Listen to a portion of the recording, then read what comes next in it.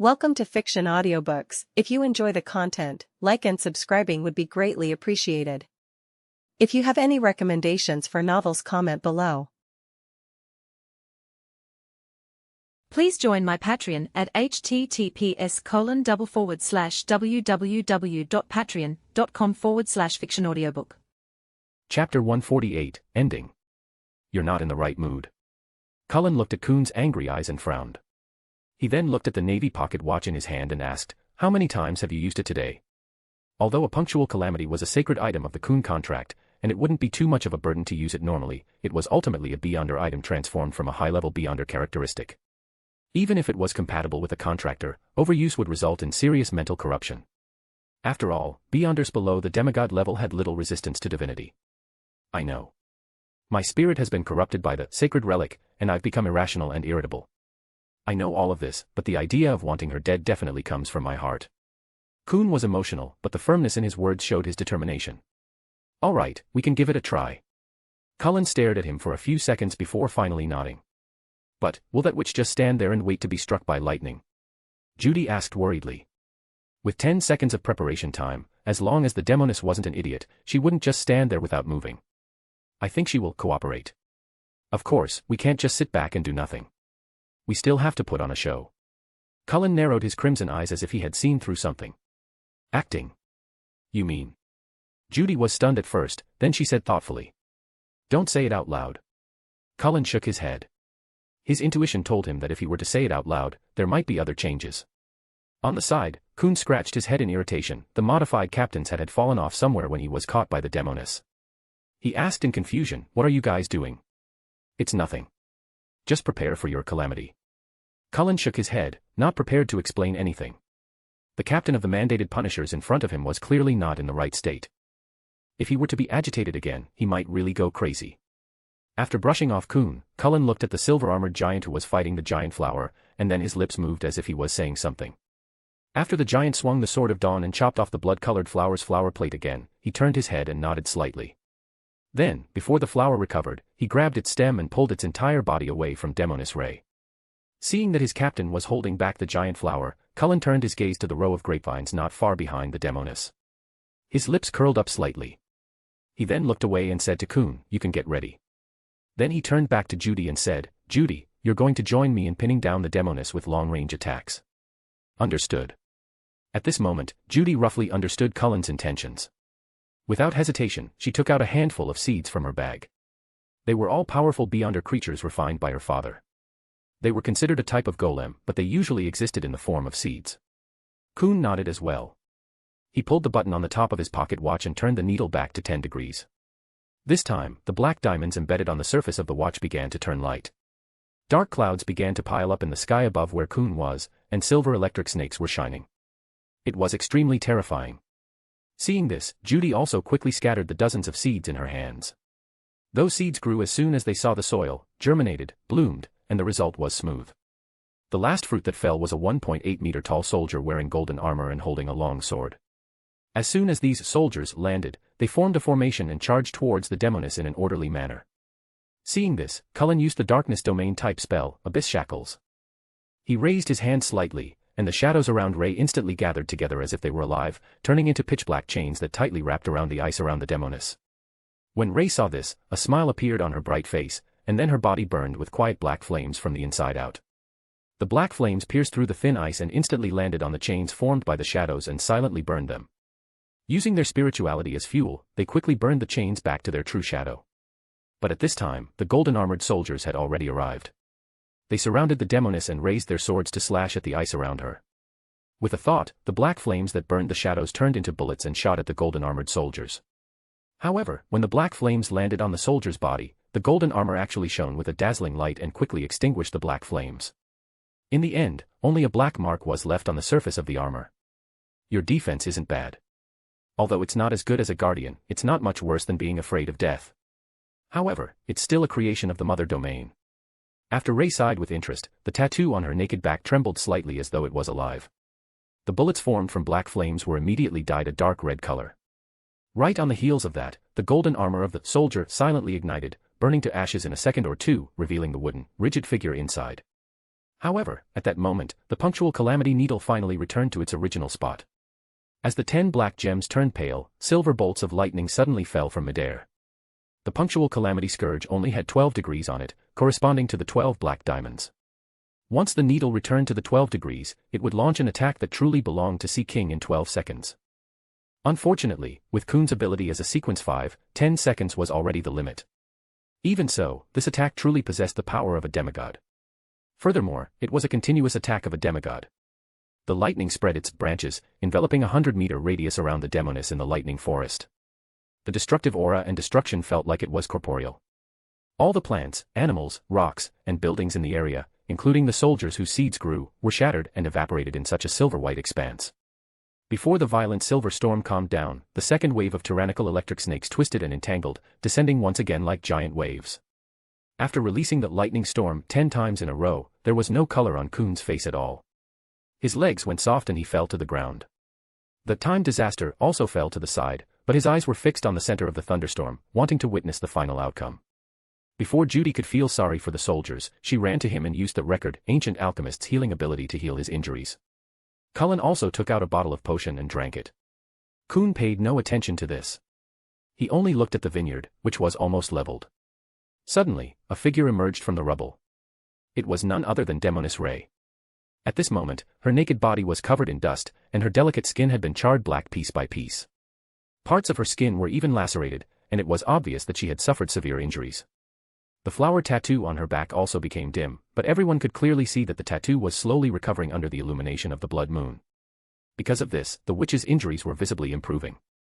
Looking at this scene, Kuhn bit his lip and struggled to get up, wanting to pick up the punctual calamity to deal another blow. However, it was already a miracle that he was still alive in his current body condition. How could he have the ability to activate the holy relic again? The giant flower that was confronting the silver-armored giant had also disappeared. It was obvious that the power of the tattoo had been greatly weakened, and it could no longer be conjured. But at this moment, under Ray's disappointed and smug expression, a pure white bone sword less than a meter long suddenly pierced through the tattoo on her back. Chapter 149, Arrival. The one who delivered this fatal blow was naturally one of the 3 giants of the Church of Evernight, the Red Gloves. The sword of the goddess, Christet Sesamir. He had already been nearby when Kuhn was preparing for the time disaster. Although Cullen had discovered him, he did not point it out. That was why he had used the sacred relic to stab the demoness' vital point when she was caught off guard. As the white bone sword stabbed into the tattoo on Ray's back, a large amount of blood gushed out from the flower-like patterns, far exceeding the standard of a normal person. When Sesamir saw this scene, his expression suddenly changed. He did not even have the time to pull out his bone sword before he flew backward. As he retreated, he tapped his teeth and released the wraith sealed within. On the other side, Captain Arsnov, who had transformed into a silver knight, arrived in front of Cullen, Judy, and Kuhn in a few steps. At the same time, he knelt on one knee with his back facing the demoness. The Sword of Dawn was inserted into the ground, protecting the 3 people under his body. Just as he completed this action, the tide-like dark power flowing out from the white bone sword fiercely collided with the blood-colored power in the patterns. The violent shockwave swept in all directions from the demoness back. This shockwave was not as shocking as the punctual calamity from before, but its level was rather high. Even after retreating for a distance, a distorted, broken, semi-transparent face appeared on every tooth. Christet Sesamir was still shaken by the aftershock and fell to one knee with a grunt. Blood and tears flowed down his facial features. Cullen and company weren't any better off. Although the physical impact was blocked by the silver-armored giant, the impact from the high-level status wasn't something a guardian could withstand. There was no need to mention it. His brain, which was already severely injured, felt as if it was hit by a huge hammer. He only felt a hum and fainted. Cullen's body instantly turned illusory, turning into a hazy moonlight. However, after the moonlight shattered, it did not reassemble as quickly as before. Instead, it struggled to piece back Cullen's image bit by bit. Judy's long brown hair suddenly grew to 3 meters long. The strands of hair wriggled on their own as if they were alive. After a long while, she regained control of her ability. Her hair that had suddenly grown longer also turned yellow and fell freely. That was horrible. I almost lost control, Judy said to Callum, her face pale. Cullen first checked Kuhn's condition and found that after Judy's previous treatment, he wouldn't die for the time being. Only then did he turn back and say, only by destroying a trace of the primordial moon's godhood can there be such an impact. You should be glad. With that said, he stopped talking and seized the opportunity to recover his spirituality. In order to deal with the impact, his moonlight transformation had nearly collapsed. Even though he had barely recombined it, he still suffered quite a bit of backlash. At this moment, Captain Arsnov also took off his holy relic, the huge silver armor, and his body shrank to 2 meters. He immediately sat on the ground, panting heavily, and sweat covered his face. Clearly, the holy relic of the Silver Knight ability was still a heavy burden to him. For a moment, the noisy thunder and explosions were gone, and the blood-colored moon returned to normal. Only silence and darkness remained in the destroyed vineyard. A minute later, Casimir struggled to his feet with his left palm supporting the ground. He decided to confirm the outcome again, although he didn't think the demoness would survive such a collision. Meanwhile, Cullen opened his eyes and, blink, appeared beside Casimir. However, just as they neared the spot where Ray had been standing, Cullen was the first to notice that something was wrong. The demoness isn't dead. She escaped right under our noses, he said with certainty. What? Casimir was taken aback. Previously, he hadn't seen the demoness remains, and he had thought that there was nothing left of her. However, after a careful inspection, he nodded and said, "There's no beyonder characteristic. And I previously saw her snatch a grade 2 sealed artifact from Kuhn. There's nothing here either," Cullen added. Casimir picked up his bone sword and put it back into the suitcase. He then asked in puzzlement, "That demoness is very strange. She had the upper hand previously and clearly had many opportunities to leave calmly. There was no need for her to clash head-on with the 3 holy artifacts, but she was like a boar who flaunted her strength, giving us ample time to prepare. And now, she's leaving without any hesitation. She's like 2 different people. I'm guessing that the demoness plan has 2 goals. First, it's the sealed artifact of the Church of Storms." As Cullen spoke, he squatted down and flipped open the rubble on the ground with his gloves as though he was searching for something. "And the second goal should be to use our hands to escape the flower on her back and escape the control of the primordial moon. From her previous performance in the battle, it's not difficult to tell that another will had awakened in her body, perhaps that flower. In short, that will seem to be subtly fusing with her, but the demoness noticed something. Therefore, she deliberately created a character that was arrogant in battle and liked to toy with her opponents. In fact, she was deceiving that will, or rather, deceiving herself. She played this game while creating opportunities for us to attack her. I guess if she had done it herself, Captain Kuhn might not have been able to wait for our rescue. She wants us all to gather and help her destroy that flower. And during this process, Demoness cannot reveal that intention, nor can she show it too obviously. Otherwise, she won't be able to deceive herself. And I didn't let Judy say it previously because I was afraid that she would find it difficult to deceive herself after hearing the truth. At this point, Cullen suddenly paused, because he had found some bloodstains on a stone. This wasn't the blood that the flower had spat out. Those things had already been completely destroyed by the white bone sword. Instead, it was the demoness blood that had flowed out when she was struck by lightning, her own blood. So that's how it is. In that case, after she was attacked by the lightning, her intentions were actually detected by that will. Otherwise, her face wouldn't have revealed 2 completely different expressions at the same time. Casimir nodded in realization. When he stabbed the bone sword into the demoness back, he had caught a glimpse of the expression on her face. At that time, it had been a little strange, but now he completely understood. However, even if she had a backup plan, she definitely wouldn't be able to withstand the impact of the godhood. She must have suffered severe injuries. Cullen dipped his finger into the blood before placing it into his mouth to suck on it. Soon, he looked towards the south and continued, "We found her traces." He stood up and said to Judy, who was standing nearby, "It's not safe here. Take Captain and Kuhn to the nearby manor for help as soon as possible." With that, Cullen looked at Casimir and asked, "Your Excellency Casimir, can you still move?" Casimir smiled bitterly. "I can only barely protect myself." "Then why don't you help me look after Judy and the rest?" "I'll go after that demoness," Cullen said with a smile. Casimir knew that she was giving him an out, so he nodded in agreement. On the other side, Judy had already picked up the punctual cosmic disaster and the gold-framed mirror used by Robert from the ground beside her. Then, she summoned the earth golem to carry Kuhn, and together with Captain Arsnov, who had barely recovered some strength, they slowly walked towards the Viscount's villa in her memory. After everyone left for a while, a petite figure appeared in the vineyard. She also came to the pile of rubble and dug out a stone with blood on it. Soon after, black flames rose and covered the blood on the stone. Demoness Ray, who was running rapidly in the dark, suddenly screamed and fell to the ground. She struggled to her feet, muttering to herself. "Blood curse. Lena." With that said, she realized that she no longer had the energy to continue running. She needed the pain to replenish her energy. She looked around. Soon, she saw a manor that was holding a banquet. Chapter 150, Emotion. In Elk Manor, Ebner and Daly were standing on a fake mountain in the garden, looking at the dense dark clouds in the north with solemn expressions. In Backlund, when guests attended banquets and balls, leaving the hall and entering the garden wasn't considered rude. This was because strolling under the moon and blowing on the night breeze that carried the fragrance of flowers was a very classy matter. However, it often meant a rendezvous. Of course, Ebner and Daly were not here for a date. It was because the lightning storm triggered by the punctual cosmic disaster was too loud. Even though they were dozens of kilometers away, they could still feel the horror brought about by the cosmic disaster. As he was feeling uneasy, Ebner took the initiative to request Mock to take a walk in the garden. In reality, he wanted to find an empty spot to summon Cullen's messenger and ask about the situation. However, for some unknown reason, Daly followed him out. This made Mock's expression turn ambiguous. As for Bishop Utravsky, he remained in the main residence. He appeared to be chatting with the senator, but in fact, he was using it to protect his family. The wandering natural spirits told me that there are several Beyonders fighting in the north, but they don't dare to approach. They don't know the exact situation, Daly said with a slightly ethereal voice. Ebner nodded when he heard that. He was thinking of a reason to send Daly away so that he could set up a ritual to summon Silica. But at that moment, he suddenly felt vexed. All kinds of emotions and desires surged out of his mind. There was confusion, horror, regret, sadness, fear, and helplessness from witnessing the changes in Jane before and after. In short, most of them weren't positive emotions. Just as Ebner was about to be controlled by the desire to vent his emotions, the eye of pure white suddenly activated. Through the suppression of his level, he found some rationality and calmed down again. Therefore, Ebner didn't hesitate to use his machinery hive mind. He temporarily blocked his excess emotions and desires before returning to normal. And at this moment, the eye of pure white had also transmitted the analysis of the current situation to him. This is the Church of Storms 2-001. But isn't it able to absorb people's extreme emotions?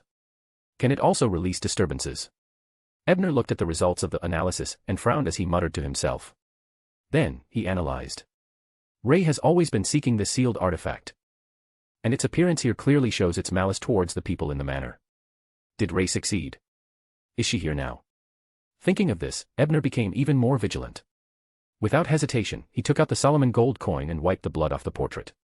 Following that, he looked at Daly, who wasn't far away, hoping to seek help. However, at this moment, the lady was not in a good state. Her consciousness was clearly not very clear. Her face revealed various expressions such as inferiority, fear, self-abandonment. Even when Ebner walked over, she stared at him with empty, blank eyes for a few seconds before throwing herself onto him, as if seeking warmth. Ebner was naturally not one to take advantage of a lady. He held Daly with his hand and then simulated the Solar High Priest's immune fear ability. Daly felt a warm power enter her body as though the sun shone brightly over her head. This feeling reminded her of a man who always listened to her gently, a man who always stood by her side, a man who always helped her steadily, a man who would feel embarrassed when confronted with jokes involving both sexes, a man who accepted all of his teammates' flaws with a sincere attitude, a man who would be at a loss when she teased him again, a man who liked to hide his pain and sorrow in his heart when he came across danger. He would be the first to step forward and cover his teammates behind him. Fear and anxiety quickly faded from Madame Daly's mind as the man's image lit up her heart. The lady's lips curved up a few seconds later, looking kind and beautiful. Her green eyes glowed brightly again as she smiled at Ebner. Detective Brian, you are truly a reliable gentleman. I'm sure those tabloids aren't entirely baseless. You could have seduced me if I hadn't been so old. She was well aware of what had occurred previously, so she made light of it with sarcastic remarks. She, of course, conveyed her gratitude in a diplomatic manner. This is not the time for a joke, Ma'am Daly. Also, just refer to me as Ebner. Ebner breathed a sigh of relief when he saw that she had recovered. With the suspected demoness lurking nearby, having a necromancer mentor would greatly increase the odds of surviving. What is the situation? When Daly heard that, her smile faded and she asked solemnly. Let's have a conversation while we walk. Bishop Utravsky was on Ebner's mind, and he was terrified that something might happen to him. After all, his mental issues were really significant, and he couldn't take the agony of intense emotions. I'm guessing that the demoness of agony obtained 2-001. This should be the isolation space created by the sealed artifact. On the way to the main residence, Ebner summarized his guess. Although the Church of Storms hasn't informed me of the specific information regarding a Grade 2 sealed artifact, the Nighthawks actually have some understanding of 2-001. Its appearance is that of a pupilless eyeball. If the eyeball is placed between the eyebrows, it will create a unique space that can absorb extreme emotions. And if it is placed in front of the chest, it will release the emotions that it has absorbed, causing people to fall into the violent outburst of emotions, unable to extricate themselves. Daly, who barely managed to keep up with him, did not hide anything. In a few words, she shared what she knew with Ebner. Ebner held his chin in his right hand as he walked. Among the Beyonders who fought in the north, one of them should be the Demoness of Agony. Even if she succeeded, she shouldn't have stopped so close. Unless she had no choice but to do so. Releasing extreme emotions isn't her goal. It's probably just a means. What does she want us to do with this method? Or achieve some expectations? Daly closed her eyes and thought for a moment. Suddenly, she said, I'm guessing that she's trying to give us pain. At this moment, Ebner had already arrived at the gate of the main residence. Upon hearing this, he stopped in his tracks and asked, What do you mean? Wasn't there pain in the emotions she released just now? That's not the pain she created. I'm guessing that she's in a very bad state and needs this method to stabilize her condition, Daly said somewhat ambiguously. At the same time, she was very glad that the person she met when she was troubled by extreme emotions was Ebner. If you weren't such a gentleman just now, I'm afraid I'd have to go through another nightmare, much less face him, then the pain in my heart would be unimaginable. Ebner naturally did not know what Daly was thinking, but he could roughly guess it. Therefore, he immediately understood what she meant. Acting. Stabilizing her condition through acting. In that case, she might be on the brink of losing control. It was no wonder she didn't do it herself. She didn't even release the most basic illness of the Demoness of Agony. A realization dawned on Ebner, but he didn't voice his speculation. He wasn't ready to let the Nighthawks know that he had mastered the acting method. What if he was dragged off to touch his sword and swear? As soon as they pushed open the door, Ebner and Daly felt a murderous aura. Looking around, they saw Bishop Utravsky standing in the middle of the hall. In his hand was a heavy and broad sword that seemed to be condensed from light. Seeing the two of them walk in, Bishop Utravsky struggled violently, but his face soon turned ferocious, and the hand holding the sword slowly lifted. When Daly saw this scene, she immediately opened her mouth and uttered a difficult and awkward language that no living being could understand. This was the language of the dead, of the necromancer. It could bypass the protection of flesh and blood and target spirit bodies. Chapter 151, The End of the Demoness. As Daly said in the language of the dead, a transparent layer quickly appeared on the surface of Bishop Utravsky's body. Immediately following that, a cold wind that could be described as mournful blew in the hall. In Ebner's spirit vision, he saw a transparent figure about 2 meters tall with a hideous and terrifying expression. It was obviously an evil spirit. Just as Ebner was about to simulate holy light to completely destroy the evil spirit, Daly, who was beside him, waved her hand at him, indicating that there was no hurry. Then, she opened her mouth again. Umeklo.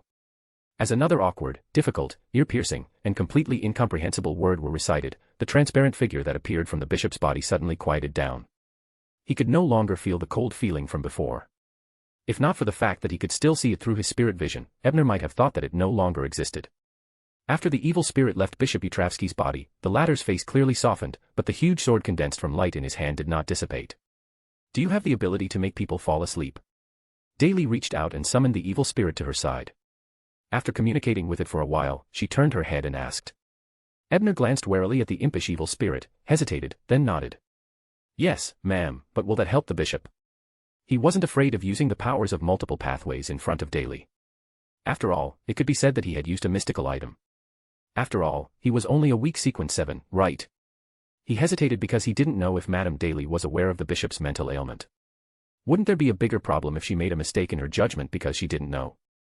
This little fellow said that there are 2 people in his mind. They are like lovers who are about to break up. They love and hate each other, and they are sentimental. As the third party, we can't get between them for the time being. However, we still have to restrict his actions so as to prevent the Demoness from poaching him. Daly explained patiently with an ethereal voice and terrible choice of words. Ebner, who was in the state of mechanical mind, did not have any other thoughts about her joke segments. He only picked out the important parts and asked, You mean to use dreams to restrict it?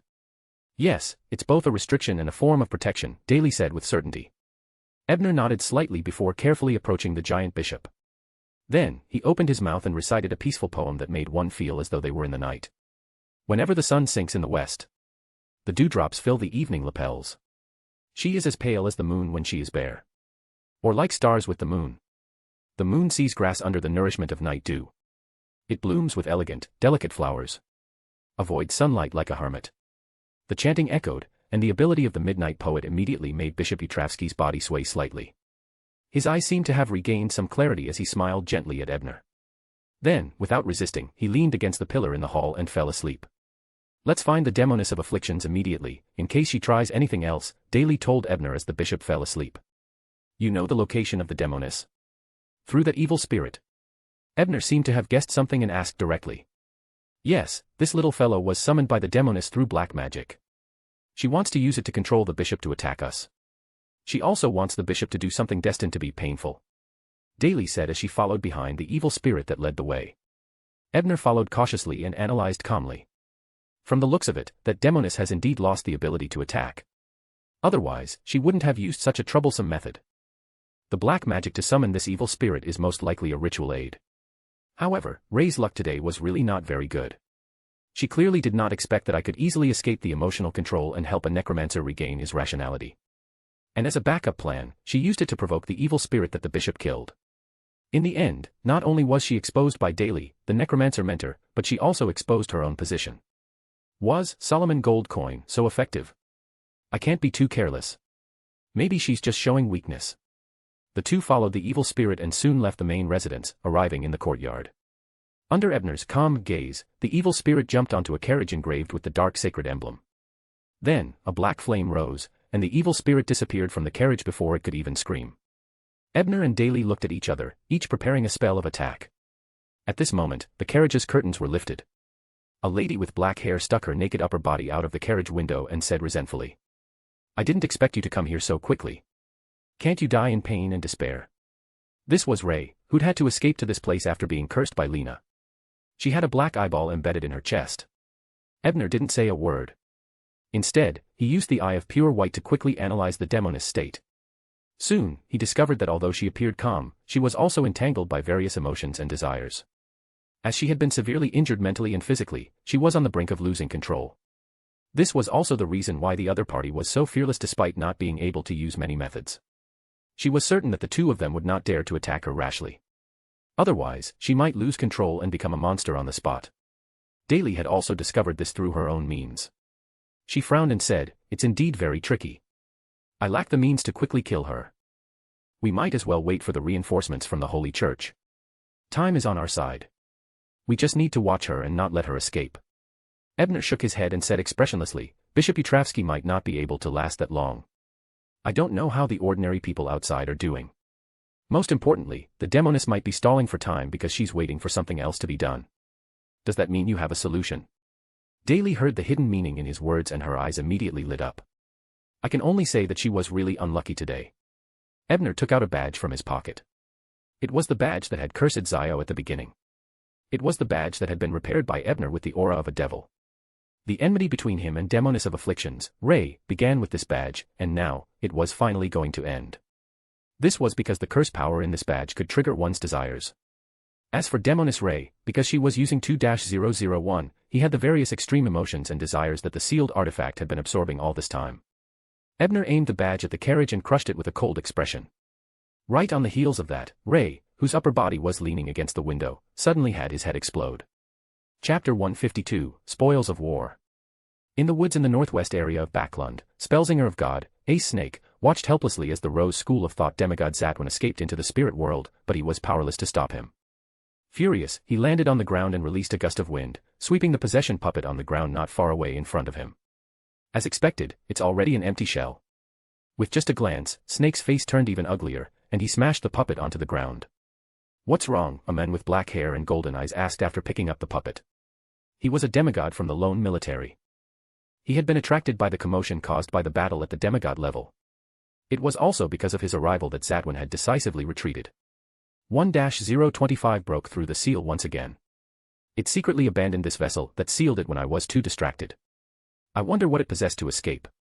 Seeing the military demigod's question, Snake's expression eased as he explained slightly. "What? A Grade 1 sealed artifact has been lost." The military demigod jumped in fright when he heard that. One had to know that Grade 1 represented extreme danger. It was a terrifying existence that could destroy a city. Even with the means of the church's seal, they could only make limited use of it. And now, it was completely out of control. What did this mean?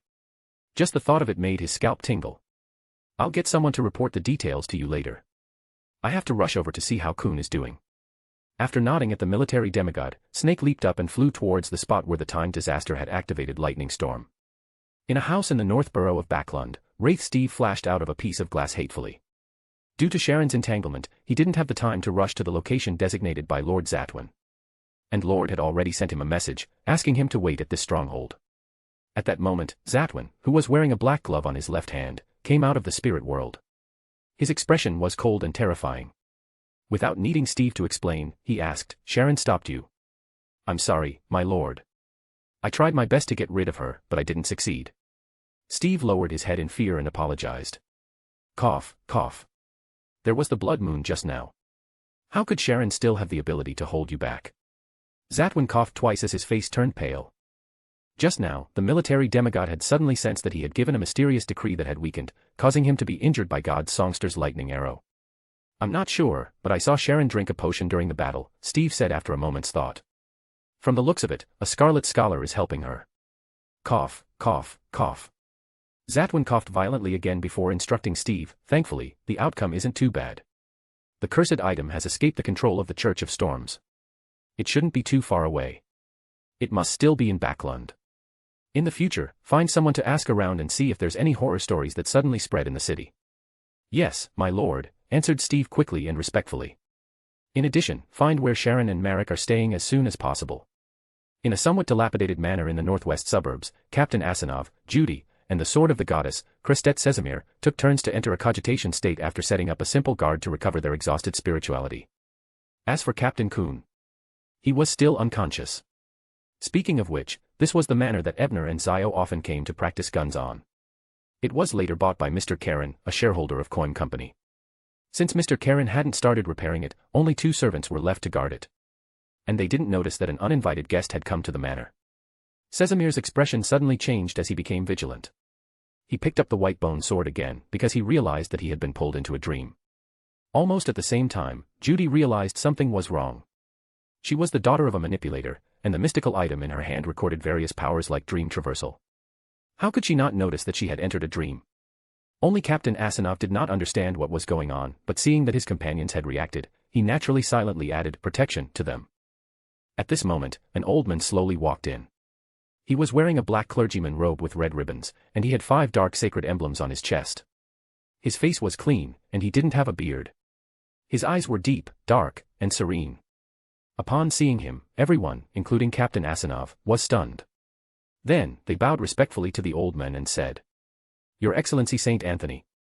This elder was Saint Anthony Stevenson, one of the 13 archbishops of the Church of Evernight. He was the person in charge of the Backlund diocese, a true high-ranking member of the Church of Evernight. He first greeted the 2 forsaken ones amiably and eliminated them, mainly because of the fear in Judy's heart. As the Bishop of Terror, Saint Anthony's existence alone brought about fear. Furthermore, the stronger one's spirituality was, the clearer one could feel it. Then, he turned to ask Sezimir, what happened? At this moment, Sezimir had already confirmed that the person was indeed the Archbishop. He hurriedly reported everything that had happened, and finally added, Earth Mother Church's Cullen has already gone to pursue the demoness of afflictions. I don't think she can escape. Being stabbed by the sword of the goddess will definitely result in misfortune. Saint Anthony nodded in thought.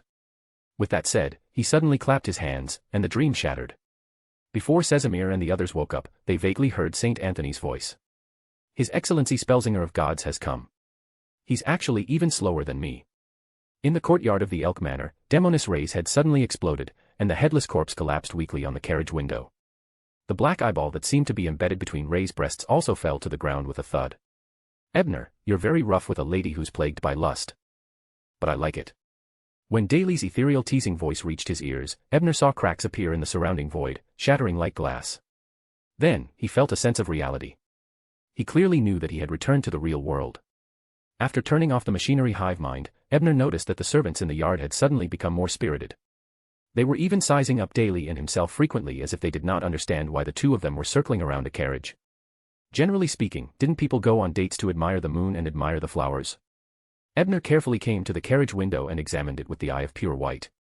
After confirming that there was no danger, he silently pushed Ray's corpse back into the carriage and opened the door to board it. As for Madame Daly, she picked up the eyeball and wrapped it with her spirituality. After temporarily sealing it, she followed Ebner into the carriage and closed the door behind her. The smell of blood sure is pungent. I'm afraid this car can only be used after it's completely purified. Madame Daly sounded disgusted, but her expression didn't change much. As a former corpse collector, she was already used to dealing with various corpses. Although Ebner also found the smell of blood pungent, his attention wasn't on it.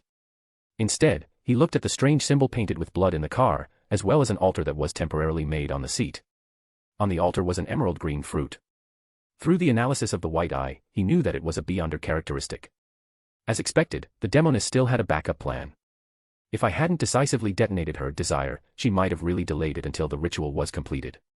This seemed to be a ritual to sacrifice to a mysterious existence. However, these symbols weren't directed at the primordial moon. Through the Forsaken One and the Sanguine's Feast of Blood, Ebner gained a lot of understanding of the primordial moon. However, this beyonder characteristic seems to be harvest sacrifice. Could it be that Dr. Leonardo? Ebner had some guesses in his heart, but he didn't dare to easily go back in time. Be it the beyonder characteristic or the demoness herself, they were certain that she was related to the primordial moon. He didn't dare to seek death now. Daly had already looked over the demoness body. She had no place to store anything because she was naked when she died. Daly only took one ring from each of her hands as a result. At first glance, it's clear. This is the most wild corpse I've ever seen. The beyonder characteristic and 2-001 will definitely be handed over to the church, Daly said as she handed one of the rings to Ebner. These 2 rings are our spoils of war, though I'm not sure which church will take them. We can divide them. Ebner wasn't being unreasonable. He had lost a sequence 5 trump card in order to kill the demoness, so he had to make amends. After receiving the ring, he used the white eye to analyze it and knew its effects. Name, Ring of Light. Appearance, a pure gold ring with a white gem. Effect, it can make the wearer an envoy of light, a servant of the sun. It is immune to many diseases and possesses the light of sacredness. The wearer can summon a magnificent and pure blazing beam of light. It can use most of the sun domain spells of the solar high priest and notary. It can use the halo of purification to purify the undead within a 50-meter radius. It's the bane of such creatures. Through this ring, those who are recognized by the wearer will be raised. Those who disagree will be weakened. Negative effects, if the wearer frequently uses it, he will gradually become a believer of the eternal blazing Sunday. He will slowly abide by the teachings from the bottom of his heart and praise the sun. Suggestion, use it when activating the Eye of Pure White. It can completely avoid the negative effects. This is a beyonder item with the domain power of a sequence 5 light sacrifice. If Ray still had the strength to activate it just now, she could have just casually given me a holy light, and I would have fled. I remember that after the incident at the headquarters of the Daily Observer, the mandated punisher who monitored me, named Evan, had mentioned to me that Lieutenant Burner, who had become fertilizer for the giant flower, had once mortgaged his garden house in Westboro and raised £8,000 to buy a powerful item from the sun domain in a vain attempt to escape the demoness control. Could it be this ring of light? At that thought, Ebner slipped the ring onto his finger. Since it had entered his hand, there was no way he could return it. He was in need of a trump card for self-preservation. I didn't expect you to be the first one to give me a ring. Daly could not help but smile and shake her head when she saw that he had no intention of being modest. She also wore the other ring that she had obtained from the demoness. And the first ring I gave was Zio, even though it was a reward for helping my teacher pass it over. Ebner grumbled in his heart and prepared to get out of the car to return to the manor's main house. He and Daly had come out for a walk in the garden and then entered the carriage together. If they returned a little later, there was no telling what rumors would spread. He didn't care about rumors, but even though Madame Daly didn't seem to care, Ebner knew that she actually cared about similar things being heard by Dunnigan. Otherwise, she wouldn't have liked to put on her old-fashioned makeup and Northwest longer get too close to other men. All that was left was a bit of a joke to deliberately show that she hadn't changed noticeably. An awkward crush. Should I incite Klein to reveal Daly's crush on Dunn in advance? While Ebner was letting his imagination run wild as he opened the car door, illusory uniforms suddenly passed through the window and quickly formed Cullen's figure on the seat. Chapter 153, Settling the Aftermath. Mr. Cullen, why are you here? Ebner asked in surprise. I was originally chasing after this demoness. I didn't expect her to die in your hands. Cullen looked at Ray's headless corpse and replied with a smile. With that said, his gaze passed the corpse and landed on Madame Daly, who had been smiling without a word since he appeared. Seeing him look at Madame Daly, Ebner hurriedly introduced, Mr. Cullen, this is Madame Daly of the Church of Evernight. The demoness was actually killed by me and Madame Daly. Cullen nodded slightly. He had exchanged names with Daly, so they knew each other. As the Church of Evernight and the Church of Earth Mother had a very ordinary relationship, Cullen didn't exchange pleasantries with Daly. Instead, he told them about the intense battle in the vineyard. Finally, he said. Because Ray was stabbed by the sword of the goddess, I concluded that there was a high chance that an accident would happen during her escape, so I used her blood to indicate her location and chased after her. So the demoness was stabbed by His Excellency Casimir. No wonder she was so unlucky, Daly said in enlightenment. Hearing this, Cullen's lips twitched. Although there was nothing wrong, why did it sound a little off? At this moment, Ebner finally understood why Solomon Gold Coin was so effective today. Quickly go back and continue attending the banquet. I'm here looking at the Beyonder characteristic. I believe that the church's people should be arriving soon. Cullen glanced at the black jelly-like substance that was seeping out of the demoness body and said to Ebner and Daly. Madame Daly naturally had no objections. She trusted official Beyonders, even if they weren't part of Loan's official staff. Therefore, she got out of the car first. All right, Ebner responded first, but he was not in a hurry to get out of the car. He turned back and asked, Mr. Cullen, Bishop Utravsky doesn't seem to be in a good condition. Do you have any medicine that can help him? However, Cullen merely smiled and said, Don't worry. The bishop is blessed of God, and his will and faith are very firm. He won't be so easily harmed. He should be awake by now. Blessed. Ebner repeated the term, then relaxed. At that moment, Cullen suddenly waved his hand to chase away the nearby spirits. Then, he looked through the car window at Madame Daly, who had already walked quite a distance away. He whispered to Ebner, that Madame Daly has a depraved aura and isn't a suitable spouse. In comparison, Miss Zio, Miss Furs, and even Miss Susan who are closer to you are more compatible with you. They are pure girls. As a member of the Blood Clan, he only liked pure and beautiful girls. He naturally detested women like Daly who had once indulged in debauchery. Although Madame Daly has been deprived for a period of time, she has already been redeemed by an upright gentleman. Ebner first explained to Daly in a serious manner before saying unhappily, What kind of image do I have in your eyes? You make me sound like a playboy like Emperor Roselle. Roselle isn't as reserved as you when it comes to relationships. Back then, he... Forget it, why am I telling you this? Cullen shook his head. Suddenly recalling something, he continued, By the way, do you still owe me a promise? What do you want me to do for you? Ebner asked warily. He wasn't trying to renege on his debt. He just wanted to assess the risk of what was happening. There's no need to be nervous. As I said before, it's not a dangerous thing. Cullen first waved his hand, then deliberated over his words before saying, I see that you're very well liked by girls, so you should know how little girls think. So I want you to help me choose some gifts for my sister. Ebner was relieved to hear this request. He was too lazy to argue with her about whether he liked girls or whether he knew how to choose what girls liked. Anyway, he would buy him some gifts. As for whether Cullen's sister liked it or not, what did that have to do with him? How old is your sister? Ebner asked casually. Less than 100 years old. Thursday morning, in the basement of the Holy Wind Cathedral. As he had always been responsible for monitoring Grant's clothing store, the Wind-blessed McConnell had become the only intact mid-sequence member in Backlund's mandated Punishers team, and he had also taken on the role of captain. At this moment, he was holding a notebook and reporting the information gathered by various parties to the God of Songs, Ace Snake. Demoness Ray has been planning to use 2-001 as her future advancement ritual after being ambushed by us. However, when she went from pleasure to pain, she used a ritual. She was a former Earth Mother believer who believed in the primordial moon. As a result, she was corrupted, and her mind showed signs of splitting. Or rather, a new personality was secretly changing her. Through her relationship with some of the nobles in MI9, she constantly harassed the believers of the Lord, causing trouble for us and further dispersed our forces. Later, through her actions at the Daily Observer's headquarters, she secretly corrupted 2-001. Then, through special means, she could sense the location of the sealed artifact. Back then, Detective Brian had informed us of this through Evan. Unfortunately, we didn't take it seriously. Demoness Ray likely learned of 1-025's existence through her connection with the 9 parts of the plot. She also tried her best to lure us to use the sealed artifact to divine her location. And she secretly contacted the Rose School of Thought's demigod and used the sealed artifact as bait to restrain you. The Demoness plan succeeded. She successfully used the 3 holy artifacts to escape the primordial moon's control and took 2-001 from the captain. Unfortunately, she underestimated the influence of the sword of the goddess. She was trapped in misfortune without realizing it, and eventually, she was killed by Detective Brian and a Nighthawk. Finally, the Demoness of Afflictions Beyonder characteristic was taken away by His Excellency Saint Anthony. The harvest sacrifice characteristic attached to the flower was retrieved by the Church of Earth Mother, and 2-001 was returned to us. The wind-blessed McConnell closed his notebook, his eyes filled with heaviness. After all, the mandated Punishers in Backlund had suffered heavy losses this time. Not only were nearly everyone below the captain seriously injured, even one of the wind-blessed had died in battle. Furthermore, they had lost a Grade 1 sealed artifact.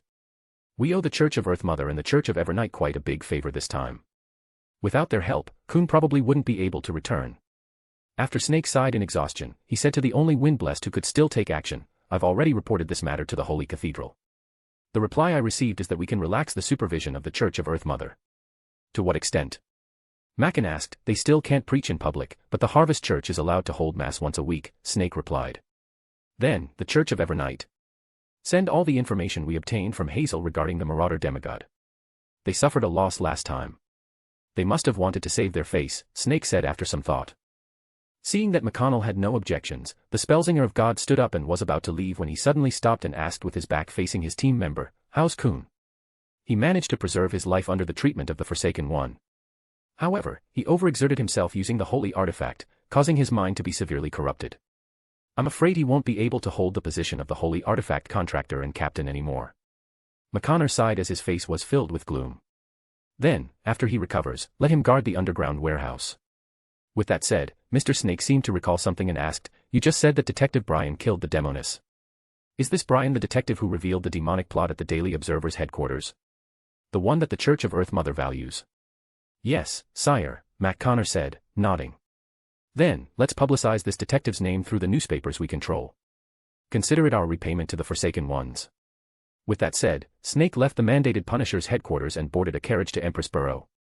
He wanted to seek justice for his teammates. Empress Borough, Sawdrack Palace. George III, who wore a crown and had a firm face and a mustache, sat on the throne.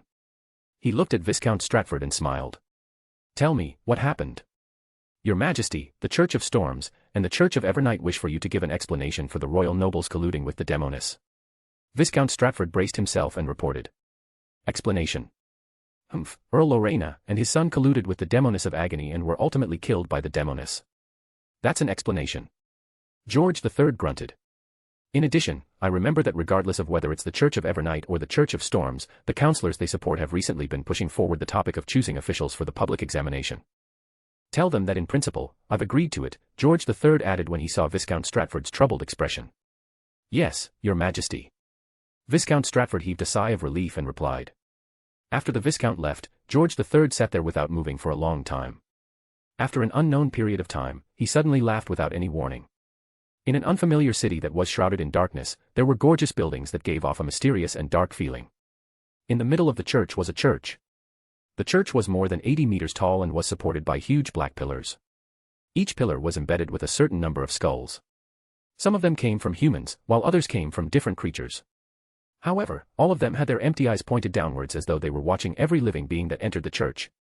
Every detail of the cathedral could be said to be exquisite, but what constituted them were elements of nightmares, horror, and mystery. In the depths of the cathedral hall stood a huge cross. A grayish-white dragon statue was wrapped around the cross. Unlike ordinary churches, there were no rows of seats for believers to pray in, nor were there any places for candlesticks. There was only a small long table placed in front of the dragon statue. There were 5 seats on both sides of the long table. The top and bottom were empty. At that moment, an old-school gentleman with some wrinkles on his forehead and an abnormally pale face walked in with a man wearing a mask with widened eyes and a wide mouth. He said to the other 6 people sitting on both sides of the long table, "This is Mr. Wrath. He has deep attainments in the mind domain. He will be a new member of the council."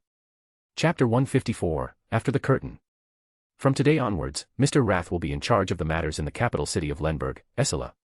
The old gentleman briefly explained the situation of the newly joined Mr. Wrath.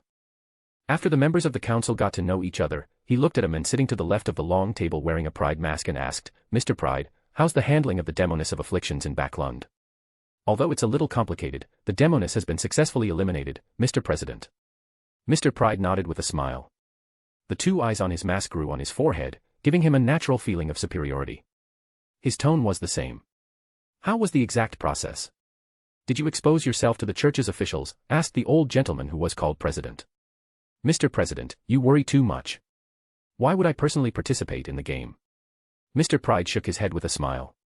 Then, he organized his words and said, "That Demoness of Afflictions, Ray, who received the attention of the primordial moon, is a part of the big plan. She more or less knows of the goal of our psychology alchemists. Therefore, I've been guiding the official factions to eliminate her, so as to prevent her from going crazy and revealing some secrets, ruining our plan. In the beginning, I wanted the Church of the God of Knowledge and Wisdom to eliminate her. This way, I can prevent the Demoness from having any contact with the 3 churches of Lone, increasing the possibility of her leaking the secret. Through some friends, I learned that the ritual prepared by Demoness of Pleasure, Ray, for her advancement was likely a harvest sacrifice that believed in the primordial moon. This should be the influence the primordial moon had on her, so as to further corrupt and control her. Therefore, I designed a sheriff's wife to go to the harvest priest's house to request for medicine and pregnancy. And that sheriff has a good relationship with Detective Isengard, who was sent to Backlund by the Church of Knowledge. After the harvest sacrifice was used by Ray as an advancement ritual, and he lost control and became a monster, the sheriff, who couldn't obtain any follow-up drugs, went to Detective Isengard's office to issue a commission. However, it was somewhat different from what I guessed. The sheriff had entrusted his student, Detective Brian, who was just a little famous at the time because Isengard was too busy with detective work. Some accidents began from here. I originally planned on letting Detective Brian meet the Demoness of Afflictions, who had just advanced, during an investigation. He would then be killed, which would lead to the investigation of Isengard and even the Church of Knowledge. Therefore, I carefully arranged a car accident to hold back the Demoness, preventing her from going to the harvest priest's house early to obtain the primordial moon's item. I also missed Detective Brian, who came to investigate. However, to my surprise, Detective Brian quickly found clues about the primordial moon and the item. Then, he left the harvest priest's house in advance and went straight to the harvest church. When the president of the psychology alchemists heard this, he frowned and interrupted, "What's the reason for the accident? What's so special about this Detective Brian?" I only found out later that this detective is a blessed of Earth Mother, which is why he recognized the primordial moon's item, Mr. Pride replied. I see. That makes sense. Mr. President nodded and let Pride continue. Mr. Pride looked at Madame Sloth and said elegantly, "Thanks to Madame Sloth's help, the Church of Earth Mother quickly reacted and sent an elite team of Forsaken Ones to Backlund to carry out the mission to eliminate the Demoness." Wearing a mask that looked like the wearer was sleeping, Miss Sloth raised her head lazily and waved her hand.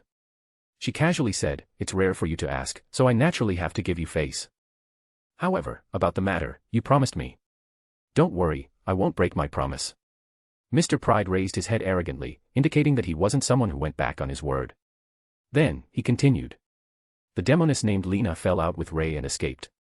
I gave her a mystical item in the dream, allowing her to luckily avoid Ray's pursuit, so as to reveal Ray's information and gold to the Forsaken One who arrived in Backlund. But something happened to Lena again. She actually encountered Prince Edisac, who happened to be out and received protection from the prince. This clearly doesn't match the organization's predetermined future, so I wanted her to be found by Ray after she finished sharing the information. I wanted to use her hand to get rid of Lena. Therefore, I arranged for Detective Brian's fiancée, a classmate named Roman, to meet with Lena.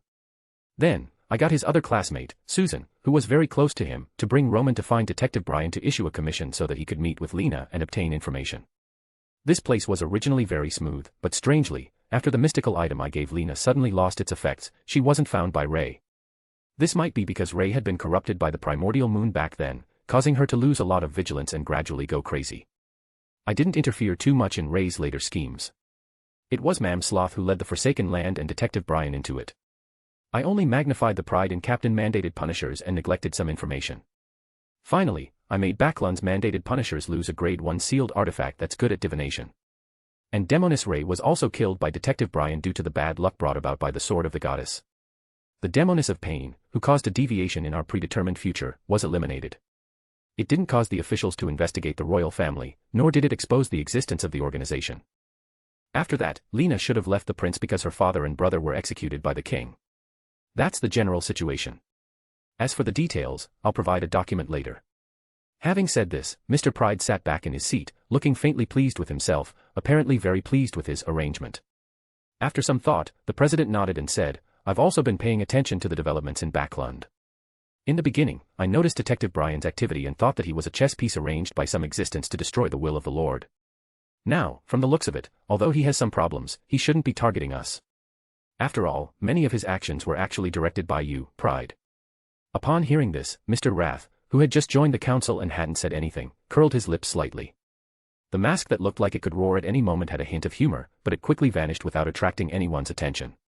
"Mr. Pride, your mission has been completed very well. I'll give you the reward you deserve later." With that said, Mr. President, who was dressed like an old-school gentleman, surveyed the members of the council and continued. "The second matter to be discussed today is that many of the villages in the Lone Kingdom's Eastchester County have recently encountered many mysterious matters involving dreams. And the source of the matter is likely a mind dragon. I need someone to confirm if this is true." Just as he said that, several counselors looked over with interest. Only Ms. Sloth and Mr. Wrath remained indifferent. The former still looked like she was sleeping, while the comical expression on the latter's mask seemed to flash past again. In an unknown space, a plain quill wrote. The psychology alchemist Pridevin Rambies was overly arrogant due to the influence of the personality mask, so he overlooked many details. He believed that the series of events regarding Demoness of Afflictions Ray had always been under his control. This is very reasonable. At this point, the quill suddenly turned into a ferocious and furious dragon, but before it could do anything, it suddenly turned into bubbles and disappeared into the dust of history. At 2 o'clock on Thursday afternoon, Ebner, who still didn't know he was going to be famous again, walked out of his room looking excited. As Ray had been killed by him, Detective Isengard, who was happy that his old friend Inspector Wayne had gotten his revenge and was no longer threatened by the Demoness, temporarily lent him 2-081. And just now, he had finally finished analyzing the polymath potion formula. Chapter 155, Hero Detective. Sequence 6, Polymath. Main ingredients, 1 core of the Tree of Elders, 1 crystal of the Thousand Spell Phantom. Supplementary ingredients, 5 drops of human-faced golden phoenix flower juice, 8 grams of blue foxtail flower powder, 70 milliliters of spring water from Sonia Island's Golden Spring. After the excitement, Ebner looked at the formula analyzed by the eye of pure white and fell into deep thought. Thousand Art Phantom. What is this? There's actually nothing related to it in Teacher's Library. Perhaps I should ask Cullen or Judy. They are on the train tomorrow morning, and I can send them off tonight. I know about the human-faced golden phoenix flower. It's a rare plant that grows in the south. As a biologist, Judy should have it in her hands. She should ask about it when she goes to the Harvest Church at night. Blue foxtail flowers aren't difficult to find either. I've seen them at Darkwell's place. Finally, the spring water from Sonia Island's Golden Spring can be considered a commonly used item in the mysterious world. Many high-grade wines will be brewed with it. As long as one is willing to spend money, they will definitely be able to obtain it. In that case, it seems that only the Thousand Phantoms crystal is more troublesome. Thinking of this, Ebner gradually had a plan in his mind. He looked up at the clock in the hall and realized that it was already 2:30 p.m. He hurriedly put 2-081 back into his teacher's treasure vault and put it away. Then, he took the copy of Feast of Blood and hurried out. He had already gotten someone to inform Zio in the morning to meet her in a single apartment in East Borough. Not far from the detective agency, Ebner saw the son of the cafe owner, Mr. Bingley, walking arm in arm with a young lady toward the Claude Grand Theatre on Tarleton Street. The lady had a beautiful face and an elegant temperament. Her black hair was smooth and elegant, and her light brown eyes seemed to contain many words. Ebner was no stranger to her. After all, he had watched more than 10 of her films in the background. Had Mr. Bingley not taken any action after receiving the documents yesterday?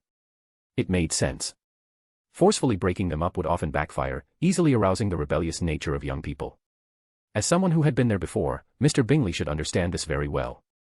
The thought spun around in Ebner's mind before he put it out of his mind. Anyway, his commission was over. What did it have to do with a detective like him how his client was going to deal with the aftermath? Shaking his head, he stopped a public carriage by the roadside and boarded it. At this moment, Irene, who was chatting happily with Mr. Bingley, turned around and saw Ebner getting into the car from the corner of her eye. "Evan, look. Isn't that Detective Brian?" Irene's eyes lit up, and she pulled Mr. Bingley's hand. Evan Bingley also turned around. He took a quick glance and nodded unhappily. "Yes, his office is nearby. I see him often. He even went to my cafe for lunch. Ah, I didn't expect you to know such a famous person. Can you bring me to visit him someday? I have a lot of classmates who are his admirers." Irene looked at Mr. Bingley expectantly. "No problem. I know him very well." Hearing this, Irene happily stood on her tiptoes and kissed him. Then she continued, "Then, can you invite him to the ball that I'm preparing for this weekend? I have many friends who will come that day. If they know that I've invited the hero detective, they'll be so jealous." Mr. Bingley's face stiffened. He was just bragging, and he wasn't confident that he would be able to invite anyone. However, he still forced himself to ask nonchalantly, "Hero detective? Is he very famous? We live on the same street, so we don't feel anything." "Ha. Of course he's very famous, and his stories about solving cases are all very legendary and dramatic." Irene nodded and looked around. Suddenly, she pointed at the latest magazine displayed in a newspaper stand by the road and said excitedly, "Look, Detective Hero has solved another big case." Evan Bingley subconsciously looked over and was attracted by a striking headline. Civilhouse Yard's savior, Hero Detective Brian, assassinated the main culprit. Sitting in the carriage, Ebner closed his eyes to conserve his energy. He did not care about the passing passengers around him. As he stood there, he finally heard the word Wall Street. This was one of the streets near East Borough. As they were afraid of being robbed, no carriage dared to enter Eastborough.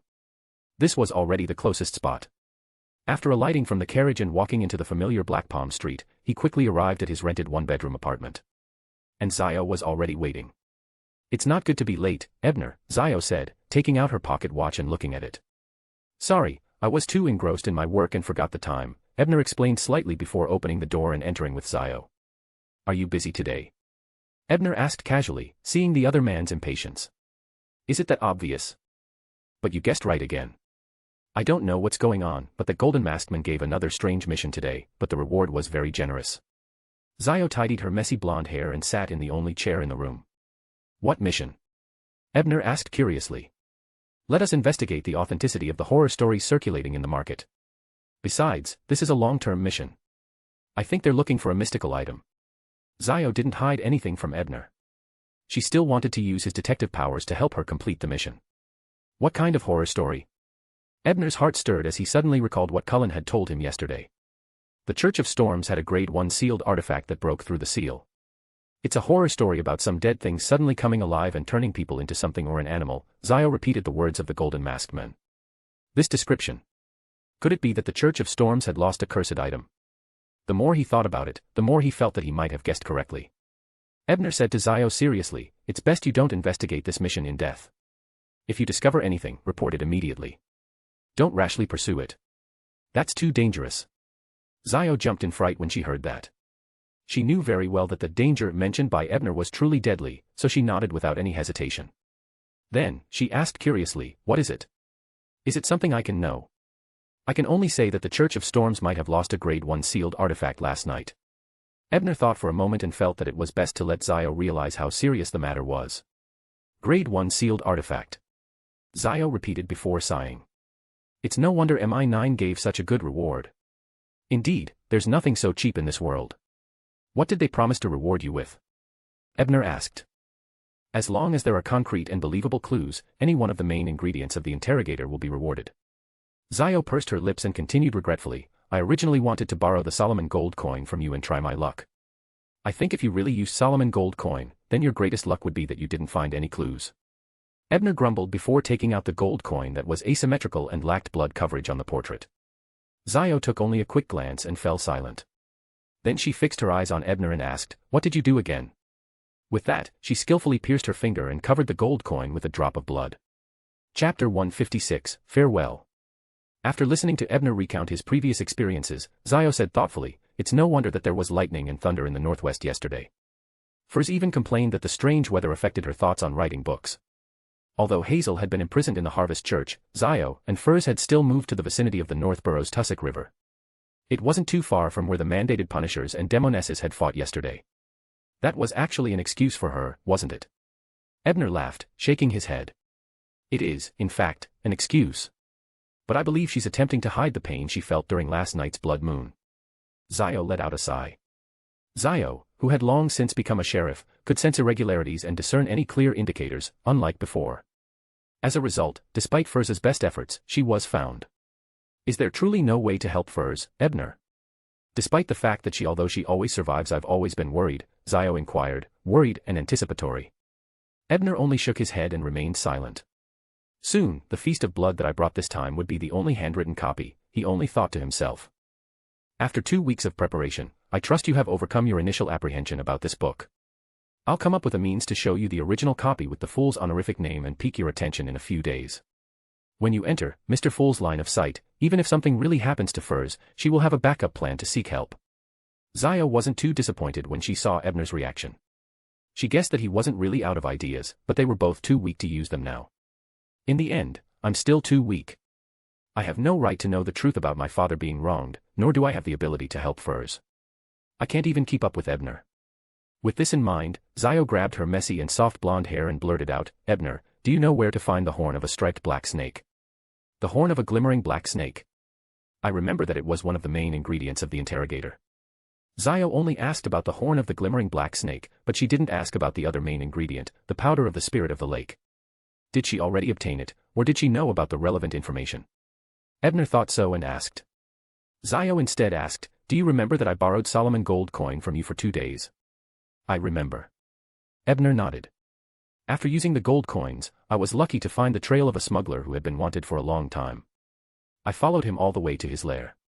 In the end, not only did this merchant bring me a bounty of 300 pounds, I also found the powder of the spirit of the lake in his lair. This was originally the advancement material he prepared for himself. Zio suddenly thought of something as she continued with a pale face. The effect of the gold coin then blinded me. The next day, I tried it again, but the result was considerably worse. Finally, I learned that I had pushed my luck too far. I'll have to pay 10,000 times the price to silence it without causing a backlash. As a result, Zio had made at least 800 to 900 pounds from that lucky streak. It wasn't a loss. She remembered that she was a lucky girl since she had met so many individuals who genuinely cared about her. Her personality and character were, of course, the most important considerations. I'll ask through other channels. Empress Borough, in Earl Hall's luxurious villa. Audrey looked at Susie, who had opened the door and entered. She lowered her voice and said, "What are Dad and the rest discussing?" When she realized that Earl Hall had invited many important figures from the political scene to her house in the afternoon with abnormally solemn expressions, she immediately sent Susie in to listen. They talked a lot. "I have to think about what to say, Audrey," Susie said, closing the door behind her. "Don't be nervous. Take it slow, Susie," Audrey said as gently as she could, afraid that her golden retriever would forget to say anything if she was nervous. She had experienced similar situations with some important figures before becoming a Beyonder. Of course, now that she thought about it, she was probably affected by the Beyonder powers of the Arbiter sequence. The first thing is that Earl Lorena's title has been stripped away by His Majesty. As for his assets, other than some that were previously nominally managed by the royal family, they were all given to the Church of Storms. Susie thought for a moment before opening her mouth and vibrating the air. Ah. Audrey was stunned, suspecting that she had heard wrongly. She never expected that the information she had just given to Mr. Tower would have an outcome so quickly. What did they say about this matter? Audrey pressed. A duke was feeling regretful. He said that the person who colluded with the Demoness was Earl Lorena's successor, and it had little to do with him. But the Church of Storms is too domineering. They insisted on His Majesty executing Earl Lorena, Susie repeated seriously. So that's how it is. I wonder what role Mr. Tower played in this matter. Perhaps the entire matter was exposed due to his efforts. Could it be that Mr. Tower is very influential in the Church of Storms? Who could it be? Audrey muttered silently to herself before feeling excited. After all, she had provided the information previously, so she was more or less involved in this matter. What else did they say? Audrey thought for a while before coming to her senses and asking again. The other thing is that His Majesty has agreed to the preliminary proposal for the Government Employees Unified Examination. The gentlemen of the two houses have already begun discussing this topic. They wish to complete the review process before October so that this matter can be approved in both the House of Lords and the House of Commons. At this point, Susie raised her head and asked with an obviously puzzled expression, "Audrey, I don't quite understand what these words mean." Before Audrey could gloat over her previous efforts being answered, she was stunned by Susie's question. She thought for a while before answering, "Tomorrow, I'll find books related to the organization structure of the kingdom's government for you." "All right." Susie wagged her tail happily. At 6 o'clock in the evening, in a corner of a restaurant near Lunar Flower Street near the south side of the bridge. Apart from Bishop Utravsky, who was praying in the cathedral with Hazel, the other 3 official members of the Church of Earth Mother were all present. Even Captain Asinov, who was afraid of scaring others, wasn't absent. The white tablecloth was laid out quietly on the long table. The waiters brought plates of food over. They first cut the food before delivering it to each guest. Ebner, who had rushed over after handing over his copy of the Feast of Blood, saw the steak drenched in black pepper sauce, the bacon, the sausage with mashed potatoes, the dairy egg soup, aloe vera, the specialty cheese, and the amber champagne. Having not eaten lunch, he instantly felt his saliva seep out and his stomach started growling. Glancing at the unsightly sanguine Viscount Cullen, Ebner was the first to pick up the glass of red wine in front of him. He said with a smile, "Cheers to our meeting and friendship." "Cheers," Judy said happily as she raised her glass. Cullen was the only one who ignored him. He even said in a strange tone, "Friendship? The gift you chose for my sister. I think our friendship is over." "Don't be so calculative, Cullen. I think it's pretty good." Captain Arsnov smiled gently at this time, but his eyes glanced at the gift box that Ebner had brought over, which contained a rather exquisite doll. He could not help but smile, obviously knowing why Cullen's face was so dark. This doll was originally an item that Ebner had planned on using to get to know Emlyn, but unfortunately, he didn't use it. And since he had been analyzing 2-081 the entire morning, he didn't have the time to buy any gifts. All he could do was bring it out. "Captain." If it was 100 years ago, it would be fine. But now, dolls are the laughingstock of the entire blood tribe. Cullen said weakly. Then why don't you let me add some condiments to its hair? This way, it won't just be a doll, but a sealed artifact, Judy suggested in all seriousness, but her curved eyes betrayed her. My sister doesn't have such a high resistance to poison. And I don't want anything strange to grow on her either.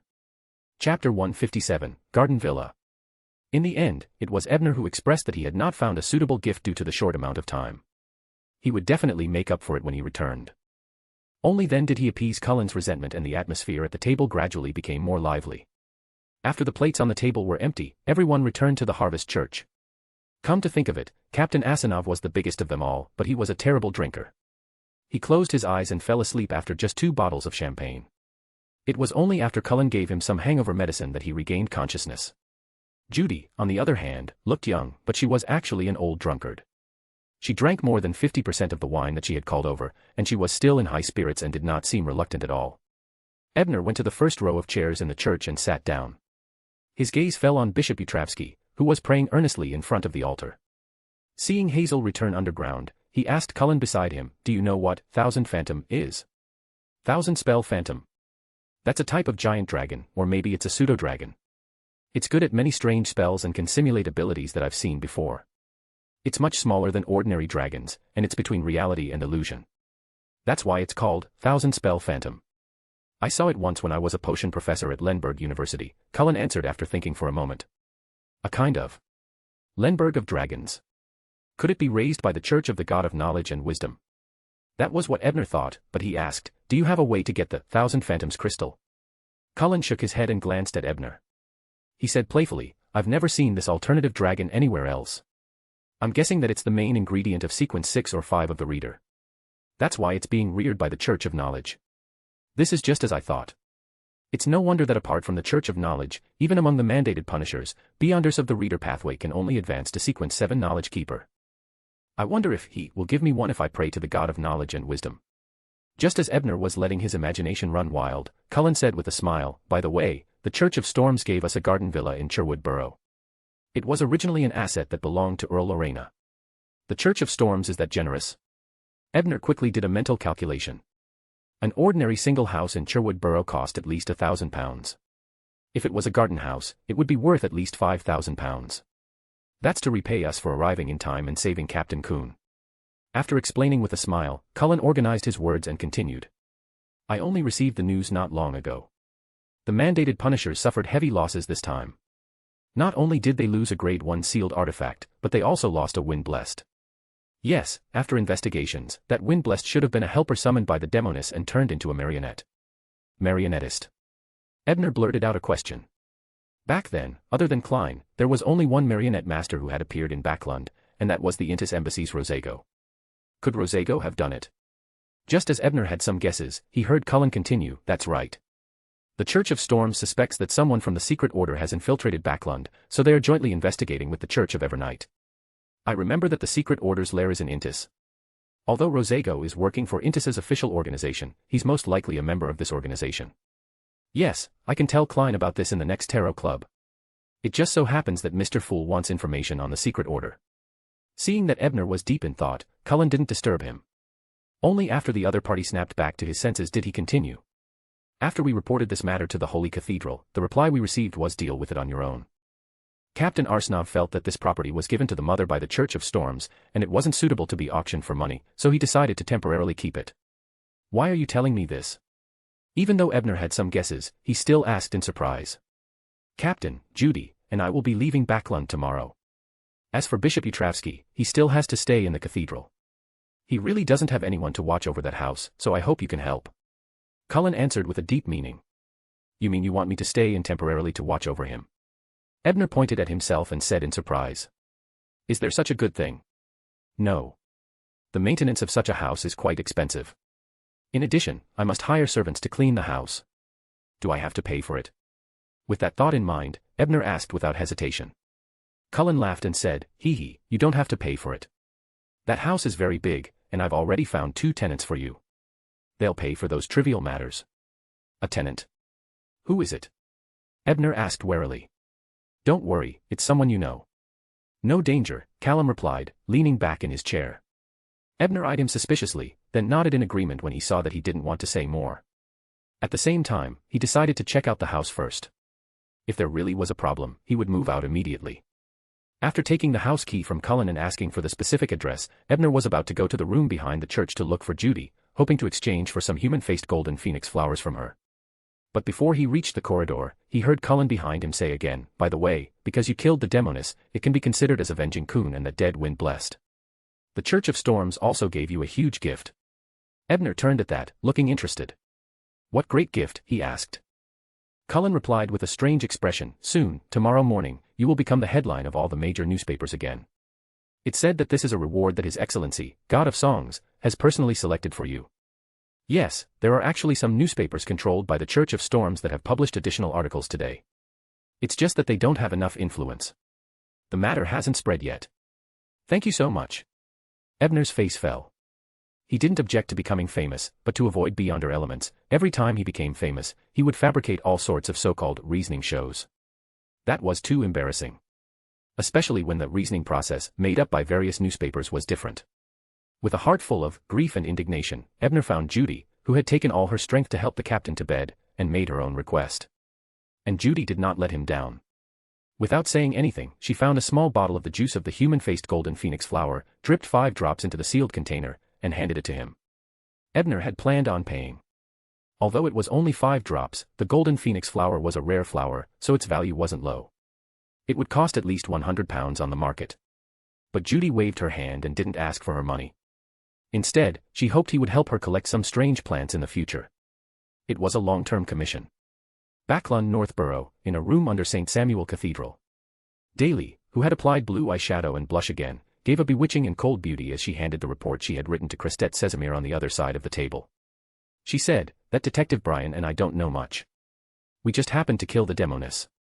Sesamir glanced at the ring on Daly's hand before turning his gaze away. He calmly asked, "Do you know where Detective Brian obtained the badge that can ignite desire?" Daly shook her head and replied, "How would I know? After all, I only spent 5 minutes in the carriage with him." At this point, she saw that Sesamir's expression was still solemn.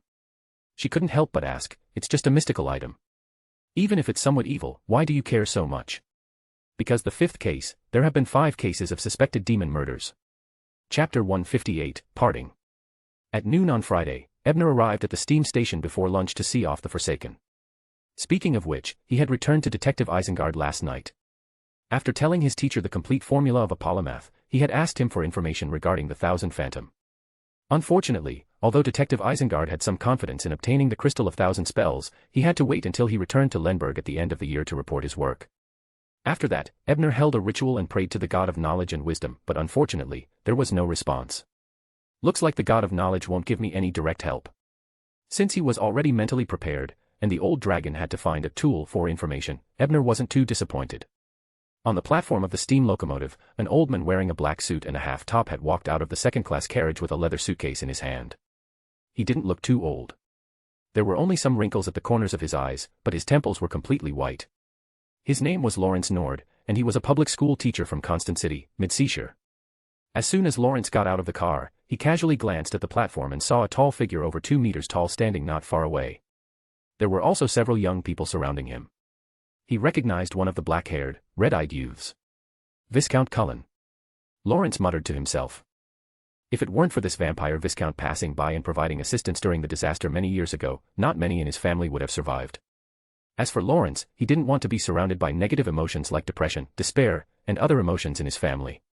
He didn't want to face the sighing and oppressive atmosphere every day, so he found a reason to leave the Elders Guild and come to Backlund to find his other brother, Lauber, and his half-brother, Sam. He never expected to encounter a benefactor of his family the moment he arrived in Backlund. He wanted to go over and chat, but he saw Viscount Cullen and another beautiful girl following behind the half-giant and boarding the steam locomotive on the other side of the platform. Only a young man with curly brown hair and copper-framed glasses remained on the platform, waving goodbye to them. Forget it.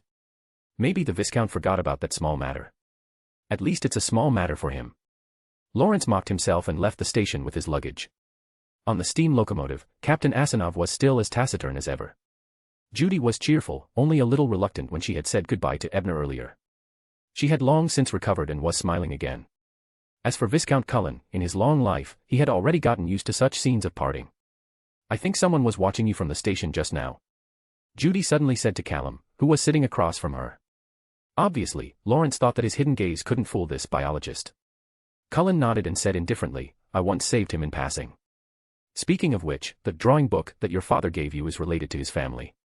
Judy nodded thoughtfully at that. After a while, she said, "He's dying, at most 3 months of his life." "I know, that's why I didn't go over. Sigh, I might as well not see him." Cullen sighed. Tingen City. After lunch, Klein put on his hat and left the Blackthorn Security Company, arriving at the shooting club at 3 Zutland Street. After pushing open the door and entering the reception hall, he didn't directly head to the shooting range belonging to the Nighthawks. Instead, he found a seat in the hall and waited patiently with his black cane in hand. He had agreed to meet Daxter at this Zutland Street shooting club.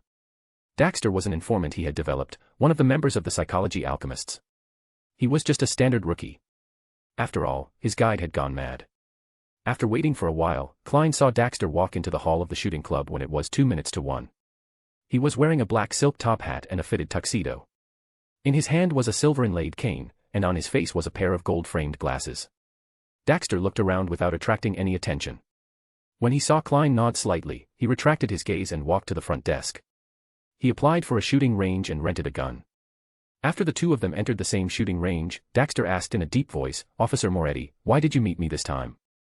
"I just wanted to ask if you need the telepathist formula," Klein said frankly. He didn't hide his thoughts.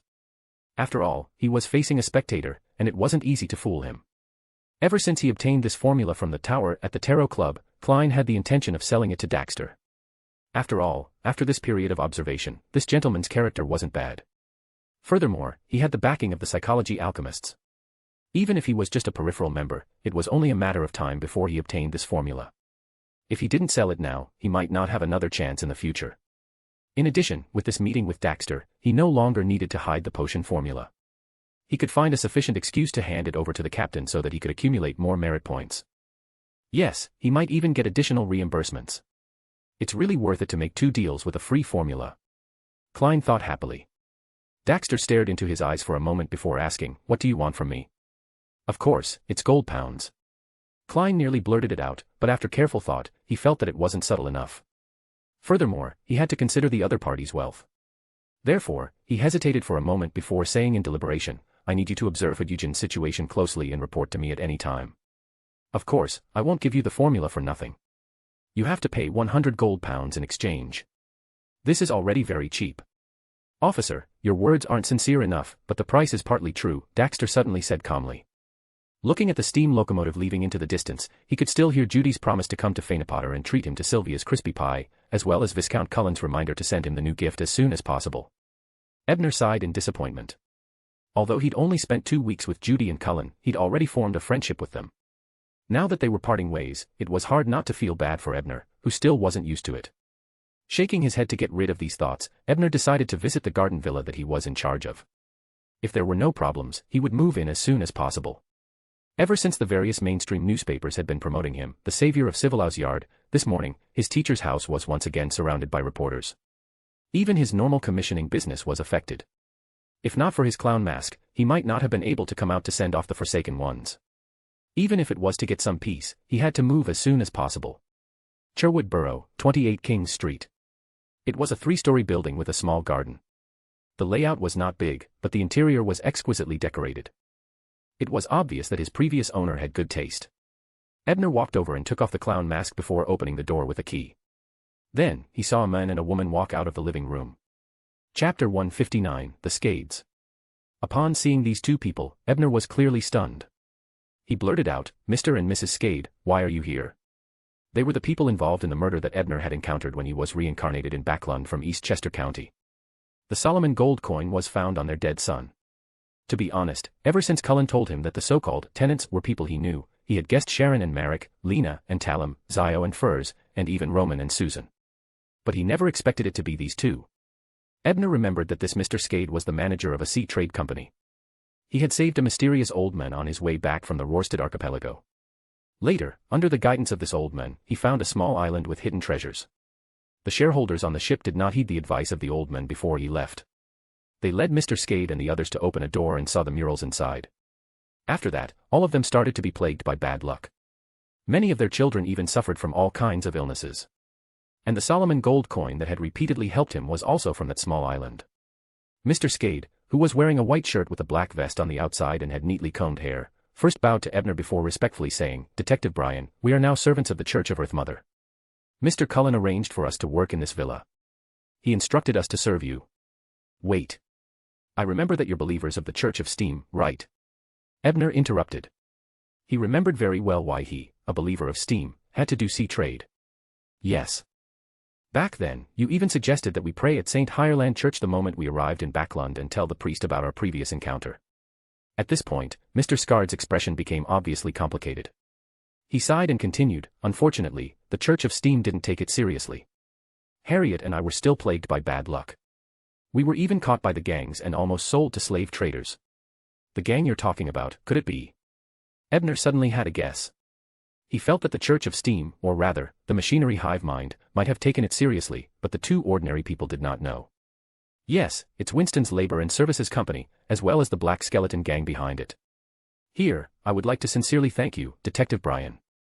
If you hadn't infiltrated the company and cracked this case, I don't know what tragic fate Harriet and I would have met. Unfortunately, we were all unconscious at the time, and we didn't see your heroic fighting prowess with so many villains." A look of gratitude came into Mr. Skade's eyes.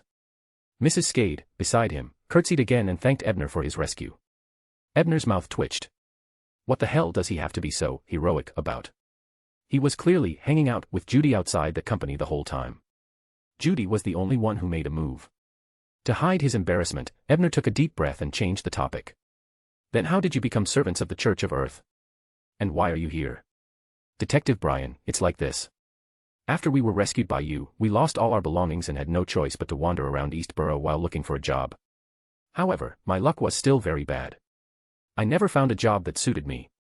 But on the night of last weekend, just as we were walking numbly on the streets of Eastborough and were about to collapse, we were finally blessed by fate and met Mr. Cullen and Miss Judy. With that said, Mr. Skade piously drew the Earth Mother's simple sacred emblem on his chest and chanted in a low voice. Thank you, the source of life. Praise you, Mother of all things. Bishop Utravsky's ability is very strong. Ebner was very sure that Cullen and Judy did not have this infectious ability. They must have brought the Skades back to the Harvest Church. However, they were really lucky to have met Judy and Cullen, who were investigating at night. While Ebner was lost in his thoughts, he heard Mr. Skade continue, "The Earth Mother redeemed Harriet and me, so I decided to become the Earth Mother servant and spread her loving kindness to everyone who needed it. Previously, Harriet and I had been helping Mr. Cullen to gather some information. We were only arranged to be here yesterday. As a valet and maid, we helped you manage this villa." "I see." Ebner nodded. After pondering for a moment, he asked a practical question. "Who will pay for your salaries and the daily expenses of the villa?" "It can't be me, right? I thought Cullen had found 2 sugar daddies, but who knew that it would be 2 poor people? It will be reimbursed by the church. Of course, the monthly budget, settlement, and settlement bills will only be handed over to Bishop Utravsky after you sign the agreement." As he spoke, Mr. Skade took a receipt with various expenses and handed it to Ebner. After all, he was a manager of a sea trade company and was quite capable in his business. Ebner gave it a cursory glance before putting it aside. As long as he didn't have to pay, it would be fine. As for the Skades, would they take the opportunity to earn some extra money? He felt that he didn't have to worry about it at all. When the time came, he could just use the Ring of Light's notary ability to draw up a contract. Next, Ebner asked Skade about the specifics of the garden villa. He learned that since many of the furniture and necessary items had been moved or destroyed before the handover, some repairs and purchases were still needed. They could not be checked in immediately. At the current rate, they would have to be ready by Monday or Tuesday at least. "Yes, after I move in next week, I'll hold a banquet at my new residence and invite all my friends over. I can design it so that Zio can find the tampered Feast of Blood."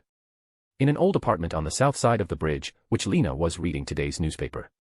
The focus of her attention was undoubtedly the headlines of the hero detective capturing the prince assassination. Heh, this is too much. The murderer is a burly man over 1.8 meters tall. The hero detective relied on his intelligence to deal with him and finally defeated him with the environment. TSK, I wonder what Ray would think if he were still alive and read this newspaper. Lena said happily as she read. Sitting opposite her was former Constable Shoko. He looked at the smiling demoness and asked worriedly, "Are you really all right? Earl Lorena has already been executed, right? Why are you still smiling?" Which Lena glanced at him and said nonchalantly, I told him before that the suffering I suffered in the demonist sect was equivalent to repaying his kindness. We don't owe each other anymore. Then why are you acting so sad and angry at Prince Edisak? As if you want to break up with him. Shoko asked, puzzled. Upon hearing Edisak's name, Lena's expression softened. She sighed and said, my existence will only bring him endless trouble. Taking the opportunity to stay away from him is for his own good. After all, he's my only friend. Aren't I your friend too? Shoko retorted unhappily. You can only be my future sister. Lena looked at him with a faint smile.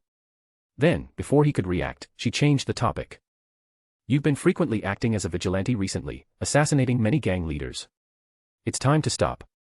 I heard that they've already found Beyonders to ambush you. But what about the role of an assassin? Shoko wasn't aware that she had changed the topic and only raised her doubts. Assassins are particular about scheming before making a move. They kill in one strike. Assassins like you who interfere when they encounter injustice can only be considered lucky that you haven't died until now. Lena sighed. She looked at the present Shoko as though she was looking at her past self. She was so naive. Despite knowing that Sequence 7 would become a witch, he still chose this Beyonder path, all for the sake of becoming stronger and ruling his own fate. With this in mind, she glanced at the newspaper beside her. With a thought, she smiled at Shoko and said, the demoness of afflictions, Ray, should have been killed by this hero detective. Since you were taken care of by Inspector Wayne, now that he has avenged himself, shouldn't you go and thank this detective? Shoko was stunned for a moment before nodding in agreement. That's right, we need to pay them a visit. Then when you get there, give him this necklace as a thank you gift, Lena said, pulling a box out of the drawer beside her and handing it to Shoko. Shoko subconsciously took it and opened it. Her eyes instantly widened as she said, isn't this the necklace I gave you? This is an extraordinary item. You actually gave it away. The corners of Lena's mouth curled up slightly, but she didn't reply. She only thought to herself, no matter who's scheming behind the scenes, I can't keep this necklace. Otherwise, I'm afraid I'll fall deeper into the trap. Even if it helped me in the past. And since that hero detective is able to receive credit every time, it's obvious that his background isn't shallow. I should let him or the existence behind him give me a headache.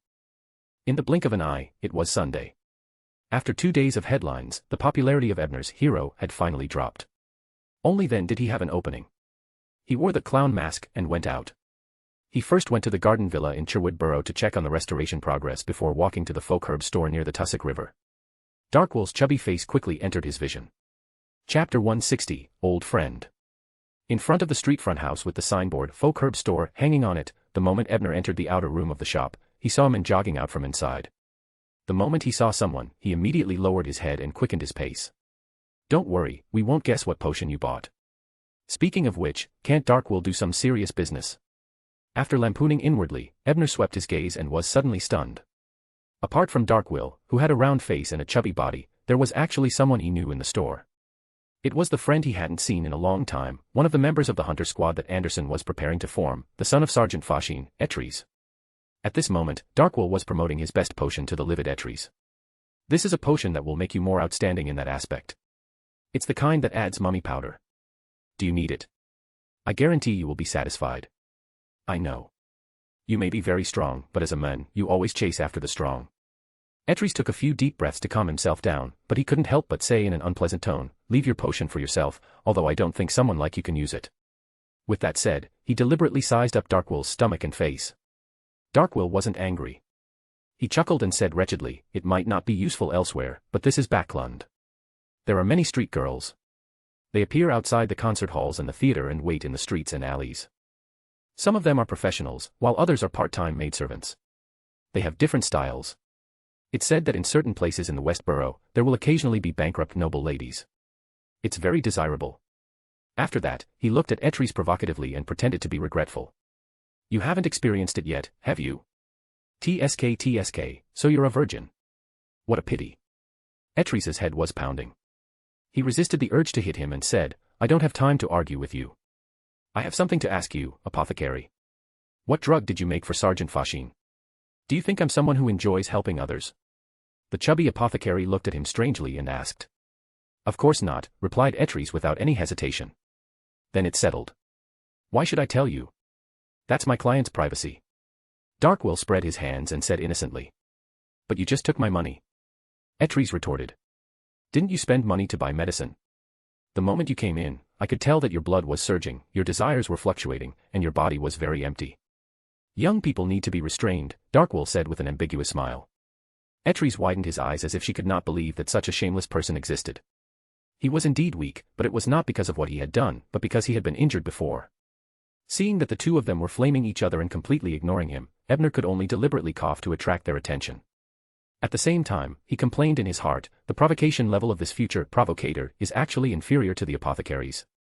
Indeed, Darkwool should definitely change his approach. Upon hearing the cough, Darkwool immediately looked at the door and said in an exaggerated tone, "Look who's here. Backlund's hero detective actually came to my shop. If I were to take a picture and hang it at the door, would my business flourish?"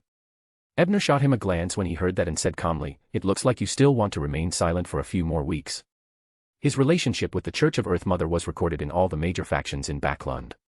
He wasn't afraid of others knowing that he had a good relationship with the Forsaken Land.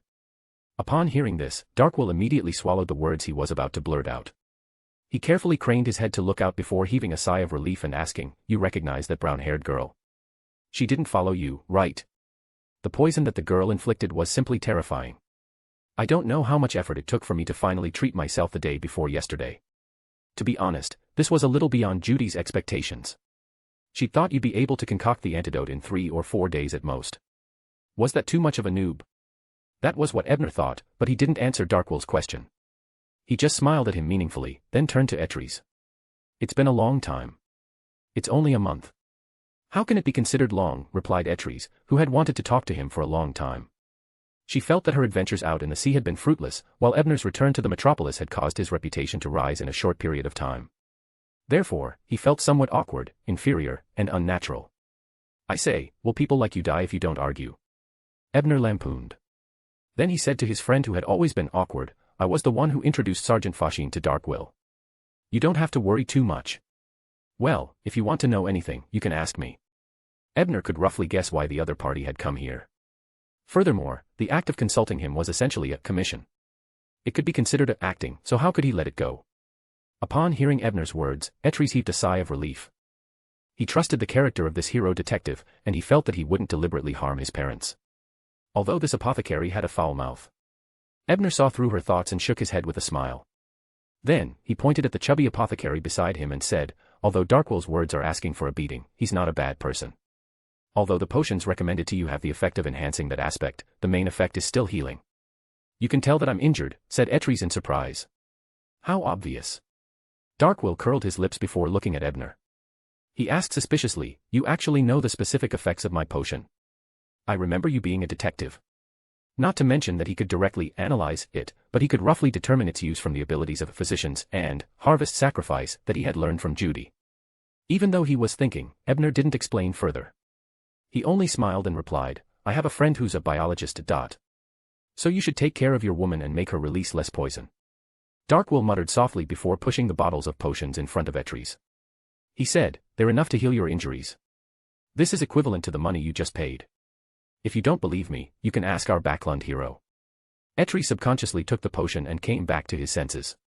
Seeing that Ebner nodded gently, he hesitated for a moment before putting it away. Although his original intention was only to ask his father why he bought the potion produced by a Beyonder for his mother, since Ebner knew, spending money to make himself recover faster didn't seem like a bad idea.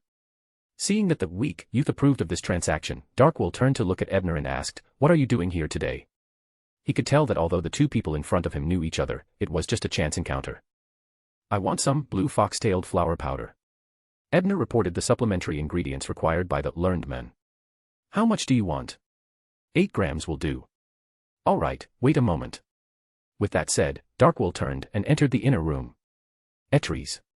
Seeing that the apothecary seemed to need some time to prepare, Ebner prepared to chat with Etries.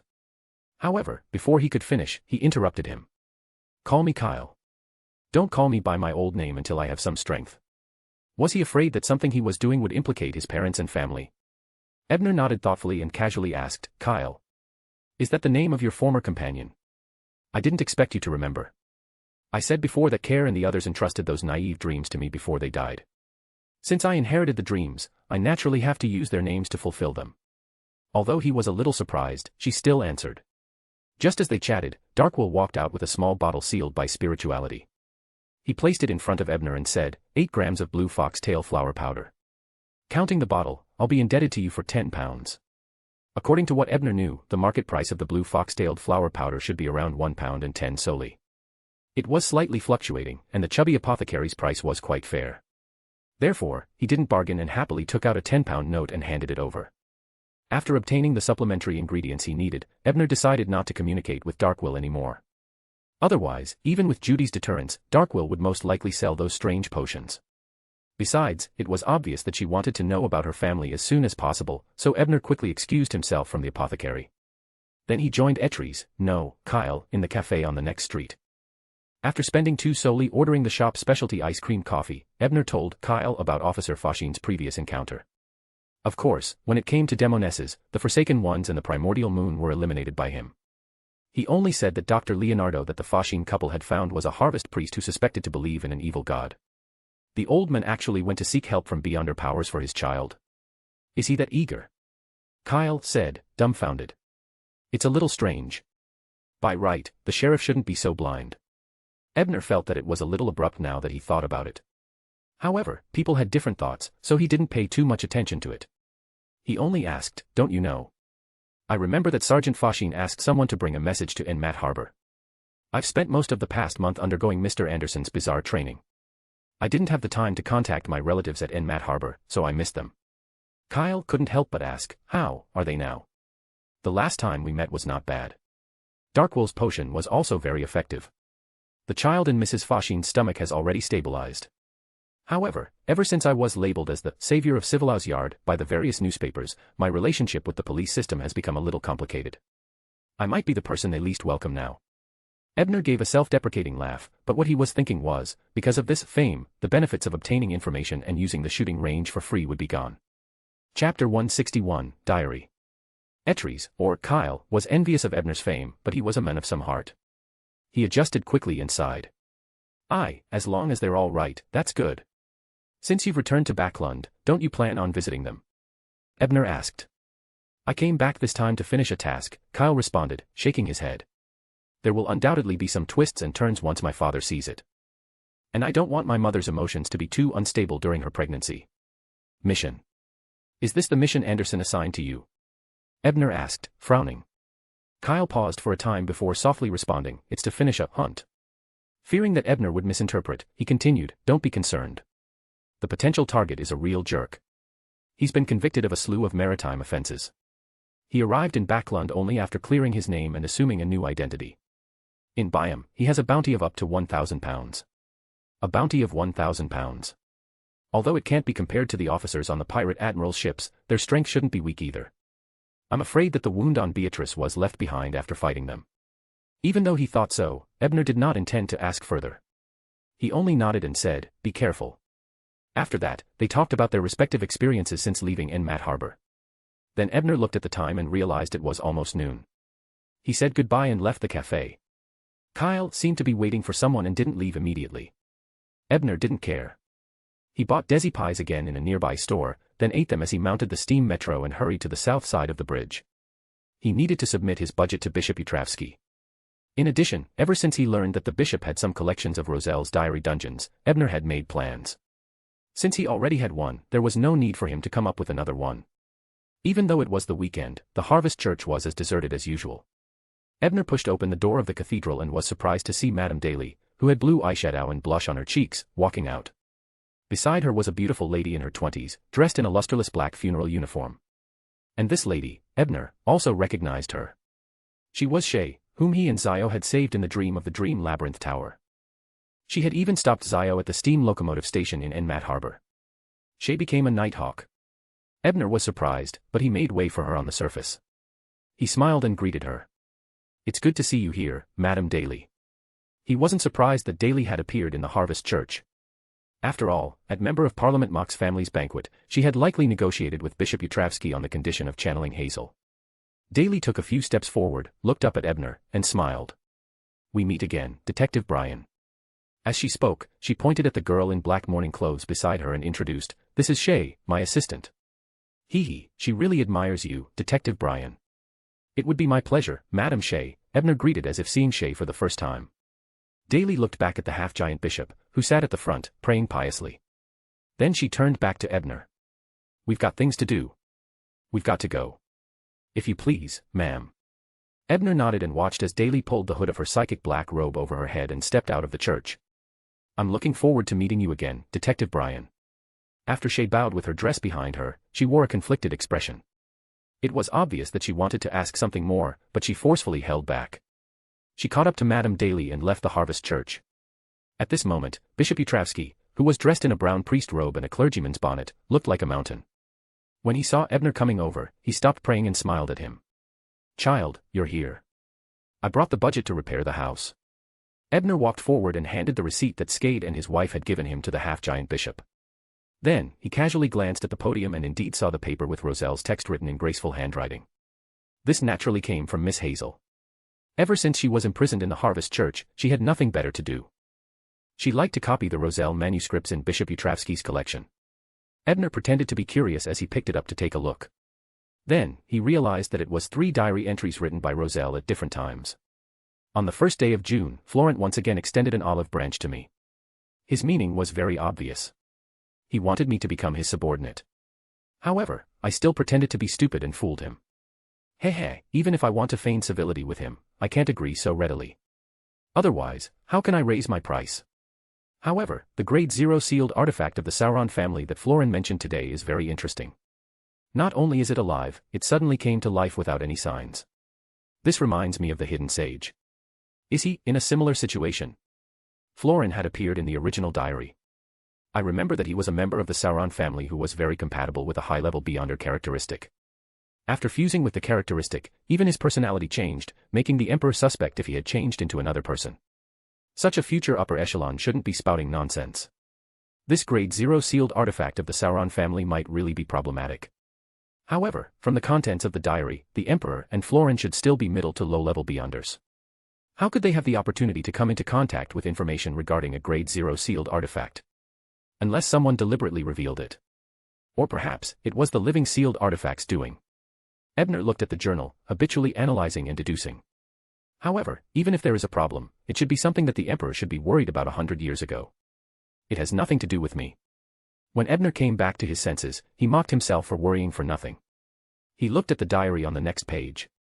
January 15th. A witch of calamity sent herself to the door. I wonder if I should give it a try. Sigh, Wang Tao, oh Wang Tao, why would you have such thoughts? Are you really not afraid of meat and vegetables anymore? Upon seeing this, Ebner instinctively glanced in the direction of the underground prison.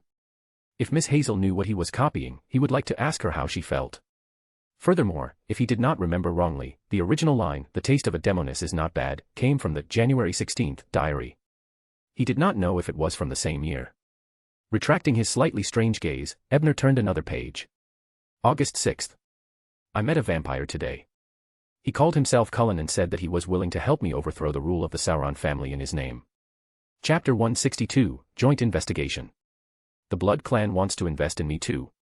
Just like how they invested in the Night Emperor in the 4th epoch. But this amount of investment is too small. Why should they support the Night Emperor and support a beautiful queen, while I only have a roughman? When Ebner saw this, his lips curved again as he thought, Viscount Cullen, do you know that the Emperor despises you? Bishop Utravsky had already put down the receipt and said with a smile, you can tell Skade that the expenditure within this budget can be directly recorded in the Harvest Church's account. Ebner returned to his senses and placed the diary pages back on the platform before replying, I'll pass it on. With that said, he looked at the manuscripts and asked the bishop, Miss Hazel should have confirmed that there's no corruption from the primordial moon, right? Why is she still imprisoned? After the banquet ended that day, Mock secretly gave him £100 as a thank you gift for successfully introducing him to the bishop. Out of respect for the money, he helped Hazel ask. This isn't a good time. If we directly release Miss Hazel, the Church of Storms probably won't agree. Bishop Utravsky shook his head and gently explained. That's right. The Church of the Lord of Storms had suffered a huge loss previously, and it was the time for them to be unhappy. If they saw Hazel being released so easily, they would probably cause trouble. Ebner immediately came to a realization. It was no wonder Member of Parliament Mock didn't request the bishop to let Hazel go home. As a politician, he must have seen this. Since that was the case, Ebner did not say anything else. He left after conversing with the half-giant bishop for a while. However, when he left the Harvest Church, he only walked out of an intersection when he saw Madame Shea standing by the roadside in a black funeral dress. The other party's eyes lit up when he saw him and walked straight over. What's the matter, Madame Shea? Ebner asked in puzzlement. He didn't seem to have any relationship with this lady, did he? Was she here for Zio? Detective Brian, it was Madame Daly who asked me to pass this letter to you. Shay took out a folded letter and handed it to Ebner. Ebner took it and asked Shay with his eyes. After getting an affirmative answer, he started reading. There wasn't much content in the letter. The general idea was to invite him to have dinner at Shewell Restaurant on Kent Street in Northborough tomorrow night. It also meant that His Excellency Sword of the Goddess would be present. The handwriting on the letter was not dry. Clearly, it had just been written not long ago. Was this an impromptu idea? However, could Daly make the decision for Casimir? With this thought in mind, Ebner asked casually, why isn't Madame Daly here? My lady really has something urgent to attend to. That's why she asked me to wait for you here, Shay replied. In the basement of St. Samuel Cathedral in Backlands, Northborough. The mandated punishers are sending a deacon to Tingen. They wish for me to assist them temporarily. Daly's cold and alluring face revealed a hint of surprise. Yes, the Church of Storms lost a wind blessed in the previous incident. This incurred the wrath of the Thunder Cathedral, and they specially sent an elite who's good at tracking down traces. As they suspect that it was done by a marionettist, the focus of the investigation is the secret order, Christet Casimir said in a deep voice. The last time there were clear traces of activity from the secret order was in Tingen, and it was discovered by Tingen's Nighthawks team. Is that why the Church of Storms is investigating there? As she had been paying close attention to Dunn, Daly knew every case of Tingen's Nighthawks team, so she was naturally no stranger to the secret order's activity in Tingen. That's right, but it's impossible for us to get the deacons of the Church of Storms to directly go to Tingen's Nighthawks team to read the information and even interrogate the captured members of the secret order. Therefore, we need to use the excuse of a joint investigation, Casimir said after some deliberation. And because I'm familiar with the Tingen Nighthawks, as a member of the Joint Investigation Unit, I can provide sufficient lubrication to the communication between the two parties. Daly joked with a smile. If not for helping you, I really don't want you to go. Casimir sighed. Thank you, Daly said sincerely before asking, what time is it exactly? Next Wednesday or Thursday? It depends on when the deacon of the Church of Storms will arrive, Casimir replied. Is that so? Thankfully, it didn't delay my date tomorrow night, Daly said with a chuckle. Monday morning, as he had to attend the Tarot Club in the afternoon, Ebner was in his room organizing the information he had promised to give Mr. Fool last week. Actually, I don't know much about the secret order either. However, I won't give Klein any information regarding Zeradal. I'll only reveal some information that can be obtained through connections like the headquarters in Intis. In addition, I can give Klein information about the secret order's marionettist beside Ambassador Intis, so that he can be mentally prepared in the future. Yes. The marionettist is also mentioned. He's only said to be a mid-sequence beyonder of the seer pathway. As for the Antigonus family, I can reveal more. I can only tell him that this family is an illustrious noble from the 4th epoch and possesses the complete seer sequence potion formula. That's more or less enough. Any more would involve a deeper level of historical knowledge. Even if I tell him, I'm afraid Klein won't understand. He recited the information he had compiled a few times and memorized it in his mind. Then, he lit the fire and burnt it. Although it was fine to give this information to Mr. Fool through sacrifice, the Fool still needed a fee to open the door to the kingdom. It wasn't worth it to expend nearly 10 pounds of materials for such a tiny amount of things. It was better to note it down and materialize it on the grey fog. 3 p.m. After his vision recovered from the crimson and hazy state, Ebner once again arrived above the boundless grey fog that didn't belong to reality.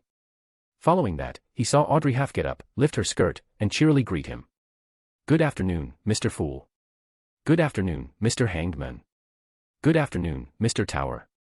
After exchanging pleasantries, Klein, who had already activated his spirit vision, noticed that Miss Justice seemed to be very excited. He couldn't help but wonder, did something happy happen?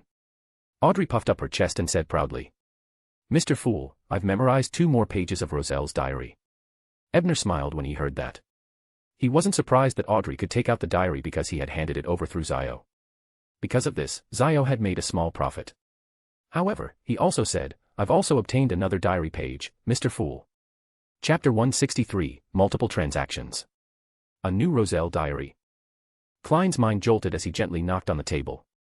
The 4 pages that Audrey and Ebner had finished writing suddenly vanished and appeared in the Fool's hands. However, he didn't immediately watch it. Instead, he asked with a smile. Very good. Miss Justice, Mr. Tower, what do you need? Before Ebner could say a word, Audrey's eyes lit up as she said. As you know, I'm about to finish digesting the Spectator potion, and I obtained the Telepathist potion formula from Mr. Tower. However, I only found one of the main ingredients in my family's treasure vault. I wish to know the clues to the other main ingredient, the rainbow salamander's pituitary gland. I know that the contents of these 2 pages aren't much, and it might not match the value of the clues to the telepathist's main ingredient. I'll give you a few more pages. Yes, I'll also pay you an additional sum. As Zio and Furs already had clues to the other Roselle diary pages and were working hard to obtain them, Audrey didn't find it difficult to take out a few more pages. However, before she could finish her sentence, she suddenly felt that something was wrong. She couldn't help but curse herself in her heart. Mr. Fool was a god-level figure, how could he be interested in vulgar money? Therefore, Audrey couldn't maintain her spectator state as she hurriedly added with a stutter. That's not what I meant. Mr. Fool, what I meant was that you can specify the compensation you want. Yes, that's it. Ebner tried his best to maintain his emotion so that it wouldn't be noticed by Klein, who was using his spirit vision, despite the intense fluctuations. However, he still chuckled inwardly. Miss Audrey, I'm guessing that Mr. Fool must really like your suggestion. He might even be fabricating a blessed who lacks money. At that moment, Klein hadn't thought that far ahead. He was more troubled because how could he know the clues to the rainbow salamander's pituitary gland? Could he rely on divination? No, that was the last resort because there might not be an outcome. He had to think of an excuse to deal with it first. But at that moment, Alger suddenly said, I know where to find the rainbow salamander, but this information isn't cheap. Audrey immediately looked over, but she quickly restrained her surprise and asked reservedly, what do you want? I want 200 gold pounds or clues to the Tree of Elders tree's heart, Alger said in thought. The latter naturally wanted to exchange for the wind-blessed formula with Ebner. As Detective Isengard lacked this material, Ebner didn't take back his request at the Tarot Club. A clue to the heart of the Tree of Elders. I know that. It's in the junk pile beside me. Unfortunately, the tower was stored here. If I were to take it out, I might be exposed on the spot. Klein mocked himself in an optimistic manner. However, he soon recalled some of the content in the Feast of Blood. It seemed to mention that there was a Tree of Elders planted on Paso Island, Essela, and Trier. Therefore, after some thought, Klein tapped the edge of the ancient table with his finger before Audrey could speak. Seeing that everyone's attention was on him, he smiled and said, I know where the Tree of Elders is. I'll give Mr. Hangman the clues to the Tree of Elders, while Mr. Hangman will inform Miss Justice of the clues to the telepathist potion's main ingredient. As for Miss Justice, she will give me the newly obtained Roselle diary in the Tarot Club once or twice. That way, the transaction will be completed. Audrey originally thought that it wouldn't be a problem to spend £200 to buy clues, but since Mr. Fool had given her a suggestion, she suppressed the urge to directly pay for it. She smiled faintly and said, I have no objections. Neither do I. Alger hesitated for a moment before nodding. However, he seemed to recall something and added, however, I wish to communicate privately during the transaction. With that said, he casually glanced at Tower beside him, thinking that if Tower knew the clues to the Tree of Elders, he might not need to find it. Klein didn't refuse. He knew that Tower had already finished reading the Feast of Blood. What if he found out that he was doing the same thing? Therefore, excluding him from this three-way transaction was naturally necessary. Only Audrey looked at Mr. Tower worriedly. She felt that Mr. Tower had always been sharing knowledge and information for free. It wasn't good for them to exclude him. However, she saw that Mr. Fool didn't object. After some hesitation, she didn't raise any objections. As for Ebner, who was excluded from the three-way deal, he didn't show any reaction. He could guess what Klein was trying to use to trick Alger. After all, he had seen the Feast of Blood. The locations of the Tree of Elders mentioned were all near the headquarters of the Lord of Storms, the god of knowledge and wisdom, and the eternal blazing sun. Even if he knew, how many people could obtain it? And knowing Alger's cunning personality, Ebner guessed that it was impossible for him to tell Audrey the exact coordinates of the island with the rainbow salamander. At most, he would tell her the general location. Audrey was a noble lady. So what if she knew which island had the materials she wanted? This was probably information that didn't have much practical value. Finally, the 2 pages of the diary that Justice handed to Klein were actually the 2 pages where the demoness took the initiative to visit and the Emperor complained that the Sanguine didn't give him a beauty. There was also very little information in them. However, in a sense, this was really an equivalent exchange. While Ebner was lost in his own thoughts, the other 3 completed the transaction in private. Miss Audrey used her spectator powers to try her best to hide her dissatisfaction. She felt that she might as well ask Mr. Fool for information. Mr. Hangman was truly dishonest. But on second thought, since Mr. Fool has tacitly agreed to this transaction, it means that it's indeed of equal value. Perhaps, the contents of Roselle's diary that Furs received aren't important. Is that why it's only worth such imprecise information? Thankfully, among the locations of the islands that the hangman gave, there are a few places that aren't too far from where Alfred served. Perhaps I should write to him and ask. Miss Justice thought to herself. As for the hanged man, he was deep in thought about the information regarding the tree of elders given by the fool. He thought to himself, why would the three deities that are hostile to each other nurture the tree of elders at the same time? Is there anything special about it? Or is there some deeper secret? Klein carefully observed the two tarot club members. Seeing that they didn't suspect the fool, he secretly heaved a sigh of relief. Then he looked apprehensively at Ebner, but he deliberately leaned back in his chair and asked in a flat tone, "What do you want this time, Tower?" "Honorable Mr. Fool, can I accumulate my contributions to you first?" Ebner thought that he might not put too many things into the gray fog in the future, so he felt that it was better to give some benefits first. The fool nodded gently and smiled calmly. "Sure." Thankfully, Tower didn't give me any problems this time. With this in mind, Klein was in a good mood. He picked up the two diary pages handed over by Miss Justice and cast his gaze over. January 15th, a witch of calamity delivered herself. Could it be that you really don't care about meat anymore? What right do you have to support the Night Emperor and support a beautiful queen, while I only have a rough man? Klein's eyes glazed over as the corners of his mouth twitched involuntarily. He deeply felt that he had underestimated Roselle. As for Audrey and Alger, they realized at the same time that Mr. Fool's gaze was fixed on the first diary entry. He was actually reading each word extremely seriously. Does it record something important? I really want to know. But who submitted this page? Mr. Tower? Judging from Mr. Fool's attitude towards the transaction, the 2 pages I submitted shouldn't have any important information. As expected of Mr. Tower. Audrey thought to herself. Chapter 164, Communication and Share. However, even though Klein was stunned by Emperor Roselle's integrity, he still noticed some useful details from the 2 pages. Demoness of Despair. Is that the name of a high-sequence beyonder of the Demoness pathway? From the name, I can tell that acting is probably very evil. It's impossible for a demoness to experience despair herself, right? In addition, Emperor Roselle's real name is actually Huang Tao. He really lives up to his name. The Night Emperor should be the Emperor of the Trunsoist Empire. He actually married a Sanguine as his queen. As a normal graduate of the history department, Klein naturally had some understanding of the Trunsoist Empire. However, no matter what history he read, there was no record of the Queen of the Night. Although Feast of Blood was written by the Duke of the Blood Clan, there was very little information about the Blood Clan recorded in it. It shouldn't be necessary, right? As Klein thought this, he picked up the diary page that Tower had submitted. The Sauron family's Florin. Grade 0 sealed artifact, suddenly came to life. It's very similar to the Hidden Sage. There's quite a lot of information on this page. However, from the tone of the diary, the Emperor and the Sauron family's Florin should only be low and mid-sequence beyonders. How do they know the specific information about a Grade 0 sealed artifact? Is this done deliberately by someone, or is the Grade 0 sealed artifact doing something? Klein's thoughts raced as he thought of many things. However, he quickly reined in his various thoughts and moved his gaze away from the diary. He looked at the Hanged Man, Justice, and Tower and smiled. The diary you provided is very valuable. It's our honor, Audrey replied respectfully, restraining her curiosity. You can communicate now. Klein nodded slightly before leaning back into his chair and said leisurely. Just as he said that Ebner obtained the Fool's agreement and conjured a stack of documents.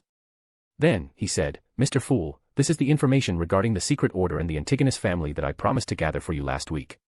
This is to repay my previous request for appraisal. Klein was immediately interested when he heard that. However, as there was quite a lot of information, he didn't plan on reading it on the spot. He planned on slowly studying it after the tarot club ended. However, he still muttered inwardly, Mr. Tower's memory is really impressive. He actually managed to produce such thick information. It looks like Miss Justice is having a hard time memorizing 2 pages. Mr. Fool nodded in satisfaction and said casually, well done. The debt you owed from your appraisal has been erased. Praise your benevolence and generosity, Mr. Fool. Ebner took the opportunity to flatter him. After all, he had a premonition that he would definitely need to borrow Sapphira Castle in the future. Seeing that Mr. Fool didn't flip open the information handed over by the Tower, Audrey thought for a moment and looked at Ebner diagonally across her. She said apologetically. I'm sorry, Mr. Tower. Regarding Earl Lorena, I wasn't able to gather more information, nor did I expect you to take action so quickly. Although she was excited about being able to participate in this major event, she knew that her role was negligible. All she did was gather some superficial information. Her contributions couldn't match up to those charms, and even the favor she owed Mr. Tower for broadening her knowledge wasn't enough. The Tower has already taken action. Has something major happened in Backlund? I'll have to ask Miss Justice when we exchange information later. Alger's heart stirred when he heard that as he thought to himself. Klein also frowned as he thought to himself, the big news that came from Backlund in the past 2 days only has that hero detective making new contributions, capturing the prince's assassination. Could this matter be related to the demoness of afflictions? Was it done by Tower? Miss Justice, the information you provided was very timely. It was very helpful, Ebner replied with a smile. He wasn't lying. If it weren't for Justice's intelligence informing them that he, Lena, was Earl Lorena's youngest son, the Forsaken Ones wouldn't have asked Lena where the demoness of agony might be hiding, and they might not have been able to save Captain Kuhn in time. However, Audrey believed that Mr. Tower was consoling her. She shook her head and said sincerely, "You don't have to comfort me. I know everything." "Yes, Mr. Tower, do you have any other requests that you need me to do? I wish to make it up to you." She was not used to feeling indebted to others and tried her best to repay them. Of course, she would not do anything too difficult. Ebner thought for a moment and suddenly thought of something. He smiled and said, "I happen to have something to trouble you with, Miss Justice." "What's the matter?" Audrey perked up and asked curiously. It's like this. I need to give a gift to a girl. I don't know what to choose." "Miss Justice, can you give me a suggestion?" Ebner said after some deliberation. "A gift for a girl." Audrey's interest was instantly piqued. She even asked in a gossipy manner, "Is it for a lover?" "No, it's a gift from my sister." Ebner shook his head. The nature of the gift could not be mistaken. "Mr. Tower, this isn't the place to discuss such matters. After the Tarot Club is over, I'll tell you after I consider it," Audrey said after some thought. Sitting in the seat of honor, Klein watched the scene with a deadpan expression. He lampooned inwardly. "Thankfully, I can directly edit your image and voice for Tower to see. If I, an evil god, were to directly pass it on, how bizarre would that be?" "All right." Ebner also knew that it wasn't appropriate to talk about such trivial matters in the gray fog, so he stopped when the point was reached. He then turned to the successor and asked, "I need the 1,000 Phantoms crystal and the horn of the striped black snake. Do any of you have them? I can give you a price that will satisfy you." The horn of the glittering black snake was naturally for Zio to purchase and could also be used to confuse others. Upon hearing this, Audrey used her spectator powers to maintain her smile. This was because she had never heard of these two names before. She was also certain that she didn't have these two materials in her treasure vault at home, so all she needed to do was smile. Alger fell silent for a moment before saying, "I happen to have clues regarding the striped black snake. If I can get its horn, how much are you willing to pay?"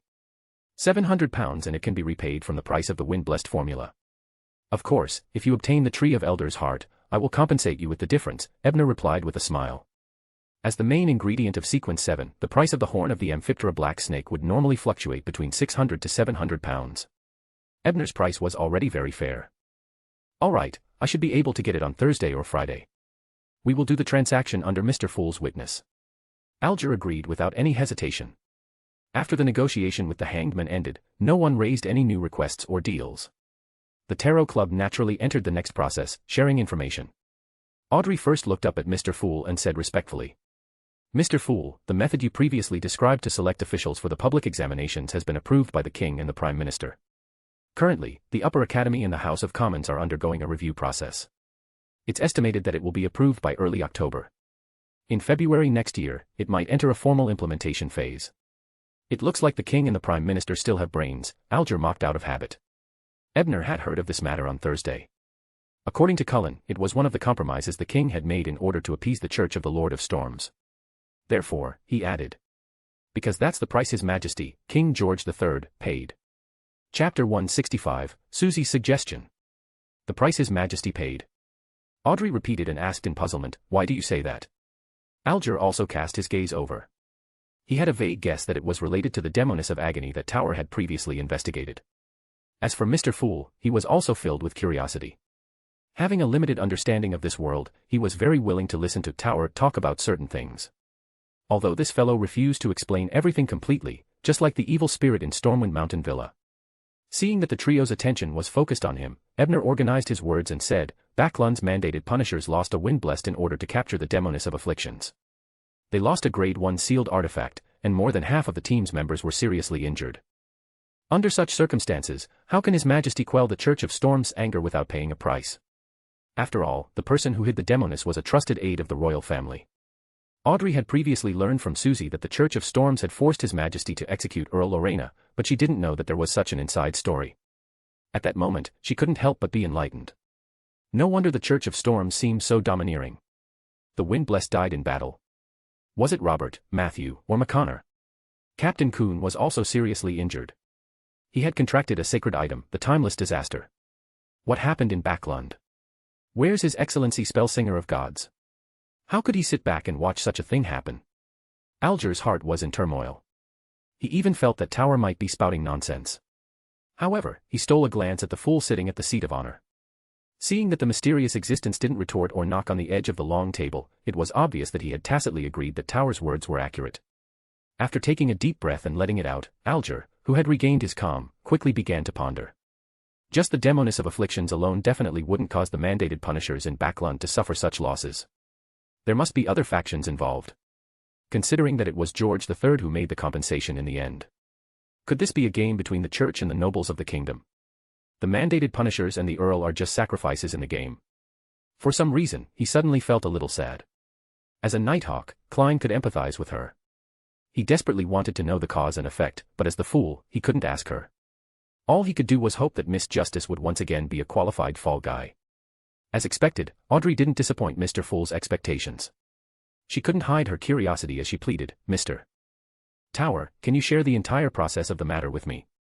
It's very difficult for me to come into contact with the truth in my daily life. I can only understand it through you." "Yes, I'll pay you. What do you want?" "Heh, Miss Justice, all you need to do is help me choose that gift," Ebner replied with a smile. He originally wanted to inform the Tarot Club about the general situation, especially Mr. Fool. After all, in half a month, Mr. Fool would be coming to Backlund. And that Grade 1 sealed artifact that had lost control was extremely dangerous. If he were to encounter that sealed artifact while unprepared, wouldn't the safe, hidden, and equal trading platform of the Tarot Club be gone? Audrey didn't expect Mr. Tower to mention this again. She thought to herself, Mr. Tower really cares about his sister. It looks like I have to seriously choose a suitable item. Yes, it's best if I get Annie to help. She has always had the best eyesight. Annie was her personal maid, and her family had served the Hall family for generations. When it came to treating people, she was a true professional. I also want to join. Tower, what do you need me to pay? At that moment, the hangman suddenly said. In the previous three-way deal, he had excluded Tower because of his request. Therefore, he was afraid that the other party would mimic him and not let him understand what had happened in Backlund. I need you to help me take note of the future's movements, as well as the subsequent intelligence regarding the treasure that Admiral of Stars found on the Storm Sea's new route. Ebner glanced at him and deliberated for a moment before slowly speaking. Alger never expected that Tower would mind this matter, but he still agreed without any hesitation. All right, I'll gather the information I heard for you. However, I can't be sure if the information is true. No problem. Just give it to me. Ebner nodded and deliberated before describing. The cause of the entire incident should be an ambush by the mandated punishers against Ray, who was still a demoness of pleasure. Following that, he described how Ray had planned to advance to the demoness of afflictions, only to be corrupted by the primordial moon. He also described how he had planned to split up the mandated punishers in search of sealed artifact 2-001. Of course, what he said was only what he knew. He even ignored his role in it and his guesses about the arrangements. But even so, it still made Audrey, Alger, and Klein tremble in fear. Especially when they heard that the demoness had used the godhood of the primordial moon to fight the three holy artifacts. They even broke out into a sweat for the two captains and her excellency, the sword of the goddess. However, what they did not know was that Ebner had only heard rumors about that battle. Although the outcome of the battle was not wrong, the process was fabricated by him. So His Excellency Spellsinger of Gods was held back by the Rose School of Thought's demigod. Only then did Alger come to a realization. However, he found Captain Coon's choice in this matter unbelievable. If it were him commanding, how could he be so passive? Klein was very interested in the Grade 1 sealed artifact. He thought it can be used to enhance the accuracy of divination. Could it be a high-level item of the seer pathway? Audrey's attention was on something else. She said in surprise, so the demoness of afflictions was really killed by that Detective Brian. I thought he was pushed out by the Church of Storms. Upon hearing that, Ebner coughed and corrected him. It was Detective Brian who were killed together with a necromancer from the Church of Evernight. That's impressive too. I always felt that Detective Brian's reputation was fake, but now that I think about it, he might be even more powerful than the rumors say. Audrey said with some yearning. She also wished to one day become a hero who protected the kingdom and the people.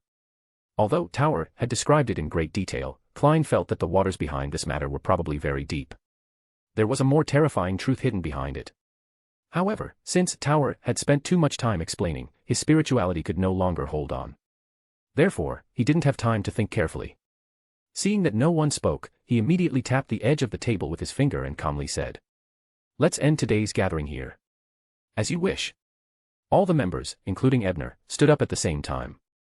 After all the figures dispersed, leaving him alone in the ancient palace, Klein rubbed his glabella and picked up the information that Tower had conjured. The Secret Order's headquarters are suspected to be in the Intis Republic. Furthermore, they do possess the potion of the seer pathway. However, after only reading a few pages, Klein could no longer withstand the consumption of his spirituality. He had no choice but to leave the grey fog, return to his room, and fall asleep on his bed. After his vision returned to normal, Ebner removed the spirituality seal in the room. Then, he changed into decent clothes and prepared to head to the North Borough to meet Madame Daly's invitation. "I wonder why the Sword of the Goddess is looking for me. But since we are meeting at an official restaurant, I don't think there will be any trouble." Although Ebner had such thoughts, he still carried all the Beyonder items other than the Sword of Dawn. Without using the Solomon gold coin, he couldn't believe his luck. After all, every time he attended banquets or balls, there would be some problems. Empress Borough, in Earl Hall's mansion. Audrey reigned in her excitement after learning of a major incident and walked around the house. Following that, she turned her head and smiled at the golden retriever that had run back after removing the spirituality seal. "Susie, if you had a sister, what would you give her?" Susie instinctively wanted to spit out her tongue, but she stopped herself demurely. It wagged its tail and thought carefully before replying in a cheerful tone. "Backlund cares about the biscuits produced by the pet company. Yes, they have to be beef-flavored." Chapter 166, Case.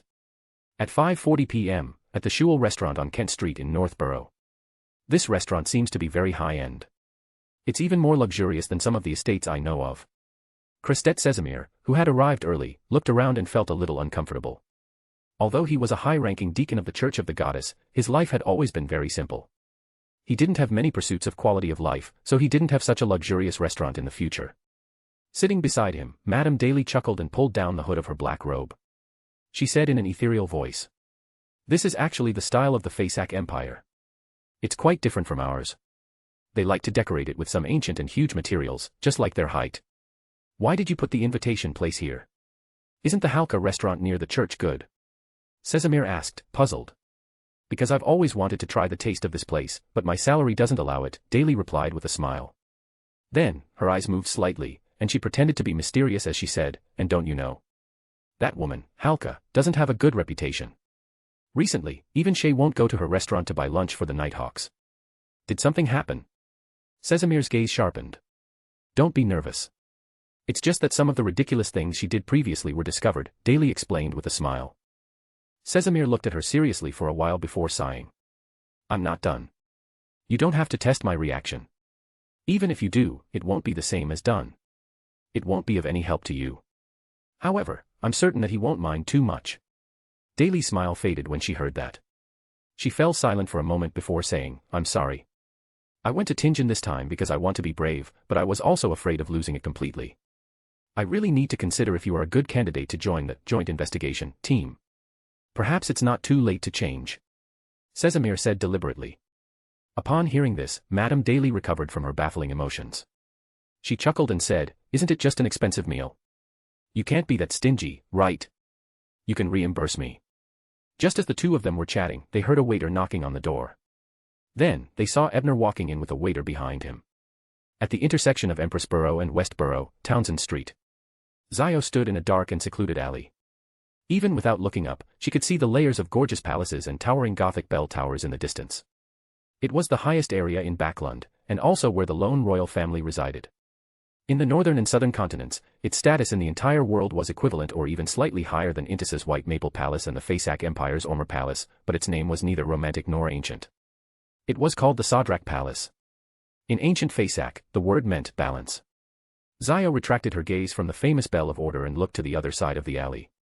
A figure slowly walked out from the shadows where the gas lamps couldn't shine. The figure wore a golden mask that revealed the lower half of his face. He was the person in charge of MI9 who had previously turned Zio into a spy. "Did you gain anything from the previous commission?" the man in the golden mask asked according to his usual practice. Zio shook her head and said, "No, at least East Borough and the dock area didn't have any incident similar to the horror stories you mentioned." Although she had listened to Ebner's advice and didn't rule it out, as a sheriff, she still had to be aware of the happenings in her district. She paused and pretended to be reluctant as she asked, "Is this commission long-term?" The masked man fell silent for a moment before saying, "That's right. If you hear anything related, contact me immediately. However, I'm here today to give you a new mission." "What mission?" Zio completely entered her bounty hunter state as she prepared to assess the risks.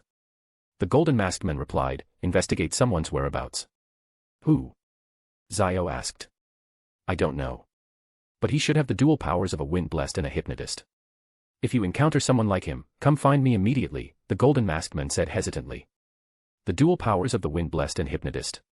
Does MI9 want to find the marionettist who helped Demoness of Afflictions?" Zio quickly came to a conclusion. She had previously heard from Ebner about the battle in the northwest suburbs. She had also learned some of the powers of a marionettist, so she immediately guessed MI9's plans. However, wasn't this something the Church of Storms should be worried about? Why was MI9 so proactive? With this in mind, Zio feigned a blank look and asked, "Hypnotist's powers? What's that?" As for the wind-blessed, there was no need to ask. The reputation of the mandated punishers was not unknown even to wild beyonders. You don't have to worry about that. Later, I'll give you detailed information on hypnotist and wind-blessed. With that said, the masked man continued in a bewitching tone, "If you really find clues about that person, I can give you a reward from the main material of the interrogator. Although a marionettist is a Sequence 5 powerhouse, from what I heard from Ebner, he seems to have some guesses. Perhaps he will know soon. Besides, I only need to receive information and report it. I don't need to fight a Sequence 5 beyonder." After some consideration, Zio nodded and said, "I accept this request." "Very good." The masked man's tone became relaxed. After looking around, he took out a stack of papers from his pocket and said, "It's best to burn them immediately after reading them." With that said, he slowly retreated and returned to the shadows, disappearing around the corner of the alley. Zio opened the information and flipped through it. Not only was there a description of the hypnotist and wind-blessed powers, but there were also photos of two people. Zio was somewhat familiar with one of them. Thanks to the sheriff's powers, she recalled a mandated punisher she had investigated when she was on duty at the Daily Observer's headquarters. From the looks of it, MI9 was really looking for that marionettist. Zio rubbed her chubby cheeks and walked out of the street, preparing to take a public carriage back to Northborough. Right at this moment, she suddenly sensed an abnormal aura passing by not far from her, but she did not see anything. Assassin. Zio, who had seen the Psionic Knowledge Society's instigator, quickly determined the source of the abnormalities, even if it wasn't under her jurisdiction. After some thought, Zio secretly followed the abnormality she sensed. In the private room of Shul restaurant, Ebner tasted a mouthful of Faceax's raw white whale slices and fried whale steak. After secretly complaining that it wasn't fresh enough, he smiled and asked Sesamir, "Your Excellency, you aren't really just treating me to a meal of Faceax's delicacies, are you?" To be honest, Ebner thought that he had made a mistake when he saw the decor of the restaurant. He only walked in after confirming it repeatedly. "Detective Brian, I invited you here mainly to ask you about something," Sesamir slowly exhaled. "What is it?" Ebner swirled the Sonia blood wine in his glass and asked curiously. "He wants to know the origins of the badge you used to kill the Demoness of Afflictions, as well as the information regarding Beyonders of the Devil Pathway," Ma'am Daly interjected. "So it's because of this matter. But why didn't you come to me directly to ask, and instead go through so much trouble to treat me to a meal?" "Yes, there have been too many reporters around my teacher's house recently. It's indeed inconvenient for them to visit. Besides, I'm quite famous. It's not appropriate for the Nighthawks to summon me to the police station or St. Samuel Cathedral." With this in mind, Ebner organized his words and said without hiding anything, "That badge was successfully made after I killed a demonic creature in Demir. The Church of Storms should have records on this. It's the same as what we found out." Sesamir nodded slightly. Clearly, he wasn't surprised by Ebner's words. Then, he said sincerely, "From the looks of it, you aren't unfamiliar with the Beyonder powers of the Devil Pathway. Can you tell me about it? I know it's a little presumptuous to ask this, and it might involve the secrets of the Church of Earth Mother, but there's a demon killing in Backlund at the moment. I need to know about him." If he was not very familiar with it, how could he have used the materials on the monsters to create such a powerful badge, even though it might be a gift from Earth Mother? Madame Daly spoke again and smiled. "Don't worry. I won't let you help for nothing." Ebner thought for a moment and could guess what they were looking into. "What do you want to know?" he asked tentatively. He was inclined to help anyway. "I want to know what Sequence Beyonders need to continuously cut open a person's abdomen and extract all their organs," Sesamir asked. There wasn't much information regarding the Devil Pathway in St. Samuel Cathedral. After all, it had been a long time since the other party had acted so brazenly in Backlund. If he wanted more detailed information, he could only go to the headquarters of the Holy Cathedral to read it, but that would be a waste of time, and the demon was still killing people. Such dangerous information couldn't be sent via telegram or other means. It could only be read by someone with sufficient authority. Ebner deliberated for a moment and answered as simply as possible, "This sounds like a ritual used by demons to aid in one's advancement. It often appears from sequence 6 to sequence 5. So, what's the pattern and interval of this ritual?" Casimir pressed. Ebner shook his head. Before he could answer, Madame Daly, who was sitting diagonally opposite him, suddenly took out a letter from the void. She opened it and took a look. Suddenly, she frowned and reported to Casimir, "The 6th case has happened. It's the Halka we talked about previously. It's near Samuel Cathedral." Chapter 167, Ferocious Beast. Upon hearing Daly's words, Crestet Casimir immediately stood up. He pulled up the strap of the chest made of silver metal beside him and carried it on his back. "We'll talk about it later," he said briefly to Ebner before striding out of the restaurant.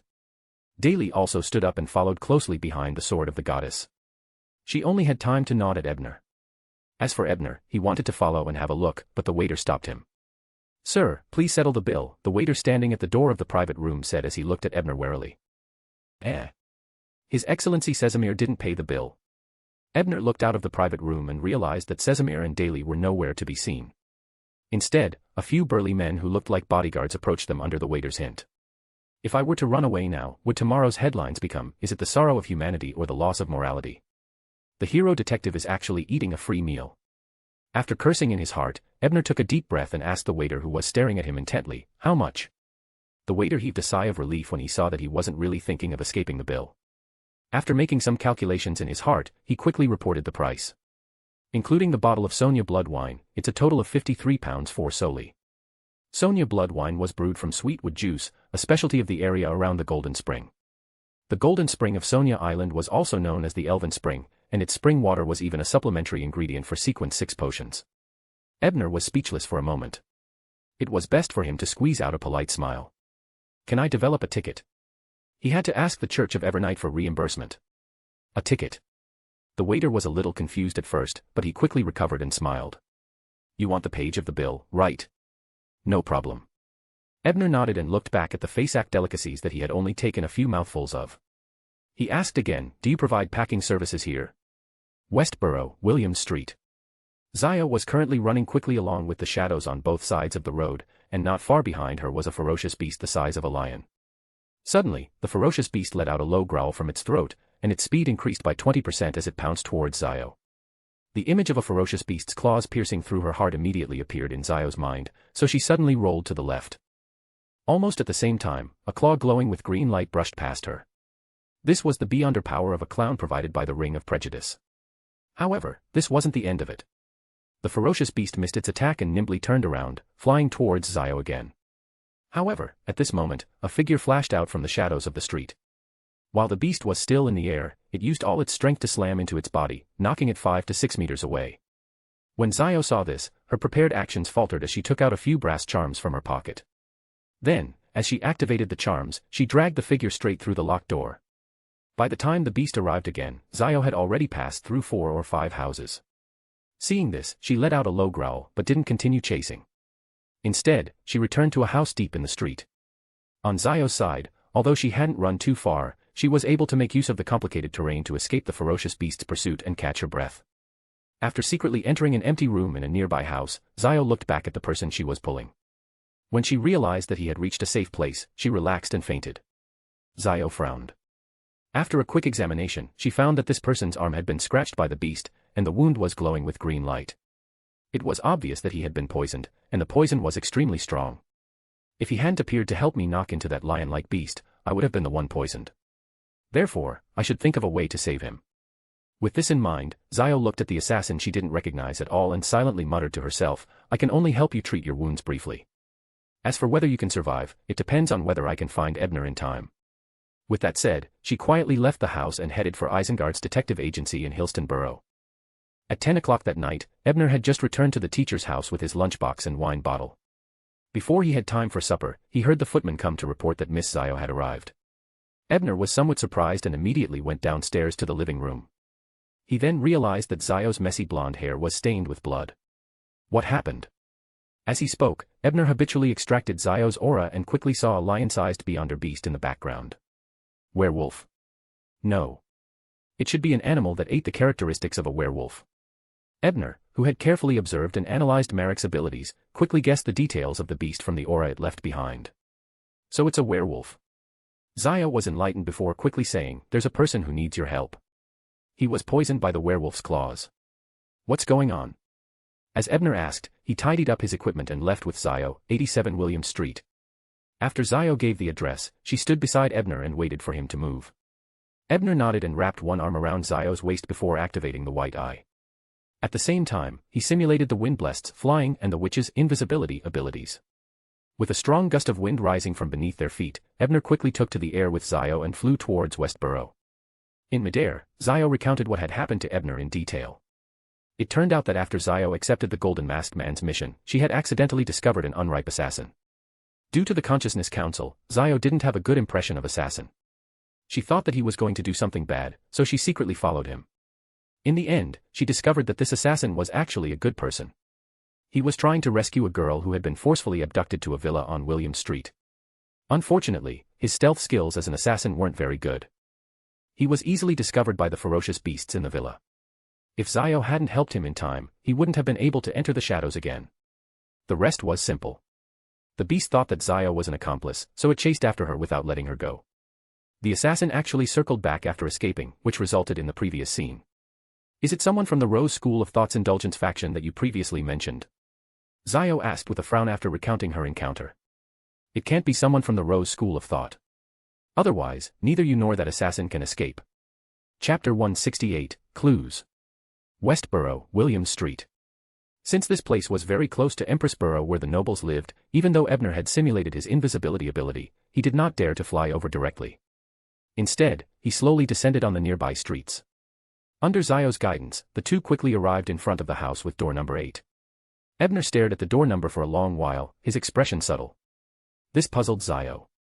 She looked around and asked warily and suspiciously, "Is there something wrong?" Upon hearing that, Ebner snapped out of his daze and shook his head. Nothing. It was just that there might be a fourth epic ruin under the house.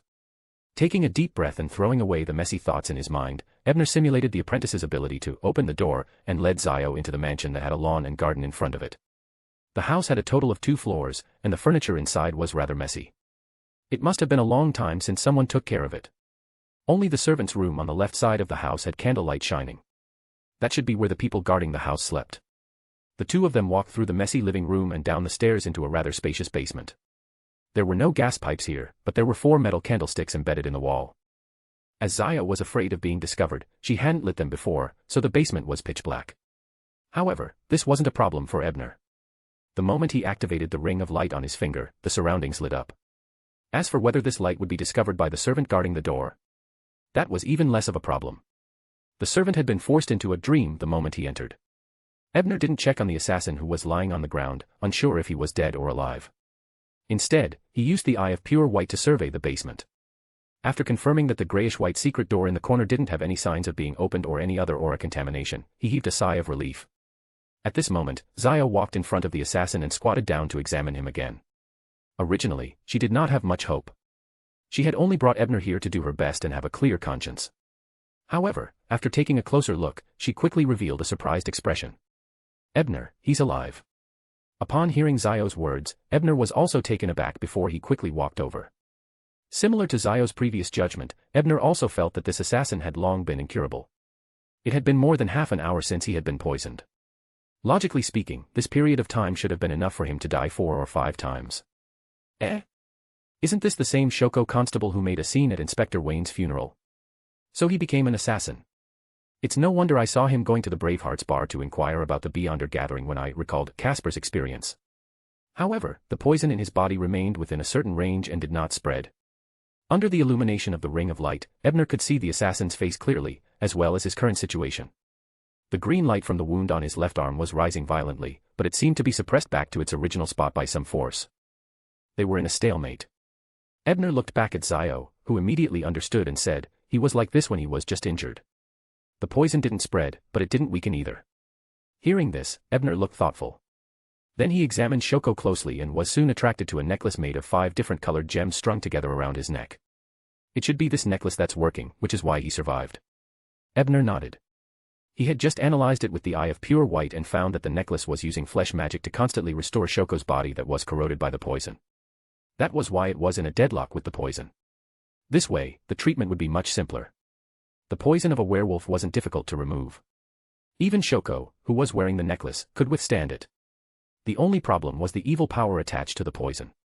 And to deal with evil anomalies, the sun domain was naturally the most professional. With this in mind, Ebner immediately created sun holy water and sprinkled it on Shoko's wound. Then, he raised his left hand and aimed the ring of light at him. The gemstones embedded in the ring instantly bloomed with a brilliant golden color, a golden color like sunlight. Right on the heels of that, the streaks of golden light became purer, finally forming a seal-like projection in the holy water around Shoko's wound.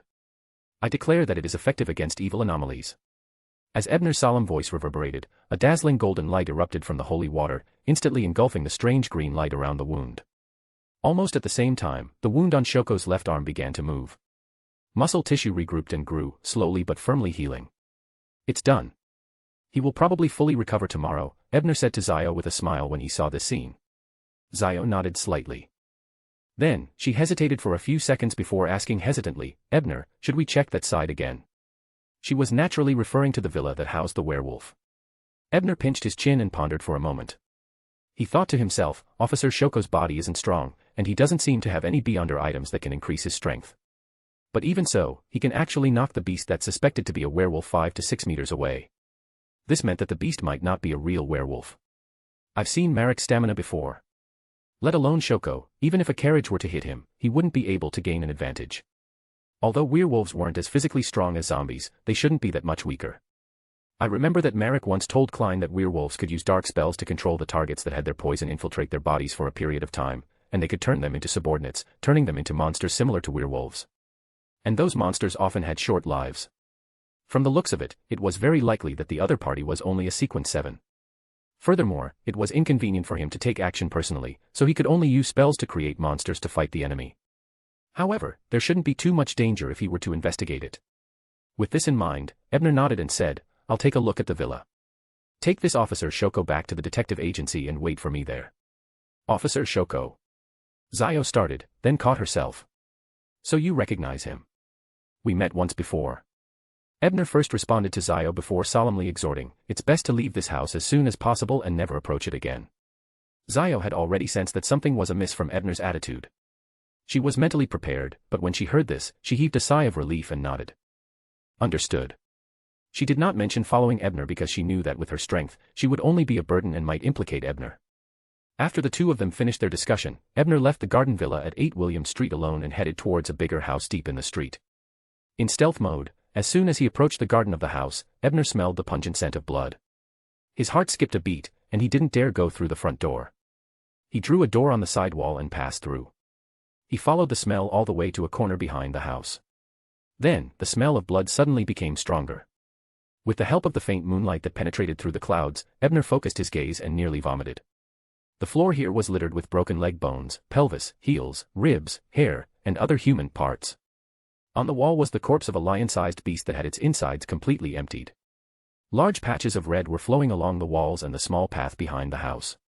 There were even some traces of milky white. Upon seeing this scene, Ebner's expression turned extremely ugly. He endured the discomfort and extracted the chaotic aura around him, then performed scene retrack. Soon, scenes appeared before his eyes. The blood moon had just disappeared when a gentleman in his 50s with a lot of silver mixed in his black hair returned to the villa from outside. He didn't let the valet accompany him. Instead, he took a stroll in the garden as if he had something on his mind. Suddenly, there was some movement in the grass in the garden. The gentleman looked over in surprise and saw a dirty puppet suddenly appear in his line of sight. The scene suddenly came to an abrupt halt, as if it had been forcibly disrupted by some kind of power. Ebner rubbed his temples, which were aching from the interruption of his ability. He immediately had a guess. 1-025. Chapter 169, Original Story and Invitation. 1-025 once appeared here. The owner of this place had obtained the sealed artifact and was distorted by the negative effects. That was why he committed such atrocities. It's also possible that he was completely controlled by 1-025. As his thoughts raced, Ebner did not hesitate and directly simulated his flying ability to soar into the sky. To him, he had no obligation to investigate the matter. The reason he came was first because the enemy's strength was average, and secondly, out of sympathy for the kidnapped girl. If he could save her, he would have saved her. However, if a Grade 1 sealed artifact could appear here, the situation would be completely different. If he didn't leave now, would he, a Sequence 7, stay behind to have supper with a suspected, cursed object? Ebner flew far away at full speed until he was almost in Hillstonborough. Only then did he slow down and heave a sigh of relief. After returning to Detective Isengard's office, Ebner realized that he had returned a little earlier than Zio. He couldn't help but laugh. He felt that he was really timid. The first thought he had when he encountered a situation that he might not be able to handle was to escape. If he hadn't noticed anything abnormal, he might not have stopped in Hillstonborough and flown to the Harvest Church. Standing in the doorway of her teacher's house, Ebner let his mind wander as he waited for Zio to arrive. At this moment, it was completely silent. The night was dark, and most of the people had already fallen asleep. He was the only one nearby, breathing in the cool air mixed with fragrances, creating some sizzling sounds. Everything was peaceful and serene. About 10 minutes later, the arrival of a carriage broke the silence. Zio had just jumped off the carriage when she saw Ebner waiting at the door. She couldn't help but exclaim, "So fast." There was an accident. As the carriage driver was still around, Ebner didn't talk much. Instead, he asked curiously, "You can hire a rental carriage at this late hour?" "Bugulum is a friend of mine. He usually serves a merchant and also lives near William Street. Shoko hasn't woken up just now, so I had to trouble him," Zio casually explained before introducing the driver named Bugulum to Ebner. "It's an honor to meet you, our hero detective." Bugulum smiled and greeted Ebner before continuing. "I'm glad I could help you, Miss Zio." While Ebner was exchanging pleasantries with the coachman, Shoko, whose poison had not yet fully cleared from his body, struggled to get out of the carriage. When he saw Ebner, his face was full of gratitude and he kept thanking him. Ebner had something else to ask him, so after saying goodbye to the coachman, he helped him into his room, and Zio joined him. He turned on the gas lamp and heated up the Fasak cuisine that he had packed from Shul restaurant before placing it on a small table in the room. He made the two of them sit around the table and eat something. Ebner then poured himself a cup of Sonia blood wine and asked Shoko, "Can you tell me how you discovered that William Street family was abducting girls?" Zio glanced at a piece of cake smeared with cream in front of her. Without bothering to be polite to Ebner, she raised her hand and grabbed it. Shoko, on the other hand, was more reserved. Although he was already very hungry, he deliberated for a moment before asking, "Detective Brian, do you know Ma'am Lena?" "Which Lena?" "She's still in Backlund. Did you get your assassin potion from her?" Ebner frowned. According to the news he had received, Lena had probably gone far away because of her father and brother's murder. That news was sent to the Forsaken Land from Prince Edisak. In that case, Lena and His Highness might not have really fallen out. As Ebner was thinking this, he heard Shoko praise him with mixed emotions. As expected of a hero detective. He managed to deduce my situation with just a few words. Anyone who knew a little about the Demonis pathway could guess it, right? This level of flattery wasn't enough. While complaining in his heart, Ebner asked thoughtfully, "You're working for her. So, Lena instructed you to do this?" "That's right." Shoko nodded and continued. "Because I recently assassinated some scum from Eastborough, Miss Lena was worried that I would be ambushed, so she gave me a mission to retrieve something from her at 16 William Street. Yes, 16 William Street was originally Lieutenant Berner's property, but a few weeks ago, the lieutenant mortgaged the house to the bank and took a large sum of money. Later, as you know, after the news of Lieutenant Berner's death spread, the bank immediately auctioned off the property and soon had a buyer. It was a gentleman who returned from East Balham with a large sum of cash in hand. He happened to buy the house. Heh, I habitually gather this information. It looks very normal. But the night before I planned on taking action, I happened to discover this scum from East Balham hiring gang members to forcefully abduct a girl who was alone. And I recognize one of the girls, she's the fiancée of Inspector Wayne's youngest son, Miss Jennifer." Ebner looked at the officer who had dared to make a scene at Inspector Wayne's funeral and immediately understood his motive. "So you just snuck in to save him?" he asked. "I heard that that person would be going out to socialize tonight, and the bodyguards he hired would also be accompanying him, so, who would have thought that there would be such a ferocious beast in his house?" At this point, Shoko's expression turned ugly. It was obvious that his emotional fluctuation had affected his injuries. After a while, he asked again, "When you went to that villa previously, did you save the girl who was abducted?" Ebner shook his head and sighed. "I didn't find anyone alive in that mansion." It was the truth. He'd been running as fast as he could, but he really hadn't noticed the presence of a living person there. Shoko deflated at that. I don't know how sad Bruce will be. He's like Jennifer since he was a kid. The three of them fell silent for a moment. Ebner arranged for Shoko, who was clearly in low spirits, to rest in the guest room. Then, he said to Zio, go and report to MI9 now. Tell them that there might be a Rose School of Thought werewolf in that villa. Didn't you say that? Zio was puzzled at first, but she quickly reacted and said in enlightenment, that's to attract MI9's attention. As he couldn't provide any evidence, it was impossible for Ebner to say anything about 1-025. Therefore, he could only use the Rose School of Thought as an excuse to report the case to the officials. And the Rose School of Thought had previously dispatched a demigod during the war in the northwest suburbs. It was unlikely that the military would take this matter lightly. That's right. Ebner nodded slightly. Although the sealed artifact appeared to be rather intelligent and might not reap much from the official operation, he had to give it a try. All right, I'll go now. Zio had clearly thought of this as well. She immediately stood up and took another honey biscuit before leaving. Ebner smiled and shook his head. After cleaning up the leftovers, he washed up and fell asleep on the bed. The next morning, Ebner arrived at the garden villa in Sherwood Borough as usual. Seeing him enter, Mrs. Skade quickly came up to him and said with a smile, the renovation is complete, and the new furniture is ready. Yes, the books you bought over the past 2 days are also on the bookshelf. Very good.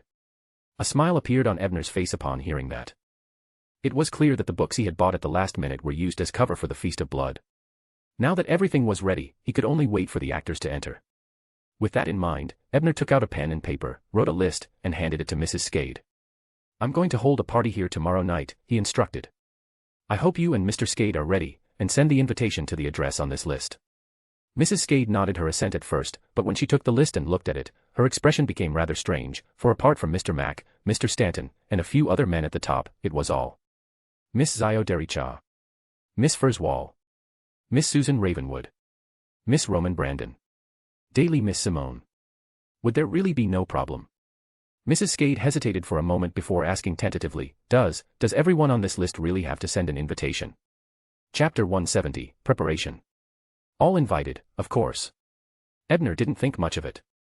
After giving Mrs. Skade another word of advice, he headed straight for the study in the mansion. This study wasn't very big. There was only a row of bookshelves in front of the west wall. The rest of the layout was more like a living room.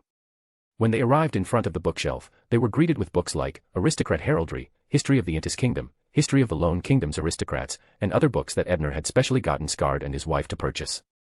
These were the types that Zio preferred. These books weren't cheap, and the bookshelf was filled with astonishing prices. Thankfully, the Church of Earth Mother had reimbursed them. While he was thinking, Ebner tidied up the order of the books and placed the Feast of Blood that he had brought and tampered with in a position that he could easily obtain. After doing all this, he thought for a moment and decided to use the Solomon gold coin again at the banquet tomorrow night. Firstly, it would allow him to be a little luckier with his arrangements, and secondly, it could ensure that nothing unexpected happened during the banquet. In the garden of 16 William Street, the bloody scene that Ebner had seen yesterday had been cleaned up. Even the lion-like beast that had been hollowed out was stored in a large box. A handsome man in a neat suit was standing in the bedroom on the second floor of the villa. He was in his 40s, mature and elegant. He swept his golden eyes across the room and locked onto an empty cabinet. At this moment, a man wearing a golden mask knocked on the door. After obtaining permission, he walked into the bedroom and reported to the lone soldier in a standard posture. Your Excellency, this villa has been cleaned up. We have pieced together the complete remains of 2 women and a monster corpse that was transformed by a werewolf. This matches the information reported by one of our secret agents. From the looks of it, this might be a stronghold of the Rose School of Thought. The handsome man in a well-ironed suit did not comment on this. After some thought, he asked, Have you investigated the owner of this property? Yes, Your Excellency. The owner of the house is called Quinside. He's a tobacco merchant who returned from the southern continent and owns many tobacco plantations overseas. No one knows his exact experiences overseas. I only heard that his means aren't very clean. In addition, in order to compete for a business deal, he had previously deliberately instigated Tingin's desperado, Barkus, to kidnap the youngest son of a local tobacco merchant, Vicroy. This matter was ultimately resolved by Tingin's local Nighthawks team. And because Quinn's people only deliberately revealed some information about the tobacco merchant to Bacchus and didn't actually participate, and with a big-name lawyer defending him, the matter was left unsettled. The police department didn't pursue it further. When the handsome man heard this, he sneered and said, How many merchants who earn big money overseas are clean? Especially when they do tobacco business. Do you have any other information about this person? The golden-masked MI9 member hesitated for a moment when he heard that, but he still answered, according to the information gathered by our intelligence department, there are rumors that Mr. Quinn said is actually working for the Sauron family, or he might even be a branch of the Sauron family. It's just that there's no concrete evidence.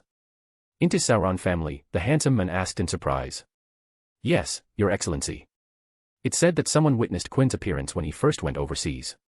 Back then, he didn't have black hair, but red hair, the masked MI9 man replied. Why would the Sauron family disguise themselves to settle down in Backlund? They even seem to have a connection with the Rose School of Thought. The handsome man pondered for a moment before asking again, do you have anything else to add? Yes, Your Excellency. This property was originally owned by Lieutenant Ebner, who was transformed into a monster by Demoness of Affliction's Ray. We suspect that Quinn had another motive for buying this place, the man wearing a golden mask reported. A merchant from the southern continent. Could he be a believer of the primordial moon? The handsome man muttered to himself before instructing, find out Quinn's whereabouts immediately. If necessary, inform the Nighthawks of this matter and borrow their manpower. The MI9 member first responded before asking with uncertainty, don't we need to inform the mandated punishers? They have been searching for news of the Rose School of Thought recently. This is Westboro. Beyonder matters are under the jurisdiction of the Nighthawks, right? Besides, the mandated punishers don't have enough manpower to help us, the handsome man said with a chuckle. After the golden-masked MI9 retreated, he cast his gaze at the cabinet he had previously noticed and muttered silently. Could it be 1-025? After leaving the villa in Sherwood Borough, Ebner took a public carriage to St. Samuel Cathedral in the North Borough. After all, dinner yesterday hadn't been reimbursed. In addition, he had to personally hand over the invitation to Madame Daly since there wasn't a specific address. Sitting in the public carriage heading to North Borough's Phelps Street, Ebner leisurely looked at the Daily Observer he had bought before boarding the carriage. On the front page, he read. A kind lady was brutally murdered. After investigation, it turned out to be a serial case. It's known to be the 6th case. Here is a detailed description of the life of the murdered Lady Harja, from her miserable childhood to her struggle to finally own a small restaurant of her own, to the elevation of her class. This comparison reflects the wickedness of the murderer who cruelly robbed her of her new life. Ebner didn't think much of it. From the police dossiers he had previously read, he knew that countless people mysteriously disappeared or even died in Backlund every day. In comparison, the number of casualties caused by the devil dog was limited. The reason why it was so highly regarded was because its methods were too cruel, and it did not avoid ordinary people, so the impact it caused was rather bad. East Borough, the factory district, and the dock area were filled with legitimate devils that ate humans. They were not lacking a devil dog. However, Ebner wasn't the original protagonist. He didn't have much feelings for the plight of ordinary people in this era. He might feel pity and lament over Klein's plight, but he didn't have Klein's great love or his determination as a guardian. After all, he was only concerned about himself and his friends and elders. As for the others, unless they were the original characters that he liked, he would only take care of them if he had the ability to. He would not take the initiative to do anything. After reading the newspaper several times, the public carriage finally stopped at Phelps Street. There was a pure black cathedral with bell towers on both sides. It had a symmetrical beauty. It was none other than the Church of Evernights Backlund Diocese headquarters, St. Samuel Cathedral. Ebner stepped close to the church. Even without entering the prayer hall of the church, he still felt a sense of peace. He wanted to ask Madame Daly about her location through the priest, but he was lucky. Before he entered, he saw Madame Daly's assistant, Miss Shea, walking out of a nearby building with a lunchbox. Ebner hurriedly chased after her. After exchanging greetings, he stated his intentions. After hearing his request, Shea thought for a moment and nodded. Follow me. I happen to be delivering lunch to Madame Daly. Then, Ebner followed Shea around the St. Samuel Cathedral and came to a narrow street. Finally, they stopped at the entrance of a security company named Black River. The girl at the front desk was obviously surprised by Shea's action of bringing someone back. After whispering to Shea, she looked at Ebner in surprise. Ebner pretended not to hear the gossip between the two ladies and sat for a moment in the reception room of the company. Then he saw Miss Daly, her face smeared with blue eyeshadow and blush. Before Ebner could take the initiative to greet her, Madame Daly teased with a faint smile. I'm sorry that I didn't see the headlines of today's newspaper headlines such as eating a luxurious meal without paying the bill, the hero detective maliciously flees. Ma'am, so you're also aware that you tricked me yesterday. Ebner grumbled under his breath, then handed her the attached page of last night's bill. He had no embarrassing thoughts. Daly took it and glanced at it. She said with a smile, you really don't pretend to be forthright. You should know that handing the bill to a lady is not a gentleman's action. Ebner ignored her joke. The fact that she hadn't returned the bill was in itself a tacit agreement that it would be reimbursed. Also, this is the information His Excellency, the sword of the goddess, needed yesterday. I've organized it into a written document. Ebner then handed Daly the information regarding the devil pathway that he had prepared this morning. This time, Daly stopped smiling and accepted it with a solemn expression. However, after flipping through a few pages, she smiled again and said playfully, "Why are devils invitations for girls? Eh? And for me?" Chapter 171, Gift. What? Ebner was shocked. He thought he had taken the information about the devil wrong. At this moment, Daly only took out the invitation card that she had given her from the information. Then, she said with a teasing smile, "I was just joking when I saw this stuck inside. I didn't expect it to touch the truth. This isn't funny at all." "Madam Daly," Ebner said helplessly as he touched his forehead. "All right, I'll accept this invitation." "Heh, you're quite lucky. I happen to be free on Wednesday night." Daly's eyes darted around as she put away the devil document and said, "In fact, because the mandated Punisher elite from the Thunder Cathedral arrived a day later than expected, the plan to leave for Tingen on Wednesday was postponed until Thursday." However, the reason for this was not explained to Ebner. Empress Borough, in Earl Hall's luxurious villa. An abnormally cruel murder happened near St. Samuel Cathedral in Northborough. The victim's death was extremely terrifying. Audrey, who had finished her lunch, casually flipped through the Backlund Evening News in the activity room. Upon hearing his daughter's whisper, Earl Hall shook his head and sighed. It said that this is the 6th such case, but the police and official beyonders have no clues. Upon hearing her father's words, Audrey wished she could transform into a detective and bring Susie to capture that detestable fellow. However, she knew that it was impossible. She could only turn to ask, "Where's that hero detective? Doesn't he have any clues?" Earl Hall, who had a beautiful mustache, chuckled and said, "If every tricky case is solved by a detective, how do you think the police will feel?" The police deliberately didn't let Detective Brian join the investigation of this case. How could they do that? That's a bunch of lives. Audrey immediately frowned and said angrily, "My beautiful princess, you have to believe in the police's abilities. When they get serious, they might not be worse than that hero detective. Furthermore, the goddess's guards have already joined the investigation." After Earl Hall said that, he tapped his chest 4 times. Praise the lady. Audrey also drew a crimson moon on her chest. After lunch, Audrey returned to her room. After finding an excuse to dismiss all the maidservants, she looked at the gifts that Annie had recommended and said to Susie worriedly, "Susie, do you think this waist made of pure silver is better hung, or that 3-wreath-shaped headdress looks better? Or this feathered hat? Gosh, I think that gemstone accessory is beautiful too." Susie wagged her tail and answered straightforwardly, "They taste very hard when they bite." Following that, it saw Audrey's expression collapse as she tilted her head and said, "Since you can't choose a suitable one, why don't you give it all away?" Audrey's eyes lit up when she heard that. She thought to herself, "That's right. Why should I worry about this? I'll let Mr. Tower choose it himself. It's not worth much anyway." With this in mind, she immediately gave Susie a look. The latter had a tacit understanding and ran out to guard the door without any verbal communication. As for Audrey, she locked the door and sat by the bed, chanting Mr. Fool's honorific name. "The fool that doesn't belong to this era. You are the mysterious ruler above the gray fog. You are the king of yellow and black who wields good luck. I wish to pray to you and express my request. I wish to hand over the items I promised Mr. Tower to him."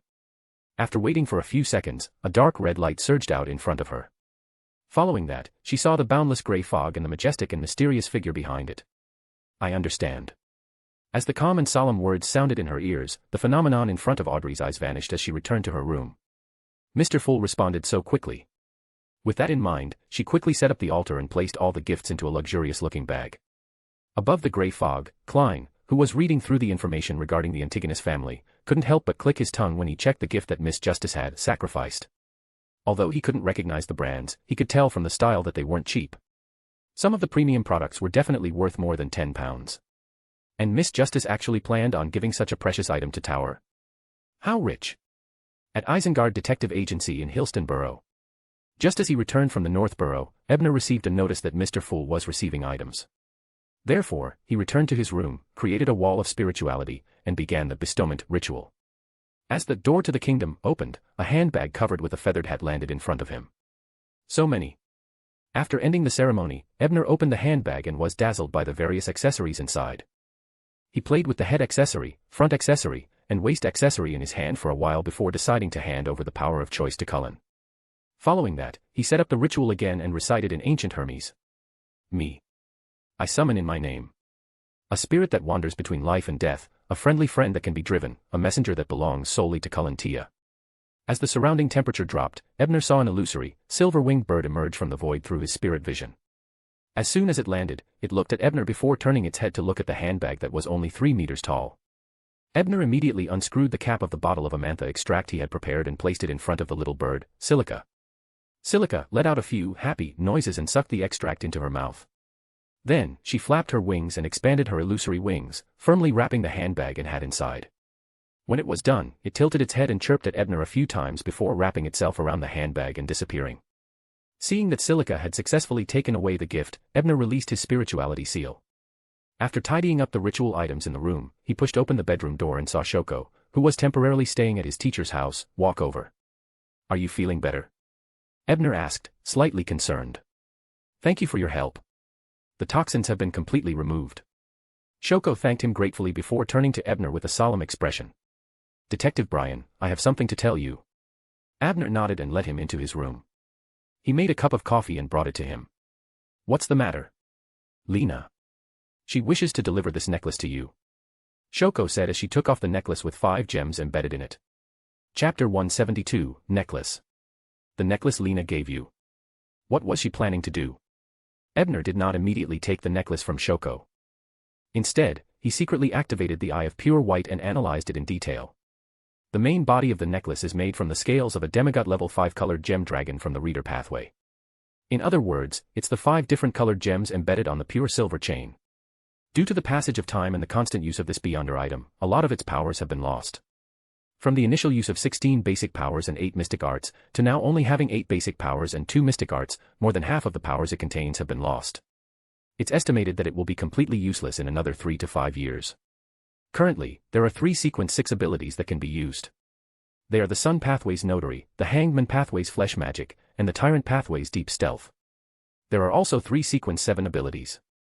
They are the Sun Pathway's Holy Light Summoning, the Visionary Pathway's Placate, and the Hangman Pathway's Hidden Shadow. Sequence 8 abilities only have 1 Mind Reading ability. Sequence 9 abilities also have 1 Mirage Scale. As for the 2 secret arts, they are the core powers of this necklace. They are both at sequence 5. They are Evan's Concealment and Volat's Perfect Recovery. Evan's Concealment Barrier is based on analyzing sequence 9's Mirage Scale, sequence 8's Telepathic Heart, and sequence 7's Shadow Hiding. It's formed from the core characteristics of these abilities. Finally, it can be strengthened through the effects of Notary. Once it's cast, it will form a phantom scale-like barrier around the body. It can hide one's figure, making one invisible in both the visual and psychological sense. It can also effectively resist detection methods like divination. Volat's Perfect Recovery art is a secret art formed from the combination of 2 sequence 7 powers, Holy Light Summoning and Placate, as well as Flesh Magic and Deep Stealth. When used, it can form a blood cocoon around the body. In theory, as long as one isn't dead, any injuries can be quickly healed. Furthermore, due to the existence of Holy Light and Placate, even if the evil anomaly invades the body or even the symptoms of losing control, there's a 10 to 20% chance of being rescued. The material of this necklace comes from the scales of a demigod-level dragon. Although it can effectively enhance the anti-divination and repulsion powers of Evans's concealment barrier, it also has certain corruption. Wearing it for a long period of time will gradually turn into greed, laziness, and lust. Use Volat's Perfect Recovery cautiously. This is because, after the blood cocoon recovers, one's personality will deviate slightly from the previous 3 states if one doesn't have strong mental protection. Looking at the analysis report sent by the Eye of Pure White, Ebner frowned. It was not because the necklace was bad, but because it was too powerful. It was even more perfect than his trump card, the Ring of Light ring. Although this necklace only had the ability of pure support, not to mention the 8 basic skills, just the 2 secret skills were enough for him to gain a lot. The functions of these 2 secret arts were secondary. The key was that their combination provided an idea. This made Ebner have many new ideas. When he became a secret arts mentor, in the future, he might take fewer detours. Of course, he wasn't even an erudite scholar at the moment. He was still far from being a mysticism magister. What was more important now was to figure out why Lena had given him such a precious beyonder item. Therefore, after closing the Eye of Pure White, Ebner thought for a moment before asking, "Shoko, do you and Lena know the ability of this necklace?" Shoko had noticed that Ebner had been staring at the necklace. Although he found it strange, he had been waiting patiently. Now that he was asked, he hurriedly replied, "I know. The old man who handed this necklace to me once described its ability in detail to me." Then, he repeated the ability of this beyonder item as if he was familiar with it. From the process, it was obvious that he had memorized it. Ebner was not in a hurry to interrupt him. Instead, he compared his description with his analysis report and found that other than the material of the necklace, everything else was basically the same. He did not even hide the negative effects. After Shoko explained the function of the necklace, she looked at Ebner, who was deep in thought, and added, "It was precisely because of that negative effect that I did not dare to use perfect recovery after I was poisoned. I could only barely resist it with flesh magic." Ebner nodded. Then he thought of a new character revealed in Shoko's earlier words and couldn't help but ask, "You said it was a necklace given to you by an old man. Wasn't it Lena?" "To be precise, I brought this necklace to Lena." Shoko shook his head. "What exactly happened?" Ebner frowned, feeling that this matter was getting more complicated. Shoko replied as he recalled. "That would have to start from Inspector Wayne's funeral. After I was chased out of the cemetery that day, I was extremely depressed due to my unwillingness and hatred for my incompetence. At the very most, due to my depressed state, I unknowingly fell asleep in a park by the street. In my sleep, I met an old man. He told me many things and asked me to bring something to Lena. When I woke up again, the necklace appeared in my hand." Ebner interrupted and asked, "What did the old man look like? What did he tell you?" "I couldn't see the old man's face clearly, or perhaps I forgot after I woke up. As for what he told me, it was actually very simple. Apart from the introduction of the necklace, there was some information about Lena and how to find her. In the end, he asked me to tell Lena something. Because he repeatedly asked me to repeat it in my dream, I still remember it very clearly." Shoko recalled the experiences in her dream. Without waiting for Ebner to ask, she continued. "He said that although the ring he gave you last time allowed you to luckily avoid several pursuits, you ultimately couldn't escape the demoness senses. And this necklace can temporarily block the mark she left on you. This sounds like it's about Ray chasing after Lena. Mark. It can't be the divine corruption of the primordial moon that Judy mentioned, right? I remember that the last time I contacted the witch, Judy had already helped her completely eliminate the corruption. After all the godhood had been destroyed by the 3 holy items. The corruption brought about by it naturally became rootless. As for Lucky's ring, it can't be the ring she used to forcefully escape the effects of the language of foulness during my battle with Lena, right? When I received it, I also used Solomon gold coin. No wonder I always felt that I wasn't lucky that day. What's this? Is it the lucky inner scroll? However, who was supporting Lena from behind? To actually deliver 2 such precious Beyonder items in succession. Although they seemed to have timely effects and weren't forged from Beyonder characteristics, if they were to be sold at a gathering, there would definitely be people willing to pay a high price for them. Furthermore, I suspect that the reason why Lena was able to escape from Ray and successfully hide under Prince Edisac's wings was because of this mysterious person's interference. This method of doing things. It can't be the psychology alchemists, right? Vin Rambies. He wants to guide Lena to betray Ray and then sell the information to the Forsaken Ones. What role does Judy's mother play in this? But that wasn't right, because if that was the case, just giving her a lucky ring was enough. There was no need to give her such a precious necklace. After all, Lena had already revealed the information to Judy. It was difficult for Ebner to grasp the truth of the matter, so he decided not to think too much about it. He asked Shoko again, "This thing's origins are unclear. Lena is also afraid that if she continues to hold it, it will bring about some kind of disaster, right? So that's how it is." Shoko was stunned for a moment before she came to a realization. "I thought she really wanted to help me return your favor. With that said," he added, "she previously told me that you killed the demoness of afflictions and avenged Inspector Wayne. I should express my gratitude to you and even offer this necklace as a gift." Ebner was somewhat speechless when he heard that. He thought to himself that such an excuse would only fool a rookie Beyonder like Shoko. No one would believe it. However, would he be able to get rid of it just by giving it away? All the gifts of fate had already been marked in secret. Since Lena had accepted the old man's help, she must have become his pawn. Unless, giving the item to me is also part of the old man's plan or arrangement. Then, this couldn't be a setup by the psychology alchemists. Perhaps, there was more than one elder who gave Lena the extraordinary item. Who said that the person who gave her the necklace was the one who gave her the ring? Was it him? Ebner had a vague guess at this point, but he dared not dwell on it. However, he still reached out to take the necklace. He planned on sending it to the Harvest Church in a while. He would first ask Earth Mother, who was currently the friendliest to him. In the eyes of many people, he was already a blessed of Earth Mother. Even if the person behind the scenes was paying attention to this matter, he wouldn't find it a problem to bring the necklace there. As for Mr. Fool, it was best to wait until the next tarot club to ask.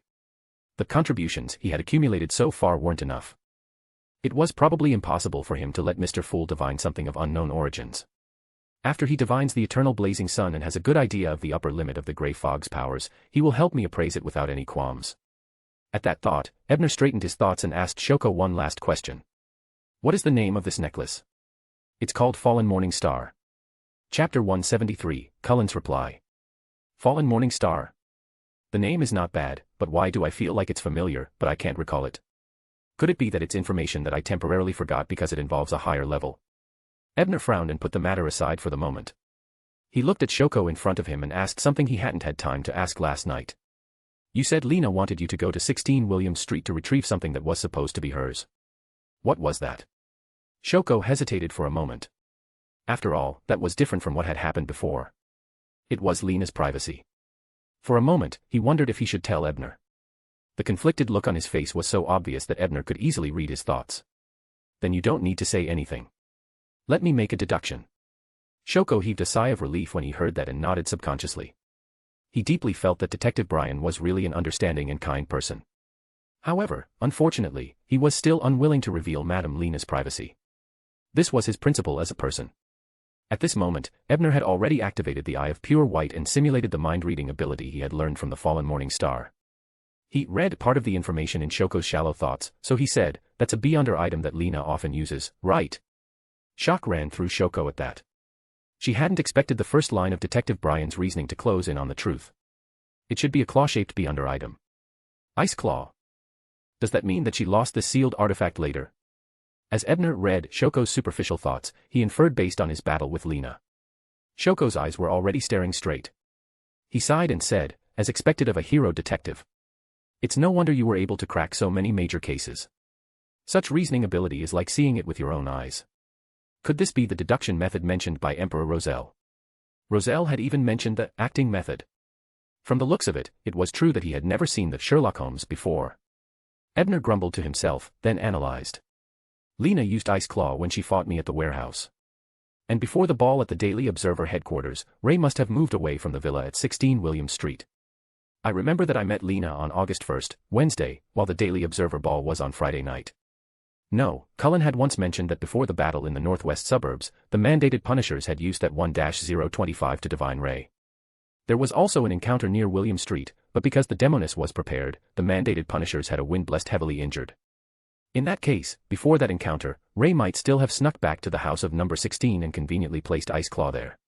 Well, more than a week in between should have been the time Lena's luck failed and Ray found it and lost Ice Claw because of it. As for Inspector Wayne's funeral, it was the second day after he helped Roman catch the adulterer. That was also the day that the old man handed the Fallen Morning Star to Shoko. Indeed, the two elderly men who delivered the beyonder items were not the same person. The former should have given up on Lena after she connected with the Forsaken One. Although she had not told Judy about Ray's information at that time, she had most likely revealed it to Prince Edisac. Even if she was killed by Ray, this information would still fall into the hands of the Forsaken One. She had no value then, so the lucky ring had failed. As for the old man who used Shoko to hand over the Fallen Morning Star to Lena, he probably hoped that Lena would continue to live. However, I still can't figure out what plans he has. Ebner's mind raced, and he smiled as his mind wandered to answer Shoko's earlier question. That's the charm of reasoning. Although he failed to protect Ma'am Lena's privacy, Shoko wasn't depressed. After all, he wasn't the one who leaked the information. It was just that Detective Brian was too powerful. He was able to deduce the entire process of the matter with just a few clues. After that, Shoko bade farewell to Ebner. The latter didn't urge him to stay and only reminded him tactfully, the assassin pathway will undergo major changes at Sequence 7. But seeing Shoko's unconcerned look, Ebner felt that his good intentions were wasted. After Shoko left, Ebner looked at his pocket watch and saw that it was past 3 o'clock. He quickly picked up Fallen Morning Star and left the house. He took the subway to Moonflower Street, which was south of the bridge. In the Harvest Church, Ebner, who was pushing open the door, suddenly felt his spirituality stir. He hurriedly activated his spirit vision and saw a chick struggling to escape from the void with a handbag. Silica? Ebner asked in surprise. He did not have Amantha or any other spiritual material powder with him. The little bird, Silica, put down the handbag and chirped at Ebner a few times before taking out a letter from the opening of the handbag. Ebner took the envelope. He was embarrassed to see Silica staring at him without moving, so he simulated a little psychic aura, condensed it on his finger, and placed it in front of Birdie. Silica approached curiously at first and lowered her body as if she was smelling it. Then, she turned her head away with an obviously disgusted expression and chirped a few more times. At that moment, Hazel, who was praying with Bishop Utravsky, turned her head and saw this scene. She fell silent for a moment before walking over. She took out some spiritual materials and placed them on Silica's ground.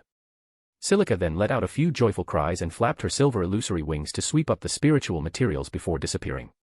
"Thank you very much." Ebner looked at Hazel and smiled. "I wouldn't know how to entertain Silica without your help. Even if you don't give her anything, she won't do anything. At best, she'll be a little angry. Next time, she'll throw the letter right in your face," Hazel said dryly. "There's such a thing. Are you, very close to her?" Ebner asked, surprised. "After all, I've already lived here for 10 days. I also know Mr. Cullen and Madame Judy." One time, Silica was in a bad mood, so she directly threw the letter at Mr. Cullen's head. Although Hazel's tone was calm, there was a hint of a smile in her voice at the end. However, this once arrogant girl quickly restrained her expression and turned back to the Earth Mother's sacred emblem to continue praying.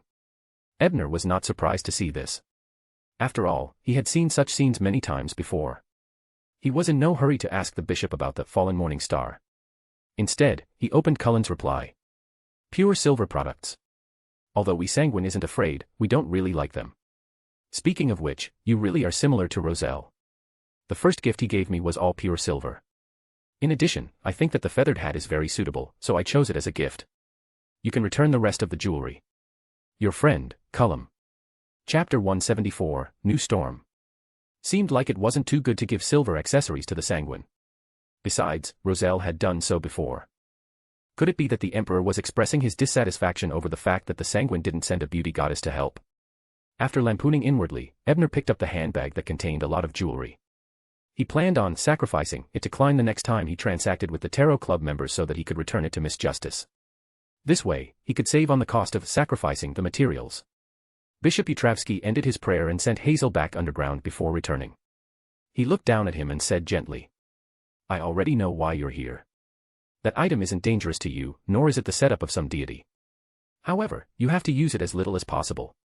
These words directly blocked Ebner's question. After a while, he heaved a sigh of relief and thought, "Is Lilith very free every day? Why did she send an oracle over such a small matter? Does she really think highly of me? How did I gain her favor?" However, since the necklace wasn't dangerous, he could really get Mr. Fool to help investigate its origins. Previously, he was still a little worried that the Fool might face a deity because of this, even though the other party would seek death this weekend to see the eternal blazing sun's appearance.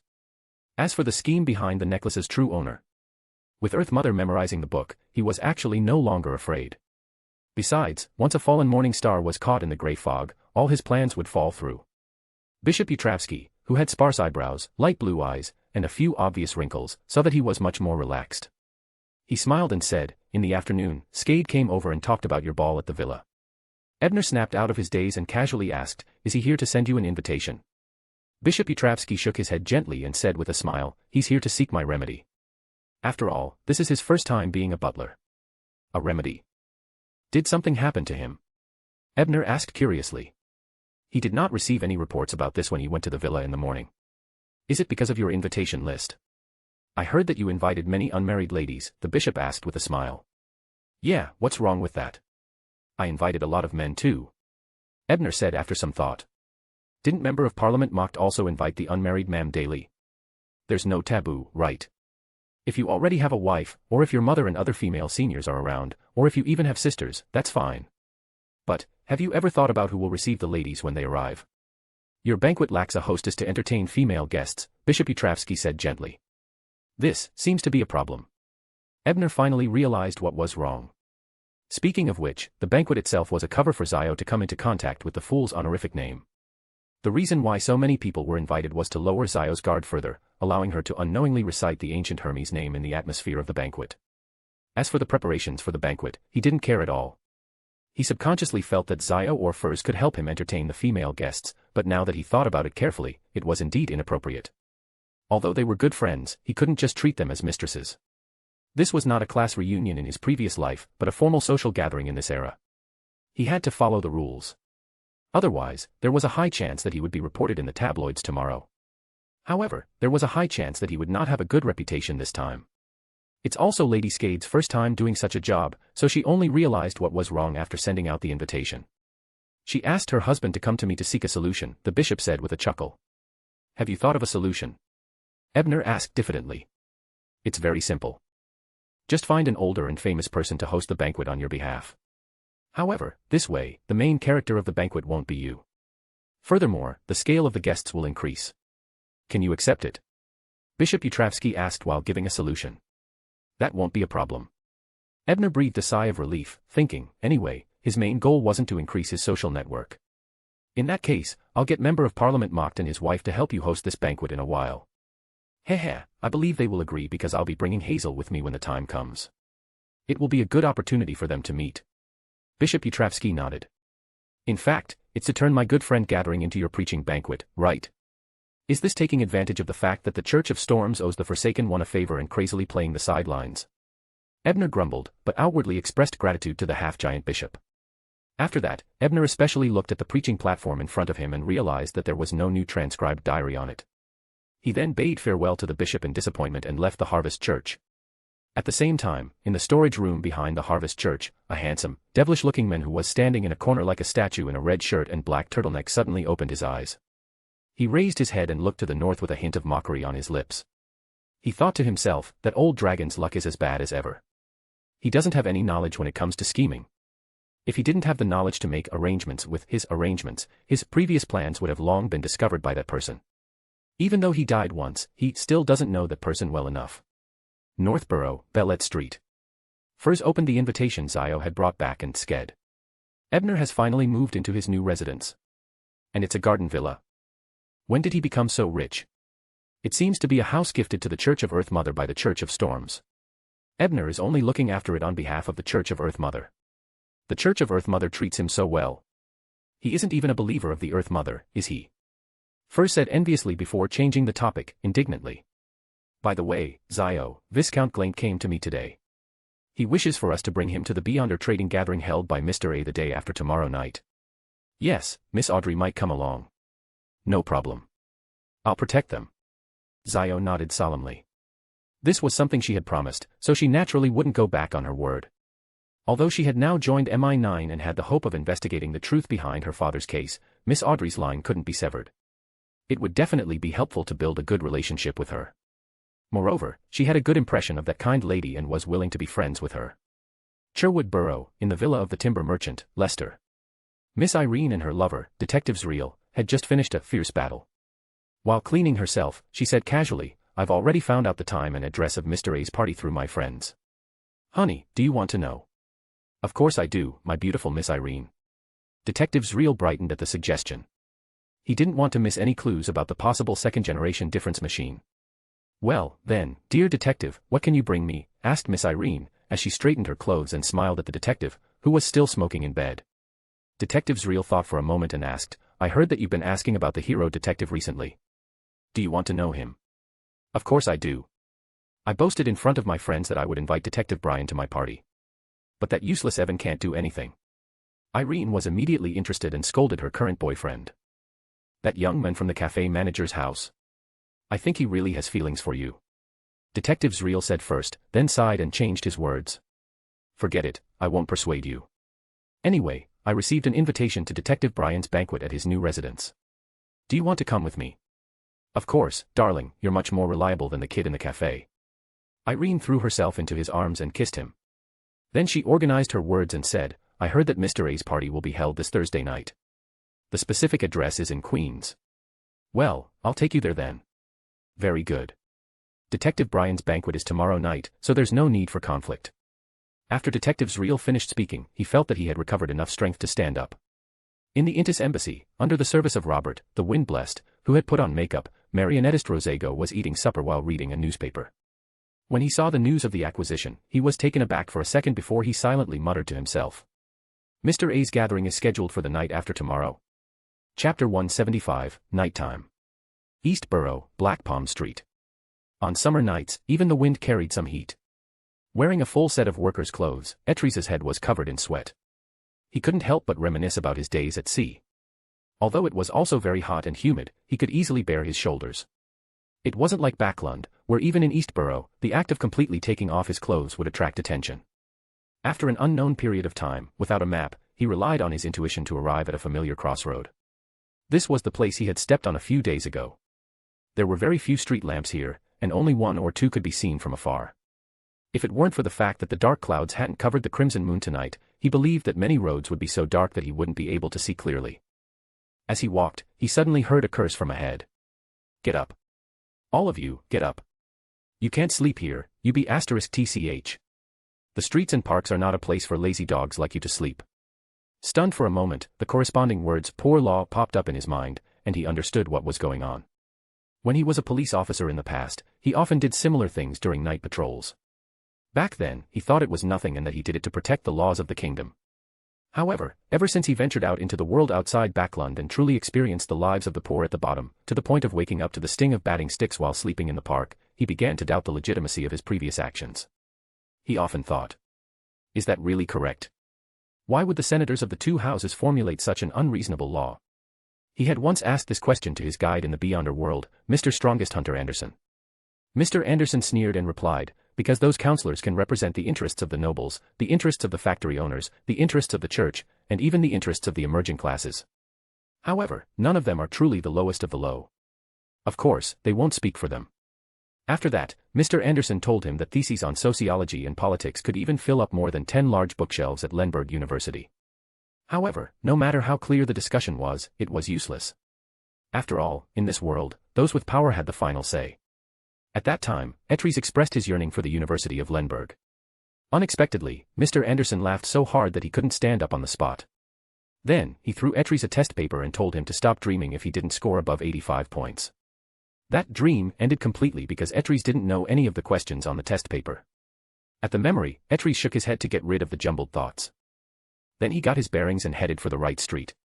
The streets of this area were controlled by the Paulies, who managed a large number of street girls who pulled in patrons at bars and the edge of the road to do unspeakable things. This district was considered a bustling area in East Borough.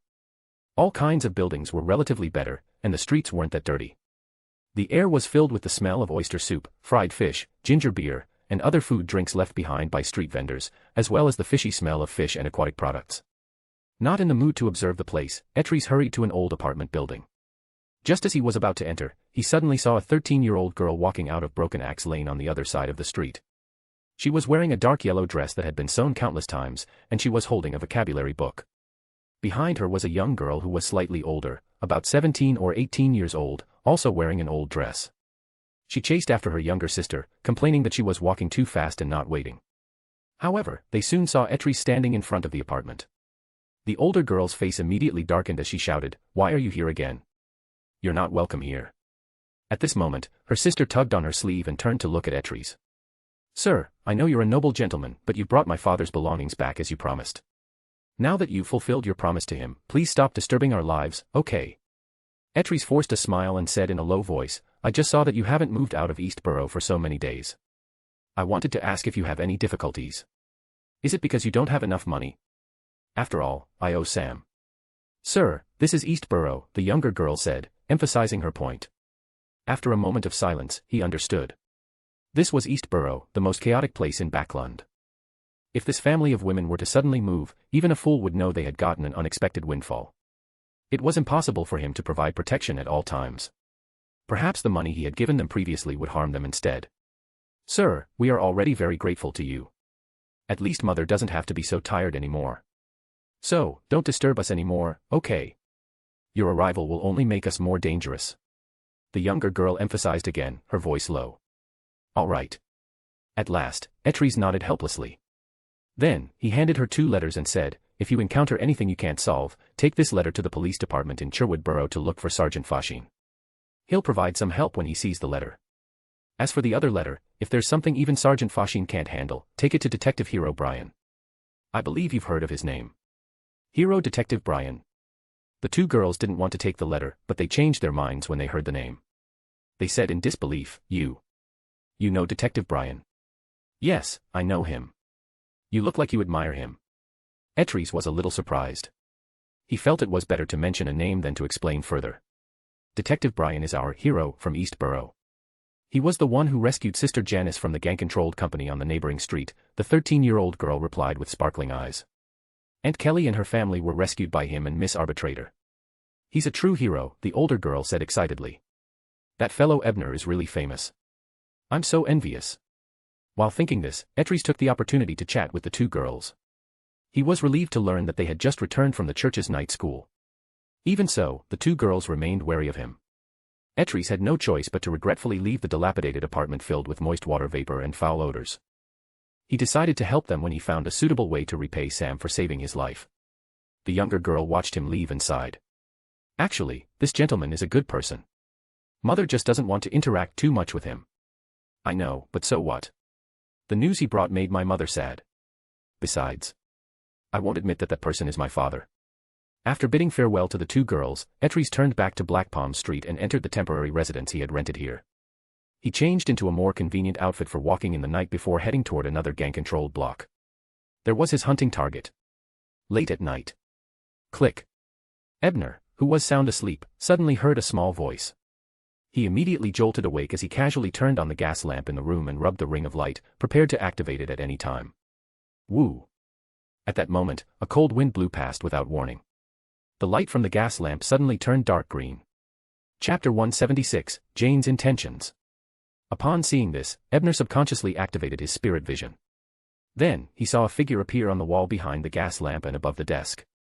It was a figure formed from a dark and illusory fog that looked like a black cloak. Who was it? Before Ebner had time to think carefully, he wanted to activate the ring of light and cast holy light first. But at that moment, the figure suddenly shook the air and said, "Ebner, I'm Jane. Don't attack me." Jane. Ebner stopped rubbing the ring on his finger, but he did not stop. Instead, he turned the holy light he was about to activate into the purification halo that enveloped him. Due to his excellent control, the sudden appearance of the golden halo only formed a barrier of light around his body and did not affect the other uninvited guest. I know that this visit was too sudden, and I should have greeted you in advance. However, my body is still on the ship outside Pritz Harbor, so I can only have my spirit body fly over to communicate with you. As she spoke, the illusory figure made of black fog raised a hat made of the same black fog. It tried to construct a simple appearance, but it didn't succeed. It only produced facial features that were rough like a simple painting. The black mist figure spread her hands helplessly.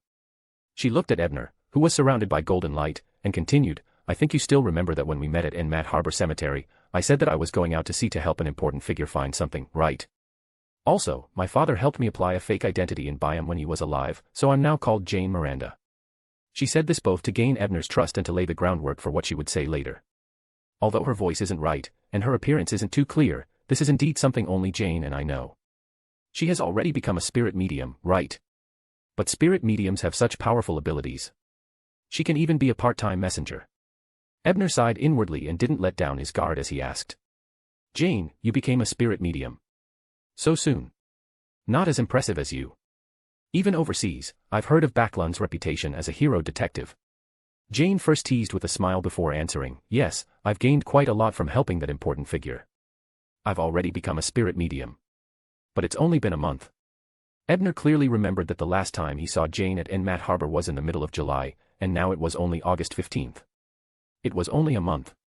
Although it had only taken him a month to go from student of ratiocination to knowledge keeper, he was personally sent by the god of knowledge and wisdom to provide intelligence to aid him in digesting the potion.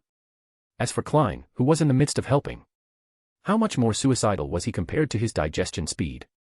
"Because I went to dig a grave that might have been my ancestors." So the gravedigger digested very quickly.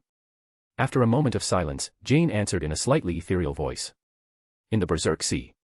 Ebner asked thoughtfully. "Eh? Ebner, how did you know?"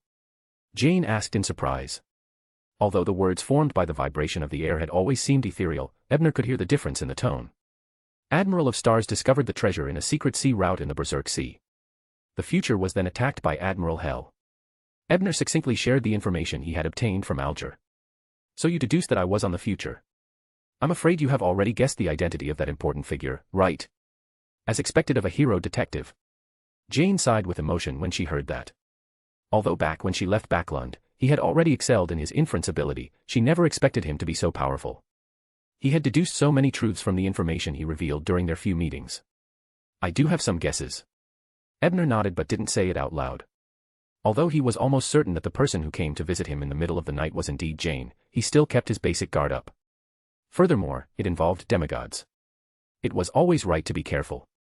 Seeing that Ebner's vigilance had slowed down slightly, Jane made the illusory face formed by the black fog reveal a simple smile.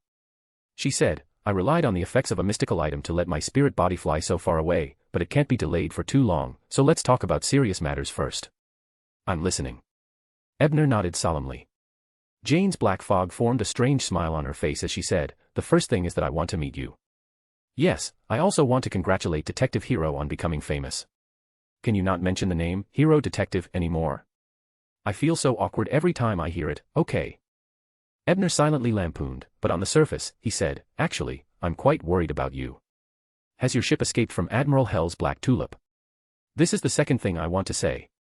I want to ask you for a favor. Help me report a piece of news to the Church of Storms. The head formed by the black fog tapped heavily and slowly. What news? Ebner's expression was somewhat odd. He deeply felt that the Church of Storms was about to become a hired thug and tool again. Thinking back to the series of events after his teacher reported the Demoness, he couldn't help but worry for them. The Black Tulip will appear in the outer seas of Pritz Harbor at this time tomorrow, Jane replied unhurriedly. Upon hearing that, Ebner immediately guessed what Jane or Katlia were thinking. He thought for a moment before suggesting, in fact, reporting it to the military might be more effective. Ever since the Pritz ironclad entered the water, it hasn't produced any outstanding results. All right. However, it's not convenient for us to deal with the military. And there are quite a number of numinous episcopate or Black Tulip scouts on shore.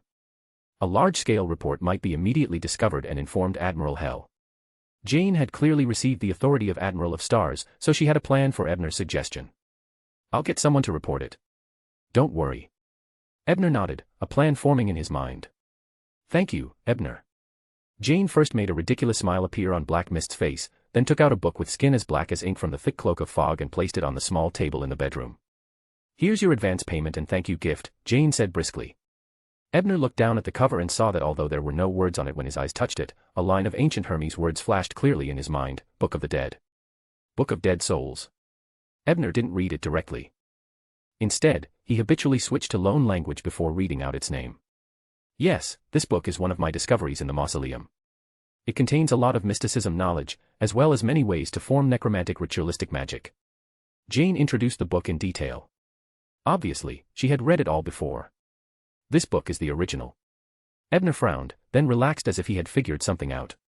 Yes, I never expected Katlia to agree to give you the Book of Dead Souls as a reward. Is there a problem? Jane clearly had her doubts as she asked uneasily. It's nothing. Ebner shook his head and thought to himself, it's very likely that Admiral of Stars is deliberately spreading the Death Pathways items.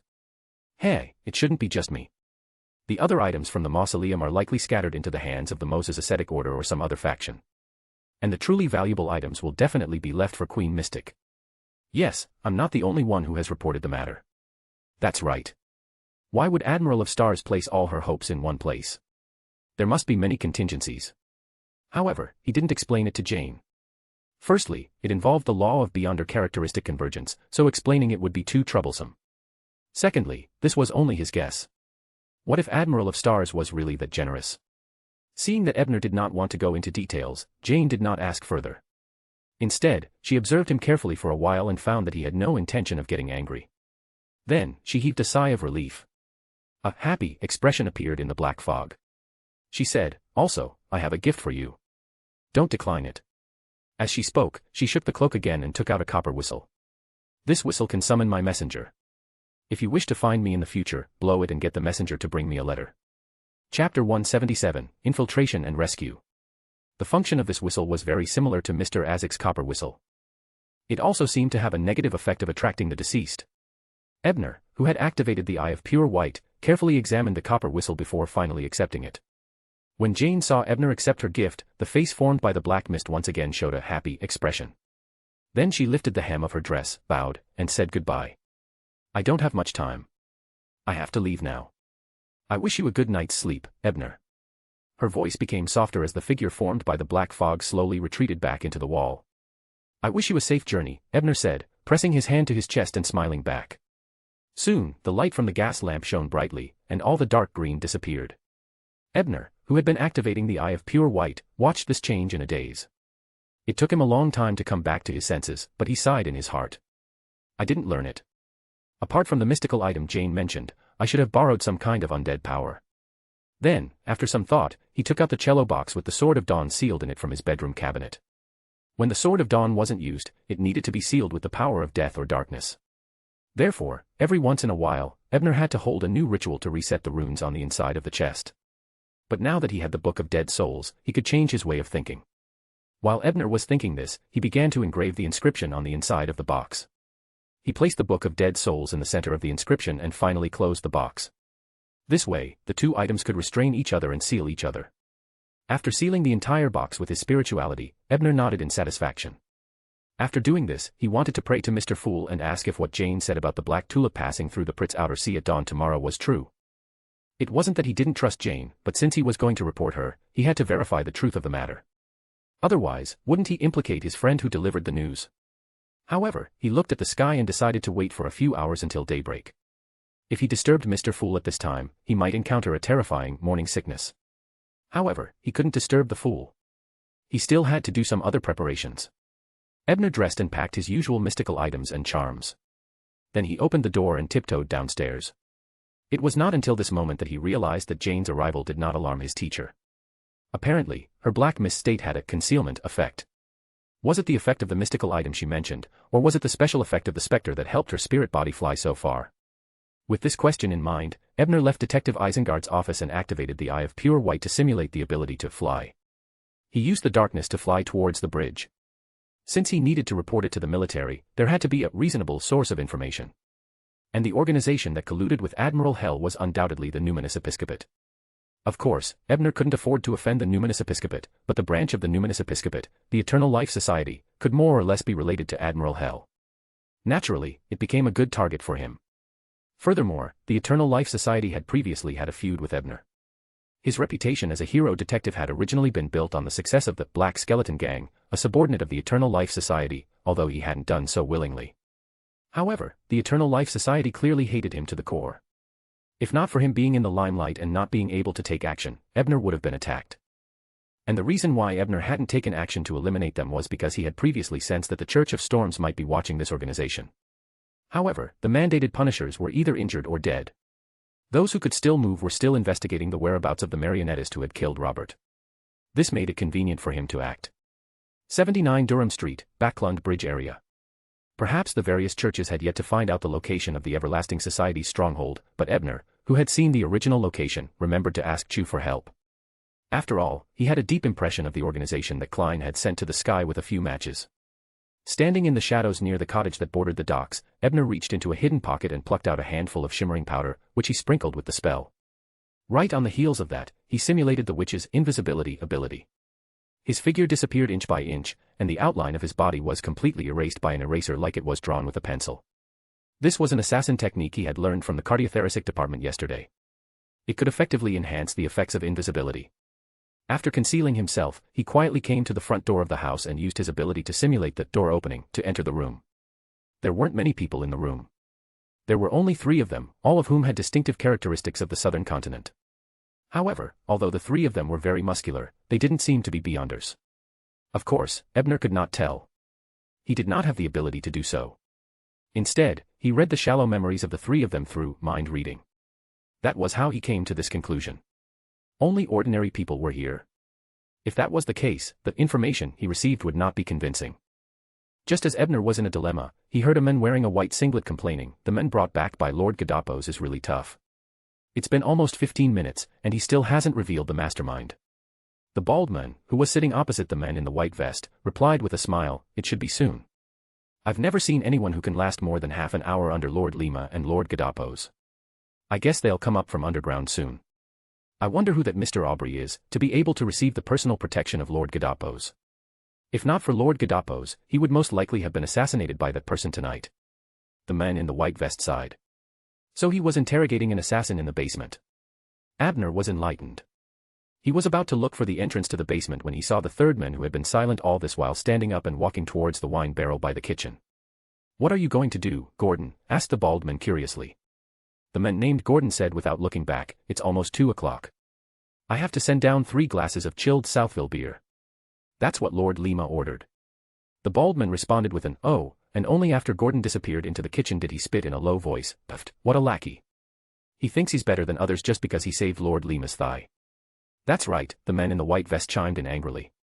Ebner ignored the two men who were obviously jealous. Instead, he crept into the kitchen and stared thoughtfully at Gordon as he poured beer into his glass. When he went to the ice cellar to retrieve the ice, Ebner quickly went forward and took out 3 strands of yellow hair sealed with spirituality from his pocket. Then, he placed the strands of hair into the wine cup. This was the hair that Judy had given him. It was said to be able to poison an adult curly-haired baboon to death in a few seconds. The hair dissolved as soon as it was drunk, leaving no trace behind. Upon seeing this, Ebner nodded in satisfaction as he thought, from the looks of it, what Judy said about even demigods being difficult to detect wasn't an exaggeration. At the very least, he, who had many means, had no other means to detect problems other than using the eye of pure white. At this moment, Gordon returned to the kitchen and placed the ice cubes into the wine glass. After waiting for nearly 2 minutes, he used the tray to pick up 3 cups of Southville beer. He went to the cupboard and knocked on a wooden board beside it. Soon, the closet was pushed open from the inside. A man with brown skin and short black curly hair appeared at the entrance of the underground tunnel. He looked at Gordon appraisingly, then nodded. He took the tray containing the wine glasses and closed the cupboard again. Ebner wasn't in a hurry to follow them in. Instead, he turned back and simulated his nightmare powers, pulling the 3 ordinary people in the house, including Gordon, into a dream. Then he calmly ended their lives with a small knife. These were all villains who had been identified by Klein in the future. Their hands were stained with the blood of innocents, so Ebner didn't hesitate to kill them. After burning them to ashes with witch's black flames, Ebner went to the closet and used his door-opening ability to pass through and enter the basement. This basement wasn't large, and it was about the same size as the house Ebner had rented in Eastborough. Therefore, he immediately saw the 3 Beyonders lying on the ground peacefully. If not for the fact that their Beyonder characteristics had been revealed, Ebner would have thought that they were just sleeping. And the person who was tied to the X-shaped rack, who was almost unrecognizable from the torture. Beatrice. Chapter 178, Harvest and Report. Etries. Ebner screamed in his heart. He did not expect to meet this friend here. And from the looks of it, he should be the tough bone that the bald man had mentioned before, who failed to assassinate and was caught instead. At this moment, Etries looked extremely miserable. His clothes were torn and tattered, and his entire body was covered in deep black marks. Even his limbs were broken. Hearing the noise, Etries raised his head with difficulty. Through his blurred vision, he barely understood what was going on in the basement. He nodded at Ebner, who had already revealed himself, and tried to squeeze out a smile. In a hoarse voice, he said, "Friend, although I don't know who you are, I'm very grateful that you saved me. I'll repay you later." He did his best to show his worth and emphasize that he did not know the men, lest he be silenced. "You're thinking too much. I originally came here to create something out of nothing and find out some information." Ebner, who was wearing a clown mask and had a female face, cursed silently. However, he was not in a hurry to untie Etries. Instead, he first used his physician ability to treat his injuries. Although the treatment he simulated was much less effective than the original version, it was enough for emergency treatment. At the very least, it stabilized the other party's condition temporarily and did not worsen. And the injuries were no longer worsening. It was enough for a strong hunter. "Thank you," said Etries, relieved to see that Ebner meant no harm. If he had, he would not have been so unnecessary. Ebner nodded and didn't say a word. Instead, he turned around and went to the 3 dead Beyonders. After carefully identifying them, he wanted to put away the Beyonder characteristics that they had extracted. Corpse collector characteristic. This was produced by the brownish yellow-skinned man who opened the closet. I remember seeing him back when I was recalling Morella's memories. He should be called Gadotpos. Yes, according to the 3 people, it was this Gadotpos who protected the so-called Mr. Aubrey. That's how Etries was captured. Heh, forget the fact that Hunter can't beat Corpse Collector, he was even captured. How embarrassing. Alright. This Gadotpos has a Beyonder item. That makes sense. Ebner grumbled to himself as he searched Gadotpos for another jet-black revolver. After analyzing it with the eye of pure white, he realized that it only had the ability of silent shooting. Although it wasn't very powerful, it was still quite useful. After stowing away the characteristics and revolvers, Ebner looked at the other brown-skinned men beside Gadotpos. They were both from the southern continent's Balam race, but this person's clothes were more exquisite, and he maintained his skin better than Gadotpos. Ebner even analyzed several types of skincare products from his face. This should be the Lord Lima mentioned by those ordinary people, right? His status should be above Gadotpos. As expected, this is a gravedigger. TSK, thankfully, a witch's invisibility can hide from wandering spirits. Otherwise, I would have had to do more. There's actually no Beyonder item. That's right. He doesn't seem to be a combatant, so there's no need for him to carry a dangerous sealed artifact with him. Yes, the sealed artifact of the Everlasting Society shouldn't be in this stronghold either. It probably has other places to store it. He has a letter on him. After Ebner put away the characteristic, he unfolded the letter and found only one sentence. It has been confirmed that Earl Wolf has a mask that he brought out from the Eggers family mausoleum. The Eggers family's mask. This was lost by Mr. Azek, wasn't it? The Eternal Life Society is already planning on it. However, I can imitate this handwriting. When the time comes, I'll hand this letter and the forged intelligence to the military. As his thoughts raced, Ebner turned his attention back to the last man poisoned to death. It was an elder in his 60s. He had a big nose, grayish-blue eyes, and his facial skin was loose. He didn't have a beard, and his hair was very thin. And on his body was a dark red object that resembled jelly. It was the beyonder characteristic of a provoker. That person is Donald Aubrey. On the surface, he's the boss of a bar in Eastborough, but in fact, he's a pirate who disguised himself after he came ashore. His nickname at sea is Laughter Longman, with a bounty of £1,000. At this moment, Etries finally regained some strength. He introduced the men to Ebner with a complicated look in his eyes. Provoker. From the looks of it, the hunting mission Anderson gave him wasn't just to train Etries. It also had the intention of allowing him to act and obtain the ingredients for his advancement. Unfortunately, Etries had screwed up. Ebner nodded slightly but had no intention of replying. It would be awkward if Etries knew who he truly was. He placed the provoker characteristic into the tin box and left the basement through the hidden entrance in the closet. Upstairs, he found a large bag in the house and returned to the basement to store the so-called grinning man's corpse inside it. Carrying the bag on his back, Ebner untied the ropes binding Etries. Ignoring his words of gratitude, he silently left the stronghold of the Eternal Life Society. However, just as he stepped out of the door at 79 Durham Street, a young man blocked his path. The newcomer wore a white shirt, black vest, and black pants. His medium build, blonde hair, and blue eyes made him unmistakably recognizable. He was the strongest hunter, Anderson. Isn't he supposed to be heading to the sea near the ruins of the Battle of Gods? Why is he in Backlund? Could he be secretly protecting Etries? Ebner immediately became alert, his body tensing, ready to fly away at any moment. Don't be nervous, sir. I just want to make a deal with you. Anderson touched his earlobe and smiled. What do you want to trade? Ebner asked, deliberately squeezing his throat to mask his voice, even though he already had a guess. The provoker's beyonder characteristic. I want to buy it, Anderson said seriously. As expected. Ebner thought to himself before pretending to consider the offer. After a brief pause, he named his price. £700.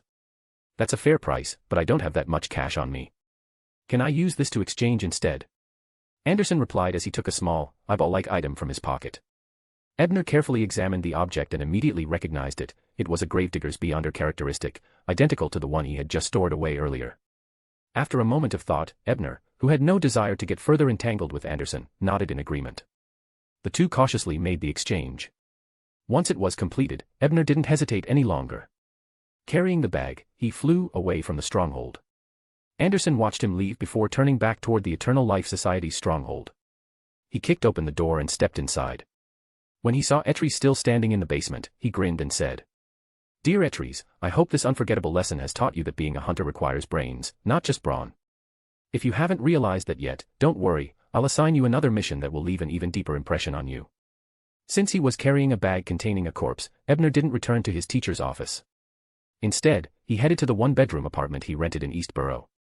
After taking off the clown mask and returning to his original appearance, Ebner glanced at the sky. The faint glow of dawn was beginning to emerge, though it couldn't pierce the thick fog that blanketed Backlund. It's almost 5. Mr. Fool shouldn't mind waking up early, right? With that thought, Ebner clasped his hands and brought them to his nose and mouth, as though praying. In a low voice, he sincerely recited. The fool that doesn't belong to this era. Tingen, at a terrace house on 2 Daffodil Street. Klein, who had been sleeping soundly, suddenly opened his eyes. He heard layers of illusory pleas echoing faintly in the air. Who is it this time? Tower? Or the hanged man? Klein muttered as he rolled over in bed a few times before finally getting up in resignation. He picked up his silver dagger and constructed a wall of spirituality, sealing the room. Taking 4 steps counterclockwise, he arrived above the grey fog. The crimson star corresponding to Tower expanded and contracted incessantly before his eyes. Indeed. Klein sat down on the high-backed chair, leaned against it, and spread his spirituality, allowing Tower's voice to ring clear. Honorable Mr. Fool, I received some information regarding Admiral Hell Ludwell. According to it, the Black Tulip will pass through Pritz Harbor's outer sea at dawn on the 16th day. I wish to use the contributions I've accumulated to confirm the authenticity of this news. If it's true, I hope you can pass it on to Mr. Hangman and have him report it to the Church of Storms as soon as possible. I understand it will place him at some risk, so I'm willing to pay a certain amount. The payment will be handed over via sacrifice shortly. In the towering palace, Klein tapped his fingers rhythmically on the edge of the long bronze table, pondering how to handle Tower's request. The information about the Black Tulip and Admiral Hell seems detailed enough. Perhaps I can divine it. With that thought, Klein conjured a fountain pen and wrote. The information that Tower obtained is accurate. He set the fountain pen down, removed the silver chain wrapped around his wrist, and let the topaz pendant hang steadily above the divination statement. Klein closed his eyes and calmly recited the sentence. After repeating it 7 times, he opened his eyes and saw the topaz pendant spinning clockwise. That's a confirmation. Nodding in satisfaction, Klein used his spirituality to inform Tower of the divination result. He added cautiously, this is based on the current observations. It doesn't account for any future interference by other entities. Just as he was about to contact the hangman to relay the information, another prayer from Tower reached him. It was for a sacrificial ritual. Moments later, a large, tattered bag was sacrificed and appeared within the gray fog. What's this? Klein muttered, picking up the note attached to the bag while habitually untying the string at its mouth. Chapter 179, Arrival. As the string was pulled apart, Laughter Longman's head was revealed. His eyes were closed and his expression was serene as though he had fallen asleep. The corners of Klein's mouth couldn't help but twitch. He had already seen the note on the bag and knew that it was a corpse worth 1,000 pounds. Thankfully, I've seen quite a number of corpses, and this pirate died peacefully. Otherwise, I would really have to get Mr. Fool and Tower to calculate the mental damage compensation. Klein lampooned as he spread his spirituality to the crimson star of the hanged man. He then threw Tower's previous prayer and the contents of the note over. On the vast and boundless Sonia sea, waves rose and fell. The Blue Avenger advanced steadily without any signs of wobbling. Alger Wilson sat in the captain's cabin, holding a brass sextant, but his eyes were closed. This was because he had just received a message from Mr. Fool. Tower wants me to report the Black Tulip. I remember that he was very involved with the future. What's his relationship with Admiral of Stars? Yes, I remember that Admiral of Stars probably joined the Moses Ascetic Order after falling out with Queen Mystic. And Tower knows a lot of knowledge that others don't. Could it be that Tower is a pillar of the Moses Ascetic Order or someone related to it? I have a mission to gather intelligence for the church, to begin with. There's no need for me to take many risks by sending this information back. Laughter Longman, I remember that his bounty is indeed 1,000 pounds, and Tower has promised to split it with me 50-50. After deducting 10% of the handling fee, I can probably get about 400 pounds. That's pretty good. Alger thought for a moment and felt that this business could be done. He immediately prayed sincerely to Mr. Fool before quickly setting up the altar. After some maneuvering, a large bag with a note attached to it appeared in front of Alger. He opened it and identified it before nodding slightly. He pondered for a few minutes before leaving the captain's cabin. He came to the deck and said to the few crew members, "We are about to reach Tiana Island. We will stay there for a day." The crew cheered and shouted, "Thank you, Captain." Upon hearing the news from Mr. Fool, Ebner heaved a sigh of relief and felt a little regretful. Unfortunately, Miss Justice's jewelry was left at his teacher's house and wasn't brought over. Otherwise, she could have been sent to the grey fog with the corpse. Of course, these messy thoughts only lasted for a moment. Ebner quickly threw them to the back of his mind and focused on faking information regarding Admiral Hell. Yes, I have to reveal this matter in the tone of an immature intelligence agent. In addition, I have to stuff some other dry goods in. This way, I can gain trust from the military and also attract attention. By the way, I'll delete the information that the Immortal Fool will reveal to Klein in the future and join in. This will be enough to attract attention, and it won't change the development of the era too much in the short term. It took Ebner 3 hours to complete the fake intelligence.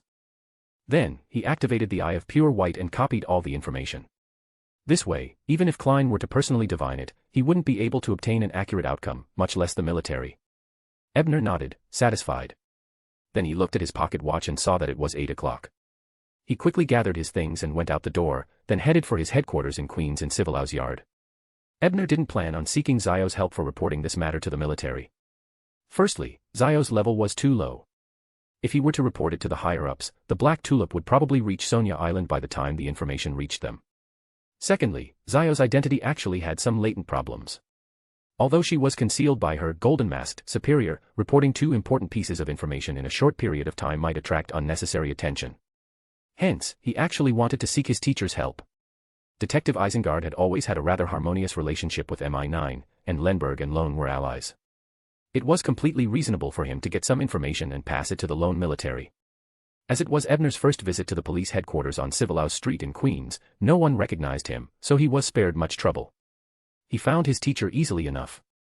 Detective Isengard Stanton was currently analyzing the ins and outs of the serial murder case with another famous detective in Backlund.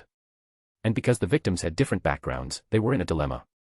Seeing Ebner arrive, Detective Isengard, who knew very well that his student wasn't welcomed by the police department, immediately stood up. Then, he greeted another detective named Bottas before bringing his student out and finding a cafe to sit down. What happened? Detective Isengard asked as he took a sip of coffee. Teacher, I attacked the Eternal Life Society's base yesterday and obtained a piece of information. I hope you can hand it over to the military as soon as possible, Ebner said with a solemn expression as he handed a document folder to his teacher. Oh. Seeing how serious he was, Detective Isengard put down his cup, took out the intelligence, and read it seriously.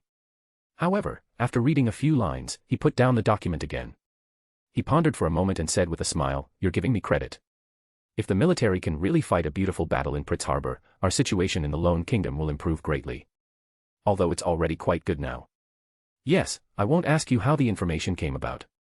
In short, as long as it's true, and with the Everlasting Society as an excuse, no one will pursue the matter. Don't worry, I'll pass it on to you." Ebner felt a little ashamed and relieved at that. To his shame, he did not expect his teacher to know him so well that he could guess part of the truth.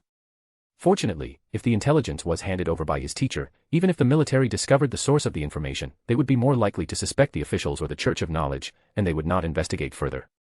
In his gratitude, Ebner's mind turned and he initiated the conversation. "Teacher, I have some ideas about the commonality of serial murders and victims." "What idea?" Detective Isengard looked up and asked curiously. "Teacher, have you ever read such a report before? In Backlund, 1 in 6 women between the ages of 15 to 55 are doing or have been street girls before." Ebner deliberated over his words. Detective Isengard was taken aback when he heard that. Following that, he rubbed his usual pipe with his thumb and said, "I see. I understand." Then, he raised his head and looked at his student in admiration. "Your mind is very active. I feel that even without the honor that was imposed on you, you are still an excellent detective. Thank you for the compliment, teacher." Abner shamelessly accepted Detective Isengard's praise because he was still cheating. Sherwood Borough, 28 Kings Street. At 4 in the afternoon, a rental carriage slowly drove over and stopped at the entrance of the garden villa. Zio and Furs each wore exquisite gowns as they got out of the car. Following that, an attendant led them into the villa. After greeting Mocht and his wife, Zio looked around before asking the attendant, "Where's Ebner?" "Where is he?" "Detective Brian is receiving Detectives Reel and Miss Irene in the activity room." Chapter 180, Arrangement. On the way to the activity room, Furs looked through the first-floor window at the garden outside as she sincerely said to Zio, "This is my dream residence. When I have enough money, I'll buy a house like this in Backlund." Zio followed her friend's gaze as she looked outside and whispered, "I lived in a place like this when I was a kid." After saying that, she realized that she seemed to have lost her composure and quickly changed the topic. "I thought you would say that you wanted to buy a manor in the suburbs or other places with good scenery." "No, I'll choose Backlund because the delicacies here are more convenient," Furs said seriously. As they spoke, they had reached the door of the living room.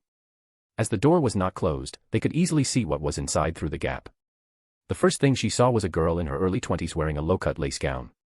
She was leaning towards Ebner, pretending to be curious about something. Zio frowned when she saw the scene and stopped.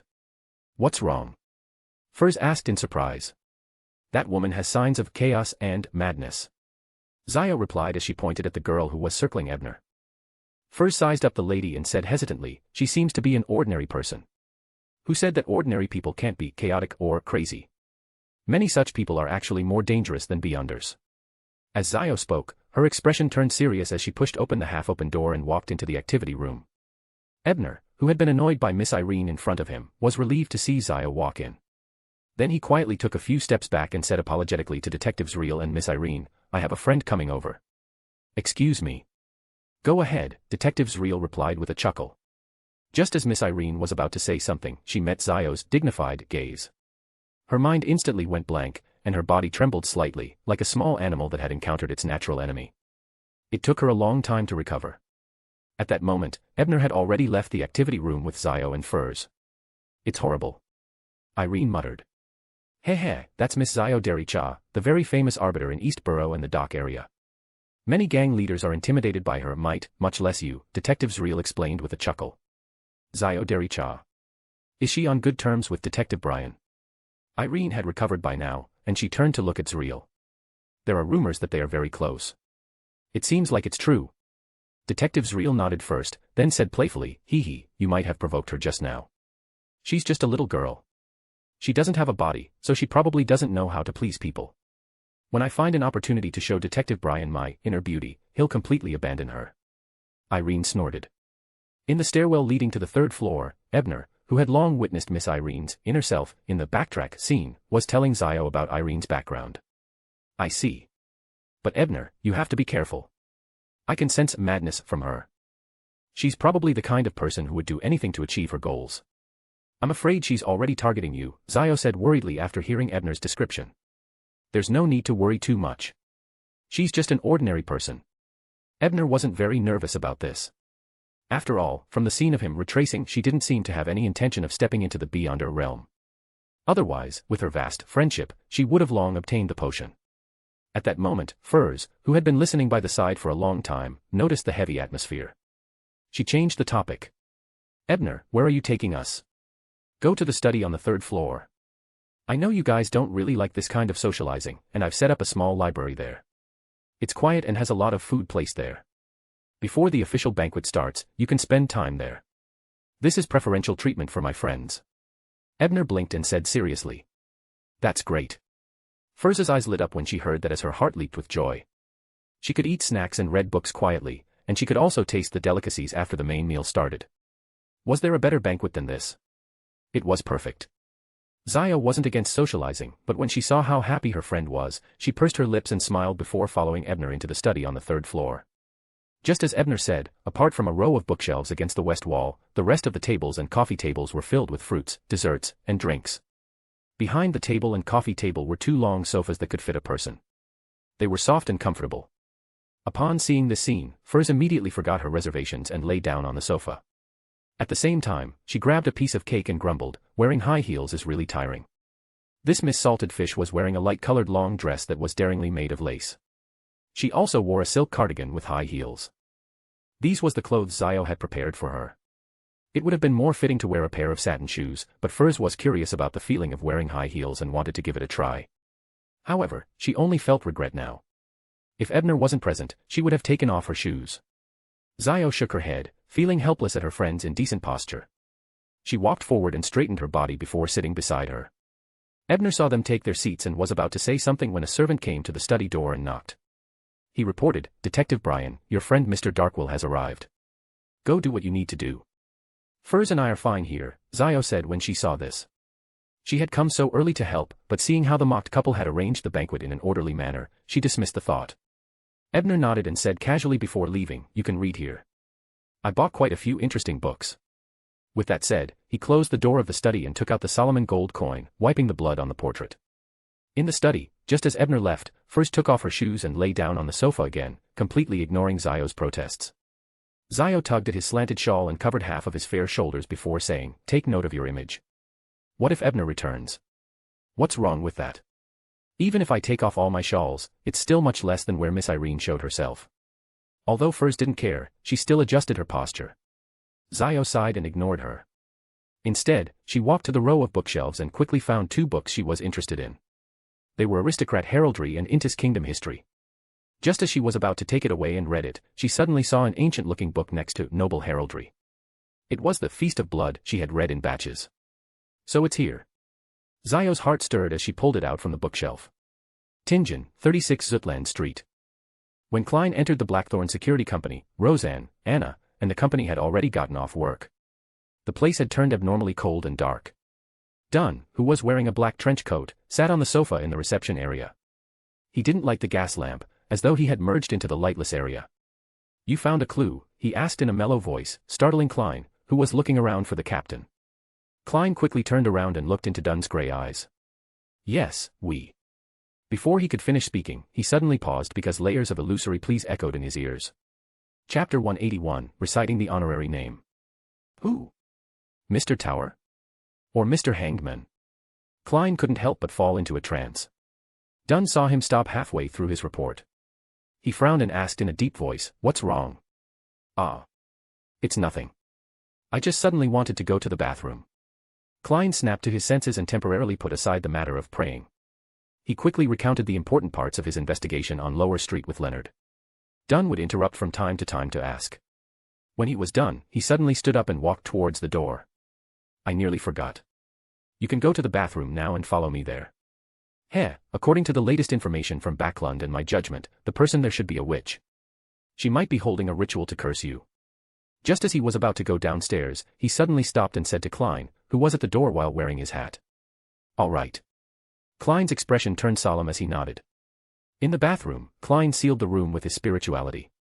Then, he took 4 steps counterclockwise and went above the gray fog. However, this time, he didn't see any illusory stars expanding or contracting with a deep red glow. However, at the end of the ancient and mottled bronze table, there was a bright light rippling from the side of the fool's seat. A prayer that isn't from a tarot club member. Is this the reliable friend that the tower mentioned before?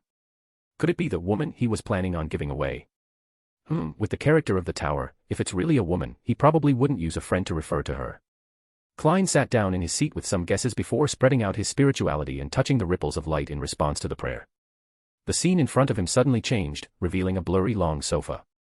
A petite figure in a green dress was curled up on it. She was leaning against the chest of a languid lady, holding an ancient-looking book. That book looks familiar. The Feast of Blood. Mr. Tower hid the fool's honorific name in the Feast of Blood and allowed this lady to read it by accident. Klein suddenly came to a realization and figured out the reason.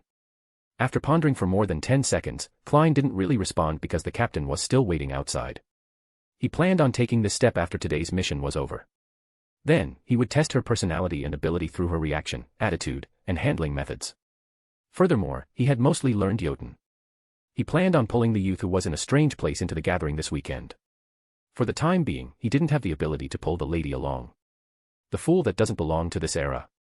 Holding the Feast of Blood, Zio, who had just finished reciting the ancient Hermes, was stunned for a few seconds before she suddenly sat up straight. As she had been leaning against the sofa while reading, Furs immediately cried out in pain and said unhappily, "Zio. You're pressing on the flesh on my leg. It hurts." Zio turned a deaf ear to him because her mind was filled with the terrifying thoughts. What I just read seems to be the honorific name of a hidden existence. And her general knowledge of mysticism and the various stories she had heard from Ebner told her that once she recited the complete honorific name of a hidden existence, it often meant that she attracted the attention of the other party. The consequences of such a gaze were unlikely to be pleasant or even tragic. Many of those hidden existences were the incarnations of evil gods and devils. And I recited it in ancient Hermes. I'm so silly. Ebner had clearly copied the non-threatening content for me to see. Why did I pick up the original? Zio jumped to her feet and held the triangular blade in her hand. She looked around warily, afraid that an indescribable monster would suddenly appear in the quiet house. The sofa, coffee table, bookshelves, small table, curtains, mirrors, and other items were reflected in her eyes one by one without any changes. After about 10 seconds, Zio relaxed a little and softly consoled herself. There's no need to be afraid, there's no need to be afraid. Perhaps it's just a meaningless incantation. After all, I've never heard Ebner mention the so-called foolishness. I can't recite that name again. But this honorific name is written in the Feast of Blood. Could the Vampire Duke's record be wrong? What if this really is an evil god or devil? If he becomes interested in me, he will respond even if the previous ritual isn't complete, right? I wonder if Ebner has a solution. But he's only a sequence 7. Thinking about it made Zio depressed again. She felt that she had made a grave mistake and that she might even implicate her friend. Furs also snapped out of her initial daze. Seeing Zio's huge reaction and the cold sweat on her forehead, she believed that something had happened and that a terrifying enemy had arrived. Therefore, she rolled off the sofa. She didn't bother tidying up her dress and shawl as she walked barefoot to Zio, who had her back facing her. Then, she took down a bracelet covered by her lace cuff. With one hand holding onto the dark green rough stone on the bracelet, she grabbed Zio with the other and was about to chant an incantation. However, her decisive action gave Zio, who was already nervous, a fright. She subconsciously turned her body and struck her elbow from behind. Pa! Her arm hit a warm body, causing the other party to let out a familiar scream and fall to the ground. Oh no! I think I hit Furs. Thankfully, I didn't use the triangular blade. Zio winced, glad for a moment. Then she turned his attention to his friend, who was hugging her stomach, writhing in pain, her eyes brimming with tears. Furs, why did you approach me from behind? Zio straightened her back as she attempted to push all the responsibility out. Furs didn't answer immediately. After a while, she slowly stood up with the help of the coffee table. However, due to the collision and the intense tumbling, the strap of her light-colored dress had long snapped. The entire dress hung from her waist, revealing her bra. I wasn't looking. I saw your reaction and thought that a powerful fellow was coming to take you away. But you attacked without even seeing clearly. Furs grumbled righteously. Zio said awkwardly, I'm just nervous. What happened? Furs rubbed her stomach and felt that her understanding of the situation was probably wrong. She didn't seem to have any enemies. Furs. I made a fatal mistake. Zio sighed and answered honestly. What mistake? Furs asked in puzzlement. There shouldn't be anything wrong with just reading a book, right? As Furs had read the handwritten copy of The Feast of Blood by Ebner, she gave it some thought and recounted how she had accidentally recited the ancient Hermes incantation that was suspected to be the honorific name of hidden existence. What happened to your brain? The part that Ebner didn't copy for you was naturally something that he thought was dangerous. How did you manage to read it? Upon saying that, Furs became a little afraid. She looked around and felt a chill for some reason. Of course, this was because she was naked. She walked to the sofa with her dress and picked up the Blood Feast book that Zio had thrown to the ground. Under Zio's guidance, she flipped to the page with the honorific name. With a glance, Furs, who had quite a bit of knowledge in mysticism, nodded slightly and said, It's not the evil gods, devils, or secret existences that I know of. And nothing has happened so far, which means that the problem is not big. Seeing Zio heave a sigh of relief, she thought for a moment before adding. However, since it's the honorific book of a sanguine duke, it must be true. I remember Ebner has a good relationship with a sanguine viscount. This book was brought from the sanguine. Why don't you ask him? Zio calmed down and felt that she should ask Ebner. At the very least, she needed him to simulate holy light and exorcise her evil. However, just as she was about to open the door and leave, she stopped. Then, she turned around and said to the confused Furs, Furs, you have to wear your clothes before I can get Ebner to come over. Furs was instantly rendered speechless. She shook the broken strap in front of Zio and said helplessly, How am I supposed to wear this? In the hall on the first floor of the villa, Darkwill was chatting happily with Sergeant Fashin. However, the latter's smile was clearly very stiff, but he had no choice but to smile apologetically. It felt forced. Beside him, Mrs. Fashin's face was growing darker. However, Darkwill didn't have the self-awareness that Fashin was patronizing him. Or rather, he didn't care at all as he continued promoting his signature potion. Fortunately, Ebner's appearance gave Sergeant Fashin a glimpse of the light in the darkness. Chapter 182, Tarot Card. At the entrance of the villa, a carriage drove over from afar. A well-dressed couple with an outstanding temperament alighted from the carriage. The servants behind them moved a wheelchair from the carriage and helped a little boy about 10 years old into the wheelchair. Mr. Skade, who was receiving guests at the entrance of the villa, was stunned when he saw the person. However, he quickly composed himself and squeezed out a smile to greet him. Mr. Ossepton, Mrs. Ossepton, and Will, welcome. Mr. Ossepton, who was wearing a handmade suit and a top hat, sized up Skade before laughing. I didn't expect you to be a butler here. As an old friend, why didn't you tell me? If I hadn't received Member of Parliament Mock's invitation, I wouldn't have known. What old friend? When I went to look for you when I was down and out, you weren't so enthusiastic. Mr. Skade cursed silently but did not show it. After checking the invitation that Mr. Ossepton had handed over, he dutifully welcomed the family of 3 into the villa. At this moment, quite a number of guests had arrived in the villa. Mr. Ossepton seemed to have seen an acquaintance and immediately walked forward to chat. Mrs. Ossepton also entered the activity room provided for the ladies.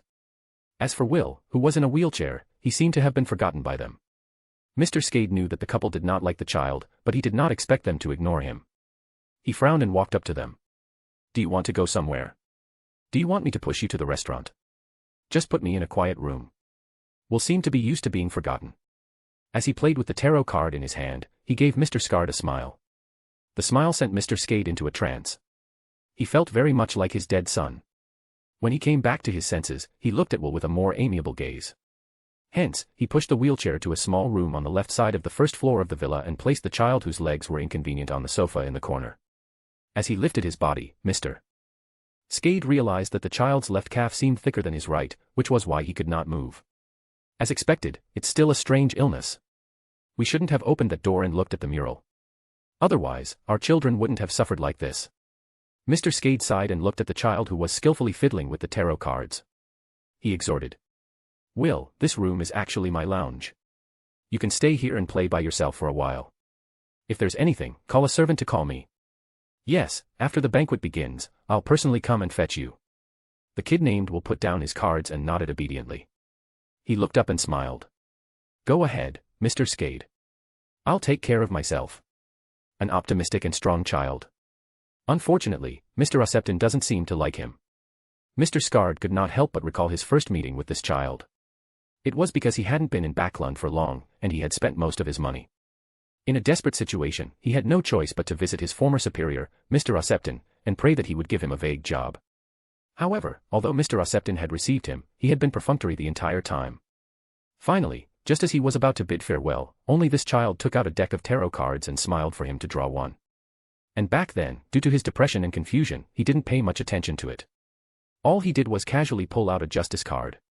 Then, the child said to himself, Sir, you will be helped by someone important. And not long after that, he met Mr. Cullen and Miss Judy and joined the Church of Earth Mother. Indeed, he had received help from a benefactor. With this in mind, Mr. Skard was deeply moved. Of course, he did not think that his luck had changed just because of a child's casual remark, but this coincidence also left a deep impression on him. Hence, before leaving the room, he smiled again and asked Will. Can I draw another tarot card? Unexpectedly, the child named Will shook his head and said solemnly, Don't be greedy, or there will be bad luck. Mr. Skade was stunned for a moment before he fell silent. He did not pay much attention to it and just thought that the child was engrossed in playing and had his own principles. He shook his head and the two of them opened the lounge to work. After Mr. Skade left, Will picked up the tarot cards again and continued to cut and shuffle them, enjoying himself. But soon, his hand suddenly stopped in the midst of cutting. Will looked up at the garden outside the window and an apartment further away. He then sighed. How unfortunate. That silly snake must have taken away too much of my luck. With that said, he took out a real sun from the group card in his hand. 27 King Street, Cherwood Borough. In an empty bedroom on the second floor of the villa next to the garden where the banquet was being held. A wave of fluctuation suddenly came from the pitch-black void, vaguely revealing an invisible door covered in complicated symbols. Soon, a hand reached out from the door. It was an extremely pale, bloodless palm that didn't seem to belong to a living person. Just by looking at it, one could feel incomparable malice. However, right at that moment, the palm that was about to push open the invisible door suddenly stopped. At the same time, an almost inaudible surprised voice came from inside the door. The aura of 1-025 has appeared. As the voice faded, the pale white hand retreated back into the door, and then the invisible door completely vanished. 28 King Street, in a corner of the smoking room of the villa, Ebner took out a strand of withered yellow hair from his pocket and waved it in front of Darkwill's eyes. He asked with a faint smile. Do you know what this is? Darkwill carefully identified it before his eyelids twitched. He looked around guiltily before asking softly, That brown-haired girl is here too. Where is she? Guess. Ebner smiled brightly. For Darkwill, Judy could be considered a top deterrent. Tell me, what do you want me to do?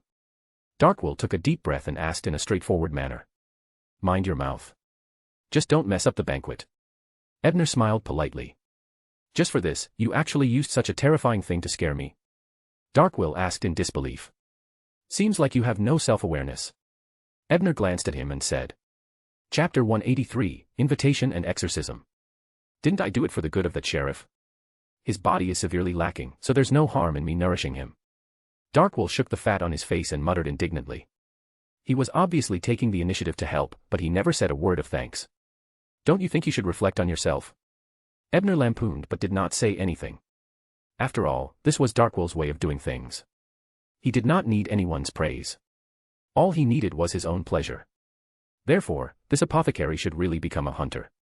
Using Judy's hair to intimidate Darkwill, Ebner hurried out of the smoking room after another conversation with him. He wasn't in any hurry, just couldn't quite handle the smell of tobacco. Unexpectedly, as soon as he stepped outside, Ebner saw his former public schoolmates, Roman and Susan, two girls walking toward him hand in hand. Susan, who had been looking around, also noticed Ebner at the first moment. A smile immediately appeared on her face, but she did not wave or jump to the front like before. Instead, she nodded at Ebner in a reserved manner before slowly walking over with Roman. As for Roman, she became nervous as soon as she saw Ebner. She didn't even know where to put her hands. If it weren't for Susan, she would have become an ostrich. It was said that this lady had been receiving the so-called education of a lady recently. Ebner's thoughts flew for a second before he quickly pulled them back. When the two girls arrived, he smiled and said to them, "Ladies, your arrival has brightened this villa." "You flatter me too much, Ebner." Roman replied quickly, his face reddening at the compliment. Susan blinked her eyes and pretended to complain. "Ebner, you're getting more famous now. You don't even contact us.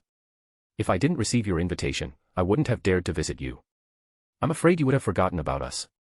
These words were half true and half false, but they instantly swept away all the feelings of alienation that had arisen from not seeing him for many days. Ebner shook his head and explained with a smile, "I don't have as much time as you. After all, I'm busy catching adulterers and finding people. I can also find a grade 1 sealed artifact and kill a demoness of afflictions or something." "Excuses." Susan first snorted in dissatisfaction, then asked casually, "Such a great detective, are you free this Saturday and Sunday?" Ebner thought for a moment and realized that because his popularity was high, he did not receive any commission, so he nodded and said, "It should be fine." "Why are you asking this?" "Because Roman and I need a flower guardian this weekend. I want to invite you to be our escort," Susan replied with a smile. Flower guardian. Didn't this word come from Emperor Roselle? Ebner grumbled inwardly, but on the surface, he asked curiously, "What are you going to do?" "The club that Roman and I are in is preparing to organize a camping trip and an adventure. Although it's not a dangerous place and there are teachers leading the team, we two girls who can't protect ourselves naturally need a reliable gentleman to protect us. So, your chance came," Susan said with a spirited smile. Beside him, Roman looked up at Ebner expectantly. If Klein were here, he would probably have used the excuse of going to the bathroom by now. "Right, since I've already used Solomon gold coin, I might as well use it to enhance my divination abilities." At this thought, Ebner asked, "Where are you camping?" This was to obtain more prerequisites. "It's near the town of Kava in the southeastern suburbs of Backlund," Susan said after some thought. "That's indeed not far." Ebner nodded thoughtfully before bowing slightly apologetically. "I'm very sorry, ladies. I would like to go to the bathroom now. I'll answer you when I'm back. I hope there won't be any rumors like Dwayne. Should I be glad that Furs is obediently reading on the 3rd floor?" Muttering under his breath, Ebner entered the bathroom around the corner on the 1st floor and locked the door. "There's a potential danger in the town of Kangwa that I can't resolve." After reciting it 7 times, Ebner tossed the Solomon gold coin high into the air and let it spin to the ground. Opposite. "It means that there is no danger that I cannot solve." Ebner sighed when he saw this. He picked up the gold coin and was about to open the bathroom door. But at that moment, his spiritual perception was triggered. He immediately looked at the mirror in front of him. At some point in time, a wheelchair was reflected in the mirror. The shadow in the wheelchair was so deep that no one could see the details. All they knew was that there was an abnormal child on his left leg. The child said in a clear voice, "Try not to use that gold coin after you leave Backlund. This tone, this style, this way of appearing. The future favorite ice cream under the fool. No, the angel of fate. I think you're thinking about something rude," the child frowned and said unhappily. "How can that be?" Ebner quickly denied it. Considering that the man was most likely an angel, he tensed up and asked warily, "Why?" The child in the wheelchair scoffed and said, "Ask yourself. Can you really use such good luck without any cost? Don't talk about the blood of an arbiter pathway beyonder. That's just a sealing technique." Indeed. Even a winner's luck had to be accumulated before it could be released once, but this Solomon gold coin seemed to really have no limits. According to Zio, even if it was used continuously, the effects of good luck were no longer obvious. The difficulty of sealing it was just greater. Then, what's its origins? Is it really formed from the beyonder characteristic of a lucky one? Why can't my white eye analyze its abnormality in this aspect? Could it be that the analysis of the white eye isn't complete? Knowledge does not equal power. Or could it be that the Solomon gold coin might have come from the snake of Mercury in front of him? Only by approaching him would it have such an effect, so it could only be used in Backlund. Then, what would happen if it was used outside Backlund? Would the collective backlash from overdrafting luck happen? At this thought, he could not help but look at the child in the wheelchair in the mirror. "I know where it came from, but I don't want to tell you. I only appeared here because I promised a friend to give you a reminder." The child then disappeared into the mirror before Ebner could ask another question. Ebner was stunned. Now, he fully understood Emperor Roselle's desire to beat a seer. However, considering that the future prophet of the reader pathway was also of the same caliber, he had no choice but to suppress this dangerous thought. After washing his hands and leaving the room, Ebner was in no hurry to find Susan and Roman. Instead, he called Mr. Skade, who was making a guest appearance as the butler, and asked casually. Could it be that a child whose leg is not in a good condition is attending the banquet? Detective Brian, you saw Will. Mr. Scard exclaimed. He thought that the child had run out because he couldn't stand the loneliness. He quickly looked around but didn't find anything. Will? Ebner asked, pretending to be puzzled. Will is the son of Mr. Ossepton, the director of my previous trading company, Mr. Skade hurriedly explained. Will Ossepton? He's really the infant angel of my lord. Ebner nodded imperceptibly, but had no intention of meeting the men immediately. He had a feeling this wasn't a good time to meet Will. Furthermore, the other party was the Snake of Mercury. If he wanted to communicate with him, he would definitely give him a way to contact him. On the contrary, if the other party did not want to see him, he would not be able to see him even if he came to him. After asking Will about it, Ebner didn't continue to disturb Mr. Skade's work. He turned back to where he'd been talking to Susan and her friend, but Hugh was there, too, as if he were talking to Susan. Seeing Ebner approach, Zio immediately sensed it and went up to him. She said anxiously, Ebner, I have something to tell you. Ebner wasn't surprised that Zio had come down to look for him. After all, this was his trap, so he nodded without hesitation. All right, let's talk upstairs. Then, he turned to Susan and said apologetically, I have something to do. Please excuse me. What about the weekend? Susan asked, remembering the invitation she'd given him.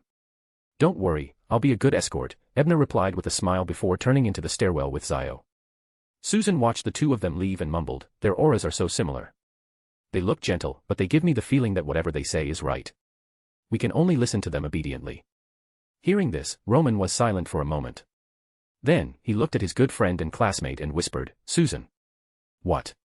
Susan turned around and asked. Do you know about Beyonders? Roman asked hesitantly. Beyonders. Ebner and Miss Zio should be Beyonders. The world they are in is different from ours. At the door of the study on the third floor, Zio stopped in her tracks. Her face was filled with hesitation, but after struggling between embarrassment and losing her life for 3 seconds, she said honestly. Ebner, I made a mistake. Even though he knew better, Ebner pretended to be both confused and concerned. What mistake? He asked. When I was watching the Feast of Blood, I recited an honorific name. Zio lowered her head and said guiltily, as though she was a primary school student waiting to be reprimanded by her teacher. The fool? Ebner maintained his usual persona in front of Zio. He quickly guessed the outcome and recited the word in Loanese. That's right.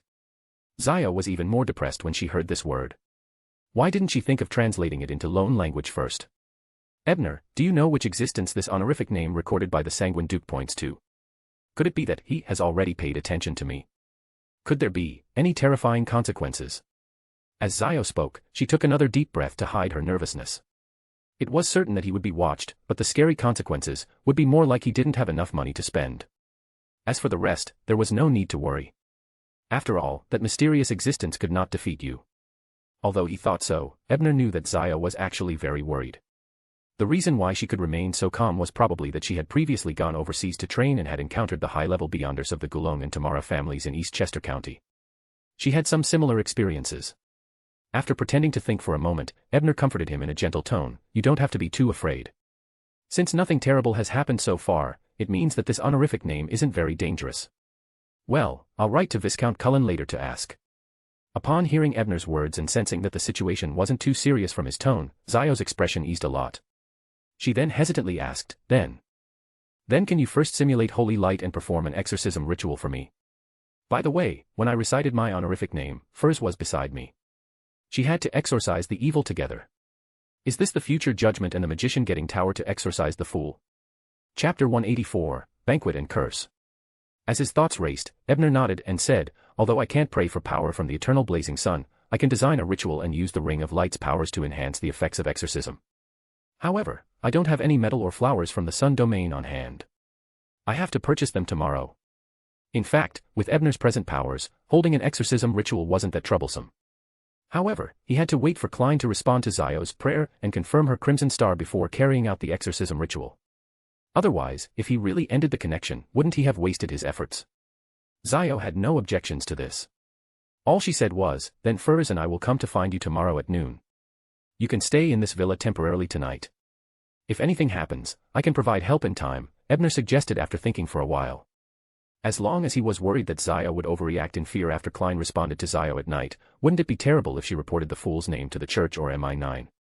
Although Klein didn't care if there were no believers, organizations, or doctrines from the three gods, such actions might cause Zio to lose her chance to join the tarot club.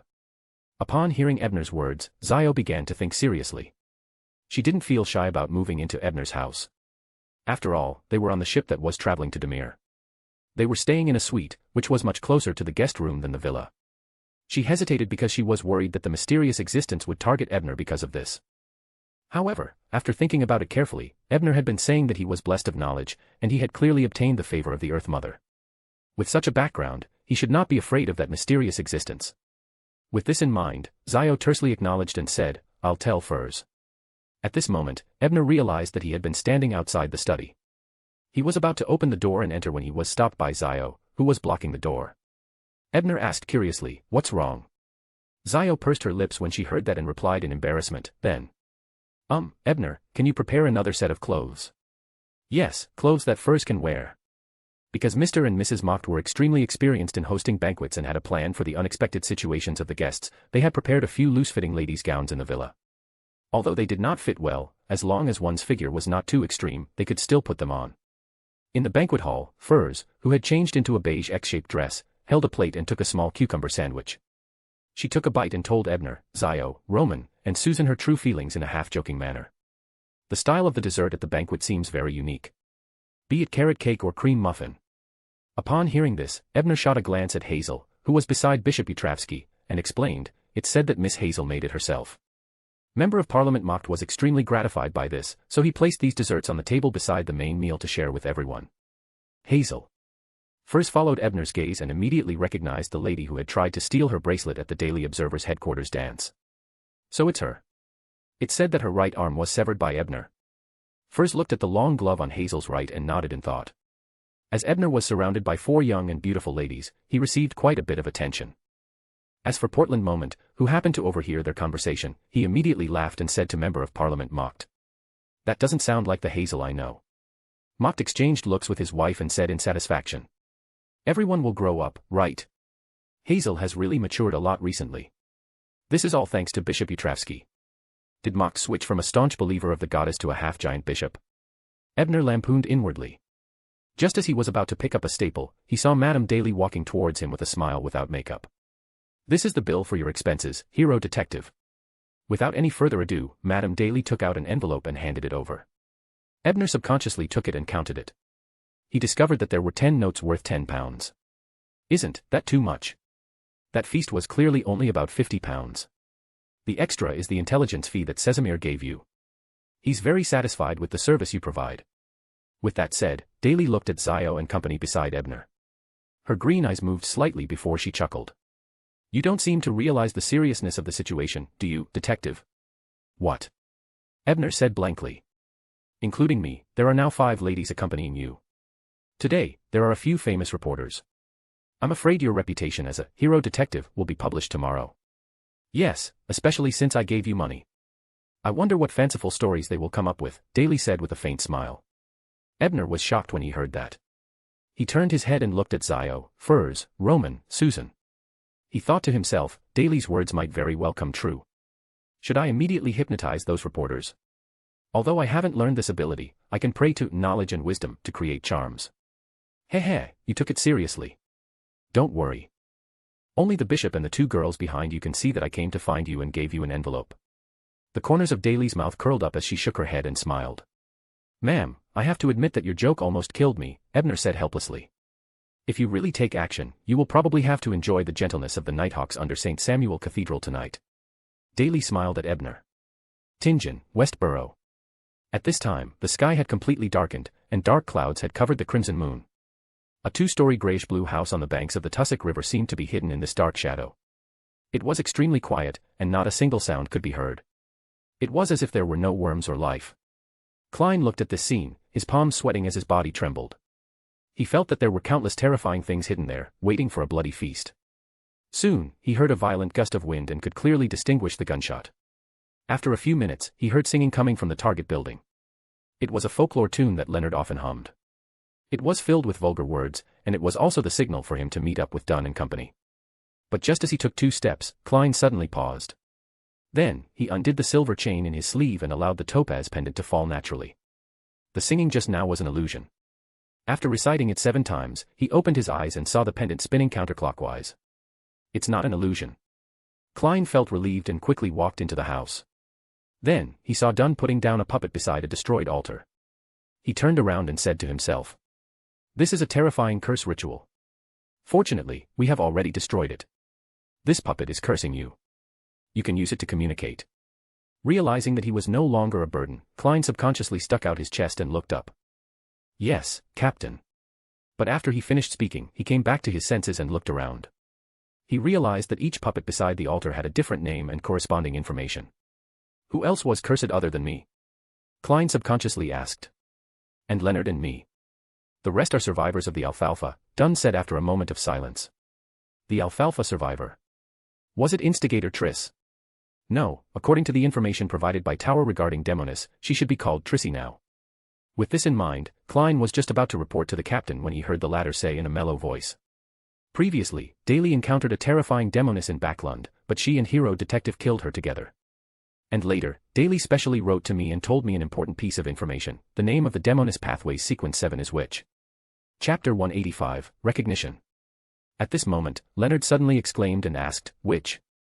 Captain, do you mean that the lady who escaped was Triss?" He became a woman. With that said, he suddenly paused before coming to a realization. So that's how it is. This can perfectly explain instigator Triss' sudden disappearance. It also matches the characteristics of the upper echelons of the Demonis sect. What? Fry blurted out in surprise, as though he didn't hear what Leonard was saying. Klein, who was still considering how he should explain the information he had obtained from the Tarot Club in a reasonable manner, was taken aback. He then looked at Captain Dunn, wanting to hear what he had to say. If there was anything lacking, he could find an excuse to add on. It was just like when he had wanted to answer Miss Justice's question at the Tarot Club, but had been beaten to it by the Tower or the Hanged Men. According to Daly, after a Beyonder of the Demonis pathway becomes a Sequence 7, they will indeed become female. Dunn first nodded, acknowledging Leonard's guess. Then, he pointed at the puppets with names written on them and said, "However, I can't confirm if it's Triss. Trissy. After all, it might be another member of the Demonis sect. The potion can actually accomplish such a thing." Fry sighed in disbelief. Combined with the person cursed on the puppet, I believe it should be her. After all, the 3 of us were the ones who foiled her plan of instigating Joyce to kill someone. It's reasonable for her to seek revenge on us, Leonard judged matter-of-factly. Don't jump to conclusions without concrete evidence. Dunn criticized Leonard's frivolousness before solemnly saying to Klein, "I'll leave it to you."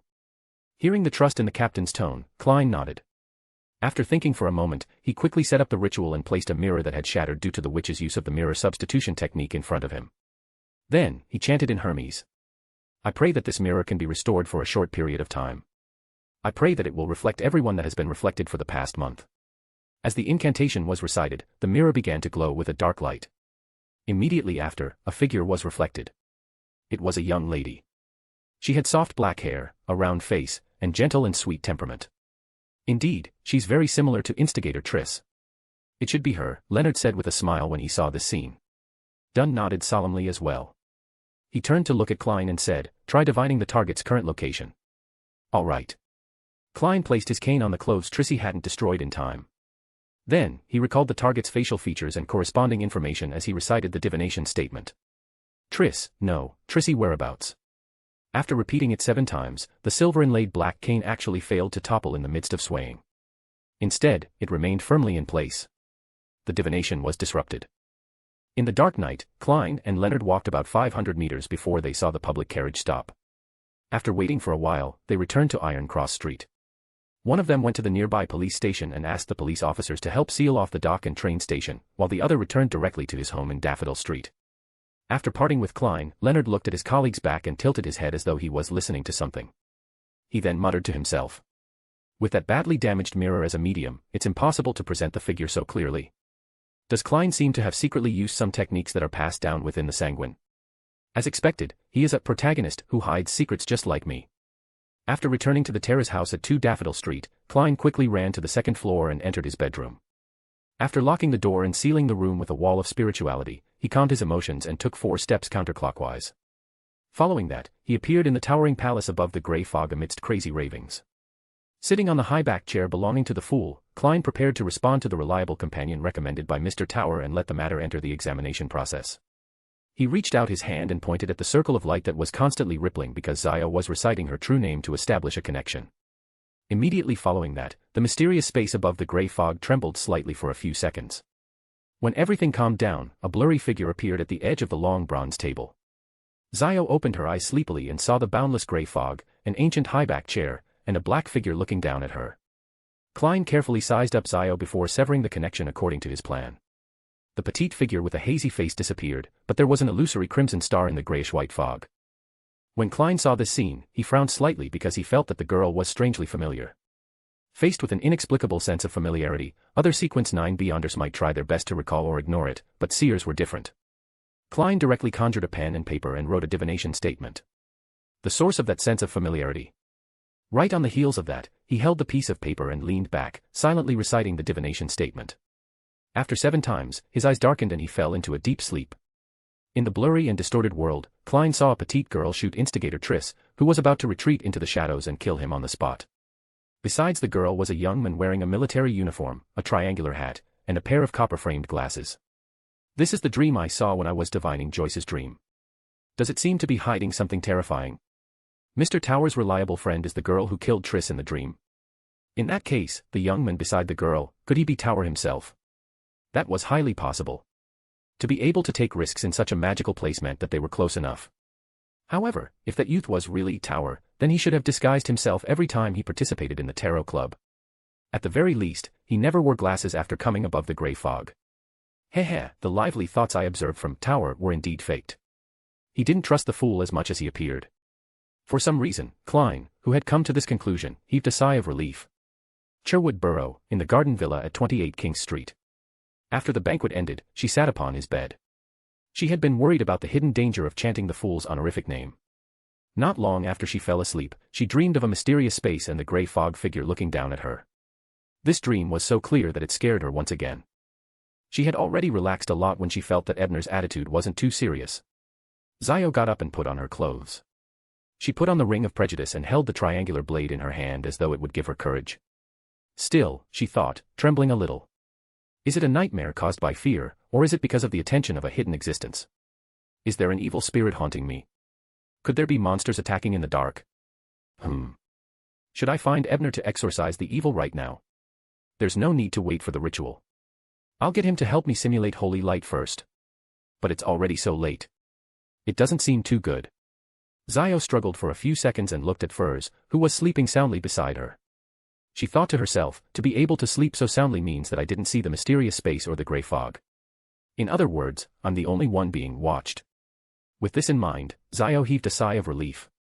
However, this also strengthened her resolve to find Ebner to exorcise the evil. At the very least, she couldn't sleep with Furs tonight, or she might be implicated. In the master bedroom on the 3rd floor, the gas lamps were still lit even though it was almost midnight. Ebner was feeling a headache over the teasing of Mike and his friends after the banquet when he suddenly felt his spirituality stir.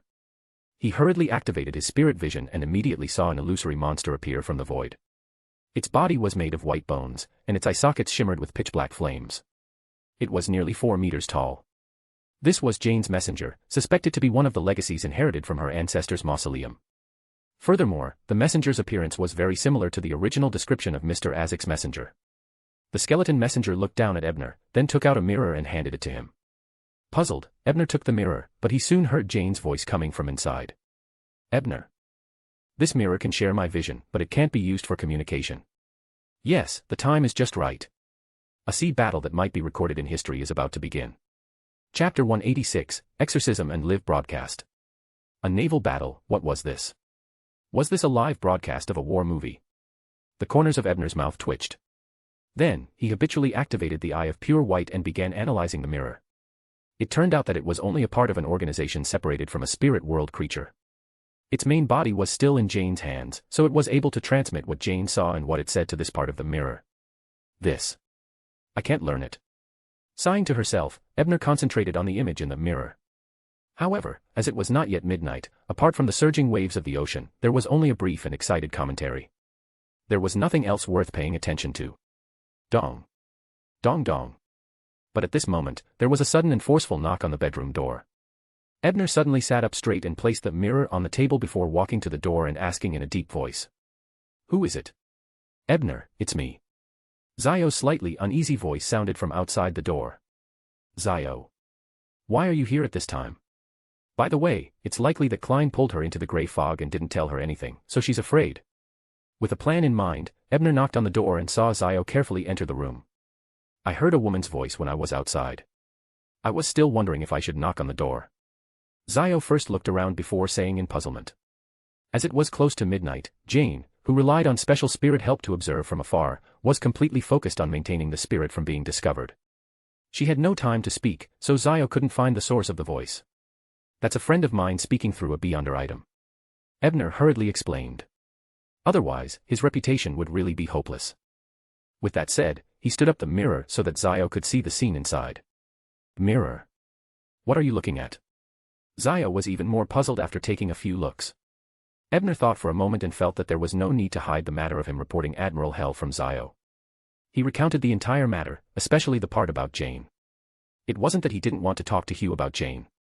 It was just that it involved Jane's privacy, and until he got her permission, he couldn't casually reveal it. Jane, is that classmate of yours? I remember helping her catch her father's adultery. Well, it was later proven to be a misunderstanding, Zio said as she recalled. Yes, she became a beyonder after Mr. Grant's accident, Ebner replied with a nod. Zio suddenly sighed and said in an envious and yearning tone, but in 2 months, she's already a spirit medium. Mr. Hangman said at the previous tarot gathering that he could obtain the horn of a black snake of lightning on Thursday or Friday, so you aren't far from advancing. Ebner muttered something under his breath, but on the surface, he changed the subject. What brings you here so late? Zio snapped back to reality at his words. She composed herself and organized her words to tell Ebner about the mysterious space she had just seen in her dream and the gray fog figure. So you want to perform an exorcism right now? Ebner immediately guessed her intentions. Is it because it won't work too well? Zio pursed her lips. She could tell what Ebner was thinking from his attitude. It's not that the effects aren't too good, but it will produce a rather good backlash. Perhaps it can even let Klein watch our live stream. Ebner grumbled to himself, but he did not refuse to exorcise Zio. Firstly, he didn't have an excuse to reject Zio's request. If he kept rejecting her, Zio might notice something amiss. When the time came, he could only lay his cards on the table. Secondly, even if holy light strengthened the connection between Sapphira Castle and Zio, Klein probably wouldn't be able to see their faces clearly. Yes, it would be best if he spoke as little as possible later. Thirdly, the naval battle in the mirror was about to begin. By strengthening his connection, he could also get Mr. Fool to watch a gun version movie remotely. With this in mind, Ebner made Zio sit by the bed while he raised the ring of light and aimed it at her. As the gem on the ring shone, Zio saw a pure, warm, and bright light burst from Ebner's finger. It surged toward her like a tidal wave, drowning her completely. This feeling was very similar to when she received the purification of the sun brooch from Detective Isengard. However, the light that Ebner used the ring of light to create was purer and stronger. Dozens of seconds later, everything returned to normal. Zio felt warm, comfortable, and at ease. It was as though she had been soaking in a hot spring. The fear, frustration, and worry she had felt earlier had been swept away, leaving only her vigorous fighting spirit and fearless courage. Tingen, 2 Daffodil Street. Klein, who had just divined that Trissy would take the steam locomotive out of Tingen, didn't stay above the gray fog for long. He wrapped himself with his spirituality and simulated the experience of falling, successfully returning to his room. Captain previously said that he would send a telegram to Backlund, to Enmat Harbor, to the main railway station, and to have Trissy wanted nationwide. I won't report the results of the divination this time, lest I be suspected. Klein quickly made a decision. This was because, regardless of his warning, Dunn was using the most correct method to set up the follow-up. Due to the operation to capture Trissy in the evening, he had yet to have dinner. Thankfully, the considerate Melissa had especially left him dinner, and all he could think of was the greasy lamb chop. Praise the goddess. It would be even better if there were some fennel and cumin. Klein had just taken a bite when he suddenly felt a warmth on the back of his hand. He couldn't help but look down and realize that the 4 black dots representing the mysterious space above the gray fog hadn't appeared. What's going on? Is there anything wrong with pulling that lady into the gray fog? He muttered in puzzlement before eating the lamb chop in a few bites. Then, without washing his hands, he sealed the room with his spirituality again. This was a change that he relied on the most, so he had to take it seriously. He quickly took 4 steps counterclockwise and entered the ancient and lofty palace above the gray fog. Klein looked up to the side and discovered that the core of the newly added crimson star had been dyed with a golden color that resembled sunlight. Is this the source of the warmth I felt? Klein spread out his spirituality and carefully touched it as he recalled his prayers. Light and shadow changed as a blurry scene appeared before his eyes. The petite girl he had attempted to pull above the grey fog was sitting on a bed in a bedroom. And in front of her, a youth wearing copper-framed glasses raised the ring on his right hand and pointed it at her. Immediately after, warm and pure light erupted, surrounding the petite lady. Klein immediately recognized the youth as the one he had seen in dream divination. And he had previously guessed that it was Tower himself. At this time, they're actually in the same bedroom. Their relationship is indeed very intimate. I'm increasingly certain that the youth is Tower. However, is this lady looking for Tower to exorcise evil? And Tower really dares to do it. Is he certain that a holy light at this level can't do anything to Mr. Fool's gaze? With this in mind, Klein nearly laughed. And at this moment, he finally understood the reason for the situation. It wasn't that someone had penetrated the grey fog and locked onto him. It was similar to the Tarot Club members chanting their honorific names and praying. And when the grey fog received the information, it would instinctively respond to him. However, because it wasn't a prayer, the illusory stacked voices turned into a warm current. A hint. This is a hint, not an effect or damage. Klein made a clear judgment. At the same time, the image in front of him and the voice he heard remained. It did not disappear as quickly as it usually did. In the past, I wasn't able to take the initiative to pry into the corresponding target of the Crimson Star. Only when the target makes a request can I receive the corresponding scene. Yes, there's another situation. When I provide feedback, I can see the scene and hear synchronized voices. However, once the response ends, I won't be able to obtain any additional information. But now, this scene and sound surprisingly lasted for a long time. It's like a reality show full of mosaics. The purifying power helped me maintain the corresponding passageway. At this moment, he suddenly saw the bespectacled young man sit beside the petite lady and look at a mirror on the table. At the same time, an ethereal female voice sounded from the mirror. Ebner, look. The black tulip has appeared. Klein was taken aback when he heard that as he thought. Ebner. Is that the name of the tower? Chapter 187, Watching the Sea War. Outside Pritz Harbor, the ocean that was free from industrial pollution was silent. Only the crimson moon hung high in the sky, mysterious and dreamy. Suddenly, a ghastly and terrifying sailboat sailed over from the sea not far away. It was fast and silent. It was a large, three-masted, wide-body ship. It was extremely large and nearly 100 meters long. Its color was mainly black and suffused with a gloomy green color. On its pale sail was a blooming black tulip. It was none other than Admiral Hell Ludwell's flagship, Black Tulip. He wondered where Jane had hidden the spirit that had been used for reconnaissance. Through the mirror that stood on the table, Ebner could clearly see a man dressed as a captain standing on the deck at the head of the ship. He wore an exaggerated triangular hat embroidered with white skeletons and feathers. He wore a white shirt with floral borders and a complicated and gorgeous brown short coat. A thin rapier hung from the leather belt that secured his white tights. The man's face was covered in a silver mask. His facial features and contours were hidden inside. The cold lines around the holes that represented his eyes, nose, and mouth made one feel intimidated. This image matched perfectly with the rumored Admiral Hell Ludwell. At this moment, the man suspected to be Ludwell turned his head and looked in the direction of the mirror as though he had discovered Jane spying. However, before he could react, some ripples suddenly appeared on the originally empty sea surface. Those ripples rippled in the air like water and spread out at an unimaginable speed, revealing the 5 military warships hidden behind them. Ocean Songster's water screen. But the effects are just too good. It even managed to fool Admiral Hell. There should be other pathway powers mixed in. At the very least, it weakened or concealed the aura of a living person. Otherwise, Admiral Hell would have long discovered that something was amiss. Ebner took a few leftover carrot cakes and cream muffins from the party and placed some drinks on the coffee table in front of the bed. He took a bite of the cake and commented. These were all Hazel's works. After all, the other normal desserts were basically finished by the customers. Zion nodded and silently grabbed a piece of cake as well. Then, she stared at the military flagship that was much larger than the Black Tulip and said with sparkling eyes, "This is the first time I've seen an ironclad.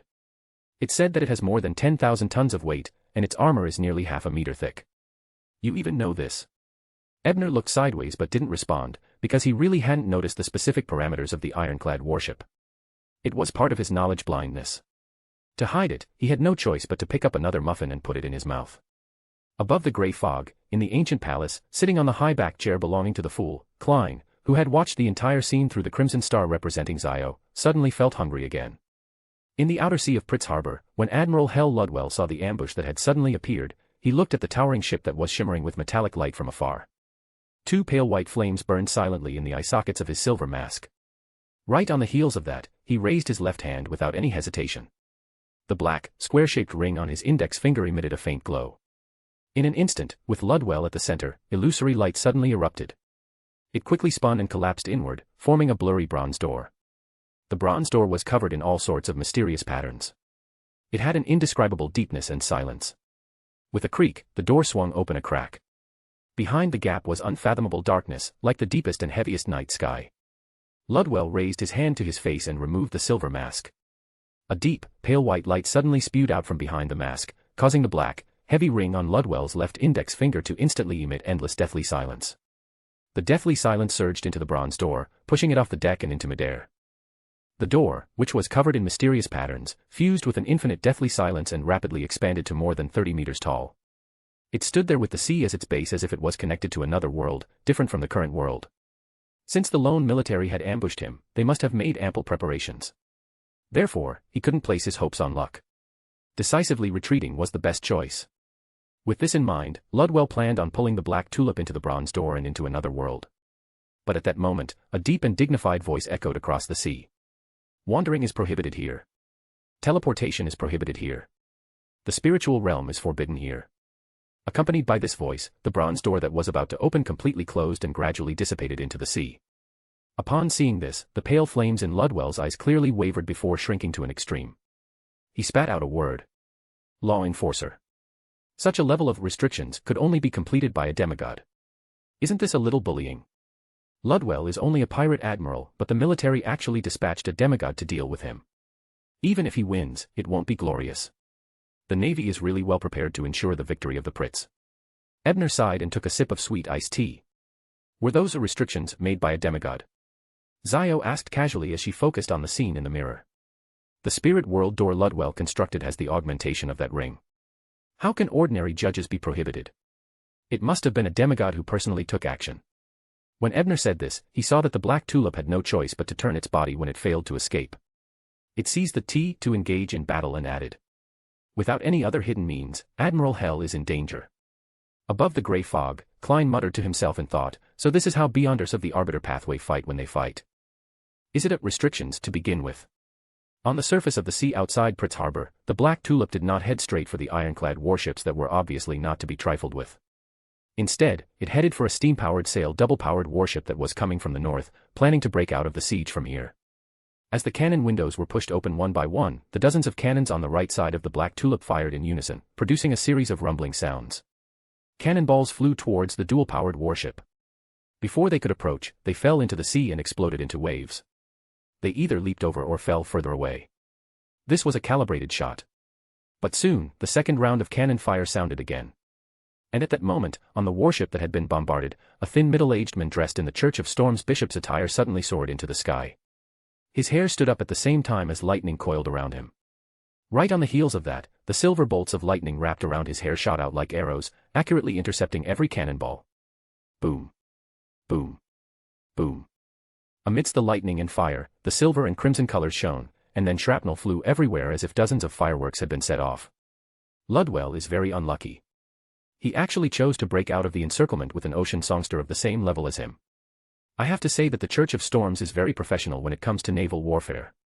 Not only do they have an advantage in terms of attack and movement, but they also have a way to defend against artillery fire.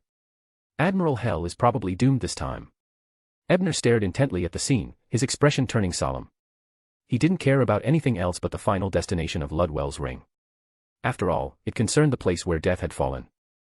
Under Ebner's gaze, the black tulip continued its bombardment while opening the bronze door in its body again, causing translucent, illusory, and hideous creatures to appear in the sea of artillery.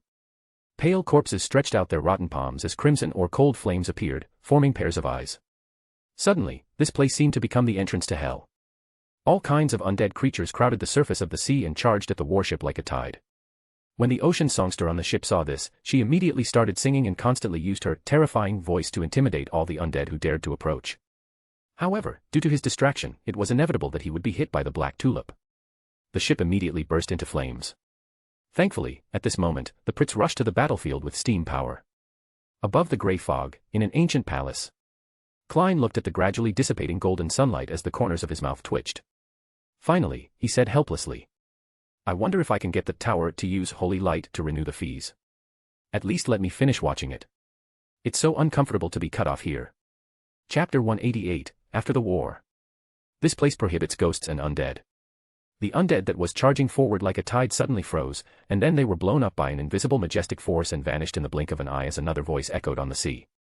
When the Pritz arrived on the battlefield, the situation on the Marine side, which could only be passively beaten, quickly changed. The sailors on the battleship where the ocean songster was stationed were no longer shivering in terror due to the undead's aura. Instead, they started loading shells and launching counterattacks. In an instant, dozens of cannons on the left side of the warship roared. Boom. Boom. Boom. Cannonballs flew out and landed around the Black Tulip, creating huge waves on the sea. The mist that was stirred up covered a large area. However, the strange thing was that the intense bombardment failed to hit the Black Tulip. Some of the shrapnel brushed past the ship, but they seemed to have touched a projection and passed through it. Seeing this scene, a lady standing on the Pritz frowned. She extended her right hand and pressed down again. The mystery of this place has weakened, and reality has strengthened. Just as she finished her sentence, a thick black fog suddenly rose from the surface of the Black Tulip, as though it was resisting some invisible force. However, this resistance reduced the mystery of Spectre ship. Immediately, it was hit by several cannonballs, sending the skeletons controlling the ship flying. At the same time, the Pritz finally entered the battle. The two main cannons on the deck in front of them were the first to take action.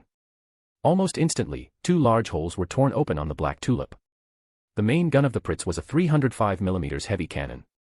Fortunately, the Black Tulip was also a giant ship, and it still had some mysterious protection.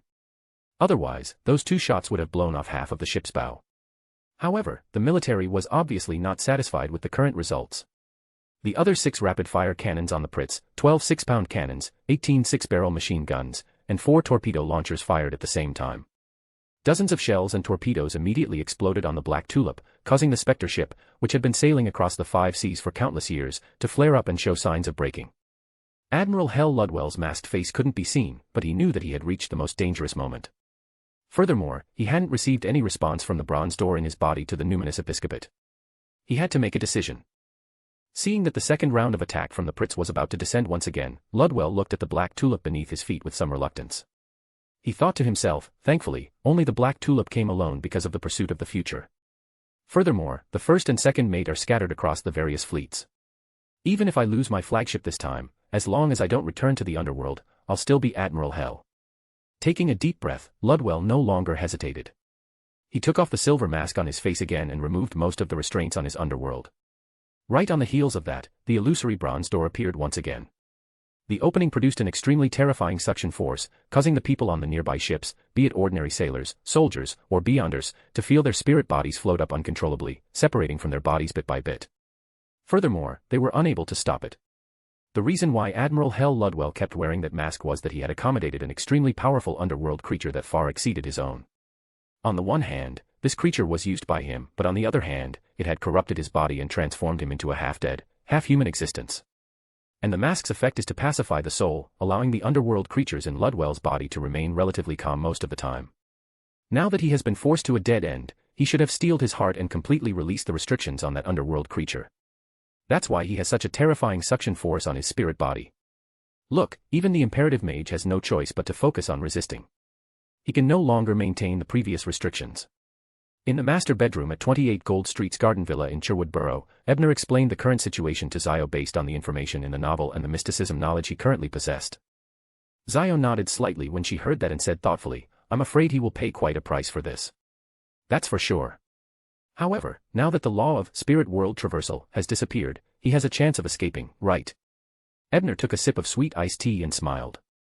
It was just as Ebner had predicted. The moment the decree disappeared, Ludwell raised the square black ring on his left index finger again and aimed it at the illusory bronze door, infusing the power of death into it. The bronze door suddenly changed. It connected to the world of death, but this time, it didn't expand to the size of the Black Tulip. Ludwell deeply knew that the chance of escaping was only a few seconds. There would definitely be a counterattack from the imperative mage later, and the Black Tulip's hull was too massive. It was impossible for it to pass through the door in such a short period of time.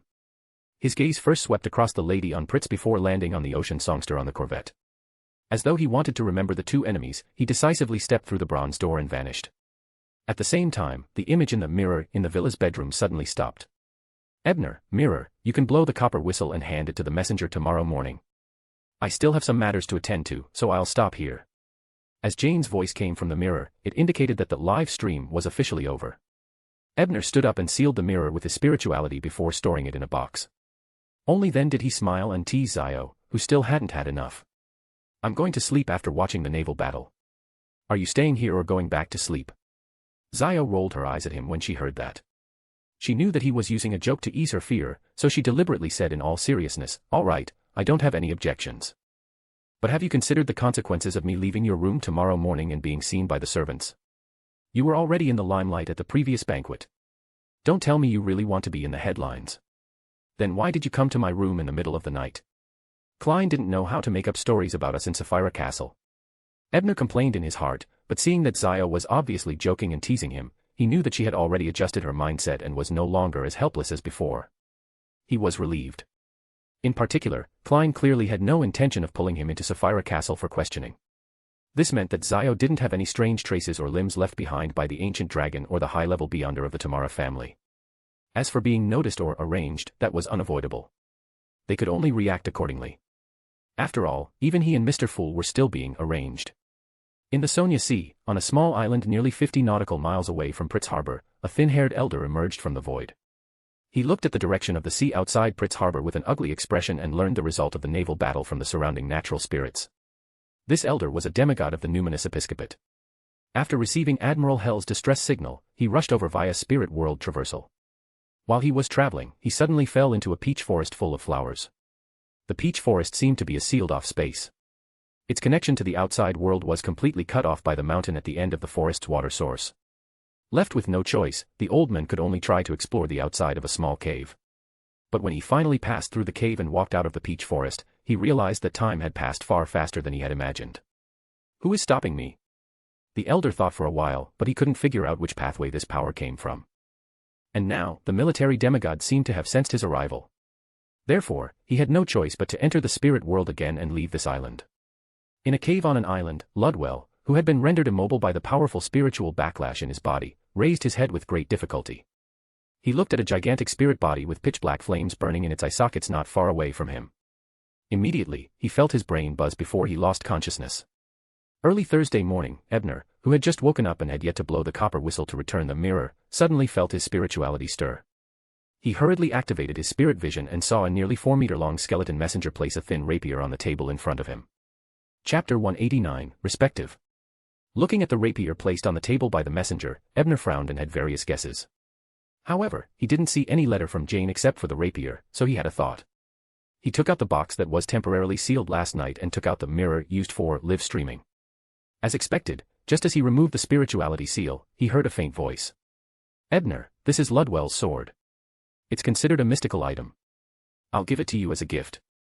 In addition, please hand the mirror directly to the messenger. Ebner looked up at the tall messenger, who was nearly 4 meters tall and whose head had extended out of the roof. He complied and held the mirror high. Upon seeing this, the skeleton messenger crouched down and received the mirror. Ebner froze for a moment, then tipped his head back to look into the other man's eyes, which were burning with dark fire. He nodded slightly as a greeting. Is this how Zio usually feels when he looks at others? Ebner wondered darkly as he watched the messenger disappear. At this moment, he picked up the rapier and activated the Eye of Pure White to analyze it. Indeed, it's not a mystical item that directly corresponds to which pathway or sequence it is from, but a product of an irregular combination of similar characteristics. It only has one beyonder power, and that is to bring absolute destruction to the object it stabs. The results of the analysis are basically the same as the description of Ludwell's thin sword. I should be able to confirm that this is his sword. In that case, it turns out that Jane was in such a hurry to switch off her live broadcast last night to chase after Ludwell. Even the sword was seized. Ludwell is probably doomed. In that case, the ring left behind by death was likely either obtained by Jane or fallen into Admiral of Star's hands. In fact, if the plan to intercept Admiral Hell is being presided over by Admiral of Stars, that would be fine. If Jane really completed it on her own, then her harvest in her ancestor's mausoleum might be beyond imagination. After thinking for a moment, Ebner laughed self-deprecatingly. This was because even if there was anything wrong with the mausoleum, Jane had Admiral of Stars and even Queen Mystic to take care of her. It wasn't his place to interfere. Besides, with his present strength, he couldn't interfere. I still have to raise my strength as soon as possible. This world's future will only become more dangerous. Sequence 7 isn't enough. After sighing with emotion, Ebner placed the thin sword in his collection room and thought. I remember that Ludwell's weapon is called Harris Rapier. It originated from an ancient prince of the southern continent. However, from today onwards, it will be called Brian Rapier. After that, Ebner had a hasty breakfast and prepared to buy the relevant items for the Sun Domain ritual. He had agreed to perform another exorcism ritual for Zio yesterday, so he naturally had to keep his word. However, after he left and arrived at the street intersection, he was about to board the public carriage when he suddenly heard the paperboy's voice. Extra! Extra! The Black Tulip has been sunk by the new ironclad warship. A new era is coming. Extra! Extra! The Black Tulip has been sunk by the new ironclad warship. A new era is coming. After pausing for a moment, Ebner quickly took out a 2-pence coin and bought a copy of the Daily Observer. Many passengers who wanted to take the bus made the same choice. Opening the newspaper, Ebner immediately saw the headlines. The Black Tulip was sunk by the heavy cannons of the ironclad warship Pritz. Admiral Hell Ludwell jumped into the sea to escape. At the same time, at Daffodil Street in Tingen City. Extra! Extra! Doomsday for the pirate admiral. The first battle of the ironclad warship has been won. Klein was originally covering his mouth with his hand and yawning when he suddenly felt energized when he heard the newsboy peddling. He didn't sleep well the entire night because he kept thinking about the outcome of the naval battle. Although it had nothing to do with him, he really couldn't accept the feeling of the story coming to an abrupt end at its climax. If he hadn't remembered to maintain Mr. Fool's mystery, he would have frequently used his spirituality to touch the crimson star of the tower, urging him to use holy light again to reinforce the passageway. After spending money to buy a Tingen Morning Post, Klein quickly browsed through it.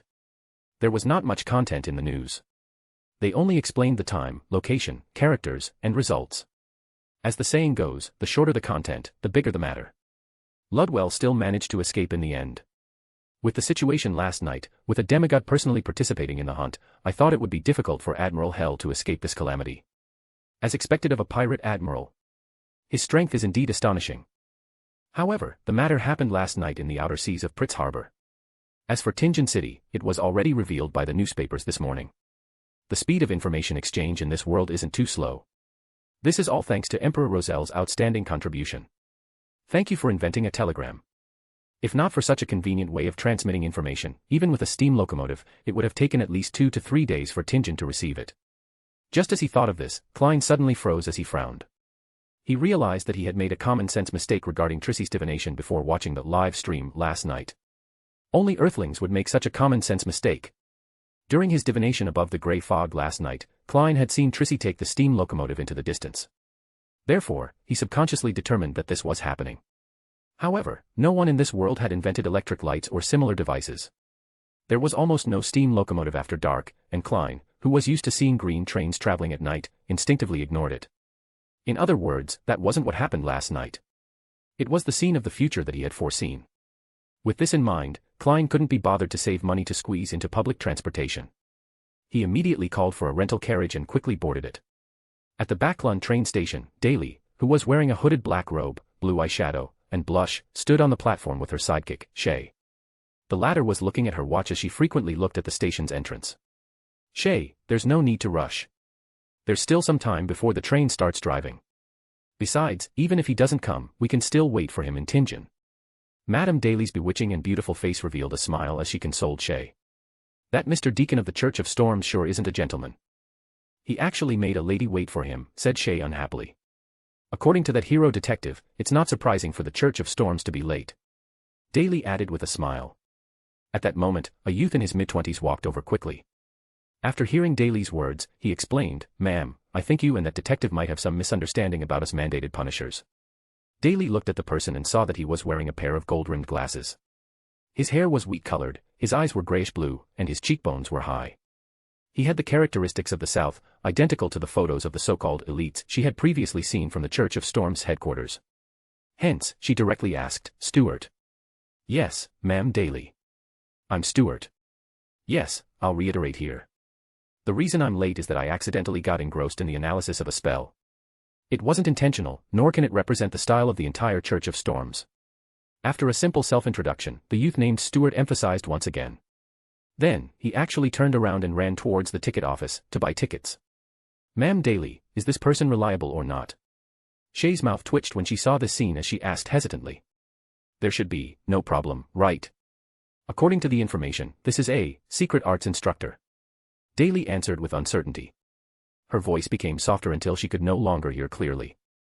In Tingen City, under St. Selena Cathedral, Klein closed his eyes and leaned back in his chair. Due to his misinterpretation of Trissy's divination, he deeply realized that divination wasn't omnipotent. He also used it as an opportunity to completely digest the potion. He felt the complete digestion of the potion and vaguely saw illusory stars one after another. Those stars had an inexplicable connection with him, as though they wanted to gather together and become one. After an indescribable feeling of hunger and thirst subsided, Klein returned to normal and didn't have any additional insights. At that moment, he knew that he was a true and complete seer. Next, I'll lay the foundation 3 to 4 times with Captain before formally requesting. At the same time, I can go to the underground market to see if there are any corresponding beyonder ingredients. It should be very expensive. Having digested the seer, Klein quickly made a decision. In the afternoon, seeing Captain Dunn and company return one after another, Klein asked about the situation and obtained the outcome of not capturing Trissy. Klein first expressed his regret before pausing and deliberating over his words. "Captain, I haven't heard anything I shouldn't have heard in more than a week. I've seen things I shouldn't have seen. Furthermore, this is under the condition that I often use my spirit vision in cogitation." "Oh." Dunn frowned in puzzlement. At the same time, there was a soft gasp at Dunn's office door. Klein hurriedly turned his head and saw Madame Daly looking at him with a faint smile. Chapter 190, Mr. A's Gathering. At 7:30 p.m. in Backlund's Empress Borough, outside a house that seemed to belong to a particular noble, Zio, who had changed into her traditional night training attire, stood there with her good friend Furs, waiting for Viscount Glaint and Miss Audrey to arrive. Furs waited in boredom as she subconsciously took out a cigarette to pass the time. However, Zio, who was beside her, sniffed and said, "Smoking is harmful to health." Seeing the seriousness on her face, Furs guiltily didn't argue. Instead, she changed the topic. "Zio, you really didn't do anything last night when you went to Ebner's room." Zio rolled her eyes at her and replied, "If you hadn't slept so soundly, I would have dragged you along. What you said suddenly makes me a little afraid." Furs pretended to look terrified, but she saw that Zio had no intention of continuing the conversation.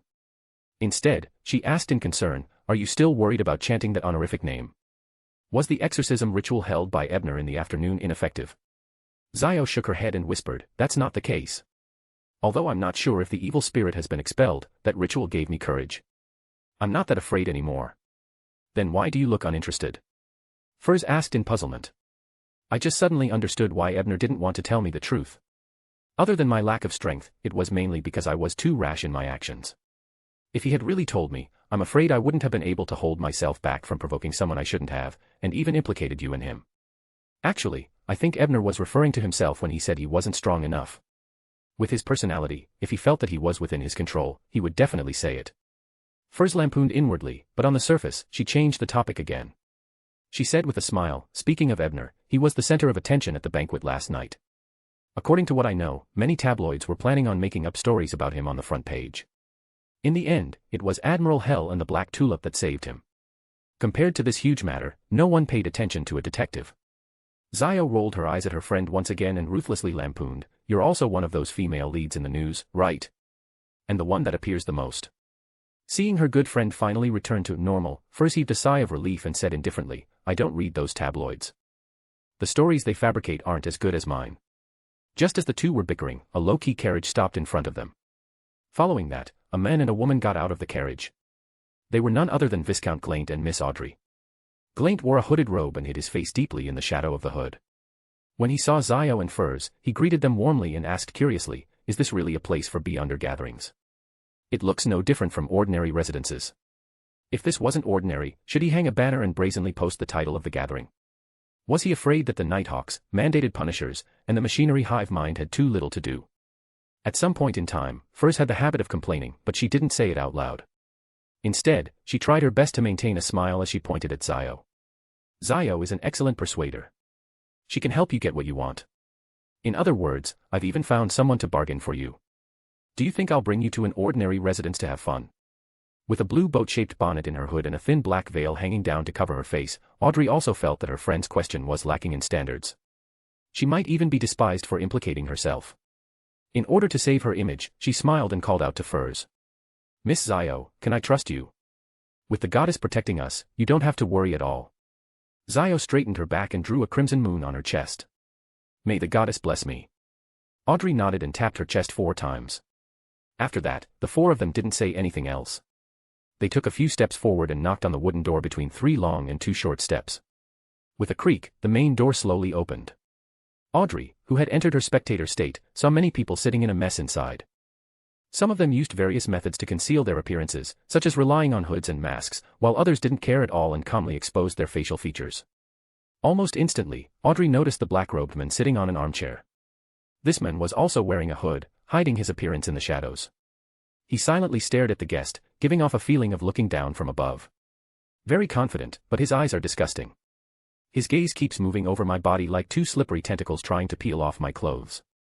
Audrey's senses were sharp, and she observed meticulously. She calmly made a judgment, but she nearly got goosebumps. At this moment, Furs introduced in a low voice, "That's Mr. A powerful beyonder, the convener of this secret gathering." As for Zio, she didn't pay attention to Furs's description of the other 2. Her gaze stopped on a couple who had just entered the entrance. Although both of them wore black robes and hid their faces in their hoods, Zio easily recognized them with her sheriff's powers. They were the people she had seen at Ebner's party last night. It seems to be the girl I first saw in the activity room. She had a chaotic, crazy aura around her. I remember her name was Irene. The other men should be detectives real. Zio mumbled to herself before returning her attention to protecting Audrey and Viscount Glaint. On the other side, Detectives Real didn't notice Zio sizing him up. His gaze was focused on a blackboard in the room. Tears of babies, flowers, 200 pounds. Mummy powder, 10 grams, 5 pounds. Fish slime. 30 milliliters. 29 pounds. Sequence 8 Sheriff Potion Formula, 450 pounds. 3rd Generation Difference Machine Manuscript Clue, 300 pounds. Detectives Real was excited, but he didn't seem satisfied on the surface. He only secretly wrote down his request and price and handed it to the attendant beside him. But at that moment, he suddenly heard an inaudible voice. The lead on the differential machine has appeared again. Zreal was shocked and quickly turned back to look, only to find that the one who spoke was a man with ordinary looks and only seaweed-like blue hair that was very eye-catching. He did not wear any concealment and just openly showed his face. Perhaps the face itself is fake. As Detective Zreal speculated, he had a bad feeling that his purchase this time wouldn't go smoothly. As expected, the note handed over by Mr. A stated that he was to wait for the free exchange phase and bid with another buyer. Detective Zreal let out a breath and suppressed his slightly irritated thoughts. He turned to look at his companion who had brought him into this gathering, Miss Irene, who was still an ordinary person. However, he quickly realized that the lady had been staring at the organizer of the gathering, Mr. A, and she actually looked distracted. "What's wrong?" Detective Zreal patted her in surprise and asked. This was the first time he had seen this lady reveal such an expression. "I saw that man's face just now. He's really good-looking," Irene answered subconsciously. Mr. A, who was sizing up all the ladies present, clearly sensed Irene's gaze. He raised his head slightly, so that the shadow of his hood no longer covered his face, and then gave Irene a meaningful smile. Audrey was originally disgusted by Mr. A's gaze and felt disgusted as though she had eaten a fly. When she sensed that he had shifted his attention, she heaved a sigh of relief and looked at the other blackboard in the room. Need a pair of adult manhole fish eyes. Powder left behind by wraiths, 165 pounds. Emperor Roselle's notebook. 3 pages, 20 pounds. Upon seeing this, Audrey left the spectator state in shock and excitement. There was only one thought in her mind. These prices, they were too cheap. The Beyonder ingredients didn't even exceed 300 pounds. Compared to the transactions with Mr. Tower and Mr. Hangman at the Tarot Club that easily cost more than 1,000 pounds, these were too cheap. I really want to buy them all. Chapter 191, Bidding and Interrogators. Audrey finally controlled herself and reservedly bought 3 pages of Emperor Roselle's manuscripts. She also discussed with the young man who sold the manuscript if having Roselle's words tattooed on her body would have any Beyonder effects. And the other party swore that he had long deciphered a portion of Emperor Roselle's special runes and tattooed 3 of them on his body. Furthermore, he had obtained quite a good ability. Of course, Audrey had actually asked Mr. Fool about this before, and Mr. Fool's answer was that unless some deity was suddenly interested, the words themselves didn't have much power. Although she felt that the other party was bragging, out of curiosity, she still probed, "What did you tattoo on your body, and what did you obtain from it?" The young man who sold Roselle's manuscript immediately rolled up his sleeves and displayed 3 distorted patterns. He replied excitedly, "I'm stronger and healthier." Audrey silently memorized the shapes of the 3 symbols and decided to consult Mr. Fool at the next tarot club. Zio had also left a line of text on the blackboard. It was one of the supplementary ingredients for the Scholar Potion, the spring water of Sonia Island's Golden Spring, which she had helped Ebner purchase. At the same time, Detective Zriel was led to the activity room on the first floor by an attendant. He looked up and saw a long-haired lady wearing a strange iron mask waiting there. She looked at Zriel, whose face was hidden in the hood, and said with a smile in a voice that was obviously disguised, "When all the bidders are here, I'll introduce them."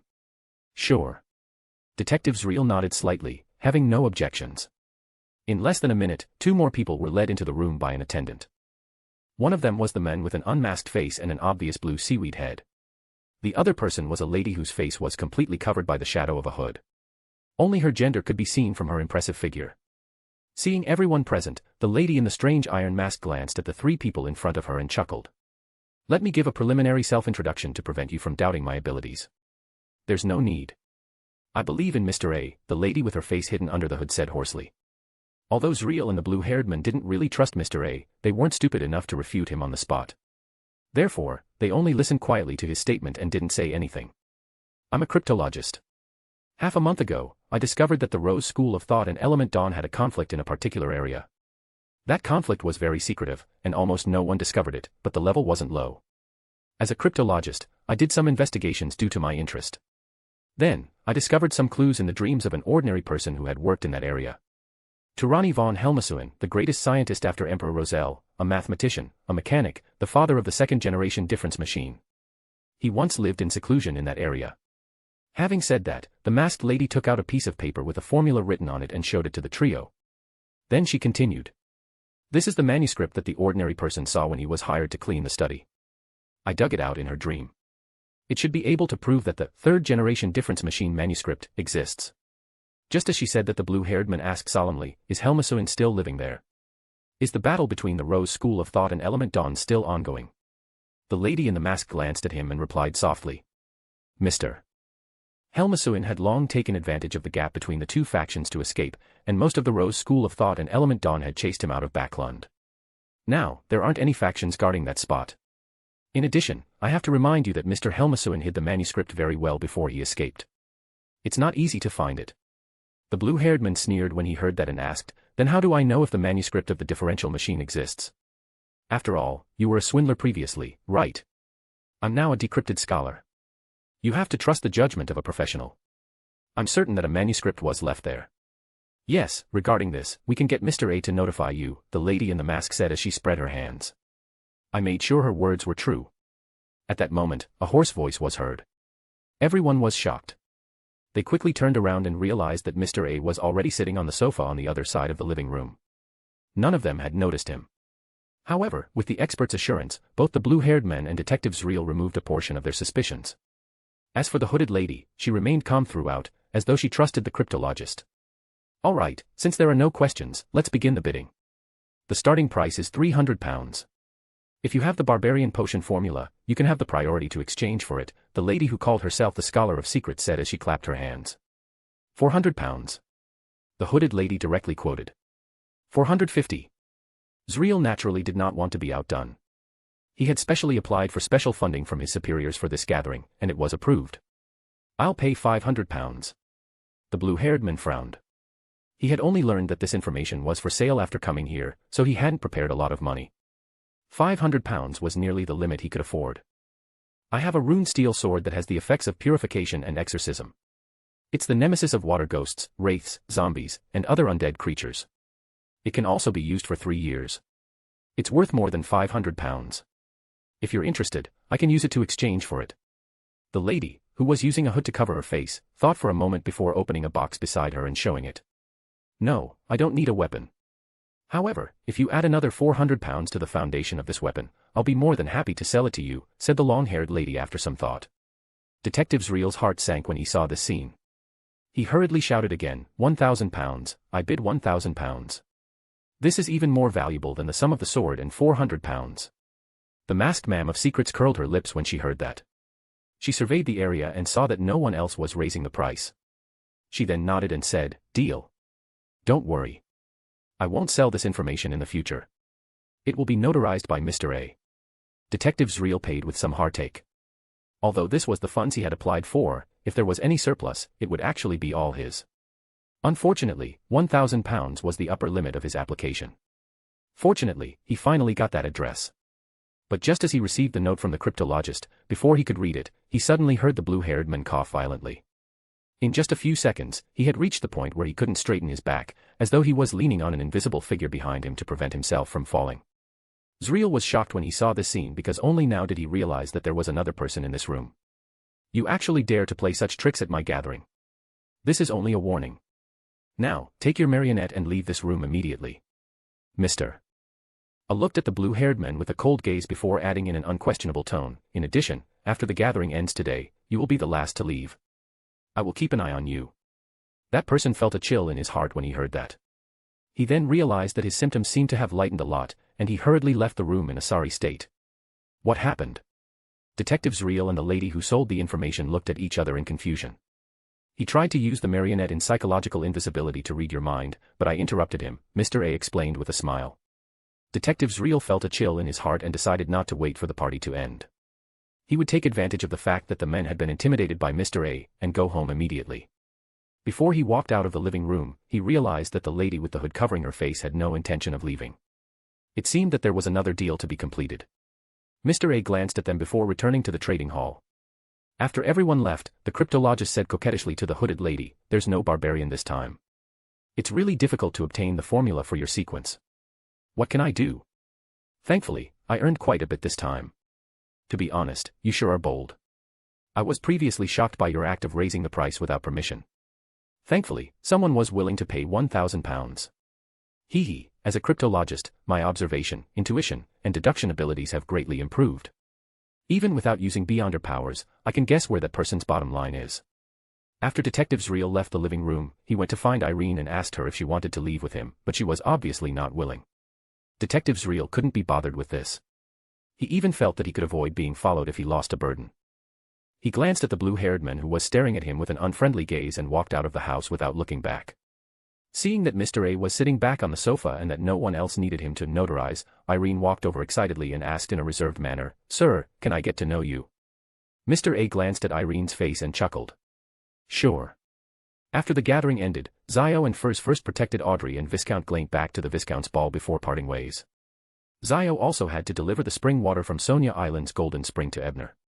When she arrived at the garden villa in Sherwood Borough, Zio had yet to take out the spring water when she heard Ebner say to her with a smile. Zio, you have already obtained the horn of the glitter snake. Together with the powder of the spirit of the lake you previously obtained. You will soon become an interrogator. Chapter 192, Meeting at Night. Alger had previously mentioned that he could find the horn of a black-striped black snake at the Tarot Club. He never expected this gentleman to be so efficient. He had already succeeded on Thursday. Ebner received the message from Mr. Fool before dinner. Then, he held a bestowment ritual and received the ingredients. Zio looked at the black horn that seemed to flash with electricity and pursed her lips, but she didn't reject it. Instead, she put it away and asked, How much did you spend? Ebner knew Zio's character. He didn't pretend to be generous or take the opportunity to raise the price. He only replied honestly, £700. Speaking of which, Ebner didn't hold another sacrificial ritual to send the money to Alger. Instead, he deducted Laughter Longman's bounty and part of the Wind-Blessed Formula's price. After all, the cost of holding a ritual wasn't low, so he could save as much as he could. I'll raise enough money for you as soon as possible.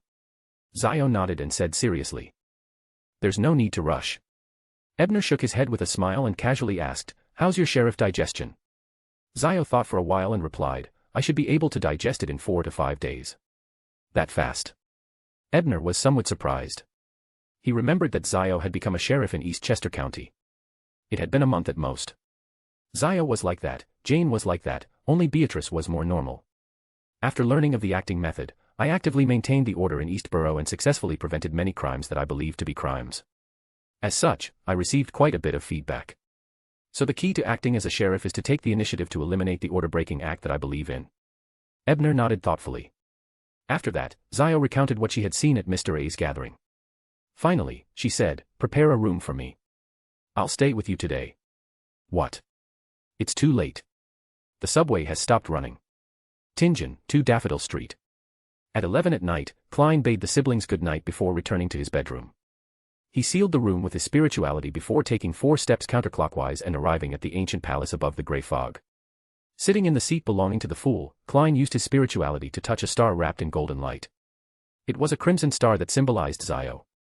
Previously, when he had helped the hangman bestow the horn of the glittering black snake to the tower, he had seen the golden glow on it. He knew that the tower had held another exorcism ritual for the girl named Zio, reinforcing the passageway once again. However, he didn't have the time to take a closer look at it. All he could do was watch the recording in the dead of the night. Following that, he saw the petite Miss Zio leave a magnificent garden villa after the exorcism ritual. Then, she headed to Backlund's East Borough to deal with the various disputes of ordinary people and track down the criminal who had destroyed her order. In just an afternoon, she had successfully stopped a potential evil crime and saved the lives of 2 families. The recording lasted until she went to Empress Borough to meet a friend. Then, they waited together for a miss named Audrey to attend a Beyonder gathering. But just as Zio was about to reach the target building in Empress Borough, the scene suddenly stopped. It broke again. Klein sighed helplessly. Then, he tapped his fingers on the edge of the ancient long table and thought seriously. From this recording, Miss Zio is someone with a sense of justice, and her actions are very principled.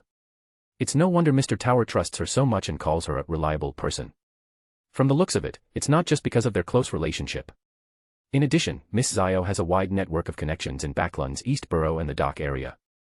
Furthermore, she's deeply trusted by the people in her jurisdiction. Be it ordinary workers or gangsters, as long as they aren't vicious people, they are willing to let her be the arbitrator when they encounter troublesome matters.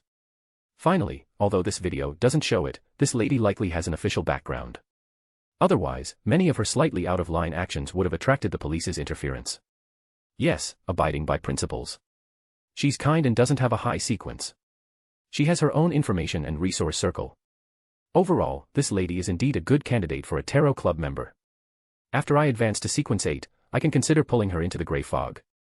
Of course, the premise is that she's willing. With this in mind, Klein conjured a new divination statement on the goatskin. Miss Zio joining the tarot club will bring me danger. Putting down the fountain pen, he removed the spirit pendulum that was wrapped around his wrist and held it firmly with his left hand. He also made the topaz pendant hang in the position where it was about to touch the goatskin. After reciting it 7 times, his eyes darkened and the spirit pendulum in his hand began to move slightly, counterclockwise. The answer was no. Klein nodded before realizing that it was late. He hurriedly left the palace above the grey fog and returned to his bedroom. He removed the spirituality seal and stood in front of his desk. Under the light of the gas lamp, he looked out the oriel window. At that moment, the nearby street was dark. There were only a few street lamps leading the way. The stars in the sky were embedded in the black curtain. Bit by bit, they weren't clear. So it turns out that Backlund, which is known as the land of hope and capital of capitals, is also like that. I thought that only Tingen had a lower street. From Miss Zio's point of view, I can tell that the people in the East Borough of Backlund are inferior to Tingen's lower street. Klein muttered silently as he reached out to hold the curtain, preparing to pull it. Woo! At that moment, a gust of cold wind blew past without warning. His bedroom window opened by itself. Klein subconsciously took a few steps back and instinctively tapped his left molar twice. At the same time, he suddenly leaned against the bed and attempted to take out the pistol under his pillow. But at that moment, a slim lady suddenly jumped in with the help of a special spirit body from outside the window. She had blue eyeshadow and blush on her face, giving her a bewitching beauty. It was Madame Daly, whom Klein had met at the Blackthorn Security Company this afternoon. Don't be so passionate. I can't withstand your bullets, said Madame Daly with a smile as she looked at the black muzzle. Ma'am Daly. Why are you here in the middle of the night? Klein asked, dumbfounded. However, he didn't let down his guard because it was possible that someone was pretending to be Daly. It's me. I know that such a visit is too crude. I should give you some hints so that you can be fully prepared. However, I actually came up with it on the spur of the moment. I had no choice, Madame Daly replied with a smile. Although I still find it unbelievable, it's indeed Madame Daly's way of speaking. Klein lampooned inwardly as he asked without lowering his gun. Ma'am, why are you here? If I were you, I would first seal the bedroom with my spirituality. Otherwise, your family might misunderstand when they see me in your bedroom at this time. Daly glanced at the door and joked with a smile. Chapter 193, Behind the Scenes. Klein, you don't have to be so wary. We met at the Nighthawks headquarters in the afternoon, didn't we? Having said that, Daly continued in an ethereal voice, Heh, are you really not going to seal the room? Personally, I don't mind being misunderstood by your brother and sister. Klein nodded when he heard that, but he didn't approach the desk. Instead, he took out a silver ritual knife from the bedside cabinet. After quickly constructing a wall of spirituality, he didn't hide from the lady in front of him. He held the revolver in his right hand while his left hand nimbly undid the spirit pendulum in his sleeve. Holding it with one hand, He recited the divination statement. The person in front of me is Nighthawk Daily Simone herself. After 7 times, he saw the topaz pendant rotating clockwise. This meant that he was certain. Only then did Klein put down his gun. After some deliberation, he repeated his previous question. Ma'am, why did you come to me in the middle of the night? You really are a professional seer, Daly first lamented. Then, without standing on ceremony, she sat on the chair in front of the desk and asked, Do you still remember what you said in Dunn's office? What I said to Captain? Ma'am, are you referring to the seer principles that I summarized according to the maxim of the mystery prior pathways do as you wish but do no harm? Klein's mind stirred as he probed. Yes, I heard you say that. This effectively helps you control the potion so that you won't hear voices that you shouldn't hear or see scenes that you shouldn't see. When Madame Daly said this, she looked at him with a faint smile before saying with certainty. Your words can only confuse Dunn. I'm very sure that you aren't as ignorant as you make yourself out to be. Heh, Mr. Moretti, I believe you have already concluded the acting method. Is this why you came to me? Klein asked without affirmation or denial. Daly already knows the acting method, clearly. He calmly made a judgment. Yes. Daly nodded casually. Then, she put away her teasing smile and said solemnly. I think we should be honest with each other on this matter. I know that you have concluded the acting method, and you definitely know that I have mastered it. Sigh, what's unpleasant is that it took me nearly 2 years to clearly realize it. As for you, you have only been a beyonder for a month and a half. Upon hearing Daly's words, Klein hesitated for a moment before smiling frankly. This is because you are my role model. He originally wanted to say, I'm just standing on the shoulders of a giant, but he ultimately decided not to give Emperor Roselle another chance to appear in his ears. Even if you gained inspiration from the maxim of a mystery prior and confirmed your thoughts from my experiences and performance, it only took you slightly more than a month to clearly recognize, acting, and summarize your own seer principles. It's enough to prove that you have outstanding wisdom and open thinking. Compared to a certain slow-witted detective who is widely praised, I think you are even more outstanding, Daly said with a chuckle. Slow-witted detective? Are you talking about that hero detective? Klein's heart stirred as he asked seemingly unintentionally. You also know about Detective Brian. His reputation has spread to Tingen. Daly asked in surprise. I previously heard Captain mention that you and Detective Brian killed the Demoness of Afflictions together. As Klein spoke, he briefly mentioned the battle with the witch yesterday to Daly. So you encountered a Demoness and a curse. Daly's expression turned solemn, but she quickly composed herself. She smiled again and answered her previous question. Actually, I didn't help much. The Demoness of Afflictions died at Detective Brian's hands. Detective Brian is actually that powerful. He can single-handedly kill a Sequence 5. He really is Mr. Tower. However, the detective should only be his identity on the surface. He didn't know which organization he relied on to enter the dangerous place that was similar to a dream and had such profound knowledge. As Klein was making random guesses, Madame Daly changed the topic and sighed. Once the church notices that you have grasped the acting method, you have to make a promise in front of the goddess's holy relic. You have to make an oath not to tell anyone about the acting method. That's why I can only chat with someone like you who also knows the acting method. Your condition has already told me the answer before you answered. That's why I dared to say that term. You want me to reveal the acting method to Captain and the others? Klein asked thoughtfully. He had already guessed the reason for Madame Daly's visit. That's right. Back when I made the oath and was informed of the exact meaning of the acting method, I didn't have a clear understanding of the matter, so I wasn't able to accurately remind Dunn and company. When Madame Daly said this, there was a clear hint of conflict in her tone. After a long while, she heaved a sigh of relief and continued, Dunn was a little evasive towards me. I didn't understand why previously and thought that he was worried about my previous actions. However, after returning to Tingen and opening my heart to him, I realized that he actually felt that he wasn't worthy of me. Ma'am, you don't have to tell me this. I'm not a late-night emotional show host. The corners of Klein's mouth twitched as he resisted the urge to lampoon. He thinks that I've become a Sequence 6 spirit guide at such a young age. My future is bright, and I'll meet even more outstanding men in the future. What a joke. He's clearly such a radiant person, but he actually feels inferior in front of a filthy person like me. Madame Daly continued. Ma'am, for you to say such words, it means that you are also feeling inferior. What is this? You are both greedy and afraid of each other's radiance, yet you don't dare to hug each other. Although I have more or less guessed the problem, but I am really not a late-night emotional broadcaster. Please forgive me for being helpless. The corners of Klein's mouth twitched again as he attempted to change the topic back to its original state. Hence, he solemnly promised. I originally planned on using the special application to remind Captain of the existence of the acting method. With your explanation, ma'am, I don't have to worry about anything. Since Madame Daly didn't deny the future of light, in her words, it meant that the acting method wouldn't be feared or ostracized by the Church of Evernight. Daly noticed her loss of composure and quickly adjusted her tone. She smiled and nodded. Very good. You are really a kind young man. I believe that after Dunn advances quickly, he will no longer ignore my hints, right? Ma'am, could it be that what you said about opening up your heart was just a hint to the captain? As a keyboard warrior, Klein secretly expressed his disdain for such cowardly actions. I won't let you help for nothing either. If you have any problems or need any help, you can write to me. Wait for me. Heh, when I become an archbishop or high-ranking deacon and understand why the church hides the secret of the acting method, I'll give you some hints. After Daly said that, she informed Klein of the method to summon her messenger. Then, seeing that it was already past 2, she took the initiative to bid farewell. After watching Daly's figure fly out of his house with a strange spirit, Klein heaved a sigh of relief. He silently muttered to himself, the spirit guide is really powerful. I wonder what my Sequence 6 abilities will be in the future, and how special they will be. In a hotel on Iron Cross Street, Stuart, the secret spell guide sent by the Church of Storms to investigate the secret order's traces, suddenly opened his eyes. His originally knitted brows relaxed as he thought. So the spirit body that flew over was controlled by Madame Daly. Heh, a Nighthawk who concluded the acting method himself.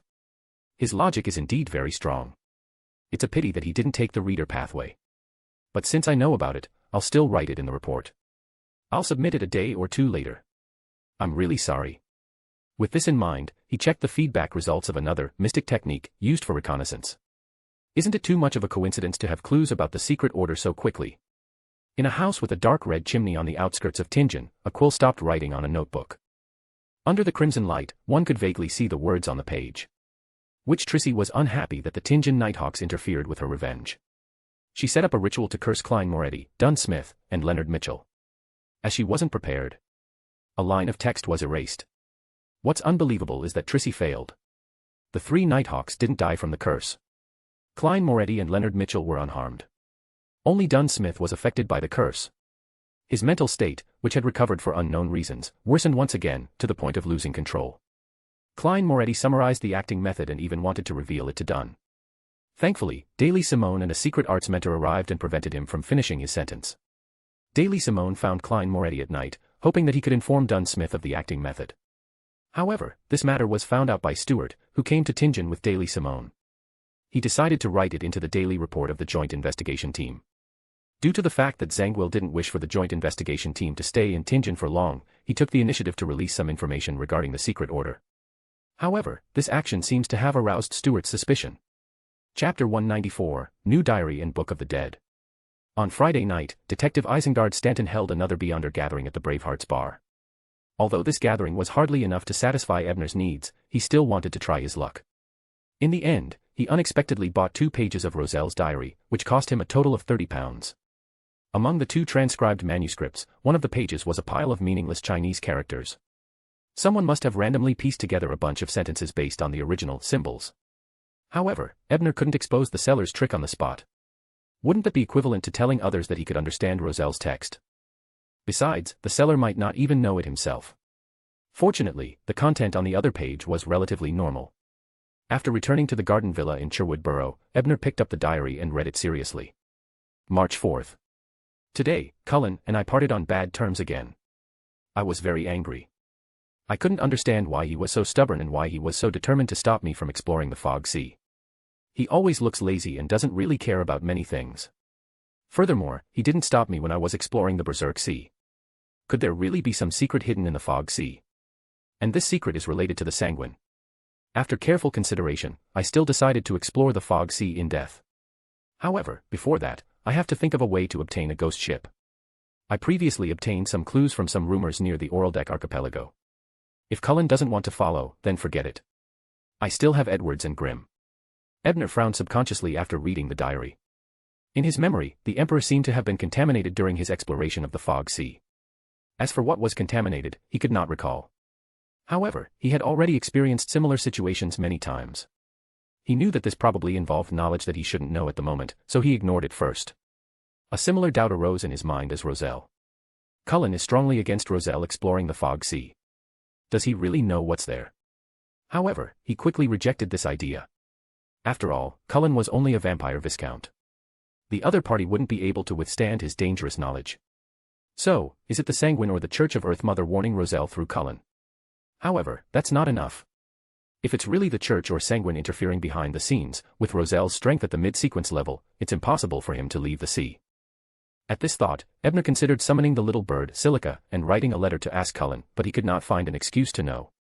After all, my relationship with Cullen isn't good enough for me to easily inquire about secrets. Besides, I'm not willing to take the risk for Roselle's past. With a sigh, Ebner dismissed the idea of writing the letter and began packing his bags for the weekend off to go camping and exploring with Susan and Roman's club. However, who knew that on Friday night, the weather around Backlund would suddenly change? The winds would surge, and dark clouds would stack up. Then, it would rain heavily when it was almost daybreak. Such weather was clearly unsuitable for camping, so Susan's servants came to the door on Saturday morning in the rain to inform Ebner that camping had been forced to be cancelled and changed to the next Saturday's news.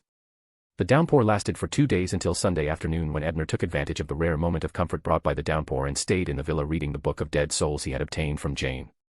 Although the Book of Dead was made of rather magical material, the words written on it lacked spirituality. It was purely Hermes. But the terrifying thing was that once those words were combined, it seemed to have the ability to influence one's thoughts, making one want to return to the underworld. Without activating the white eye, Ebner only dared to read for 5 minutes. Once that time passed, his spirit body would involuntarily feel as though it was leaving his body. This book is too dangerous for the current Klein and the other Tarot Club members. It's better to wait until Mr. World is online before using it to make a deal. With that in mind, Ebner closed the pages of the Book of the Dead and put them back in the cellophane case so that it and the Sword of Dawn could seal each other. After 2 days of reading, it was not that he did not gain anything. Not only did he master a lot of ritualistic magic in the aspect of undead, but he also obtained the refining and contracting method of a bone dragon. Once he succeeded, not only would he immediately possess a summoning item equivalent to a demigod, but he could also control a bone dragon to traverse the spirit world. It was a pity that the materials were too difficult. Not to mention those supplementary materials, although they were precious, as long as one was willing to spend money, they could buy them. However, the main material needed to refine the bone dragon required the complete skeleton of a semigod-ranked dragon and a wisp of death aura from Calderon City. I wonder if there's a complete dragon skeleton in the Forsaken Land of the Gods. I can ask when the sun enters the meeting on Monday. However, even if there is, it's not something the sun can obtain right now. It's probably impossible to obtain it in a short period of time. As for the death aura in Calderon City, I can wait for the future Gehrman to explore it and get some. Just as Ebner was thinking about the sun and the world, the two of them were actually conversing in Sapphira Castle. Having been suddenly pulled into the mysterious space above the grey fog, Derek looked at the mysterious existence seated high in front of him and recalled the principle of equivalent exchange that he had just mentioned. After a long while, he said firmly, "I wish to obtain the potion formula for the sun's initial sequence from you." Sequence, potion, sun. The sequence pathway is controlled by the Church of the Eternal Blazing Sun. From the looks of it, they might really be in the same world. And the word sequence was born after the first blasphemy slate appeared, which was the end of the second epic's dark epic. In other words, if the City of Silver was really in the Forsaken Land of the Gods, it meant that this region was separated from the northern and southern continents at the end of the second epic. Could this be related to the cataclysm of the third epic? Legend had it that the Evernight goddess, Earth Mother, and the god of combat had appeared, and together with the Lord of Storms, the Eternal Blazing Sun, and the god of knowledge and wisdom, they had protected humanity through the cataclysm. Yes, it seems like Mr. Tower knows quite a bit about history. When he sees this youth tomorrow, he might have some guesses. As Klein thought this, he was also stumped over how to obtain the potion formula for the sun. Although he might be able to find Tower and the Hanged Men, wouldn't that make Mr. Fool appear redundant? Yes, I should temporarily safeguard 3-0782 later. Perhaps I can divine something from it. Klein maintained his posture and replied calmly. This deal can be left to the next 2 days. You'd better stay out of the house for the next 2 days. Try not to stay in the same room as the others. All right, I'll follow your instructions, Derek replied with his head lowered, not raising any objections. Klein secretly heaved a sigh of relief as he tapped the edge of the table. Before sending you back, let us complete the equivalent exchange. I gave you a chance to become stronger, and you have to pay the corresponding price. Derek thought for a moment and replied in a deep voice. I will describe it truthfully. Following that, he described the City of Silver's creation myth, history, and the current basic situation to Klein in detail. He also introduced the 2 pathways he knew of, warrior and secret suppliant. As Klein pondered, he tapped the edge of the long table with his fingers. Suddenly, he asked again, do you know the son of the Dragon King? I do, Mr. Fool. King of Dragons Ankwelt is also known as the Dragon of Imagination. And his son, Alzahad, is said to be able to envelop the sky and look down on the land and sea. He's a famous powerhouse. His title is the Dragon of Nightmare, Derek said as he recalled the teaching materials. The Dragon of Nightmare? This matched the contents of the previous page of Roselle's diary. With so much evidence, it seemed like the place where the youth was really belonged to this world. Klein nodded and pointed to the surface of the long bronze table with a smile. Now, you need to confirm your code name. A tarot card had already appeared there. Derek took 2 steps forward and flipped through the tarot cards. Without any hesitation, he said, Sunday. I choose Sunday. Not long later, Klein, who was in Lamud town, successfully divined that the source of the mutated sun's sacred emblem was a drop of golden blood. Following that, he curiously and excitedly wrote the divination statement. The source of this golden liquid. Chapter 195, Another Tarot Gathering. Boom. The mysterious space above the gray fog began to quake violently as the majestic palace collapsed inch by inch. The ancient and mottled bronze table was smashed into pieces with holes in it. This terrifying change only lasted for 3 seconds before silence returned above the gray fog as though nothing had happened. The golden flames that had been burning on Klein's body gradually extinguished. His charred surface rolled as he screamed until his ability to think had returned. Following that, he propped himself up on the armrest of the high-back chair and stood up with great difficulty. He was horrified and at a loss for what had just happened. He never expected such a result. He took a few breaths, looked up, and surveyed his surroundings. He realized that the towering palace and the ancient long table, which had never changed since ancient times, had been damaged. This was unprecedented damage to the world above the gray fog, which had never been abnormal. Suddenly, his heart tightened as he hurriedly looked at the junk pile in the corner. Only when he saw that the 100 pounds he had earned from selling the telepathist formula were safe did he heave a sigh of relief. As for Mr. Tower's Tree of Elders' heart, such a high-level item shouldn't be so easily broken, right? At least it doesn't seem to have changed. Klein thought uneasily. After a while, Klein recovered a little. At the same time, he guessed that he had divined the eternal blazing Sunday. He pondered for a moment, and then he let the charred skin on his body fall off while summarizing the unexpected gains. The manufacturing method of the high-level charm, flaring sun charms, the potion formula for certain sequences of the sun pathway, as well as some knowledge regarding deities. Thinking up to this point, Klein rubbed his temples. Seeing that there was no movement above the gray fog, he finally felt relieved. After confirming that the eternal blazing sun didn't follow the clues and find this place, he thought again. The eternal blazing sun's hostility towards the Lord of Storms, the god of knowledge and wisdom, is extremely intense. Why? What's a pure white angel? Mr. Tower seems to be very familiar with these 3 churches. It's very likely that he knows. Yes, I can find an opportunity to mention this at the Tarot Club tomorrow and wait for Mr. Tower to freely express himself. Although the personality he displayed at the Tarot Club might very well be a disguise, even if it's to maintain his persona, I believe he wouldn't miss the opportunity to show off. Backlund, at the bottom of St. Samuel Cathedral. Once we have a plan that can threaten his life, he will immediately sense it. The abilities of demons are really troublesome. Crestet Casimir pulled up the collar of his shirt and muttered helplessly to himself. Yes, Your Excellency. We've set up 3 ambushes specifically, but they were all dodged. A black-haired lady in her 30s said solemnly. She had good looks. She wasn't wearing a hat and wearing clothes similar to men's clothing. She wore a black coat, a white shirt, black tight pants, and boots of the same color. However, the cold aura around her was very obvious. Could it be that we can only rely on luck? The person who spoke was a cold man with sharp brown eyes like an eagle. He asked indignantly, what about the detectives hired by the police? Did they figure out anything? The lady from before nodded and replied, Detective Isengard Stanton speculates that the target of the devil should be women who had been street girls and had the experience of corruption. Currently, the police are monitoring the key people. Then how can we monitor them? The brown-eyed man sighed. Most importantly, we didn't even witness a single murder scene. The prerequisites were insufficient, so some divination and prophecy methods couldn't be used. The Nighthawks discussed for a long time without any leads. Seeing that the meeting had ended, Casimir left Samuel Cathedral and began patrolling the streets alone. Just now, Borja, the man with the cold brown eyes, had said something right. When dealing with demons, sometimes one had to rely on luck. But just as he crossed 2 streets and came to a secluded alley, his spirituality was suddenly stirred. He focused and saw Daly's messenger come through the opening. This is a brief report from the Joint Investigation Team. It can be handed directly to the Holy Cathedral. Why would the Church of Storms send it to me? With doubts, Casimir opened the letter. After reading a few lines, he frowned.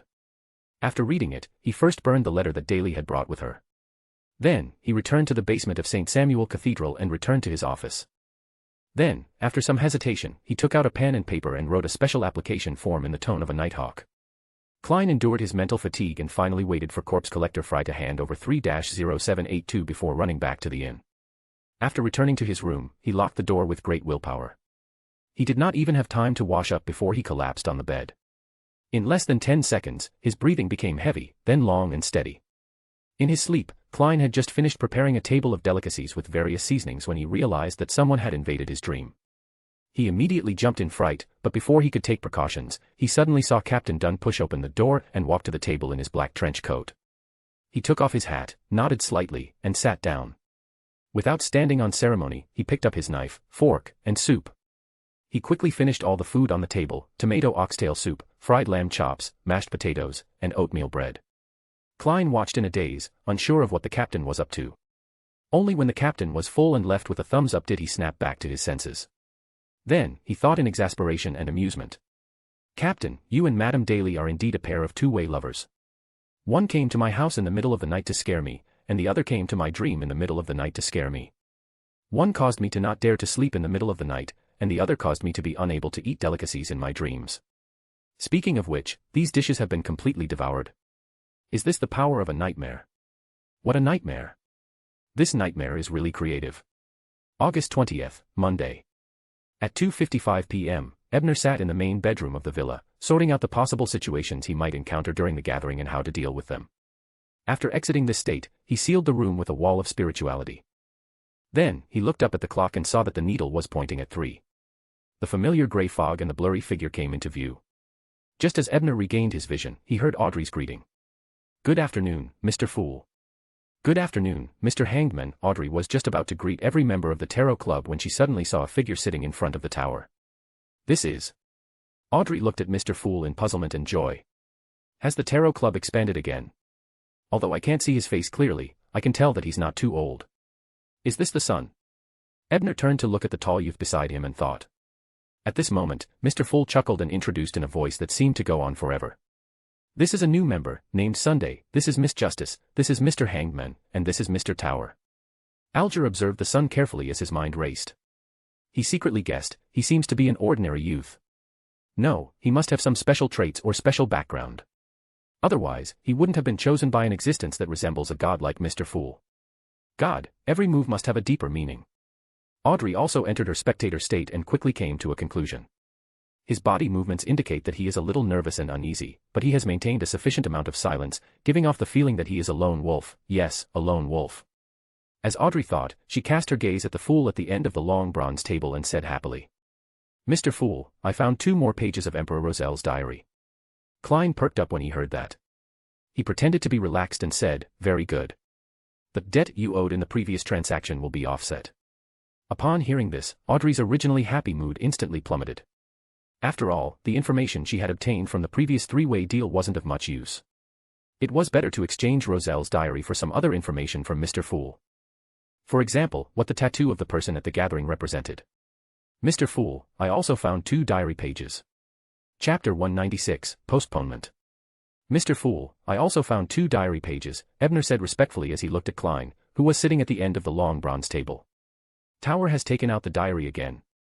He really is someone who has many channels and is well informed. I'm afraid that the hero detective is only his superficial identity." Through the name Ebner had revealed during the live broadcast that night, as well as the true strength of the hero detective that he had learned from Daly, as well as the part of the matter that Tower had previously entrusted to him, there were many overlaps with the hero detective's actions. Klein had already determined that Mr. Tower was the famous detective who had recently made a name for himself in Backlund. This was not an intentional inquiry, but a conclusion he came to based on the information he obtained by chance. However, Klein didn't believe that Tower only had the identity of a detective. There was definitely a powerful organization hidden behind it. Furthermore, from Daly's attitude towards him, it was likely that the organization was official. As his thoughts raced, Klein teleported the diary pages conjured by Justice and Tower to his side. Then, he temporarily held them down and wasn't in a rush to read them. Instead, he turned his head to look at Tower and calmly asked, "What kind of payment do you need? Do you want to accumulate contributions like last time? Goddess's blessing, I hope it's not some particularly troublesome request. Otherwise, it can only be that Mr. Fool thinks that your contributions aren't enough and wants you to accumulate them first. However, from the previous few situations, Mr. Tower seems to know his limits, although there are obvious signs of probing. As Klein thought, he silently prayed to the goddess for good luck. Ebner had already planned for this. He first requested Mr. Fool to help him conjure the projection of the fallen morning star before giving a brief introduction of its functions. Finally, he said sincerely, "The process of this item entering my hands is somewhat odd. I wish to figure out its origins." Although Bishop Utravsky told him that this item didn't have the layout of the deity, he felt that it was better to confirm it through the Fool. Furthermore, it didn't involve any deities. Klein's divination on Sapphira Castle shouldn't be too dangerous. At most, it would give him a headache. This mystical item is so powerful. It can actually use the powers of 5 pathways at the same time, and it can even combine into 2 mystic techniques. Although the 2 mystic techniques are only supplementary powers, they're still very powerful. They're even more powerful than all the mystical items I know of in the past. I really want to buy them. Unfortunately, Mr. Tower probably won't sell them easily. Audrey looked at the necklace made of 5 gems in the video, her eyes glistening. She wished she could ask for the price on the spot. Even if it was very expensive, her father, Earl Hall, would definitely reimburse her for such an item. As Alger stared at fallen morning star, he thought of creeping hunger wielded by Vice Admiral Hurricane. It was also a powerful item that could use multiple pathways, but the price of using it was much crueler than this fallen morning star. Derek only gave it a few envious looks before retracting his gaze. The City of Silver's general education told him that this wasn't something an ordinary person like him could control. Even if he barely used it, the price would be too high for him to bear. As for Klein, who was sitting at the head of the table, his first reaction was to reject it. He had just made a suicidal divination of the eternal blazing sun yesterday, and he didn't wish to do it a second time. But just as he was thinking of how to phrase it, he heard Tower say, "I know that the value of these diary pages might not be enough for you to personally investigate them. I remember that you previously mentioned that you have a blessed by your side. Can I ask your blessed to help me check them? I can transfer all the contributions of presenting the diary to your blessed. If it's not enough, I can make some material compensation." Seeing that Klein was silent and seemed to show signs of rejecting him, Ebner decisively changed his strategy and began enticing him. "Does Tower really think that my blessed has the strength to investigate the origins of this item, or is he testing me again? Does he want to use this matter to measure the depth of Mr. Fool's blessed?" Judging from his anxious expression, it didn't seem like he was just testing the waters. Perhaps the former was the main goal, while the latter was just a side effect. Then should I agree to it or not? I won't reject it directly. I'll delay it until next week before giving an answer. I'll have plenty of time to divine if there's any danger in investigating the origins of this item. Of course, I can also take the opportunity to think of how much money I should charge. With this in mind, the scales in Mr. Fool's heart had already tipped. He deliberately leaned back, crossed his hands, and replied in a relaxed manner. "All right, I'll ask if they are willing to accept your request. There should be some feedback from the Tarot Club next week." "Heh, you aren't in a rush, right?" "Yes, I have sufficient patience for this matter, Mr. Fool." Ebner resisted the urge to lampoon as he lowered his head and said, respectfully, "Indeed, how could such a mighty existence that resembled a god not have a blessed serving him? Furthermore, from Mr. Fool's tone, he probably has more than one blessed." While Alger felt apprehensive, his attitude towards the Fool became even more reverent. Since he had so many blessed, it meant that he had the ability to interfere with the real world. Very good. Seeing that he had temporarily resolved the problem of Tower, Klein nodded in satisfaction. Then, he picked up the diary that Miss Justice handed over and began reading. But soon, he began to curse inwardly as he read. "All right, Countess Files, private gathering. This is very Roselle. So some of the sequences can be interchanged at the high sequences. This is different from what the church told the Nighthawks. Yes, Savant and Mystery Prior, Sleepless, and Corpse Collector can be interchanged. I have to memorize it and verify it with the Tower later. Thank you, Emperor Roselle. I wonder which pathway can my seer sequence switch with. The apprentice and marauder mentioned by the Thearch back then." Upon seeing this, he realized that the 2 pages of the diary that Justice had transcribed seemed to be connected, but the actual content wasn't coherent.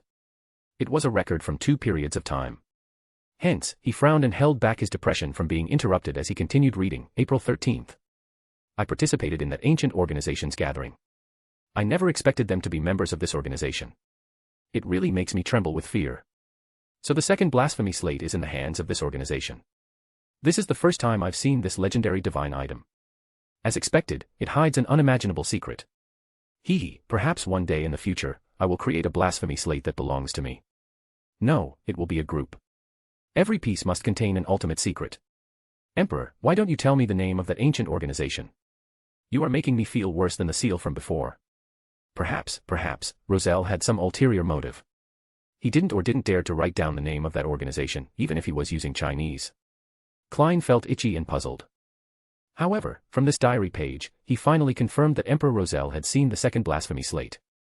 Later on, he created a deck of cards with each card corresponding to a pathway of the divine. I wonder where those cards are hidden and who will obtain them. As Klein sighed inwardly, he picked up the 2 pages of the diary that Tower had handed over. However, with just a glance, he began to suspect if he was suffering from dyslexia. This was because it was filled with the following words. The sun is really close.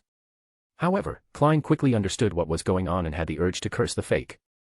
Thankfully, I didn't directly agree to Tower's request. Otherwise, it would have been too much of a loss if I had to use this random page to divine something of unknown origin. He took a deep breath and picked up the second page. Fortunately, it was something more serious this time. After reading it, Klein tapped the edge of the long bronze table with his finger and thought. Cullen. This should be the second time I've seen him appear in Roselle's diary. I remember that in the diary entry the last time, Roselle complained about why the Sanguine didn't send him a beauty. Besides, in the diary I previously obtained, I mentioned Roselle's expedition to the Fog Sea. It should be a month after the diary page that Tower took out, Roselle obtained the Black Throne's ghost ship. They soon discovered an island that wasn't on the sea route. Then, Grimm, one of the so-called 4 horsemen of the apocalypse, became odd, as though he was infected by something. Then, what about Roselle, who was at the same level as Grimm back then? Could he have been infected by something on that island? Is this the reason why Cullen isn't willing to follow and is even determined to stop Roselle's voyage? Is it divination or a prophecy? But why didn't he say it out loud? Was the symbol he received not accurate enough? Klein's thoughts raced as he thought of many things. But he quickly reined in his thoughts and moved his gaze away from the diary. He looked at the hanged men, Justice, Tower, and the sun and smiled. Sorry to keep you waiting. Now we can start our free discussion.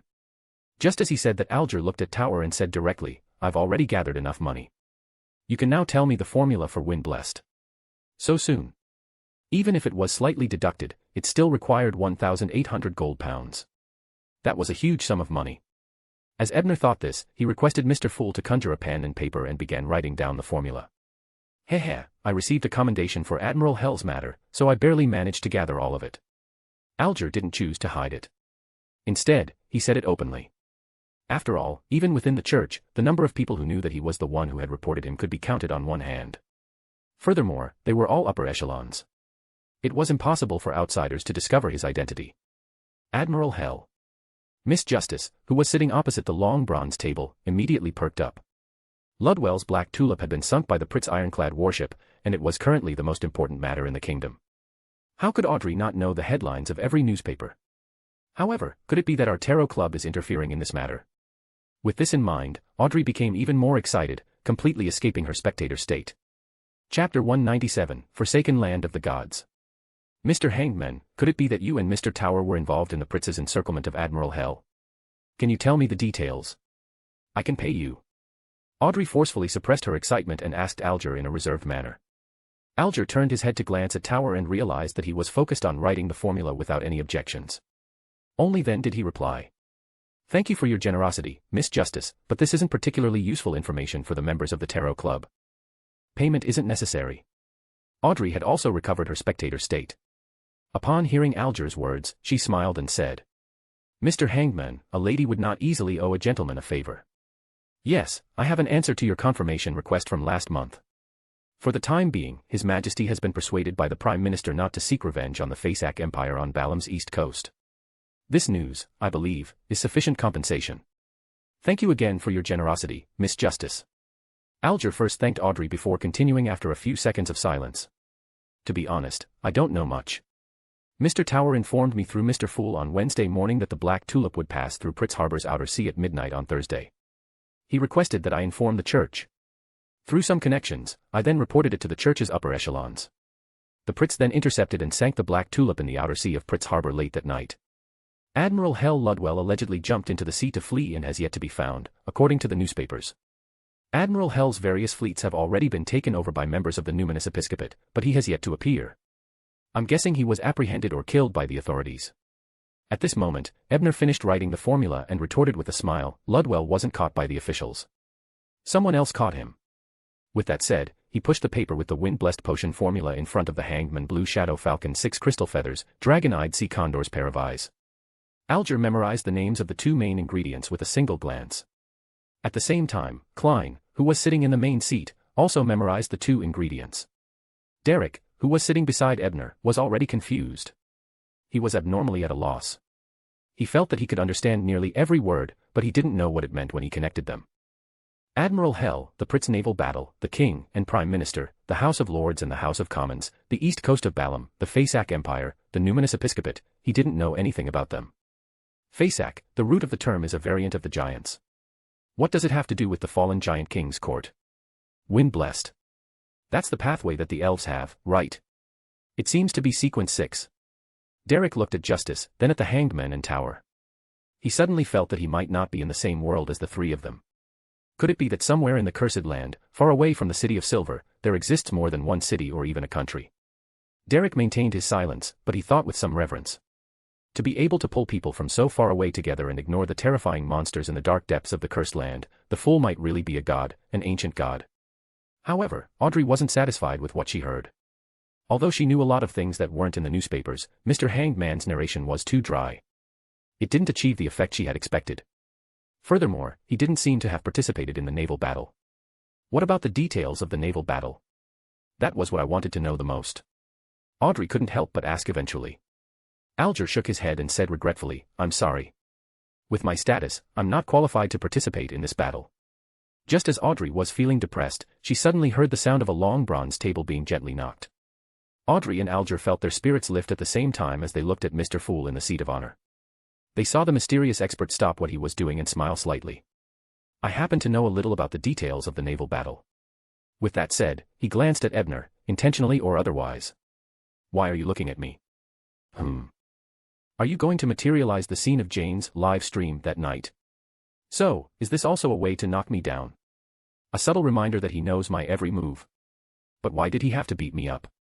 Did I do something that made him feel like it was too much? Ebner watched in confusion as Mr. Fool conjured the scene of Jane's live broadcast that night. It even included the announcement of the decree mage on Pritz, which only silenced Ebner's commentary. However, Klein only conjured the Pritz from the water curtain. After the black tulip failed to shuttle through, the imperative mage raised his hand to ban it, and the ocean songster intercepted the cannonballs. He didn't release all of them. Firstly, he didn't know what would happen after that, so he couldn't conjure it. Secondly, if it took too long, his spirituality wouldn't be able to withstand it. After all, I don't have the ability to watch a movie with everyone here. Klein thought after the screening ended. So there's a demigod on the Pritz. From the looks of it, he's a demigod from the Arbiter pathway. It's no wonder the black tulip failed to escape. Alger couldn't help but sigh as he resolved the doubts in his heart. As the captain of a ghost ship that sailed on the sea, he had a deep understanding of the black tulip's toughness and strangeness. Before this, he couldn't imagine that the ship would sink, even if the opponent was a new ironclad. But with a half-god holding down the fort, that was a different story. Audrey's heart surged as she watched. The terrifying black magic, the huge bronze door, the law of the gods, the lightning that shattered countless cannonballs. This is the mysterious world I yearn for. Audrey wished she could stand up and dance to vent her excitement. The one who was most shocked was actually the son Derek. Be it the undulating seawater, the crimson sky, or the mighty and massive battleship, the strange and unpredictable ghost ship made his body tremble as though he was in a dream. No, even in a dream, I would never dream of such a scene. They are completely beyond my imagination. Is that the sea depicted in textbooks? Is that a ship recorded in ancient literature? Also, such a beautiful scarlet. Is that the moon? It turned out that Miss Justice, Mr. Hangman, and Mr. Tower really lived in another world. A normal world without monsters in the darkness or curses. I wonder what price I have to pay to make Mr. Fool bring the City of Silver to this normal world. Just as Derek was surrounded by shock, Audrey had already adjusted her state of mind. However, she still said excitedly, "Thank you for letting us see the battle at sea and fulfilling my wish, Mr. Fool." Klein replied in a relaxed and calm tone, "I hope it can help you." Audrey calmed herself down and recalled the scene she had just seen. She said, "Does anyone know which pathway the ability to prohibition belongs to?" "I know that. I've heard Tower explain it before." Klein's heart stirred as he answered with a smile before Tower and the hangman could. "That's the ability of the Arbiter pathway. A Sequence 6 judge can use the ability, Prohibition, but to prevent the Black Tulip from traveling through the spirit world, it has to be at least a Sequence 4 imperative mage." "I see. Arbiter. He should be a demigod from the military. Audrey nodded before standing up and curtsying. She sincerely thanked and praised, "Thank you for your answer, Mr. Fool. You are truly knowledgeable." Alger was extremely disdainful of Justice's words. How could an important figure like a god be described as knowledgeable? To a certain extent, this existence was equivalent to knowledge. Klein guiltily accepted Miss Justice's praise. After all, he was only recounting the commentary on the night of the tower. At most, he had changed his words. At this moment, Derek finally recovered from his shock.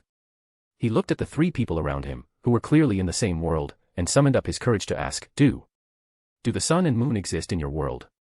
Upon hearing this, Justice and the hanged man looked at each other. They didn't understand why the son would ask such a question. Only Ebner knew Derek's background very well. He smiled and asked, "Why are you asking this? I suspect that you and I aren't from the same world." Derek directly voiced his judgment. This child. To think I kept telling him not to speak nonsense and not to reveal his origins, but... Klein nearly reached out to cover his face. Sigh, although the son looked silent, pained, and mature, he's really just a youth. Not in the same world. What makes your judgment based on? Is there no sun or moon in your world? Ebner asked knowingly. Yes, the city of Silverheim was once ruled by the giant king's court. Ever since it was abandoned by the omnipotent and omniscient Lord, it has been surrounded by darkness. Derek briefly described the situation in the city of Silver without much caution. Audrey and Alger were so shocked by the terrifying environment he described that they forgot to think. Only Ebner pretended to think for a moment after hearing that. He deliberated and said, "According to what I know, in the distant second epoch, there was a country named the Kingdom of Silver. The Kingdom of Silver has a rather special status in the Giant King's court. They don't directly believe in Giant King Ormer, and they believe in the Queen of the Giant King's court, Omabella. Since you have the historical records of the Giant King's court, it's unlikely that we are from two different worlds. They belong to the same world, but the environment is completely different. And the City of Silver has historical records of being abandoned by the Lord. Then there's only one possibility.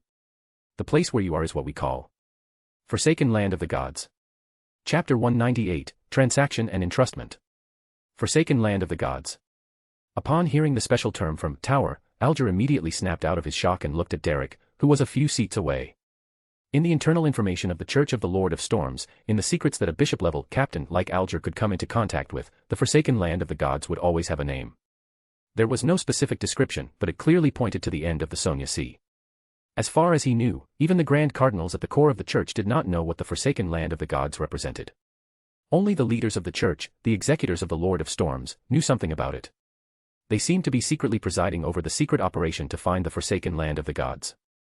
Alger had previously made a bold guess in the previous Tarot Club, equating the true Creator's holy place that the Aurora Order had promoted with the Forsaken Land of the Gods. Unfortunately, the Tower had refused to say much back then, and Mr. Fool hadn't given him an answer, preventing him from confirming it.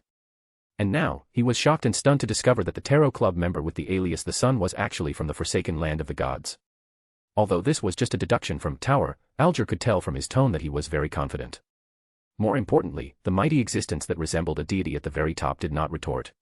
With this in mind, Alger looked at the figure leaning against the back of the chair at the end of the long table, shrouded in thick fog. He thought with a trembling heart. Mr. Fool has always known where the Forsaken Land of the Gods is, and he can pull in members from there. That's a secret place that the Bishop of Storms wishes to find but has never been able to find. As Audrey had no concept of the Forsaken Land of the Gods, she wasn't too shocked. All she did was sigh inwardly. The origins of the sun were indeed extraordinary, and they were very mysterious. Before pulling Derek into the grey fog, Klein had guessed that the strange place he was in was the Forsaken Land of the Gods. Now, with Tower's words as evidence, he confirmed his previous guess. Tower, on the other hand, knows a lot about the secret history of the end of the second epoch and the start of the third epoch. His identity is far from simple. Is he a blessed of a particular church? Is he the son of a member of a certain church's upper echelon? As Klein was making random guesses, Derek barely digested the content of Ebner's words and roughly understood what he meant. Then, he asked with uncertainty, "Mr. Tower, do you mean that there are records of our City of Silver where you are? There are records of the Giant King's court? Furthermore, you are still being favored by the Lord, so your world is normal. And the place where our City of Silver is called the Forsaken Land of the Gods by you." Ebner nodded slightly and replied, "Nothing wrong in general, but..." However, before he could finish his sentence, Derek said incoherently in excitement, "Mr. Tower, can you help our City of Silver pray to the Lord, praying that He will look after us again and let the sun rise again? We have struggled in the darkness for thousands of years, but we have never betrayed the Lord. Back when we were ruled by the giant king's court, we believed in the cruel giant king Ormer. It was the Lord who redeemed us. We will never betray the Lord again. Being ruled by the giant king's court. It's indeed ancient. But it doesn't seem to correspond. Alger immediately recalled the description of the second epoch in the hidden chapter of the Book of Storms. The sky, sea, and land were occupied by dragons, giants, elves, mutants, demons, phoenixes, demonic wolves, and specters. Humans were enslaved, but in the end, the Lord of Storms, the eternal blazing sun, and the God of knowledge and wisdom led humans to defeat these beyonder creatures one by one, ushering in the beginning of the third epoch, the Age of Glory. Giant King Ormer. Klein silently repeated the name. In many myths and legends, this was a powerful existence comparable to a god. Even today, there were still remnants of worship for him. For example, the most famous and expensive wine in the Intis Republic was named Ormer. It was said that this giant king loved blood like wine. Please mind your words, Mr. Sunday. This is Mr. Fool's country. Audrey looked at the son worriedly and kindly reminded him. Only then did Derek come to a realization. Although Mr. Fool claimed that he wasn't a god, the ability he displayed was no different from a god's. His words might have angered this existence. With this in mind, he hurriedly lowered his head and sincerely apologized. I'm sorry, Mr. Fool. I was just a little agitated. In fact, he wasn't as pious as he claimed to be towards the Lord who had created everything. He even felt a hint of resentment deep down. There's no need to be so reserved. I've long said that I'm only the fool who likes to exchange equal amounts. I usually wouldn't get angry over trivial matters. Unless you violate my principles or reveal my name to an outsider without my permission, Klein said with a deep and calm voice. However, Derek didn't dare to take it seriously. He still lowered his head and said in horror, I understand, Mr. Fool. Alger suddenly interjected, our world doesn't have the Lord who created everything you speak of. The omnipotent and omniscient God. The ones protecting us are the 7 Orthodox deities. 7 Orthodox deities. Derek was taken aback. This news had completely exceeded his imagination. However, after what had just happened, he didn't dare continue the topic of deities. He planned on observing how others communicated and understanding the bottom line before attempting to ask. On the other side, Alger didn't have any intention of explaining. He had discovered a huge potential value in Derek, so he naturally had to incite his interest while holding back. Only then would he be able to obtain more at the smallest price. As for what he could obtain from the sun, he had yet to figure it out. In short, he had to be prepared. I wonder if Tower can think of this level and cooperate with me. Alger glanced at Ebner and thought. Ebner naturally knew what Alger was thinking. Wasn't it just to fleece him? This was actually his plan. The reason why he had pointed out that he was in the forsaken land of the gods was not only to take the opportunity to show off and sell his persona but also to skip the unnecessary probing stages and quickly make use of the many rare resources of the City of Silver. Therefore, after a moment of silence, Ebner directly asked Derek, you previously said that there are many monsters and beyonder creatures near the City of Silver. Yes. Derek nodded honestly. So do you know about the 1,000 Spells Phantom? Ebner asked expectantly. I know. It's a type of alternative dragon. It's very small in size, and its form is between real and illusory. After death, it will turn into a crystal. The protective facilities of many important buildings in the City of Silver are set up using this crystal as the foundation, Derek replied in a textbook manner. Very good. I need the crystallization of 1,000 Spell Phantom. If you can get one, I can give you the corresponding reward. What do you need? Ebner directly asked about the son's needs, not giving him a chance to hesitate and reject. Derek clearly hadn't experienced such rhetoric. Without much thought, he said, I need the initial sequence formula of the sun pathway. However, I don't have anything that can be used to exchange for 1,000 technique mirage crystals. Besides, it's not equivalent to a sequence 9 potion formula. Help me ask what the seller of the 1,000 technique mirage crystal needs. As for the items to be exchanged, it will naturally be provided by me. As for the bard formula, I'll do my best to help you find it. Consider it your intermediary fee. Yes, Bard is the name of the Sun Pathway's initial sequence, Ebner said with a smile. He didn't say that he knew the formula now. That would make it seem like he was prepared. Although Derek had never heard of the term, intermediary fees, he finally understood what Mr. Fool meant by translating it in the same voice. Hence, he said sincerely, you're really a good person, Mr. Tower. I'll help you ask as soon as possible. At this point, he suddenly thought of something and asked again, how should I inform you after I ask what item I need to exchange? And how will you give me the item? Inform me that I only need to pray to Mr. Fool. As for receiving the items, do you know how to sacrifice and accept the bestowment ritual? Ebner said with a smile. I know. However, Mr. Fool's symbol. Derek said with some difficulty. At that moment, Klein, who was sitting at the head of the table, rapped the edge of the long bronze table and said with a smile, regarding the ritual's process and symbolism, "You will naturally know when you pray to me when you return." With that said, he looked at Tower and said in a calm tone, "I have the barred formula here. I know you can find it, but it will take at least a week. And if the sun can become a beyonder earlier, it will be easier to negotiate with others." With great difficulty, Klein decided to step in. This was because if he didn't say anything, wouldn't the barred formula end up in his hands? How could he live up to the pain he had suffered from divining the eternal blazing sun? Is he asking me to pay for it? But I knew it. I just didn't want to arouse suspicion. Why did I have to pay? Ebner felt a little conflicted, but he still acted as though he was tempted. He cautiously asked, "What do I need to pay?" More of Roselle's diary. If that was the case, it wouldn't be a problem. At most, he could spend some time fabricating some stories about the Emperor. It also made Klein understand that useless information could only be exchanged for useless information. Mr. Fool tapped the edge of the ancient long table with his finger again and chuckled. "I wish to entrust you with a mission. This mission actually comes from one of my blessed. Heh, speaking of which, he's the most likely person to accept investigating the background of that morning star fallen. If you can handle this matter well, he might help you investigate the source of the item in the future. As for the barred formula, I'll pay you in advance. May I know what the mission is about?" Ebner pretended not to know that he was a god, blessed, and believer. "I need you to investigate the life story of the first Baron Lamud. The more detailed, the better. Yes, you can seek the help of the lady you recommended to join the Tarot Club. Consider it an inspection of her abilities. Although I'm quite satisfied with her situation, I still need to observe her further." Chapter 199, Shepherd. The first Baron Lamud. That's the identity Mr. Azek used in his life, right? Klein should have already explored Lamud Town at this time.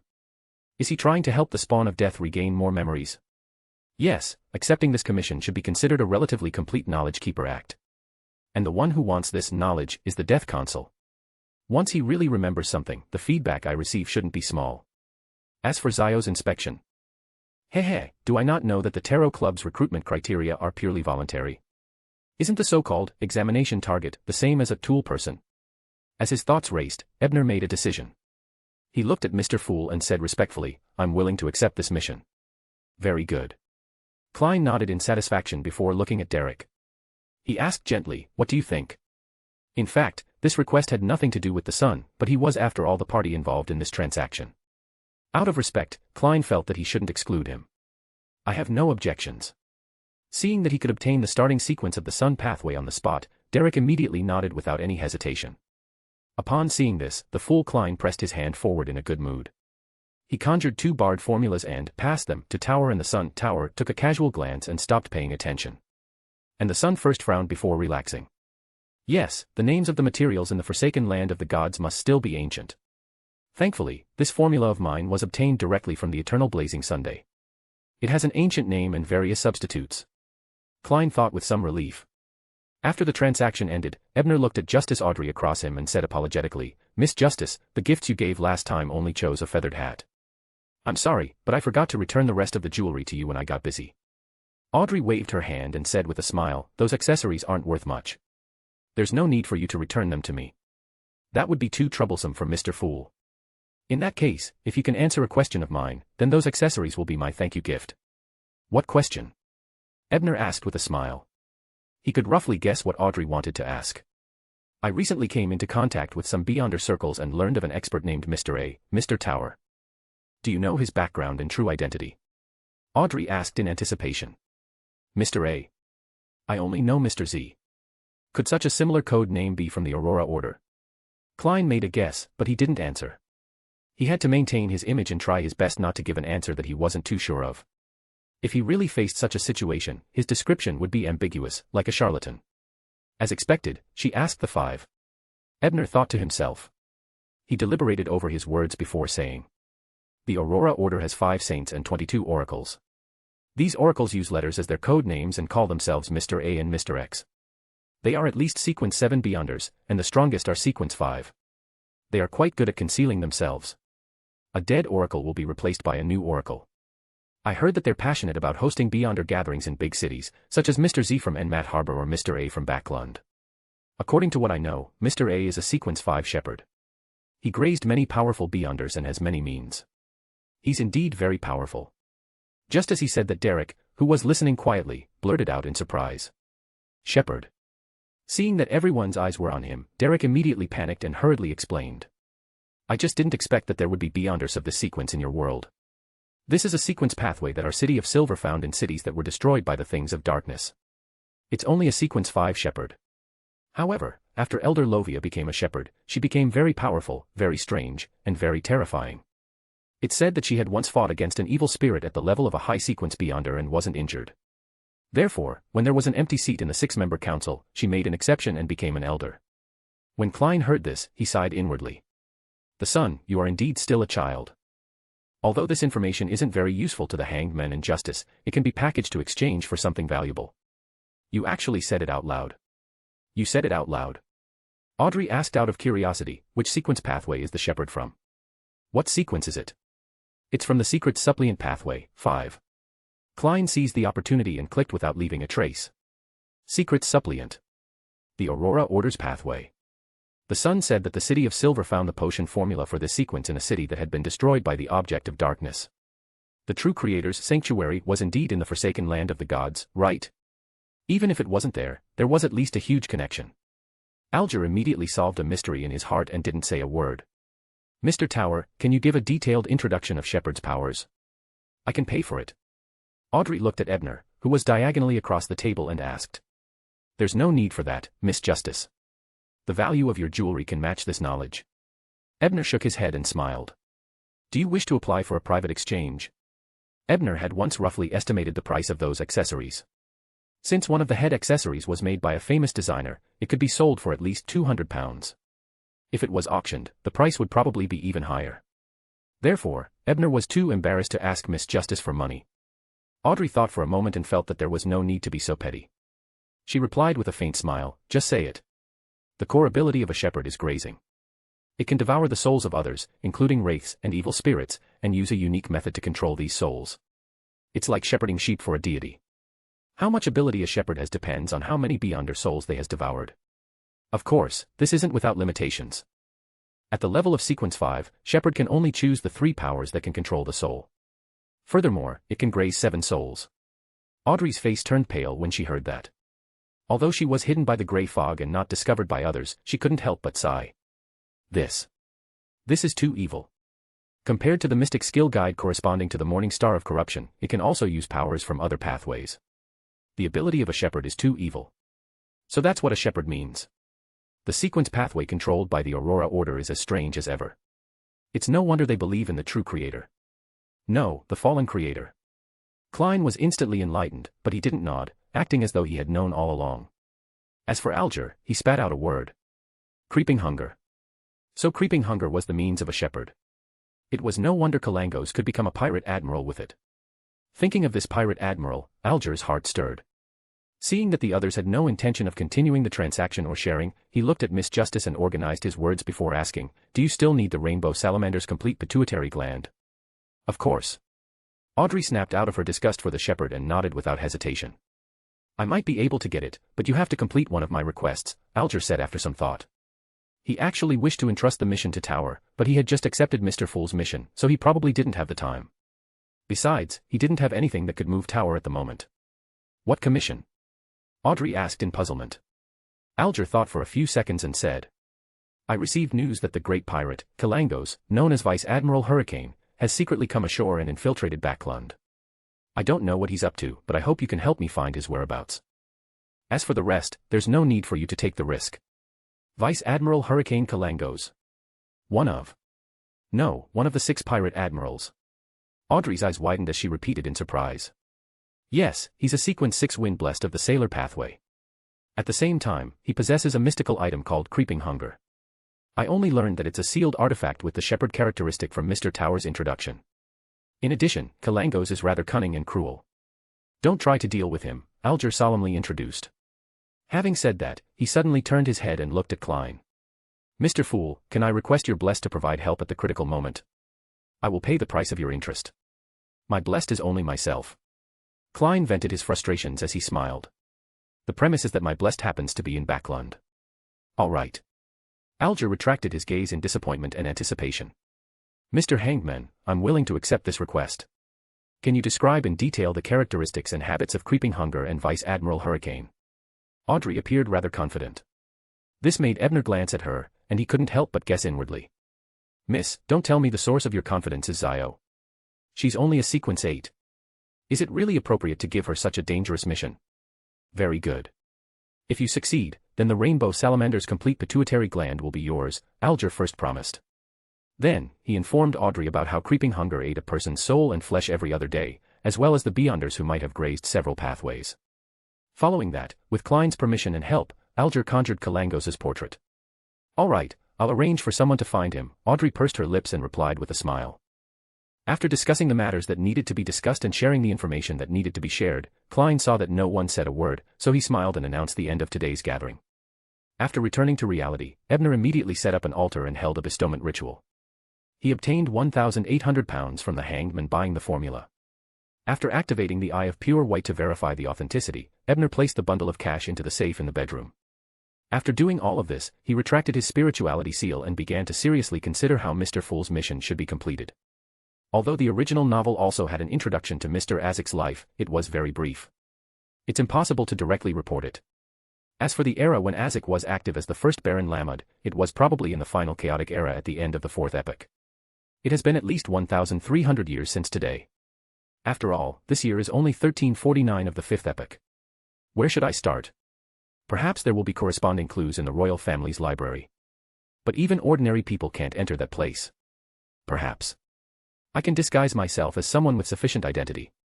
Thinking of this, Ebner stood up and took out a mask with complicated patterns that looked like a clown's face from his warehouse. The clown mask should be able to redesign my appearance. Chapter 200, Candidate. Klein wrapped himself with his spirituality and plummeted. After returning to his room, he removed the wall of spirituality and thought to himself. This time, I didn't find a chance to ask Tower why the three deities are hostile, as well as what pathways can be swapped. Sigh, it's really inconvenient without a smuff. I wonder if I can resolve this problem after becoming a clown. Following that, Klein originally planned on slacking off for the afternoon. After all, he no longer needed to act as a seer, nor did he need to use the divination club as a fixed schedule. Occasionally, he would earn some extra money and fulfill his duties as a nighthawk. But just as he lay down, he heard the doorbell ring. Ding, ding, ding. Who would be at the door at this time? Could it be that Melissa had finished school early? Klein was puzzled, but he had no choice but to get up and go downstairs. He only did a divination before opening the door to confirm that there was no danger before opening the door. Then, he saw Madame Daly in a black robe. Ma'am, why are you here? Fortunately, it was the door this time. As Klein asked, he welcomed Daly into the living room. However, Daly seemed to be in a bad mood. She didn't even have the intention of teasing him verbally as she said directly, I think you have to tell Dunn and the rest about the acting method as soon as possible. What happened? Klein asked as he poured a cup of water for her and sat down. As to the acting method, he was still giving the captain hints and laying out his plans. He intended to wait until the end of the week for a thorough showdown and submit a special application.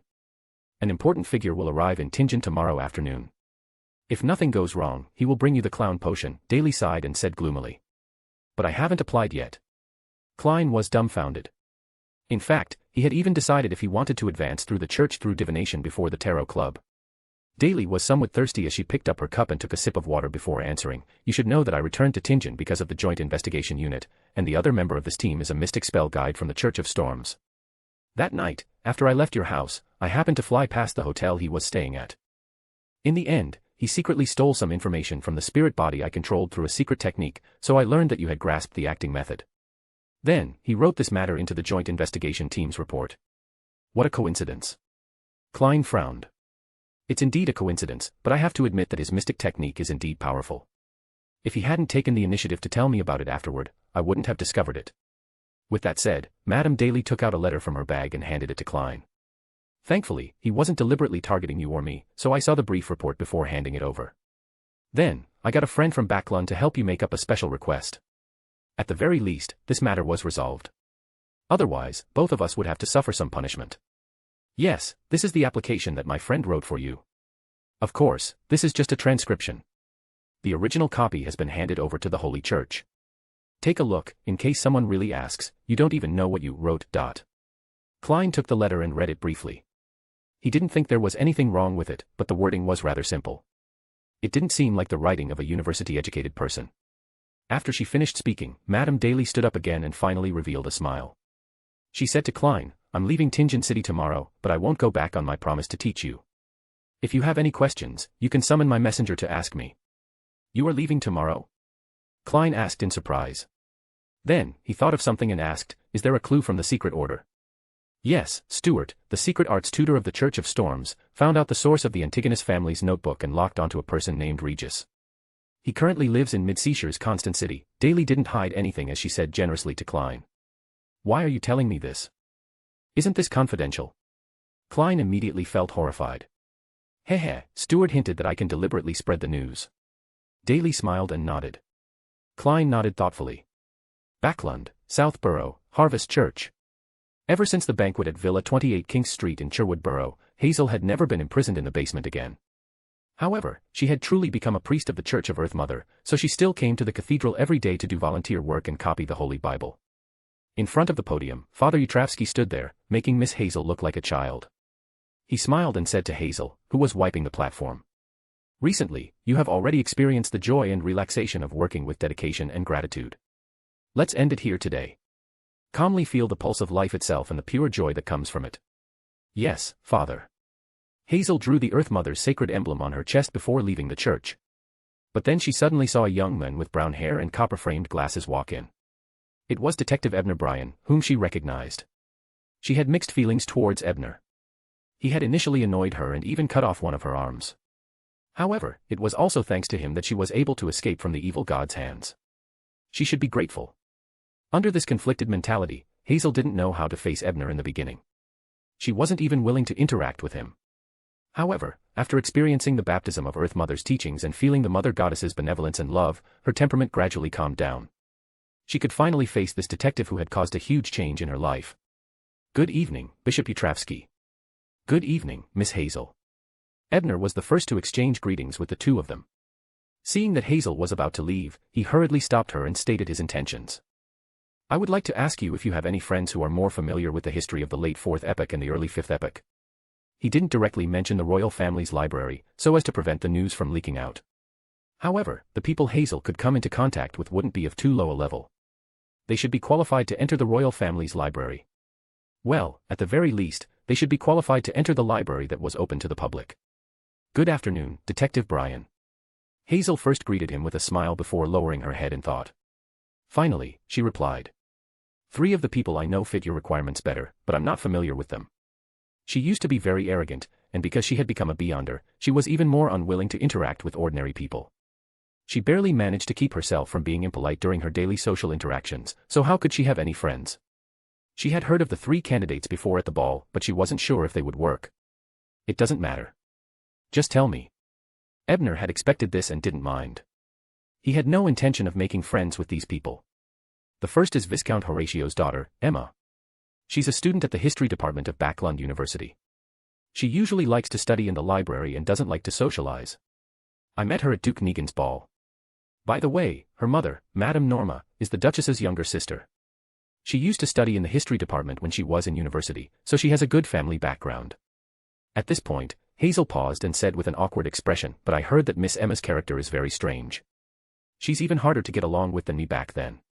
"Miss, I'm not here for a matchmaking session.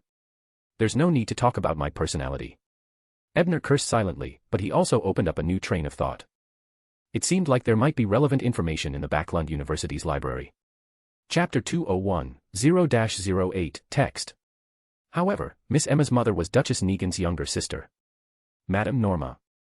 I remember that this person is a peripheral member of the Psychology Alchemists. She was the one who introduced Audrey to the Psychology Alchemists. Therefore, it was best to stay away from Miss Emma if there was no need. After all, he had to be careful of the spectator. Just as Ebner thought this, he heard Hazel continue her introduction. "The second is one of my pursuers. Well, he was once one. His name is Sonnard, and he comes from a middle-class family. However, he has outstanding abilities, and he was selected by Baron Sindras and groomed.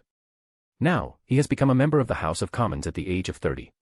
His future is very promising." Her tone was calm. Even when she talked about her former admirer, she didn't show much emotion, as if she was talking about a stranger. But no matter how capable this person is, he doesn't meet my requirements, though Ebner, but he politely didn't interrupt Hazel. She continued. This Mr. Sonnerd is highly regarded by Baron Sindras because he knows history well. He knows all kinds of stories and even folklore from the Fifth Epoch.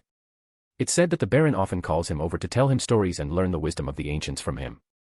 I get it, this is a storyteller. It was said that Baron Sindras was a financial investor. For the Baron's title, he first bought 600,000 acres of land. Then, he donated 100,000 gold pounds to the Carlton Club, where the Conservatives congregated. He also donated 400,000 pounds to the Conservative Party's activities. After that, he donated 300,000 pounds to various charity events. Only then did he successfully receive His Majesty's conferment. Such a person did not have the time to study history seriously. It was normal for him to bring a Mr. who knew how to talk about history around him. Also, I remember that the members of the House of Commons are eligible to enter the royal family's public library to borrow books. Yes, this Sonnerd candidate. As for the third one. Actually, you know him as well. He's Mr. Cullen. He's very knowledgeable. When I was imprisoned underground, I only occasionally heard him talk about the past. I felt that I had gained a lot from it, Hazel continued. Cullen. That's right. Perhaps the Sanguine have corresponding records. I'll write to him later to ask. Following that, Ebner, who felt that he had gained a lot, immediately expressed his gratitude to Miss Hazel. The latter smiled and replied, "You're welcome. I'm very happy to help you, Detective Brian." Northborough, in Zio, and Furz's rented house. As the weather was too hot, Furz took off her lotus-leaf collared dress the moment she entered and changed into her pajamas. Only then did she look at Zio, who was eating ice cream on the sofa. She asked in surprise. "You actually came back so early? Could it be that all the criminals in Eastborough are on vacation today?" Zio rolled her eyes at her and retaliated. "I'm just asking if something big happened in Backlund today. You actually left home on your own accord." Furz didn't stand on ceremony as she snatched Zio's ice cream and took a bite. "What do you mean by taking the initiative? It was clearly Viscount Klein who got someone to look for me, so I went out." Zio didn't mind the ice cream as she asked curiously, "What's up with him again?" "It's nothing more than asking about the apothecary formula. By the way, he also said that Miss Audrey asked to meet you at Philip's department store in Westborough on Friday morning." After eating the ice cream, Furz felt the heat from her body dissipate a little before answering. "Philip's department store. That's the most upscale department store in the kingdom, the one that only opens to nobles and wealthy people with membership." Zio asked uncertainly. "It's that store. Are you going?" Furz asked as she slumped on another sofa. Zio pondered for a moment and nodded. "Miss Audrey might have entrusted me with something. She has always been generous, so I'm guessing that the commission fees won't be low. And I still owe Ebner £700 for the materials. I have to raise the money as soon as possible. I'm guessing that Ebner definitely didn't force you to return the money." Furz tapped her foot in Zio's direction without any care for her image. She joked, "And if you really can't return it, you can still compensate him. Don't joke around like that." Zio first sternly smacked Furz's foot back before saying thoughtfully, "You seem to know Ebner very well. Didn't you say that I'm very similar to him?" "I just directly substituted myself," Furz said confidently. Zio shook her head helplessly. In terms of language, she was no match for her friend, despite her considerable progress. Hence, Zio released all her might. Just a casual glance at Furz caused the latter's smile to freeze on her face. She felt that she was under the pressure of a spirit body, and even her knees turned weak. Fortunately, she was lying on the sofa at the moment. Otherwise, she would have knelt down. It was only when Zio retracted her gaze that Furz gradually regained her composure. She asked with lingering fear, "Zio. Why did you become so terrifying today? I remember that your dignity didn't have such a strong effect. Didn't you ask me why I came back so early? It's not that the criminals in Eastborough are resting today, but..." "I'm no longer a sheriff," Zio said in a good mood. Then, after some thought, she added, "I didn't mean to scare you just now. I just became an interrogator, so I'm still unfamiliar with controlling my powers. You became a Sequence 7 just like that. So fast." Furz widened her eyes and muttered to herself. "Very soon." Zio suddenly sighed and continued, "But it's far from enough. Tingen, in a hotel on Iron Cross Street." Stewart looked at the telegram in his hand and frowned. "I've already spread the news that the Joint Investigation Team is preparing to rush to Constant to capture an important member of the Secret Order. The surveillance personnel at Constant also reported that Regis fled to Backlund overnight after hearing the news, exposing several of the Secret Order's strongholds during his escape. This reaction is normal, but it doesn't match my expectations. If the information I obtained previously wasn't a coincidence, then it should have led my investigation in the wrong direction. But from Regence's reaction, it doesn't seem like a trap, nor does it look like an abandonment. He's really an important member of the secret order. Perhaps there's a third-party organization in Tianjin. This organization deliberately revealed information about the secret order to me. What are they plotting? Is it just a grudge against the secret order? Or, does someone not want me to stay in Tianjin? With this in mind, Stuart originally wanted to pray to the Lord of Storms to receive a revelation. But he quickly changed his mind. He felt that praying to the Lord for help over such a trivial matter was making a mountain out of a molehill. Furthermore, his main mission was to investigate the secret order. Since he had a clear lead, he had to return to Backlund to continue investigating. In a manor with a dark red chimney, a pale hand suddenly held a quill pen and wrote on a new page. As it has nothing to do with the mission, Stuart decided to ignore some of the hidden problems in Tianjin City and return to Backlund to continue pursuing the upper echelons of the secret order behind Riggins. He will find the marionette master who blasphemed the loyal guards of the Lord of Storms and bring him back to the Holy Cathedral for trial. After writing this sentence, the owner of the pale white palm picked up the notebook and flipped through it, as if he was checking something. Finally, Tiger the tiger closed the notebook again and left. Not long after the person left, the notebook opened again. The classic quill didn't take up any ink as it wrote on its own. Although Stuart is about to leave Tianjin, he still can't let go of all the coincidences he encountered. Therefore, he decided to secretly return to Tianjin when he has the time and secretly investigate the truth. This is very reasonable. At 9 in the evening, Ebner, who had returned to his bedroom, suddenly felt his spirituality stir. He hurriedly activated his spirit vision and saw the illusory silver-winged bird, Silica, fly out of the void. He had written a letter to Cullen on the spot at the Harvest Church, so Ebner knew that it was a reply. He unscrewed the lid of the Amantha extract that had been made ready and pushed it in front of Silica. Then Ebner opened the card envelope and began to read seriously. Regarding the first Baron Lamud, the Sanguine wouldn't record a lowly noble in the Lone Kingdom. However, I happen to know a little about this family. Ever since Lamud obtained his title as the first Baron, every generation's Baron was rather brave, but the outcome was often not good. It was only when the oath-breaking battle broke out that the last successor of this family died in battle with Fasak and completely declined. Speaking of which, I met Silica in an ancient castle of the Lamud family. As for more, I don't know much about it. I hope that the content will help you. Your friend, Callum. After folding the letter, Ebner glanced at the little bird, who was sucking on the Amantha extract with an intoxicated expression. He thought, I wonder what this little bird has to do with Mr. Azek's family. If I encounter the Death Consul in the future, I might be able to summon Silica. Silica had already finished enjoying the taste of the extract. Seeing that Ebner did not reply, she hopped and chirped a few times before shaking her illusory wings and disappearing. After she left, Ebner also packed up his equipment. Then, he activated the white eye and simulated flight and invisibility powers as he flew all the way to Backlund University. The university's library usually wasn't guarded by Beyonders. He wanted to take advantage of the night to look for the information he needed. Unexpectedly, just as Ebner entered the library with his open door ability, he found an oil lamp lit in a corner on the second floor. Chapter 202, Ruins. Lights. There's someone else in the library at this hour. Is it the administrator, or someone who came here to borrow books like me? Ebner was slightly surprised. He thought for a moment, then maintained his invisibility and quietly approached the light on the second floor. He needed to find out who was here and when they were planning to leave. If the people in the library did not leave, then he should consider forcing them to sleep for the night. However, he had only taken a few steps before he was forced to stop. This was because there were many hidden warning runes placed on the stairway. Is it a Beyonder who lit a lamp on the second floor and read a book? Ebner frowned as he became even more vigilant. He carefully bypassed the obvious traps in his eyes and stepped onto the wooden steps as though he had no weight. Unexpectedly, just as he quietly ascended to the second floor, he heard a girl's excited exclamation. "Fanny, I found the records of the ruins." Before she could finish speaking, she stopped abruptly as though someone had covered her mouth. Following that, a deep female voice sounded. "Lower your voice.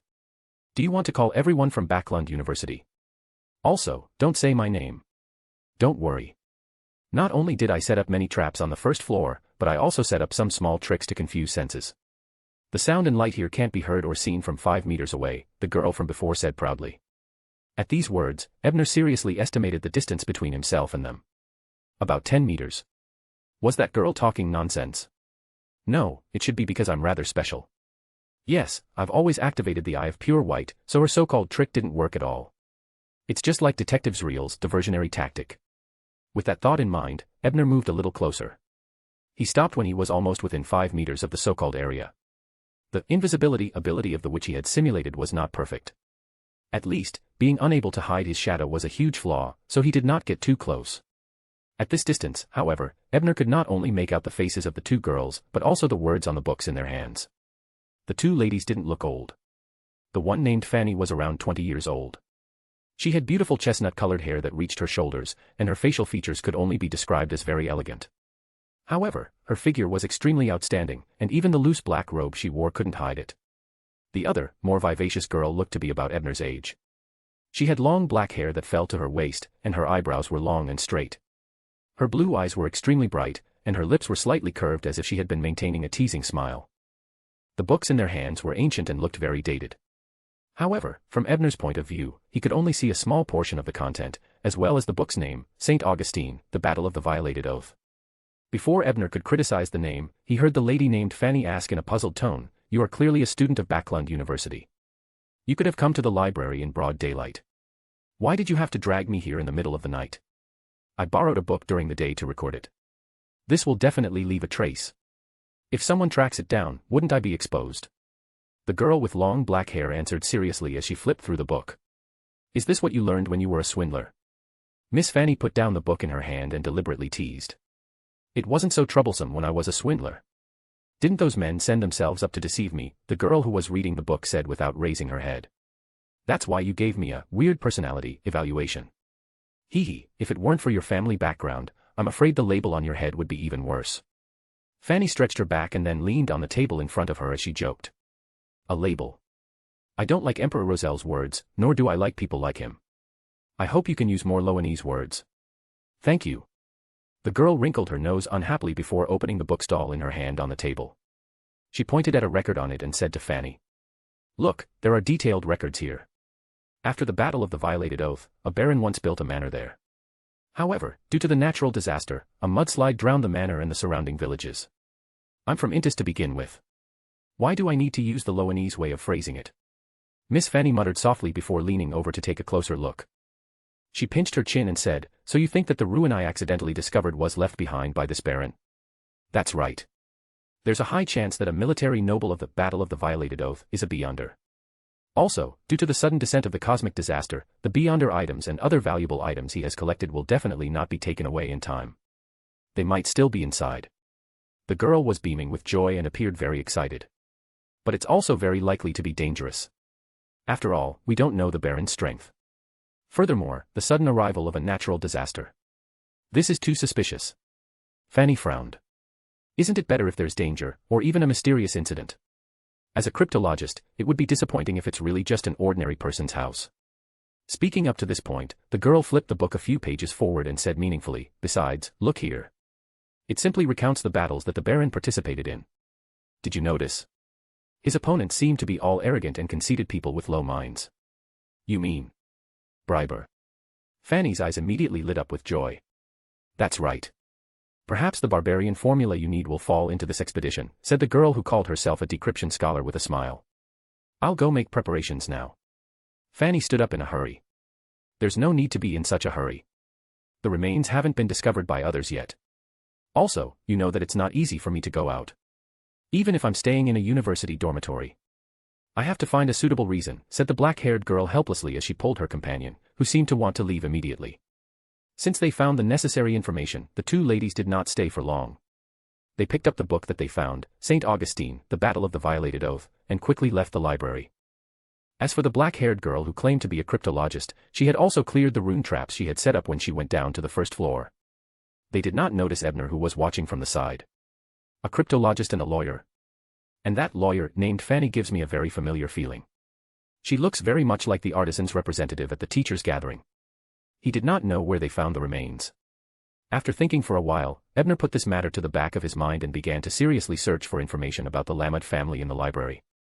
Although he was actually quite interested in the ruins mentioned by the two ladies, firstly, they did not mention the location of the ruins, and secondly, he had business to attend to. He did not have the time to follow and investigate the identities of the two ladies, so he could only give up. Tingen City, Blackthorn Security Company. Dunsmith sat in his office, sipping his coffee and looking down at his documents. It was already late at night. At that moment, other than Leonard, who was on duty at Cheney's gate, he was the only one in the company who was still lighting up. At that moment, Dunn's deep gray eyes widened, and the document in his hand fell to the ground. This was because he felt a body filled with heat hugging him from behind. The fragrance in his nose allowed him to identify the person behind him. Moments later, Leonard, who was outside Cheney's gate, frowned. He seemed to hear a faint sound. Just as he was hesitating whether to ring the bell, an old voice sounded in his ear. I advise you not to be nosy. Chapter 203, Information and Clown. On Tuesday morning, Klein thought about how he should reveal the acting method to the captain more naturally as he walked into the Blackthorn Security Company. Good morning, Klein. The clerk at the front desk, Roseanne, greeted him with a bright smile. Then, she blinked her light brown eyes and whispered mysteriously. You know what? There's something wrong with Captain today. Upon hearing this, Klein immediately became alert. Ever since the incident with Witch Trissy, the captain's mind seemed to have returned to its previous state. He often forgot some things, so he was extremely sensitive to the abnormality that Roseanne mentioned. He immediately lowered his voice and asked solemnly, what happened? Roseanne was shocked by his attitude and hurriedly waved her hand. It's not what you think. Actually, I think Captain encountered something good. Something good? What happened? Klein was somewhat dumbfounded as he asked in puzzlement. Yes, when I went to deliver today's newspaper, I saw Captain in a daze. From time to time, he would reveal a smile that was so gentle that it could drown someone. I called out to him twice before he answered me. Roseanne's eyes lit up as she nodded. This. Could it be that Madame Daly has confessed to Captain again? Could it be that Captain didn't back down this time? Then, do I still need to tell him about the acting method? As his thoughts ran wild, Klein walked to the partition and knocked on the captain's office door. 1, 2, 3. After more than 10 knocks, Dunn's deep voice sounded from the partition. Please come in. However, at that moment, Klein felt uneasy. He first put down the spirit pendulum and divined if there was any danger before pushing the door open and entering. Then, he saw the captain instinctively sit up straight, making his gray eyes turn deep as though he was trying his best to remain calm. This looks like I was secretly playing with my phone in my dorm when I was in school. When I saw the teacher checking on my room, I quickly hid my phone and sat properly. After lampooning inwardly, Klein cleared his throat and sat down with his hat and cane. Captain, I have something to report. What is it? Dunn clasped his hands together and asked in a deep voice. Klein looked at the serious Dunn Smith and suddenly smiled. Captain, I thought of something yesterday. What's the matter? Dunn repeated the question. He leaned back slightly in his chair and loosened his clasped hands. Klein recalled the draft he had prepared and described in detail how he had done the acting process. Although he didn't mention the word acting, he said everything he could.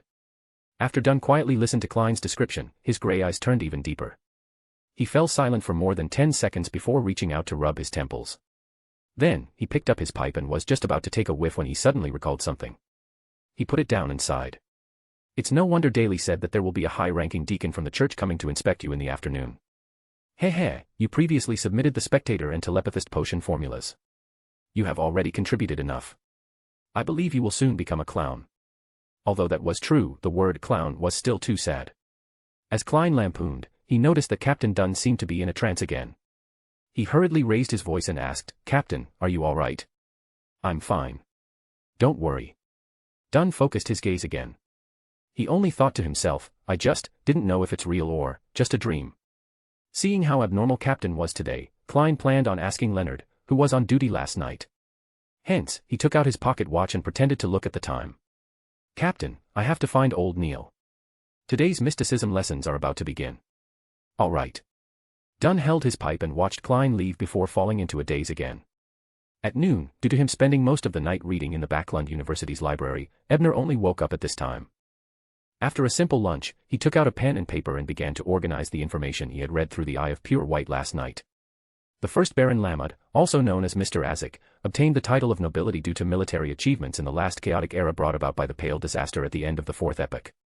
Second Baron Lamud, Mr. Azek's son. Due to some unknown reason, he became enemies with an earl in the kingdom. There are no records of who this earl is in the library. He only mentioned the conflict between the two nobles over the years, but the second Baron Lamud suddenly disappeared. And it was mentioned before that the Nighthawks discovered the headless corpse of Mr. Azek's son. They confirmed that he was poisoned to death when he was alive. They even set up ritualistic magic around his coffin to suppress him out of fear that he would become an evil spirit after death. This is very likely done by the earl who has a feud with him. After that, the Lamud family's title was inherited by the Branch family. But even so, they were still suppressed. Almost every Baron Lama died young for various reasons, like a curse. During the Battle of the Violated Oath, the last Baron was sent to the front line to stop the Fasak Empire. In the end, he died on the battlefield. And Lamad's bloodline ended there. Looking at the content he wrote on the paper, Ebner felt that as long as he found out who the Earl who had been suppressing Mr. Azek's descendants was, he should be able to report to Klein. As for where to look for it, it was naturally the Royal Library that was originally planned. From the looks of it, he still had to find the storyteller, Mr. Sonnard, that Miss Hazel had recommended. And the first step in disguising himself was naturally to understand it first. Therefore, Ebner quickly found Sonnard's house based on the information he had obtained. He planned on using invisibility to observe him at a close distance. It was also better to use the clown mask to pinch his face. However, he soon received a piece of news that caught him off guard. That was, Mr. Sonnard had followed Baron Sindris to Desi Bay early this morning. He wouldn't be back until next Wednesday. What a coincidence. If I can't disguise myself as Sonnard, am I really going to pretend to be Emma?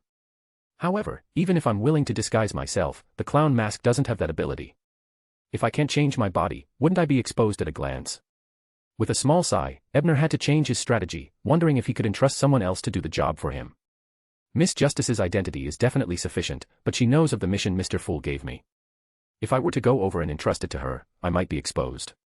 Besides, this is very disadvantageous to the usual mysterious and erudite image of Tower. It's easy for his persona to collapse. It wasn't a problem for Hazel in the past, but after she was corrupted by the primordial moon, she was more ostracized by the upper-class society. Many important figures wouldn't send her an invitation to a ball as proof. And once she entered the royal family's library, the Beyonders of the royal family would definitely pay more attention to her, and they would definitely suspect her motives for investigating the information of the first Baron Lamud. This might lead to trouble. Ebner went through all the people he knew in Backlund in his mind, only to discover that there wasn't a suitable candidate. Either their status was too high and could not be used, or their relationship was generally untrustworthy. In short, they each had their own problems. At the thought of this, Ebner had to admit that the task of entering the Royal Library in the short term was very difficult to complete. He had to take his time to think about this. In the alchemy lab of the Blackthorn Security Company in Tingen City, Klein watched nervously as the sword of the goddess, Christet Sesamir, bent down to pick up the silver-white box by his feet. At the same time, his dark green eyes instantly turned dark. Then, Sesamir opened the chest, revealing a pure white bone sword inside. He whispered, "Swear on the sacred relic." With that said, he took out a tin box. After opening it, a fist-sized grayish-white object was revealed. Klein's pupils constricted when he saw this because he had seen it before. It was something he had seen when he was divining how to obtain the clown potion above the grey fog. Back then, he didn't know what it was. But now, through Tower's description, he knew that it was the clown Beyonder characteristic. Chapter 204, Transaction and Expelling Evil Again. At 5 in the afternoon, in a terrace house at 2 Tingen Daffodil Street. Klein, who had become a clown during the day, looked at the ritual on the table and shouted in Jotun. "Me." After a slight pause, he switched to Hermes and said, "I summon in my name. The fool that doesn't belong to this era, the mysterious ruler above the grey fog, the king of yellow and black who wields good luck." Right on the heels of that, he took 4 steps counterclockwise and arrived above the grey fog. Soon, he heard the summoning incantation he had just chanted. He saw the surging spirituality and ripples of light fuse together to form an illusory door. He allowed the door suction force to suck him in before using a special spirit body to descend into the real world. It really works. The summoning ritual on Feast of Blood seems to be tailor-made for me. Klein sighed before attempting to control his spirit body to fly in a circle in midair. Only then did he control his emotions and stop floating in midair. Following that, he attempted to grab the charms and ordinary notes he had made before ending the summoning and returning above the grey fog. I actually succeeded. This means that I don't need a sacrificial and bestowment ritual to put or take out items from the grey fog. When the Tarot Club members conduct transactions in the future, they likely won't need such precious supplementary ingredients to open the door of summoning. However, there's no need to inform them about such matters. Expensive ingredients will help them maintain their reverence for Mr. Fool. Looking at the money and charms in his hand, Klein muttered to himself thoughtfully. Following that, after testing the other uses of the special spirit body, Klein, who was somewhat exhausted, was about to return to reality when he suddenly saw the crimson star representing the sun expand and contract. In the garden villa on 28 Kings Street in Sherwood Borough, Ebner was sitting at his desk, reading the relevant information on how to obtain access to the Royal Library. Since disguising and entrusting didn't work, he might as well change his way of thinking and obtain the qualifications himself. The rest of the annual fees and donations are fine, but it's more troublesome to need the guarantee of a true noble heir. If something really happens, the vouchers will be held responsible. Unless they know everything, it's impossible for them to take such a huge risk. Especially someone like me who took the initiative to look for them. Perhaps those fallen nobles will vouch for the money, but the price probably won't be low. I have to be prepared to receive a large sum of money. And Mr. Fool won't reimburse me. Just as Ebner thought of this, he suddenly saw a boundless gray fog. He saw a blurry tall figure in an empty room in a praying posture. Following that, words entered his ears. Please inform Mr. Tower that I've already found someone willing to sell the 1000 Technique Mirage Crystal. He wishes to use it to exchange for a powerful Sequence 6 armor or beyonder item that can protect him. Yes, it's best if it can be used steadily for more than 2 years. This is the son, right? His efficiency is quite high. Did he manage to contact the seller in just a day? However, it's not easy to buy a Sequence 6 beyonder item, much less one with so many conditions. With this in mind, Ebner also respectfully lowered his head and chanted Mr. Fool's honorific name. Please inform Mr. Sun to stabilize the seller for a few days. I'll find a suitable beyonder item as soon as possible. After handing over the matter of asking the Sun for help, Ebner took the initiative to mention the results of his investigation that day. He asked Mr. Fool if he needed to find out which Earl had framed and constantly suppressed Baron Lamud. Soon, he received an affirmative answer. After doing all of this, Ebner had completely abandoned the idea of bribing a declining noble to vouch for him. He didn't have much gold pounds in his hands, so he couldn't waste it on meaningless things. As for the Sequence 6 defensive item that the seller of the City of Silver needed, Ebner planned on searching for it at various secret gatherings in Backlund. If he couldn't buy it before next week's tarot gathering, he would sacrifice his Sword of Dawn. The Sword of Dawn appeared to be a beyonder weapon, but it could also condense a Sequence 6 Dawn armor to protect the user. Although it was very likely to turn the user into armor, it could be considered a weapon that was both offensive and defensive. However, even though the Sword of Dawn had very serious negative effects, its value was still much higher than the Crystal of Thousand Spells. If they really wanted to trade, the other party had to make up for the difference in price. Above the gray fog, Klein habitually knocked on the long bronze table after hearing Tower's report. After a while, he made up his mind and simulated the feeling of falling.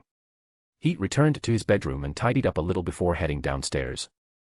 Melissa, who was busy in the kitchen, poked her head out and saw Klein.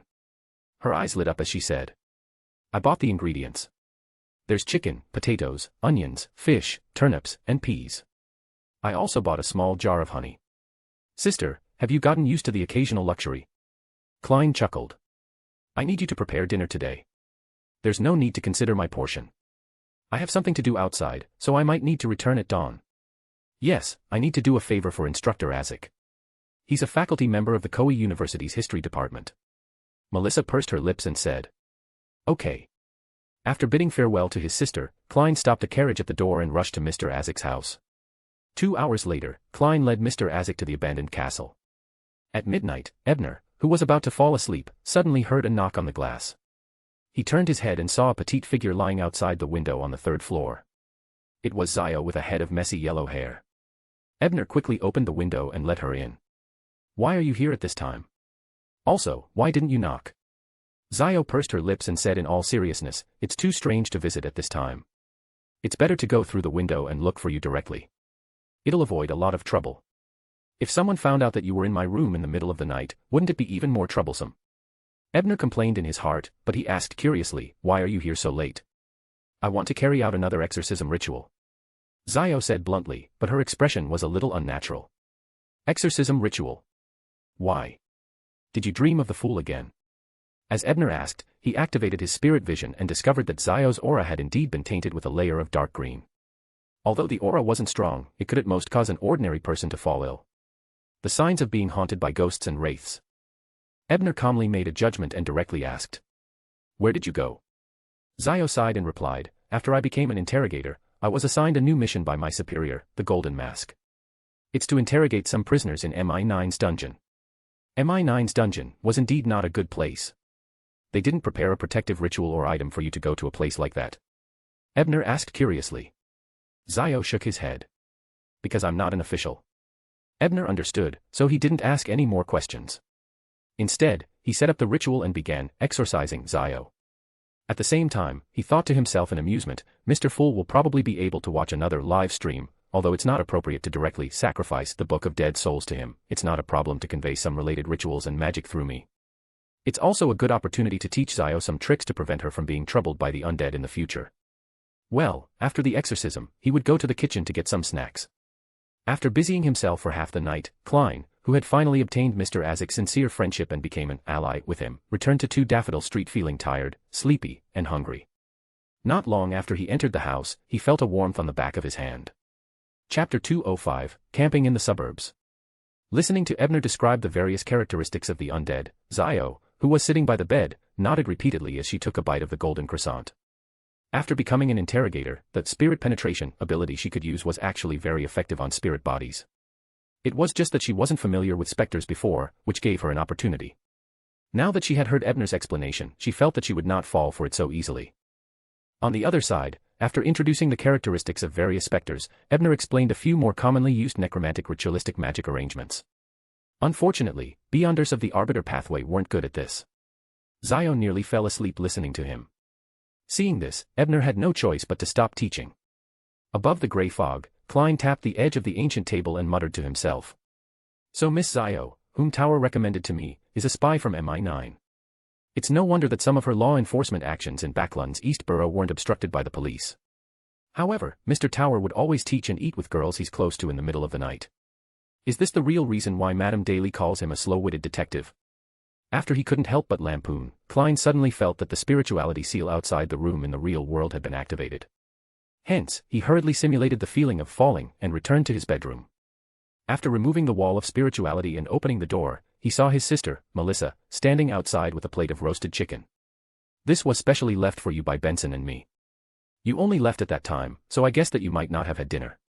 Melissa handed the plate to Klein before yawning as she returned to her room. Klein held the roasted chicken and felt very touched. After all, he was really hungry. Furthermore, he had watched the couple eat and drink for nearly half an hour in order to learn the knowledge of whites. He had reached his limit. Sister, you are the most considerate. Klein sighed as he ate the roasted chicken. After having his fill and washing the cutlery, Klein even took the time to take a combat shower before returning to his bedroom and falling onto his bed. As he was mentally exhausted, he fell asleep the moment he wrapped the blanket around himself. In his hazy and fragmented dream, Klein suddenly woke up and realized that he was sitting in the living room at home, holding the plate of roasted chicken his sister had given him. Is Captain here again? He was stunned at first, then he looked out of the oriel window, angry and amused. With a creak, the door opened. Dunn, who was wearing a black trench coat over his knees, walked in slowly with his cane and pipe. He looked around, then expressionlessly took the roasted chicken from Klein's hand. After a moment of hesitation, he still ate it. Klein watched this scene in a daze as he thought sadly, above the grey fog, Mr. Tower made me watch him and a girl enjoys delicacies in the middle of the night, and in the dream, the captain came to snatch my dinner. I can't live like this anymore. It's really a nightmare. On Friday afternoon, Zio lay on her sofa and carefully studied the sketch of Vice Admiral Kalangos that she had received from Audrey that morning. In her eyes, this was a living, walking gold pound. After memorizing the appearance of the great pirate Kalangos, she read the additional description. Brown hair, dark green eyes. Portraits are only used as a reference because the target has the ability to transform into another person's appearance. The duration is unknown. Portraits are only for reference. A target can transform into another person. Only for reference, transforming into another person. Then why do I need to memorize the content so seriously? Zio's expression froze as though she had sensed the world's malice. She looked up in a daze and looked at Furs, who was lazily lying on the sofa. She muttered to herself. There's no way to find them. I don't know what they look like. All I know is that they're foreigners. The number of foreigners who come to Backlund every day is uncountable. Furs tried to sit up, but she failed 3 times. I'm just an apprentice, not an arbitrator. She mumbled as she reached out to press on the back of the sofa, successfully turning from lying down to sitting down. That lady might think we're prophets. Furs joked. Zia was about to answer when she suddenly recalled something. She asked Furs, did you tell Miss Audrey that we know Ebner? Furs nodded guiltily and said in all seriousness. Miss Audrey isn't as innocent and naive as the rumors say. She has a meticulous heart and calm observation skills. Previously, through a simple question, she confirmed that I know hero detective. Is that so? Zio asked doubtfully. Then, she muttered softly, perhaps the person she really wants to entrust the job to is Ebner. Then, she suggested, I'll be in charge of gathering information. You can summarize that pile of gold pounds. No, that pirate admiral's hobbies and characteristics. Furs widened her eyes as she shook the iron box containing the cigar in her hand. How can you bear to do that? How can you bear to let a slender and sensitive writer do such things as summarize and analyze reasoning? Zio shot a glance at her friend and subconsciously revealed a convincing dignity. In your Stormwind Mountain Villa, there's a very exciting piece of reasoning. That Miss Cece even managed to subdue an evil spirit with Ebner as its prototype. Firs hunched her shoulders and lowered her head. She looked at the coffee table and mumbled. Why can't you get past Ebner? Zio ignored her complaints and lowered her voice, making her childish voice deepen as she asked. Do you have any other way to solve this problem? Then, as if remembering something, she added, except to ask Ebner for help. Firs was stunned for a few seconds before she suddenly looked up and asked. Why don't you look for him? You have to spend money to consult other detectives. Because he and his classmate went camping in the southeastern suburbs. He won't be back until Sunday, Zio said with a pout. You can do the early stages of gathering information first. When he returns, you can seek his deduction. Firs took the opportunity when Zio's dignity disappeared to temporarily take back the initiative. Ebner had been actively participating in all kinds of Beyonder gatherings since Wednesday, seeking to purchase Guardian-type Beyonder items. Unfortunately, Sequence 6 items were rare to begin with. Furthermore, his requirements weren't low, so he wasn't able to find one that met the requirements. However, he did not care too much. Anyway, with the Sword of Dawn, he was not afraid of not having anything to exchange for 1,000 Technique Mirage crystals. On Friday afternoon, at the invitation of his classmates, Susan and Roman, Ebner accompanied them to the town of Kawa in the southeastern suburbs of Backlund in the evening. Arriving at the Old John Inn in the town, which was also the gathering point for this camping activity, Ebner saw a middle-aged man with a balding head from afar. He was currently inviting the 3 men and 2 women beside him into the restaurant for dinner. The balding man's name was Blake, a public school equestrian teacher whom Ebner had attended when he was studying there. When Blake saw Ebner and company alight from the rental carriage, he immediately walked forward warmly and greeted them with a smile. Ebner, it's really great to see you here. I never expected you to become a famous hero detective in Backlund. Hello, Mr. Blake. But Ebner clearly wasn't impressed by his enthusiasm.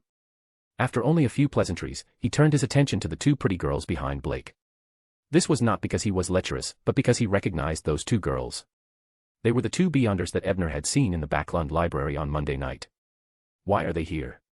Aren't they looking for the ruins of a baron? Could it be that the so-called ruins are near the town of Kangwa? By the way, this camping trip was originally supposed to take place last week. But due to a huge storm, it was delayed. Could it be that the heavy rain accidentally exposed the entrance to the ruins and was discovered by a lady named Fanny? But now that I think about it, the storm last week wasn't normal either. As his thoughts raced, Ebner had the sudden urge to turn and run. Chapter 206, Strange Hotel. Of course, although he was impulsive, he didn't really escape. After all, although he once again had random thoughts that resembled a prophecy, he didn't feel any strong warnings. This meant that, even though there was something wrong with the storm last week, the matter should have ended long ago. At this moment in the town of Kanva, there is a high probability that there is no danger beyond his ability. And this was the same result as the divination result of him using the Solomon gold coin. Seeing that Ebner's attention seemed to be focused on the 2 ladies behind him, Blake was puzzled at first, but then he thought of the rumors in a small newspaper, so he revealed a knowing smile and said, Ebner, Susan, Roman, let me introduce you. These 2 beautiful ladies are Miss Emma and Miss Fanny. They accepted the Adel's invitation and joined our camp temporarily. Adel was one of the 3 male students present. Ebner was not too familiar with him, only that his family seemed to be in the jewelry business. Then, Blake introduced the 3 of Ebner to Emma and Fanny. The 2 ladies didn't pay much attention to it at first, but they nodded in a reserved manner to maintain basic courtesy. But when she heard that Ebner was the recently famous hero detective, the black-haired Miss Emma's eyes lit up as she revealed a look of interest. Detective Brian has quite a number of legendary stories, and every story seems to involve Beyonders. As a cryptologist, it's only natural that Emma would be interested in his experiences. However, just as she was about to say something, she was pulled by her sleeves by Fanny. This lady with an excellent figure shook her head indiscernibly, indicating that she shouldn't complicate matters. After all, this hero detective was known in the major newspapers as a top deduction master who could restore the full picture of the incident with just a few details. Talking up with him, if you accidentally reveal something, wouldn't it expose their true purpose in coming to Kanva town? Thanks to her Beyonder powers as a cryptologist, she instantly understood what her friend meant. She immediately restrained her bubbly personality and skillfully acted arrogantly. But what they didn't know was that Ebner had already known their purpose. There was no need to mention the well-built Ma'am Fanny. Ebner had long determined that she was the artisan's representative at the teachers' gathering who had been seeking to purchase the barbarian potion formula. As for Emma, when he didn't know her name before, Ebner just thought she was a wild cryptologist. At most, she had joined the Hermits of Fate. But after learning her name, Ebner instantly linked her to the daughter of Viscount Horatio, whom Miss Hazel mentioned. After all, the names were the same. Both were students at Backlund University, both had a reputation for being eccentric, and both came from extraordinary backgrounds. With so many conditions combined, it's almost certain that they're the same person. After exchanging a few more words with the three boys, Mr. Blake led them into the dining room of the Old John Inn for dinner. Ebner had thought that the hotel in the country town would be relatively simple, which was evident from the casual name Old John and the exterior decoration of the hotel. But to his surprise, he suddenly felt a sense of novelty after entering the hotel. This is because the exterior of the house doesn't seem big, but it's not the same inside. Most of the rooms and facilities in the hotel are underground. Moreover, the decoration of the underground part obviously has the architectural style of the Fourth Epoch. It wasn't a style that was just like the old ones, but one that was truly ancient. At least, even Ebner, who already knew a lot about the Fourth Epoch, didn't see anything wrong. The only thing that makes him feel uncomfortable is that this place seems to have some architectural traits of the tomb. For example, there were many Hermes decorations engraved on the dining room wall. One had to know that, apart from using Hermes in mysticism, it was mostly used for tomb sacrifices. As a cryptologist, Emma obviously also see this. She pondered for a moment, then she suddenly asked the boy beside her who had nominally invited her to a camping trip, "Do you know which master designed this restaurant?" "I think it's excellent." How could Adel know this? He hurriedly excused himself and ran to the front desk of the hotel. It took him quite a while before he returned. He said in a standard reciting tone, "This restaurant has a long history, rumored to have existed in the Fourth Epoch. Back then, it was built by a priest who was good at cooking. Of course, that original building had long been destroyed in the flames of war. The current hotel building was rebuilt about 100 years ago. As the priest had always kept his design manuscript, it was restored to such a perfect state. As for why it's called Old John, that's because the person who rebuilt it had the name." When Emma heard this, she nodded thoughtfully. Ebner on the other side, after putting a piece of the chicken pie in his mouth, he became increasingly puzzled about the layout of the hotel. This was because, after entering the restaurant, he increasingly felt that the interior of the hotel wasn't designed for living people. Apart from not having many mysticism symbols, the overall layout of the hotel was like a tomb. Furthermore, some of the details of the decorations are somewhat similar to the rituals recorded in the Book of Dead. Which god's priest was the one who built the hotel in the Fourth Epoch? Could it be Death? Why did he come to Backlund to build a hotel similar to a cemetery? Could it be the hidden hand that Death buried in the northern continent during the War of the Four Emperors? While guessing in his heart, he wasn't worried. After all, no matter what schemes there were, it was more than 1,000 years ago. This was just a fake that was built according to the blueprints. This wasn't something he easily believed, but a fact that had already been verified with the white eye. After dinner, the group of young people gathered in the lobby of the hotel for a while before returning to the rooms Mr. Blake had arranged for them. In the basement, in the room closest to the stairs, Emma looked at the gas lamps that illuminated the entire suite, and she joked with her friend who was organizing her equipment, that Detective Brian's gaze was on you the entire time. Upon hearing that, Fanny loaded her revolver as she retorted, "A hero detective is paying attention to you because you're a thief after all, while I'm a bright lawyer." Emma glanced at her friend and continued teasing, "I don't think you understand what I mean." However, before she could finish her sentence, she saw Fanny turn her gun around. She had no choice but to change the topic. "When do we leave? That ruin isn't far from here. We'll leave when everyone else is asleep in the middle of the night." "Yes, we'll try to return before daybreak," said Fanny as he put his revolver into his holster. In the middle of the night, Ebner, who heard the light footsteps in the corridor, suddenly opened his eyes. Chapter 207, Ruins Exploration. In Delaire Forest south of the town of Conva, a river ran from afar and circled around a small mountain not far away. One side of the mountain cliff was bare, revealing pure black stones.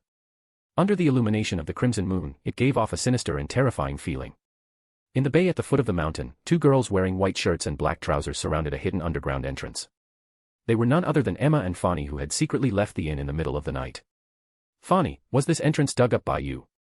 Looking at the passage beyond the disguise, she couldn't help but frown and ask her friend beside her. Fanny fiddled with the mechanical device in her hand as though she was examining something. After a while, she replied, "Look at the marble wall in the passage. Even if you use your brain, you'll know that I didn't dig it out. According to the records in the book, wasn't the Baron's castle buried by a landslide? How could there be an entrance? Could it be that a storm last week changed the terrain and exposed a passage to the castle?" Emma asked in puzzlement. "Why don't you do a divination?" Fanny teased as she took out 3 metal boxes the size of shoe boxes from her backpack.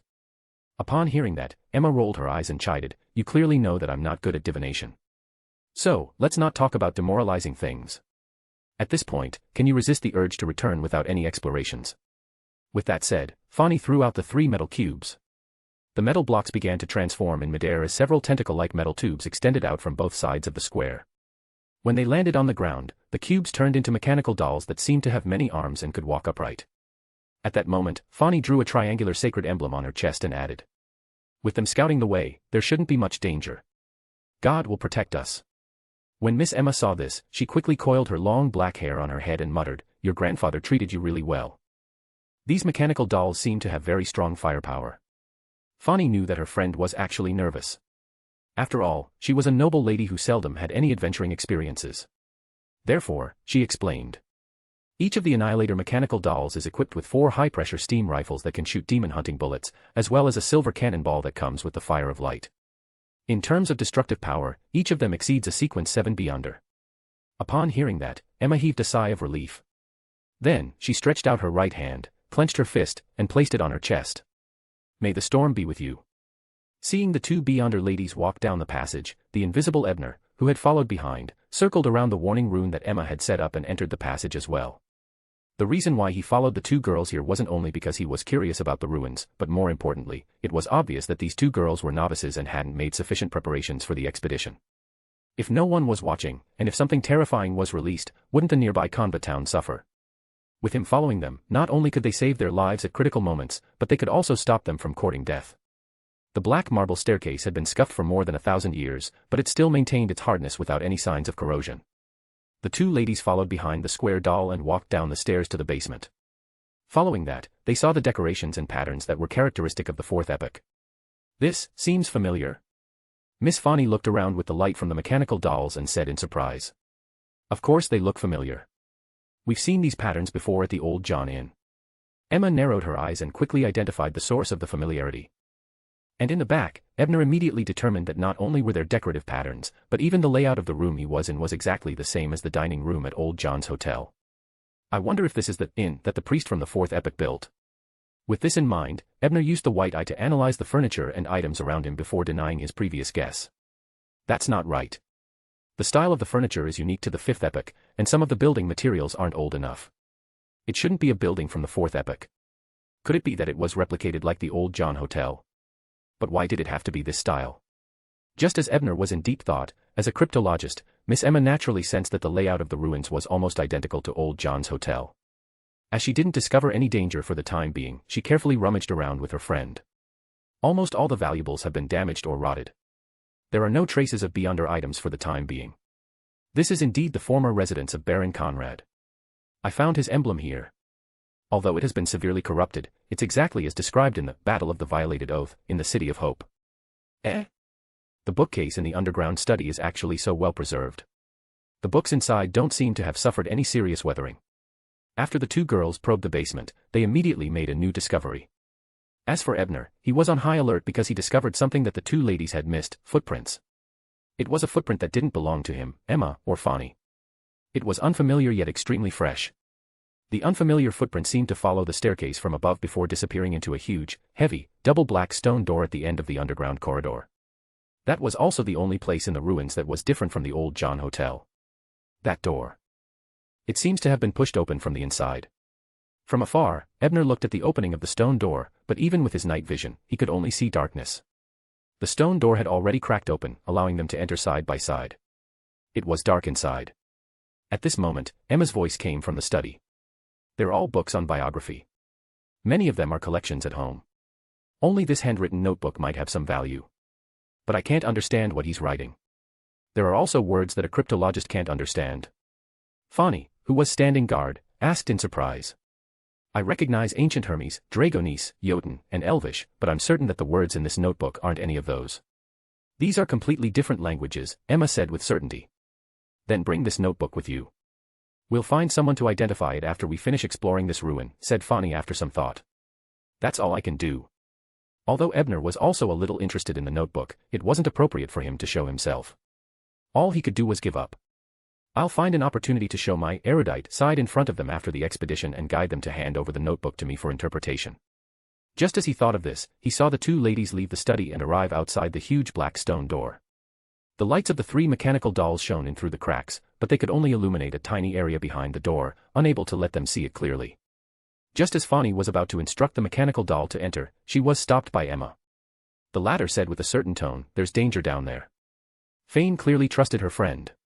She nodded with a serious expression and said, "Then, I'll do the preliminary cleaning." "Clean up." Before Ebner could react to what she meant, he saw a golden cannon about half a meter long extend out from the heads of the three mechanical dolls. Right on the heels of that, the cannon barrel quickly lit up, outlining blazing patterns and imprints. Boom. 3 golden fireballs that resembled miniature suns flew out from the cannon barrel and into the darkness. Boom. Boom. Boom. The ground trembled slightly as intense light emitted from the cracks. Invisibility in the vicinity wavered as his feet trembled, nearly causing his invisibility to fail. At this moment, a monster the size of a calf with golden flames burning all over its body darted out from the crack in the stone door at an extremely fast speed. That aura. Is it another monster that the werewolf created with its poison? Chapter 208, Strange Baron. He was very familiar with the monsters created by the werewolf. After all, Zio had been attacked by something similar before, so he recognized her at a glance. The owner of this ruin is a werewolf. The Beyonder characteristic he left behind after his death became a sealed artifact, so he created many monsters. As he made this guess, he didn't hesitate to extract the monster's aura and use Scene Retrack. Soon, scenes appeared in front of him. In the pitch-black basement, a stone coffin that was obviously sealed by ritualistic magic suddenly exploded. Soon after, a man more than 2 meters tall, covered in black spots, stood up. His actions were a little slow and stiff at first, but they quickly became much smoother. However, what was unsettling was that the man was actually walking backward towards the stone door. Then, the man extended his arm and pushed open the stone door with the back of his hand. Then, he took a step back and entered the corridor, heading for the stairs. On the way, he left a row of new footprints. Typically speaking, although walking backward wasn't normal, it wasn't anything surprising. The reason why he said disturbing was because the man walked so naturally and fluidly. It felt like a person should walk like this. Upon seeing this, Ebner immediately determined that not only had the Baron's corpse not rotted due to the strange black spots, but he had also been possessed by something unknown. Yes, the way he walked was definitely not human, nor was it a Beyonder existence that was slowly advancing through the potion. At that moment, Ebner already had a rough guess. 1-025. The reason why he had such a guess was that he had already seen the origins of those monsters. They were originally small animals that lived in the underground ruins.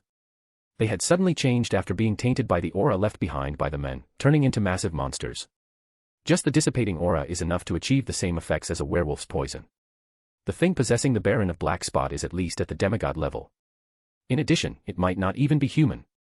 In that case, overall, 1-025 was undoubtedly the most suspicious. The only good news was that the baronet possessed by 1-025 had likely left the ruins long ago. It was precisely because he had dug up a tunnel that led to the ground that Miss Fanny had chanced upon the entrance. From the looks of it, the storm last Friday night that lasted for 2 days might have been caused by a few factions vying for the sealed artifact. After all, a demigod conflict could completely change the weather.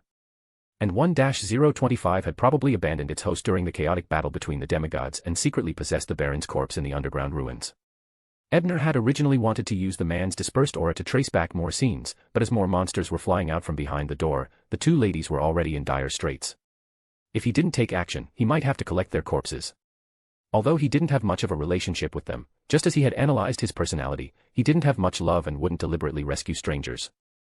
However, if he happened to encounter someone in trouble and had the ability to handle it himself, he didn't mind helping them. Seeing more monsters rush out from behind the stone door, Fanny controlled the 3 mechanical dolls to shoot while also feeling a deep sense of regret. Why did I blindly throw out the fire of light cannonball which could be used as a trump card on the mechanical dolls? I should have used one as bait to lure the monsters together and bombard them with cannonballs. This is a good way to eliminate them effectively. Why was I so arrogant back then, believing that anything behind the door would be destroyed under the bombardment of the mechanical dolls? Depression and regret instantly surrounded her, distracting her slightly. But before she could adjust her emotions, a monster that seemed to be a mutation of snakes took the opportunity to break through the crossfire of the 3 mechanical dolls and opened its mouth to bite Fanny's neck. Just as it was about to reach her, Fanny suddenly disappeared. In the blink of an eye, she appeared in front of Miss Emma, who had extended her back. At that moment, the latter was brandishing her dagger to force back a rat-like monster's sneak attack. At the same time, the necklace around Fanny's neck suddenly turned to dust, dissipating into the dust that was floating around her. Although she had escaped with her life, her precious life preservation item had been used up. Boom. Following that, there was a loud boom. As he temporarily lost control, one of the 3 mechanical dolls was immediately torn apart by a monster's sharp claws. However, the explosion before it was destroyed blew up this monster that was like a calf into pieces. It was also the only result of the battle. However, the loss of a mechanical doll was even more disadvantageous for Fanny and Emma. In the blink of an eye, 3 or 4 monsters tore through the bombardment and pounced on them. Although Fanny had already raised her revolver to shoot, her demon-hunting bullets seemed to be ineffective against the monsters. They were almost unable to break through the monster's hide. In terms of damage, they were inferior to the dagger in her friend's hand. Seeing a monster pounce at her, and seeing how she could do nothing despite using all her means, she could only close her eyes and wait for her death. At the same time, she thought with regret. "Grandpa, farewell. Emma, my arrogance implicated you." However, despite waiting, she didn't feel any pain. Instead, the monsters that were roaring seemed to be wailing in pain. What happened? Fanny opened her eyes and was surprised to see dozens of golden and black flames suspended in midair. They bombarded the monsters in the corridor like cannonballs. And beneath the flames stood a man wearing a pair of copper-framed glasses. He was none other than the famous hero detective. "This is being saved," Fanny muttered to herself in pleasant surprise.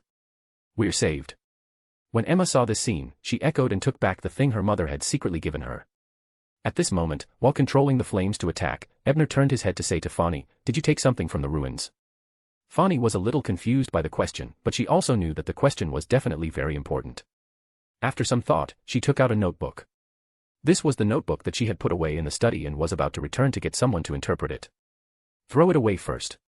You were bribed. That's why your choice was so arrogant and reckless. That's why your attack was ineffective." Chapter 209, The Enthusiastic Fanny. When she heard the word bribe from Ebner, she froze for a moment before recalling the information she had read in the Backlund University library. Baron Conva's opponents are all arrogant and weak-minded people. This is the effect of the briber's powers, and I actually fell for it without realizing it. It's no wonder my choice was so arrogant. Fanny felt frustrated once again. She was frustrated that she hadn't made any preparations despite knowing the relevant information. She regretted thinking that the Baron had long died and that he would no longer use his powers as a briber. Looking at the lady in front of her who was in a state of self-reproach, the corners of her mouth couldn't help but twitch. Although she knew in her heart that the other party was most likely affected by her bribe powers, she still had a complicated feeling that everyone around her is a pig teammate.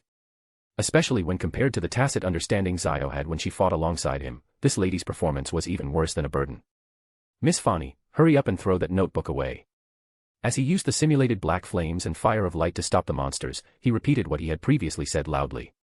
However, Miss Fanny didn't seem to hear it as she lowered her head in self-pity. Fortunately, Miss Emma had figured out why they had been hit. She quickly went forward and shook her friend's shoulder. Then, the violent shock in her chest jolted Miss Fanny out of her emotional world. Fanny's vision gradually returned to focus. She was stunned for 2 seconds before remembering what Ebner had said.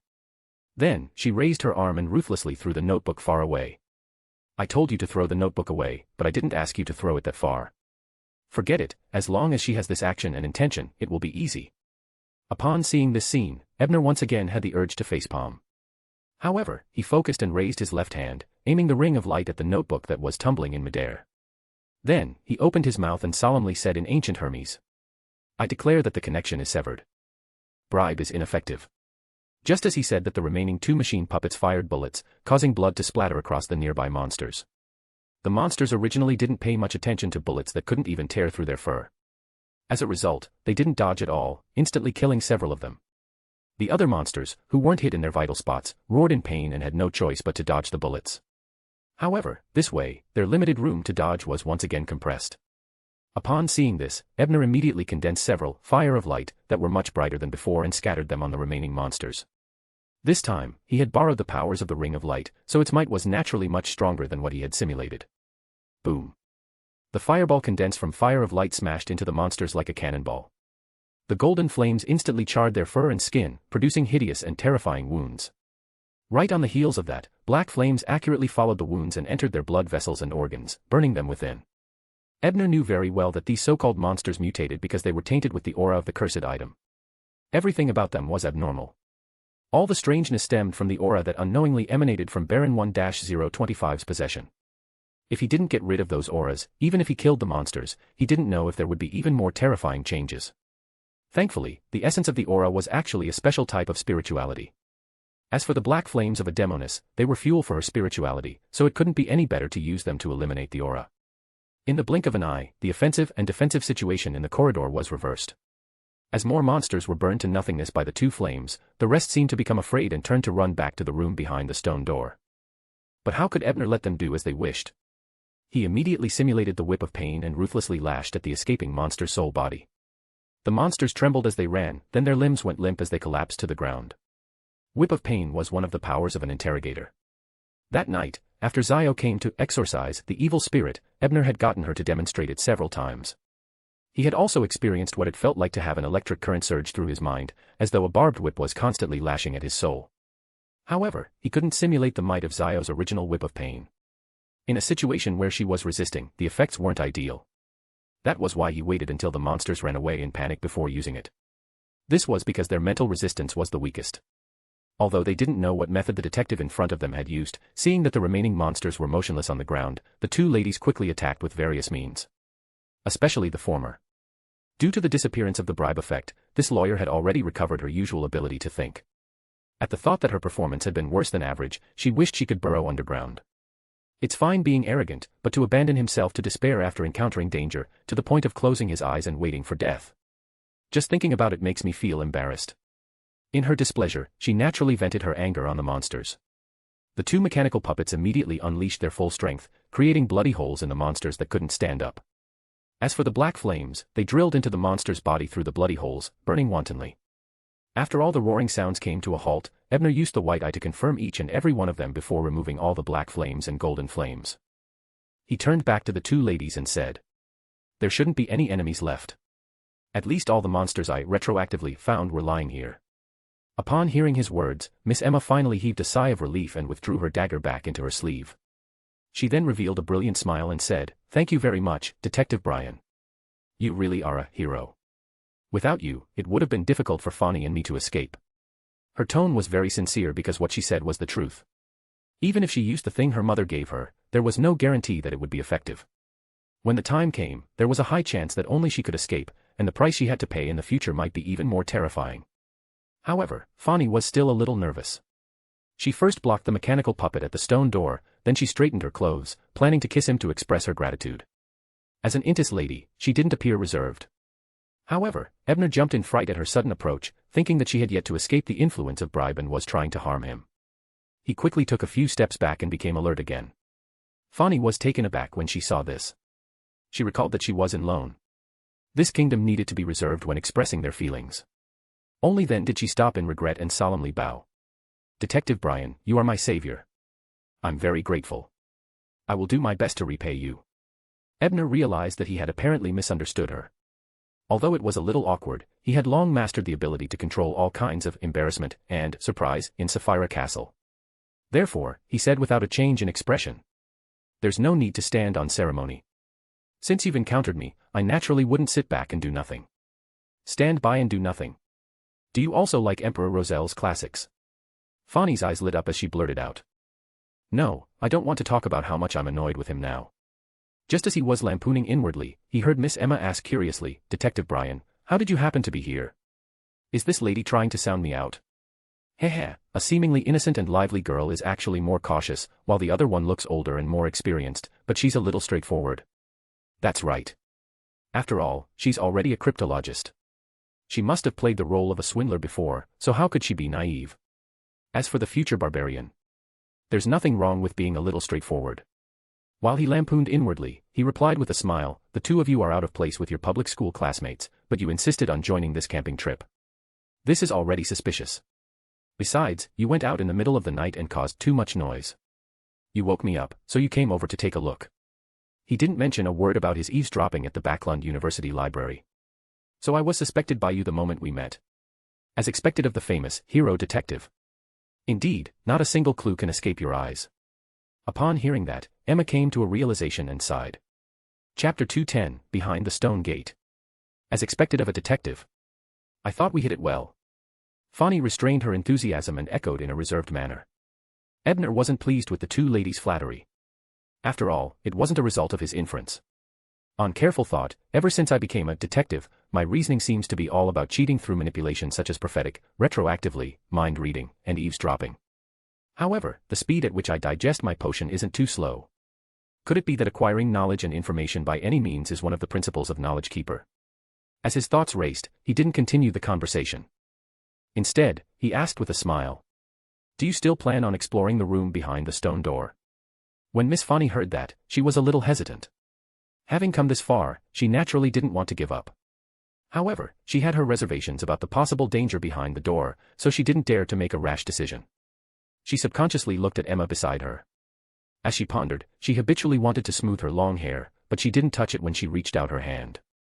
Only then did she remember that she had coiled her hair up before entering the ruins.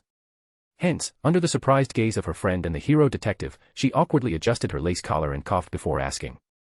Detective Brian, as a cryptologist, I don't want to give up on the exploration of the mysterious ruins. But our abilities are limited, and we can't protect ourselves. So, can you protect us in completing this exploration? At this point, she was afraid that Ebner would misunderstand that she was an insatiable person, so she quickly added, of course, the items obtained from the exploration will be yours. After all, without your protection, Fanny and I might have already been killed by those monsters. I only hope that I can solve the mystery here. In addition, I'll personally prepare a gift to repay you for saving my life. Fane nodded in agreement when she heard that. My thoughts are the same as that of Emma. If the room below has the potion formula of Barbarian, I only ask for a copy. I wonder if that's possible. After pretending to think for a moment, Ebner said with a smile, I agree. But there's no need for any gifts. Perhaps I'll ask you for some help in the future. Just don't reject it. In fact, according to the scenes he had traced back through the monsters, there shouldn't be any other danger behind the stone door. What help? As long as I can do it, anything is fine, Miss Fane replied without hesitation. By the side, Miss Emma was a little helpless about her friend's straightforwardness. According to her original intentions, she would rather pay a large sum of money than help her friend with something she didn't know. Therefore, she could only bite the bullet and ask, what do you want me to do, Detective Brian? This isn't a good place to talk about such topics. Let's talk about it when we get back. Ebner avoided the topic. It wasn't because he was keeping them in the dark, but it was indeed inappropriate. If he had raised his request on the spot, it would probably make people suspect that it was premeditated. It was safer to let this request settle down. Neither of them had any doubts about what Ebner had said. After all, they were in the ruins and could be in danger at any time. It was indeed not a good time to communicate.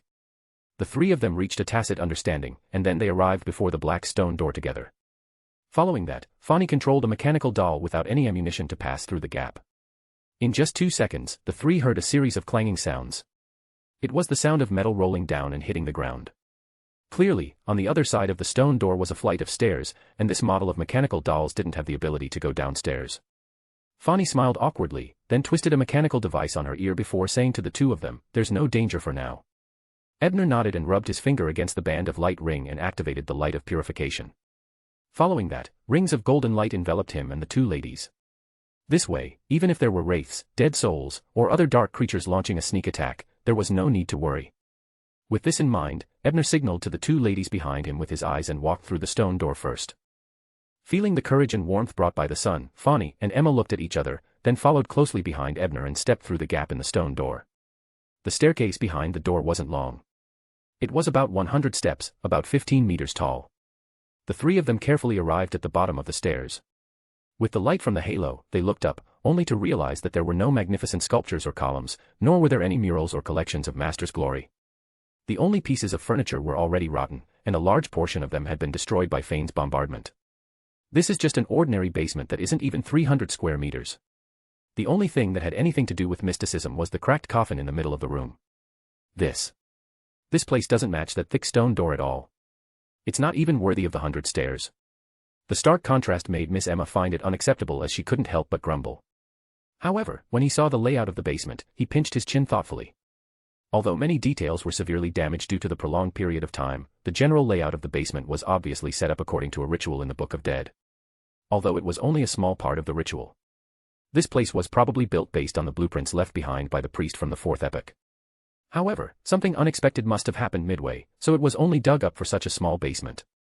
Detective Brian, what do you think we should do now? At that moment, Fanny's voice suddenly sounded, interrupting his thoughts. She had learned a deep lesson previously, so she didn't dare to search for anything. First, find and store the sealed artifact with the powers of a briber. Otherwise, it might continue to influence the retrieval of the item, Ebner said after some thought. Upon hearing that, Emma merely swept her gaze across the items scattered in the basement before casting her gaze on the central shattered stone coffin. This was her intuition as a cryptologist. At this moment, Ebner had already analyzed the interior and exterior of the stone coffin through the white eye. He couldn't help but sigh. That Baron Conva from centuries ago is really a powerful ritualistic magic master. He actually connected the Briber's sealed artifact to the entire ruin. It's used to seal his body, and it's also used to deal with any intruders. This line of thought is worth borrowing. Having said that, he walked straight to the coffin and took out a pitch-black chain gauntlet from the bottom of the shattered coffin. If not for the stone coffin being destroyed and the ritual losing most of its powers, I wouldn't have succeeded so easily. At this moment, the confused Miss Emma couldn't help but ask, seal himself? Why did the Baron seal himself? Chapter 211, Exchange of Information. Name, Hand of Wisdom. When your enemy loses their minds because of arrogance, you are intelligent. Appearance, pitch-black chain gauntlet. Functional description, after wearing a glove, the user can obtain terrifying strength and a strong physique for a short period of time. By giving the target a bribe in actual or symbolic terms, it can weaken them and make them arrogant. Negative effects, wearing it for more than 10 minutes will throw one's mind into chaos and do something incomprehensible. It will increase the risk of degeneration and losing control. Suggestion, use it when activating the white eye. It can effectively reduce the risk of mental corruption. Looking at the analysis report of the white eye, Ebner nodded secretly. He felt that, although the corresponding sequence of this mystical item wasn't high, its powers were very useful. Otherwise, it wouldn't have been used by Baron Conva as one of the items used to seal himself. Yes, the Hand of Wisdom was only one of the core components of the stone coffin sealing ritual. According to Ebner's conjectures, the armor on the Baron's body and the weapon in his hand were likely Beyonder items. They were also core components of the seal. Unfortunately, they were taken away by the Baron's corpse that was possessed by 1-025. They weren't left here. But then again, if the seal of the ruin was still intact, the two ladies, Emma and Fanny, who had rashly barged in, probably wouldn't have survived until the stone door was opened. As for why the Baron, who Miss Emma had just asked, wanted to seal himself, he wasn't very sure either. It was just a result of reverse engineering the damaged ritual's layout. Therefore, after putting away the Hand of Wisdom chain glove, he replied with a smile, I'm afraid the reason why the Baron sealed himself has to be provided by the notebook that Miss Fanny threw away just now. He guessed that since the Baron had specially dealt with the bookcase, he definitely wanted to use this opportunity to leave some information for future generations. That notebook. Can you pick it up now? Fanny asked nervously. No problem. Also, you can search the basement without worries and see if there's anything of value. After saying that, Ebner seriously studied the shattered stone coffin. Ignoring the fact that the material of the stone coffin was very special, just the remaining ritualistic symbols on it had benefited him greatly. Upon hearing Ebner's words, Jenny immediately returned to the upper level to search for the notebook she had thrown somewhere. As for Miss Emma, she only looked around casually before walking straight to Ebner's side. As a cryptologist, her intuition told her that the only thing in the basement that had any research value was the shattered stone coffin. Did the owner of the stone coffin force himself out from inside? He was also the one who dug up the exit of the ruin. Did Fanny just happen to discover the exit? After Miss Emma analyzed the scene with her powers as a cryptologist, she also came to the same conclusion as Ebner. However, she immediately thought of something and blurted out, could it be that 1-025 ran here and possessed the Baron's corpse before escaping? Upon hearing that, Ebner looked up and said in surprise, you know of 1-025. Even he could only barely guess at the general gist of it by using retroactively. It looks like you had already expected it, Detective Brian. That's right. The storm last Friday night was so abnormal. As a hero detective, you must have had some doubts. I believe that you came to the town of Conva to investigate the whole story, right? Having said that, she chuckled and said in a self-deprecating manner. I should have long thought of it. Why would a famous detective appear in a public schools camp for no reason? Sigh, I actually found it quite normal back then. I'm not that curious. I'm purely here to camp. If I had known that there was something wrong with the storm, I wouldn't have rushed over to investigate. Even if I really want to know, wouldn't it be better to get Mr. Fool to help me divine? Despite lampooning inwardly, he said cautiously on the surface, Miss Emma, there's no need to praise me so much. Go ahead and speak your mind. This lady appeared lively and innocent, but Ebner knew that she was not a simpleton. Even though she lacked experience, she was not as straightforward as Miss Fanny. She took the initiative to tell him this for a reason. Actually, I just wanted to exchange information with you. I guess you don't know the exact details of the battle last Friday night, and I happen to know something through some channels. I want to use this information in exchange for your understanding of the situation of this ruin. Especially why the layout of this place is so similar to the hotel in Conva Town. Seeing that Ebner had read her mind, Miss Emma didn't feel embarrassed. Instead, she said her plan with a smile. She had some guesses about the ritual that the Baron had set up. This girl is indeed a thief. However, she likely doesn't have any nefarious thoughts. She's just too obsessed with decrypting. After pondering for a moment, Ebner felt that an exchange with the other party wasn't a loss. Hence, he nodded and said, "Sure, go ahead." Seeing that Ebner had agreed, she secretly heaved a sigh of relief and said with her eyebrows arched, "According to what I know, the Rose School of Thought and the Church of Storms Saint had a fierce battle deep in Delaire Forest in the south last Friday night. The goal was to vie for 1-025. Later, 2 other factions joined in. Together with the military that arrived last, there were 5 demigods attacking at the same time. This resulted in a heavy storm that lasted for days. But in the end, 1-025 actually escaped under the noses of a group of demigods, leaving behind a beyonder item known as the Claw of Frost. As for the tobacco merchant it possessed, it was completely dead. The Claw of Frost which Rena had lost had indeed been taken away by the tobacco merchant who was possessed by 1-025. It's no wonder that Shanko was pursued by monsters when he was searching for the beyonder item. Ebner nodded in thought and pressed, which 2 factions joined in the struggle.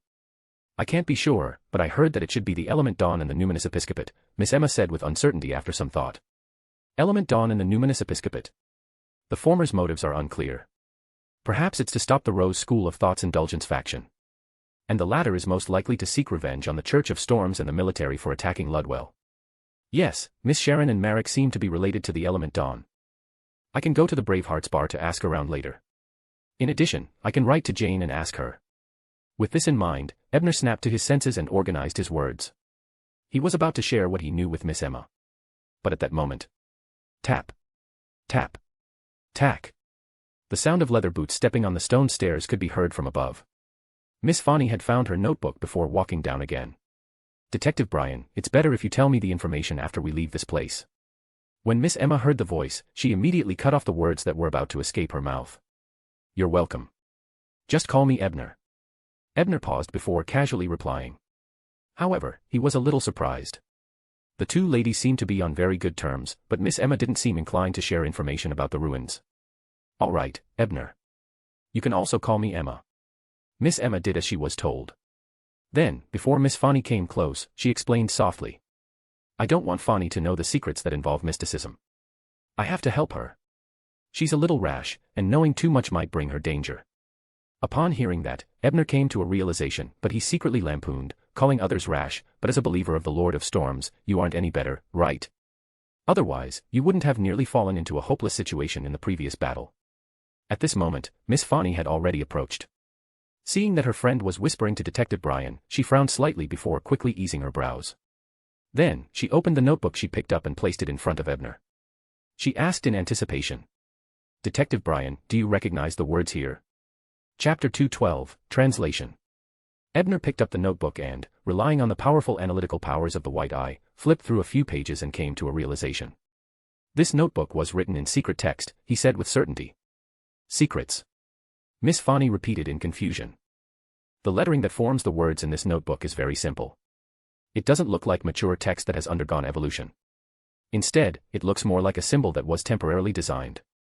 I just did a count. The type of symbol is roughly the same as the number of words in ancient Fasak." Ebner pointed at the words on one of the pages and explained with a smile. Upon hearing that, Miss Fonny leaned over to Ebner and looked in the direction of his finger. She then said thoughtfully, "In other words, each symbol represents one or a few letters in ancient Fasak." "That's right." Ebner nodded, but he shot a glance at Emma. He wasn't surprised to find that the lady had long known that the words in the notebook were in secret. "That's right. How could a cryptologist not be able to see through such a simple trick?" She didn't mention it before because she wanted to help Miss Fonny out. As he thought this, he quickly deciphered the alphabet that represented some of the symbols using the poor election. Then, he frowned. This was because the words formed by the deciphered alphabet were actually a series of numbers. This is the second level's encryption. What extraordinary content is recorded in the notebook? It has to be so confidential. However, since it's a digit, it probably requires a corresponding codebook to complete the translation. I wonder which book the Baron used as a codebook. At this thought, Ebner sighed and showed his results to the 2 ladies beside him. Upon seeing this, Fonny said in an exaggerated tone, "Detective Brian, you're amazing. You managed to crack it in such a short period of time." Her face was filled with amazement. Miss Emma felt mixed emotions. She knew that she couldn't decipher the meaning of the cryptic text in such a short period of time, so while feeling depressed, she sighed from the bottom of her heart. As expected of Backlund's famous hero detective. After sighing, she also thought of the question that Ebner had previously thought about. She deliberated and said, Ebner, these combination of numbers might very well represent the words corresponding to the position in a book. That's right. Perhaps it's a book from the study above. Ebner nodded slightly and agreed with what Emma said. Ebner. Miss Fanny muttered softly. Then, she took out her pocket watch and looked at it. It was already 4 o'clock, so she reminded him, it's almost dawn. We have to rush back to the town hotel as soon as possible. We don't have time to determine which book those numbers correspond to. Then let's pack it together. We can slowly search for it when we get back. Emma laughed and said meaningfully. How? Ebner asked in surprise. Although he didn't count them carefully, there were at least 20 to 30 books in the bookcase in the study. It wasn't easy to move them away. It was the same even if he had the strength of a curly-haired baboon after wearing Hand of Wisdom. Leave it to me. Fanny puffed out her chest and said confidently. Seeing that she seemed rather confident, Ebner didn't speak further. After carefully searching the basement with the two ladies, he went up the stairs to the study on the upper floor.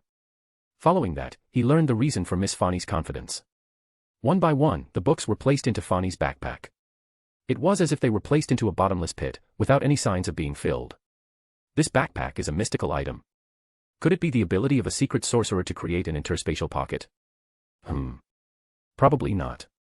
For low-sequence beyonders to use items at the demigod level, the negative effects would probably be staggering. Furthermore, for an item at this level to be in the hands of a sequence 9, it would only bring her trouble.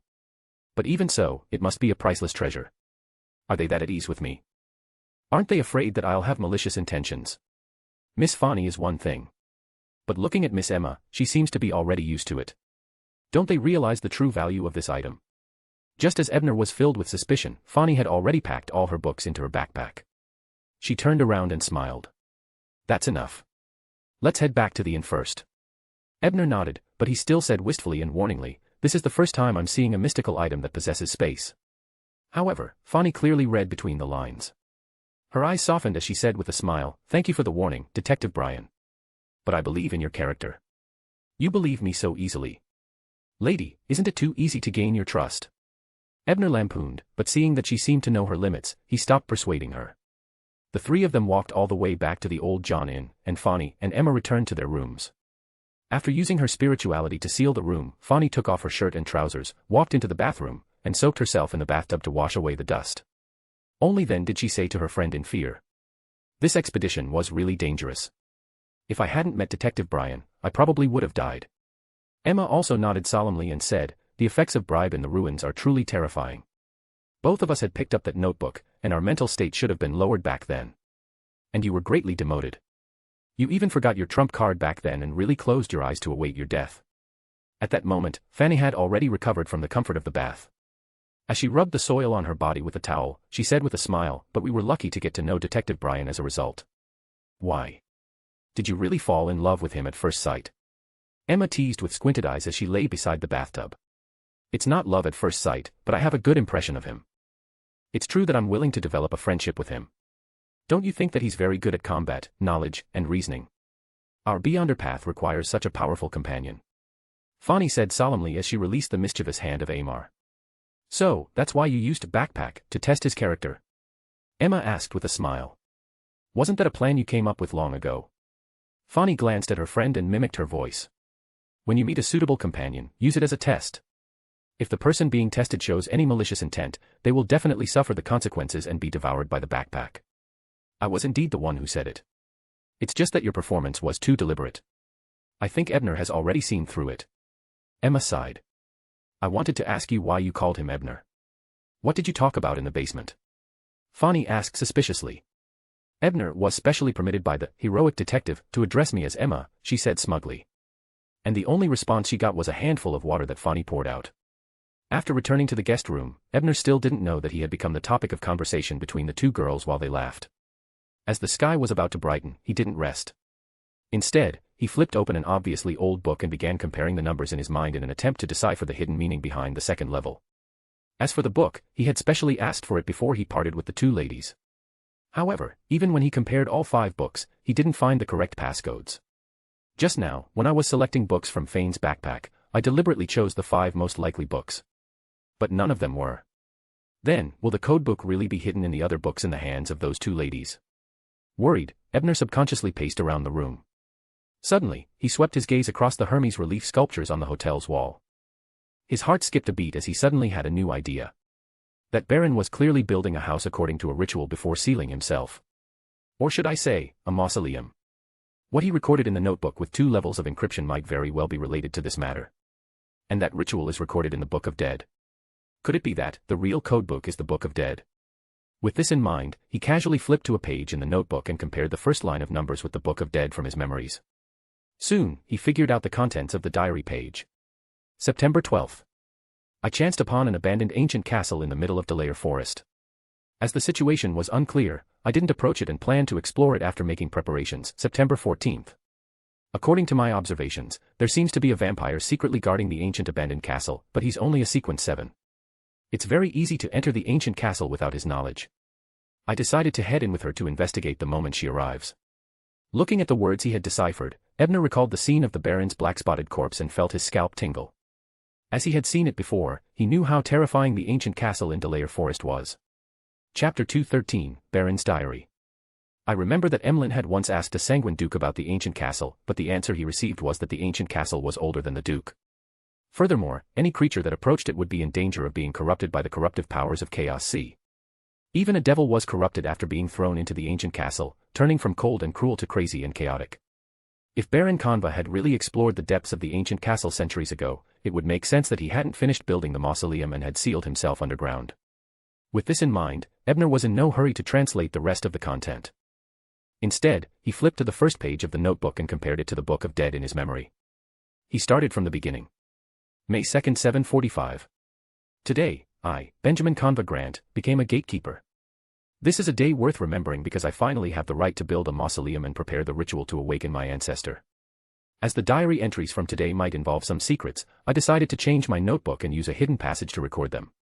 This way, unless someone had read the ancestor's Book of Dead, it would be hard to decipher. Ebner looked at the translated words, Benjamin Conva Granta, and Book of Dead Souls, and fell into deep thought. Jane's last name is Grant. And according to her, the fake identity she had taken on in Byam was named Jane Melantha. It was definitely not a coincidence. And the original book of the Book of Dead was dug up by Jane in her ancestor's mausoleum. Then, who was Jane's ancestor? At first, I thought that it might be an identity that Mr. Azek had used in one of his lives. But now, it seems unlikely. After all, Mr. Azek didn't need the so-called awakening ritual. From the looks of it, he hadn't instructed anyone to build a specific mausoleum for him. Furthermore, according to the knowledge I obtained from the Book of Dead, building a special mausoleum isn't to awaken. The effect of the ritual was to use some special connection between the real world and the underworld, allowing the built mausoleum to temporarily overlap with the real mausoleum in the underworld, forming a door that led to the real mausoleum. And Jane had said that she had found her ancestor's mausoleum in a ruin in the Berserk Sea, and she had obtained many treasures and gifts, including the Book of Dead. Jane, could it be that she entered her ancestor's true mausoleum through that ruin? Queen Mystic seems to always know of the ruins in the Berserk Sea, but she just doesn't have the right to enter. That's why she nurtured Jane, who's related to the ruins, and personally taught her. And Queen Mystic's goal is likely to find something left behind by Emperor Roselle when he was alive. In that case, the Emperor must have forcefully entered the mausoleum. Perhaps this is how the Grade 0 sealed artifact, Pale Death, in Queen Mystic's hands came about. Then the question returns to the past. Who was Jane's ancestor, or the ancestor of the Grant family? Why did the messenger he left behind look so similar to the messenger that Mr. Azek controlled? Is it another descendant of the Eggers family? Or is it the other resurrection contingencies of death? After pondering for a long while without any clues, Ebner didn't think further. He picked up a pen and paper and continued his translation work. May 3rd. I plan on summoning my subjects to build a castle for me in the name of the feudal lord. I'll use this to cover up the commotion of me using my spirit body to dig underground mausoleums to prevent myself from being discovered by the 3 churches. May 4th. The progress of the construction wasn't ideal. The spirit body I controlled was terrible. Even the simple carvings were slanted. Ancestor, I don't wish to find an artist's spirit body, but at least bless me with the spirit of a stonesmith. May 25th. As it was the busy farming season, I had no choice but to stop my recruitment. The progress of the mausoleum and castle construction was forced to be suspended. Thankfully, the best time to hold the awakening ritual is next April. I still have plenty of time to prepare. The rest of the content was filled with daily trivialities. After taking a few glances, he swept it away and paused his gaze on a page of the June 23rd notebook. After secretly bearing a child, Mrs. Aston is still as beautiful and enchanting as ever. Unfortunately, this is Lone, who's very conservative. She's unwilling to end her marriage with that old man and marry me. Even if we secretly have a child together. Heh. Speaking of which, that little fellow was reared in Backlund by Aston's servants, but that old man from the Augustus family knew nothing. I even imagined that she had gone on vacation. Aston gave the little guy a name, John Grant, but I didn't like it much. Lady Aston. Don't tell me it's the one in the later diary who he plans to bring to the ancient castle for an expedition. Upon seeing this, Ebner sighed because it was destined to be a tragedy. June 26th. The farming work has finally come to an end. After letting the subjects rest for a few days, I issued another conscription order. My castle and my mausoleum have finally begun working again. July 6th. I once again came to Backlund to meet Aston. And this time, I met that little fellow. However, his body was very cold. He likely inherited some beyonder characteristics and was born half a corpse collector. For this, I wore a mystical item that had been passed down in my family for years on him, so as to hide his physical abnormality. And that item also contains some of the knowledge of the corpse collector pathway. Even if something happens to me in the future, the little guy can use it to become a beyonder. Although he's an illegitimate child, he's my only child after all. 1th September. It's almost time for autumn planting. I have no choice but to stop the recruitment process. The advancement of Aston requires the cursed item of an ancient wraith. I have to help her seek out relevant information in the Beyonder circles. September 5th. At tonight's Beyonder gathering, someone told me that there seems to be an ancient wraith in the depths of Delaire Forest. My territory is at the periphery of Delaire Forest. There were no rumors of wraiths in the past. However, the host of the gathering didn't confirm that what he said was the truth. Perhaps, I should personally explore it. What happened next was something that Ebner already knew from the previously translated diary entries. This baronet had called for Lady Aston and entered the sealed castle which had underground corruption. As for the last few pages of the diary, the handwriting seemed to be different from before, as though it was written by another person. Therefore, Ebner didn't dare to translate it. That might very well be what Baron Conva wrote while being corrupted. Who knows what terrible things he might write. Yes, there shouldn't be any problems when the tarot gathering happens next Monday. However, Baron Conva likely still retained some of his rationality. Otherwise, he wouldn't have sealed himself up. And it was most likely arranged by him that the landslide destroyed that Irma had read about in the library was to completely seal himself inside. Unfortunately, he was still found by a grade 1 sealed artifact. Sigh, I wonder if 1-025 has already been corrupted. If so, it would be even more terrifying. Backlund, in a factory at the dock area. More than 10 people were gathered around a long table in a hidden basement, discussing something. And not far away from them, a young man wearing a pair of gold-rimmed glasses, with wheat-colored hair, grayish-blue eyes, and high cheekbones was quietly listening to their conversation. Strangely, no one noticed his existence. This young man was none other than the deacon of the Church of Storms, Mysticism Magister Stewart. He wanted to hear more of the conversation of the secret order members, but at that moment, the door to his room suddenly opened. However, no one appeared at the door. Stewart first frowned, then guessed inwardly, psychological invisibility. Chapter 214, Camping. Psychological invisibility. Although Stewart had only sensed some disharmony in the psyche and didn't really see the person, it was enough for him to make the correct judgment. According to Captain Cook's information, the marionettist who killed the wind-blessed of the church in the northwestern outskirts had a hypnotist marionette. With this in mind, Stewart didn't hesitate to extend his right hand and point his palm in the direction of the door. Then, he used the Prometheus theft. At this level of theft, he could temporarily steal the beyonder powers of others for his own use. Furthermore, the more he understood the target, the easier it was to steal the power he wanted. As a mysticism magister, there was no reason for Stewart to fail, as he had also completely analyzed and learned psychological invisibility. Suddenly, Stewart felt a blob of fog-like objects condense at the door before merging into his right palm. A middle-aged man with a dazed expression appeared at the originally empty basement. At this moment, Stewart also appeared. He ignored the looks of shock, fear, anger, and hatred from the secret order members around him. He opened his mouth and sang in ancient Hermes. Lightning brings destruction. The might of a deity shocked everyone. Storm, give birth to hope. After the disaster is new life. As ancient Hermes had the power of nature, coupled with the singing ability that Stewart had simulated, even though the lyrics were extremely simple, it still made everyone around him feel as if they were hearing thunder. They were so intimidated that they lost the ability to move. His opponent might very well be a marionettist, so Stuart naturally wouldn't let his guard down. The reason why he had used the ocean songster's powers to intimidate his opponent was also to make it difficult for him to focus on controlling the spirit body threads. After doing all of this, he simulated the binding of wind again, binding the hypnotist marionette and the secret order members in the basement. Then, Stuart snapped his fingers and used his secret technique, blink, to vanish from the basement. He instantly arrived at the factory's first floor. Before he tied up the marionette, he had used the aura left on it to trace back. He saw that the marionette's owner had been controlling it here. Stuart's actions were fluid, and it couldn't be said that he wasn't fast. Unfortunately, when he appeared on the ground, he failed to discover any traces of the marionettist. He was still a step too late. Flaming jump. He was actually able to recover so quickly under the influence of singing. A beyonder item, or does he have a marionette other than the wind blessed? As Strat thought, he extracted the remnant aura in the workshops. Following that, he simulated his flight ability and soared into the sky, chasing west. However, Stuart eventually lost sight of his target, because he had used flaming jump to enter the residence of a great noble, blending into the crowd that was holding the ball. Is he trying to use the mixed aura to hide his remains? From the looks of it, this marionettist isn't unfamiliar with beyonders of the reader pathway. With the aura mixed in, I really can't extract any more. Furthermore, he must have changed his appearance. There's no target even if I want to search for him. Thinking of this, Stuart sighed regretfully. He could only inform the nearby mandated punishers through his developed messaging to keep an eye on the guests who came out of this noble house. Although he knew that it might not be of much use, after all, if a marionettist was hell-bent on escaping, they had too many tricks up their sleeves. With him losing clues, even he didn't have the confidence of capturing him. Not only did I fail to capture him, I even made him wary. Next time, I might not be able to catch his tail so easily. Now, I can only try to see if I can find a breakthrough point from that marionette. Stuart muttered to himself before taking to the air again and flying in the direction of the dock area's factory.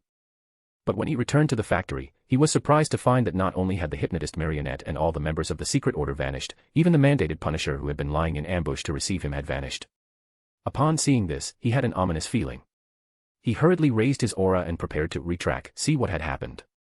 However, his retrack failed immediately. Not only did it fail to produce any scenes, even he suffered a serious backlash. He nearly lost control from the mental shock. Stuart placated himself a few times before barely recovering. As he was in low spirits, he couldn't control his emotions and muttered to himself in horror. The aura here. Is there a high-level power interfering? Furthermore, its level far exceeds that of ordinary demigods. Although I didn't retroactively discover anything, my intuition tells me that there's shocking malice and degeneration left behind. Is it the saint of the Rose school of thought? Or is it an angel?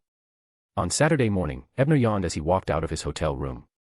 After exchanging a few words with his classmates, who had already finished dressing up, he went to the dining room to have breakfast.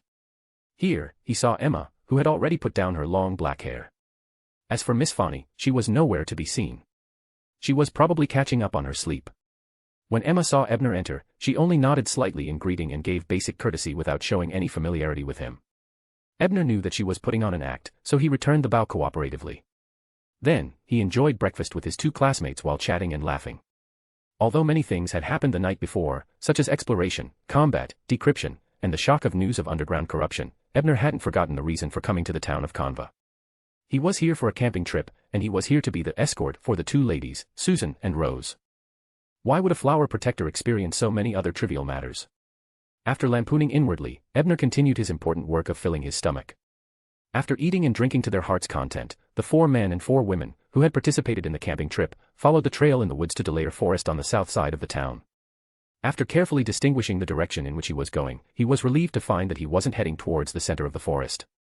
If Mr. Black really wanted to take them to the abandoned castle for the night, he would have to find a way to forcefully change his plans. Teacher Black clearly knew that the young masters and ladies behind him weren't here to challenge the limits, so the paths he chose were relatively flat and smooth, with few obstacles and little danger. But even so, 2 hours after they set off, Adel, who had the worst stamina, couldn't hold on any longer. He didn't care if he would embarrass himself in front of the girl he had been longing for. Panting, he asked, Mr. Black, how far to camp? As the only son of a jewelry businessman, he always rode on carriages when he traveled. When had he ever traveled that much? Just a dozen more meters and we'll reach it by turning this hill. Seeing this, Mr. Black shook his head, turned around, and helped him up as they walked through the final stretch. After circling around the small hill, everyone's vision suddenly opened up. This was a patch of grass near a stream. The surrounding area was open, and there was a water source. It was indeed a good place to camp. Following that, the ordinary people, such as Susan, Romantic, and Adel, had no choice but to stay in their spots to rest due to their physical exertion. They also set up tents and other camping items. As for Ebner and Irma, they volunteered to take the hunting and timber-gathering mission and walked into the forest. A mess. Black wasn't very agreeable at first, but after witnessing some of the fighting skills that the two of them had deliberately shown, she wisely kept silent. After leaving everyone's line of sight, Emma was the first to stop. Then, she used a beyonder item to jump onto a thick branch of a tree. She patted the other side of the branch with her hand, signaling for Abner to sit down. Whether it was to gather wood or hunt, it was a trivial matter for beyonders. The two of them could even fly to a nearby town to buy it directly. Therefore, while they were alone, they might as well explore what they hadn't finished the night before. Ebner naturally knew what she wanted to do. After a moment's thought, he flew onto the branch and sat on another branch not far away. When Emma saw this, she blinked. Then, after using her spirituality to seal the surrounding space, she said to Ebner with a smile. "Let's talk about serious matters. Ebner, what do you need me to do with Fani? You have to say this first, I won't agree to anything that's too overboard." Chapter 215, Request and Summary. As for what he needed the help of the two ladies, Emna had long made plans. Therefore, he smiled and said, "There are two things that require your help." "Yes, don't worry. It's not too much trouble, nor will it be overboard." "What exactly is it?" Emma first pressed, then a hint of ridicule flashed in her eyes. She tensed up her face and pretended to be serious as she said, "Even if I have to propose to Fani, I'll try my best to help you." "What the hell?" Ebner's face was blank, and he almost fell from the tree. After a long while, he said helplessly, "Miss Emma, stop joking. Not only was this lady scheming, but she also seemed to be a little scheming and liked to tease people. Isn't that the case? Some of the Backlund newspapers have tried hard to describe the romance of the hero detective." Emma fiddled with a mechanical device by her ear before covering her mouth and laughing. "If I really am as amorous as the papers say, would you and Miss Fani still wish to return to the hotel last night?" Ebner retorted inwardly, but on the surface, he didn't continue with the topic. He forcefully changed the topic and said, "First, I need a protective beyonder item at sequence 6. It can be used for at least 2 years, and the smaller the negative effects, the better. Of course, I'll pay for it. All you have to do is provide suitable items." Upon hearing this request, Emma wiped away her smile and said thoughtfully, "Was it the mechanical doll from last night that allowed you to infer that there was an artisan backing Fani?" Not only that, she had sold many beyonder weapons at her teacher's gathering. She was long known as an artisan proxy, otherwise, I wouldn't have taken the opportunity to make this request. Despite having such thoughts, Ebner wasn't foolish enough to say what was on his mind. He only nodded and said, "Not only the mechanical dolls but there's also her backpack. I even feel that she might have an Archbishop of the Church of Steam backing her." "Ebner, your reasoning skills are indeed impressive. This is very close to the truth." Emma first sighed with emotion, then she pressed her fingers against the mechanical device by her ear, as if she was listening to something. Then, she continued with a smile, "Fani has already agreed. She said that she would help you find an item that meets the requirements as soon as possible. And you don't have to pay for it. This is to repay her for saving my life." How embarrassed would that be? Although that was on his mind, he appeared amiable on the surface. He nodded without any reservations and smiled. "I'll wait for her good news then." Emma was stunned for a moment, then she laughed and said, "Ebner, you really are different. Well, at least you're different from most gentlemen. If it were anyone else, even if they were willing, they would have hypocritically declined a few times, right?" However, she wasn't disgusted by the ungentlemanly behavior of Ebner. To be precise, she was also such a person, out of place with the other noble ladies like her. "That's because you don't know Mr. Fool." Ebner lampooned inwardly before mentioning his second request. "The second thing is that I would like to trouble Miss Emma to help me read some information in the royal family's library." Upon hearing that, Emma frowned and asked, "Ebner, how can you be so sure that I'm qualified to enter the royal library? Do you know my identity?" "I know a little. I'm friends with Miss Hazel," Ebner said in a rather vague manner. "A friend who cut off her arm." Miss Emma couldn't help but lampoon. Then, she said in disbelief, "Hazel actually mentioned me in front of you. I guess there must be nothing nice about it.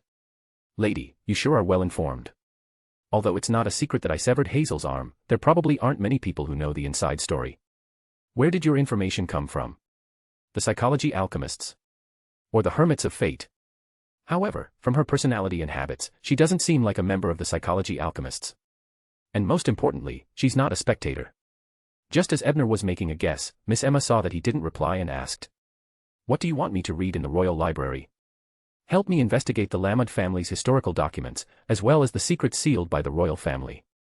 Yes, this family obtained their aristocratic title through battle achievements at the end of the fourth epoch.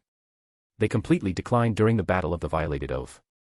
As Ebner spoke, he mentioned some of the information he had previously found to Emma, leaving only Mr. Azek's part in the conversation. However, Emma's eyes grew brighter as she listened. When Ebner was done, she said in excitement, "Just listening to your description makes me feel that this family might be hiding some secrets. I can't wait to find out. In short, I agree with your request. I'm very interested in this matter now." After discussing the matter of repaying the debt, the topic naturally shifted to the transaction they hadn't completed the night before. After some thought, Ebner felt that it wouldn't be a big problem telling the baronet the reason for building the mausoleum.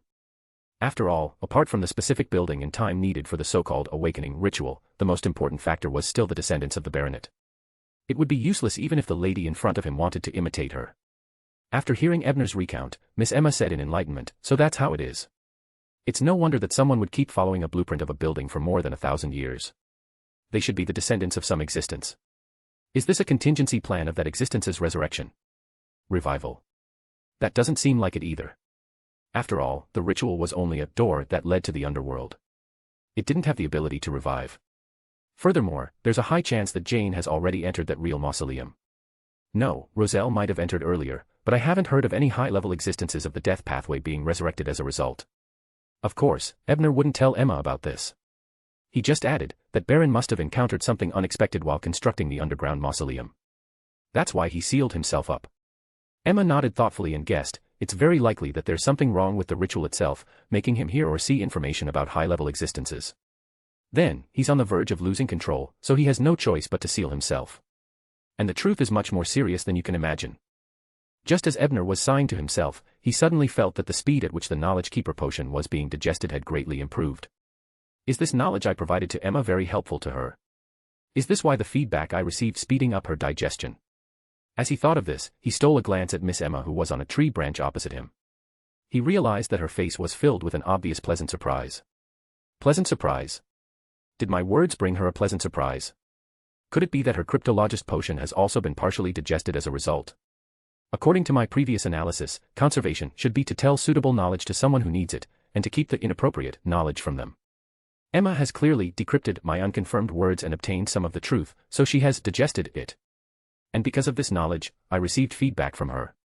Although I can't be sure, it's very likely. From the looks of it, not only are the Knowledge Keeper and Cryptologist similar in abilities, but they might also be able to work together when it comes to digesting potions. After letting his imagination run wild, Ebner looked at the time and realized that it was already getting late. He ended his conversation with Miss Emma and jumped down from the tree. No matter what, he had to take some time to get some prey back to complete his mission. In a factory in the dock area, Mysticism Magister Stewart was describing to an old man with a black bonnet and abnormally stern silver eyes what he felt when he retraced the scene. The elder was wearing a long robe embroidered with the symbol of storm. He was none other than the Cardinal of the Church of Storms, the Archbishop of the Backlund Diocese, Spellsinger of God, Ace Snake. Corruption. Full of malice. Snake ruminated over the words described by Stewart and frowned. It's normal for 1-025 to have malicious intent, but the aura of degeneration. Could it be that the cursed item believes in some evil god? Or was it corrupted by some evil god? At this moment, an illusory door suddenly tore open in the air outside the factory. It was covered in complicated symbols.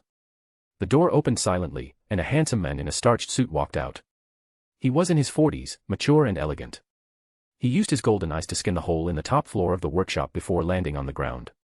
He asked, "Did 1-025 appear here previously? Or did Mamosi still not return to the southern continent? Why are you here?" Snake asked in a deep voice. "This is Backlund. A grade 1 sealed artifact can even destroy most of the city. How can I not come? Besides, I think you need our military's help," the handsome man said with a smile.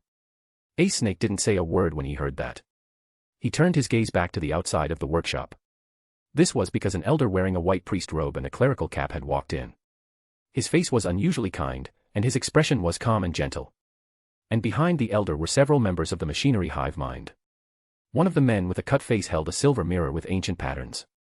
Chapter 216, Mirror Question and Answer. Ace Snake looked at the kind old man who led the machinery hive mind members into the workshop and asked with a frown. "Oramic, why are you also here to join in the fun? Are you here to laugh at us mandated punishers? Oramic Haydn wasn't only the head of the Church of the God of Steam and Machinery's Backlund diocese, but he was also a member of the Divine Council. He was also a very famous scientist in the northern continent, and an honorary professor of physics at Backlund University. From his tone, one can tell that Spelsinger of God is very familiar with this Archbishop of the Church of Steam. They have a good relationship. Upon hearing Ace's unfriendly tone, Oramic calmly smiled and said, strictly speaking, this is the area under the machinery hive mind's jurisdiction. It's also our duty to investigate. Having said that, he glanced at the handsome military man on the other side and continued, don't worry, we're only here to provide some help, not to vie for 1-025. When Ace Snake heard that, his expression softened. He thought for a moment and probed, did the machinery hive mind get any new clues? Not at the moment. But we brought a sealed artifact that can provide clues. With that said, Horamic's hands naturally hung low as he turned around and said to the men behind him, Icancer, bring 2 to 111 over. Yes, Your Grace, the men named Icancer answered respectfully before walking forward with a silver mirror in his arms. The others immediately focused their gazes on the mirror. On both sides of the mirror, there was an eye-like accessory. It was built on a black gem, looking deep and charming. It's only a grade 2 sealed artifact.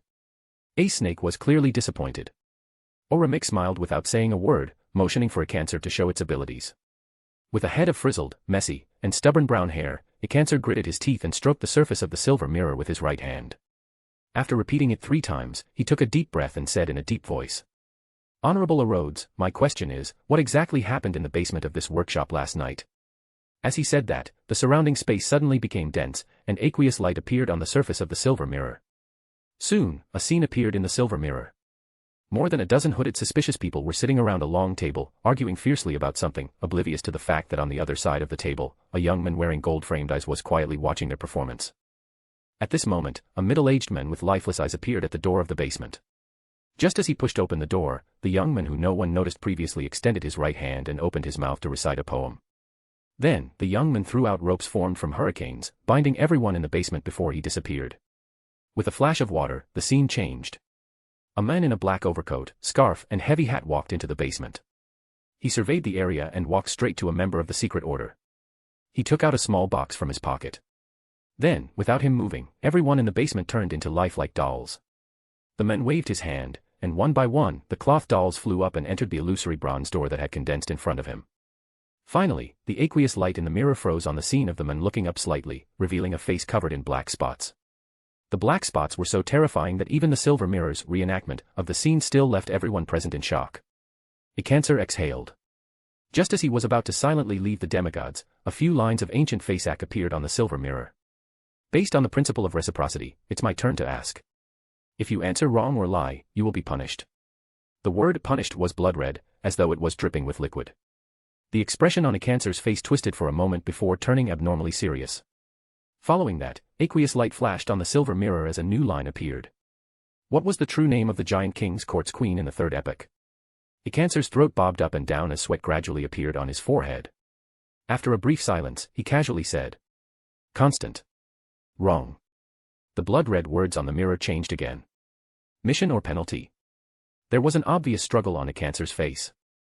Finally, he exhaled and said, Penalty. Just as he said that, a silver bolt of lightning appeared out of thin air and struck his head. Sizzle. Icancer's hair stood on end, and his body collapsed with a thud, spewing out some black smoke. As for the mirror, it didn't fall to the ground with him. Instead, it floated up and landed on a machine's console beside him. When Stuart, who had been watching the development of the situation, saw this scene, he immediately walked forward, squatted down, and pressed his right hand on Icancer's back, simulating the power of a healing. After 2 seconds, Icancer stood up, trembling as he panted. After a long while, he nodded at Stuart and said in a hoarse voice, Friend, thank you. You're welcome. Stuart stood up and looked at the silver mirror on the operating table. He asked thoughtfully, it seems to have the powers of the Reader and Sailor Pathway's high-sequence Beyonders. Is it really only a grade 2 sealed artifact? Icancer nodded. Yes, it's not very dangerous. As he said that, he suddenly sounded like he was gritting his teeth. In other words, all other aspects have reached the standards of a grade 1 sealed artifact. Stuart said in enlightenment. At this moment, the 3 saints present began discussing what they had seen. Could the man who appeared in the basement be 1-025? His methods are very similar, and he dressed like that in the summer. I can't think of any normal person who would choose to dress like that, Ace Snake said after some thought. Although it makes sense, that person clearly came for the item on that member of the secret order. The others were just implicated. Besides, that person gives me a different feeling from 1-025. He seems to be even more terrifying. When the handsome militaryman said this, he looked at Oromik with his golden eyes. His meaning was clear. Since there was such an easily usable sealed artifact, why was he making random guesses? So, we need to know the exact background of that man, as well as what he took away. Oromik nodded in agreement.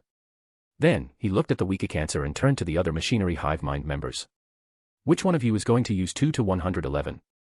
To his surprise, before the deacons and members of the machinery hive mind could respond, Stuart, who was beside a cancer, eagerly interjected, Your Excellency Oromik, can I use 2-111?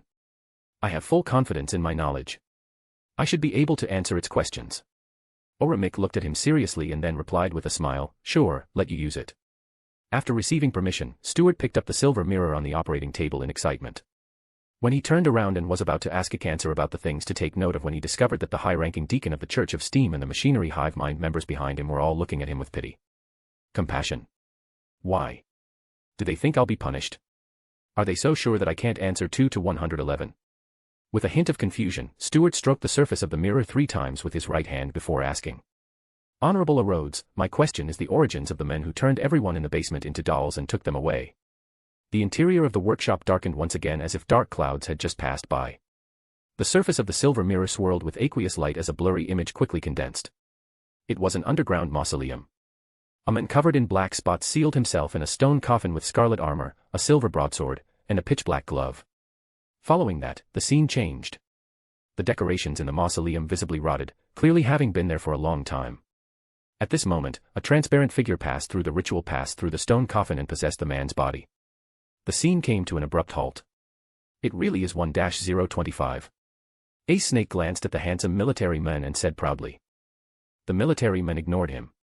Instead, he pinched his chin and muttered to himself, what exactly happened to that man? Why did he seal himself? In the scene that flashed past, that person's family emblem appeared. I think we should be able to find it in the royal family's library, Oromik said with a smile after listening quietly. Leave this to me.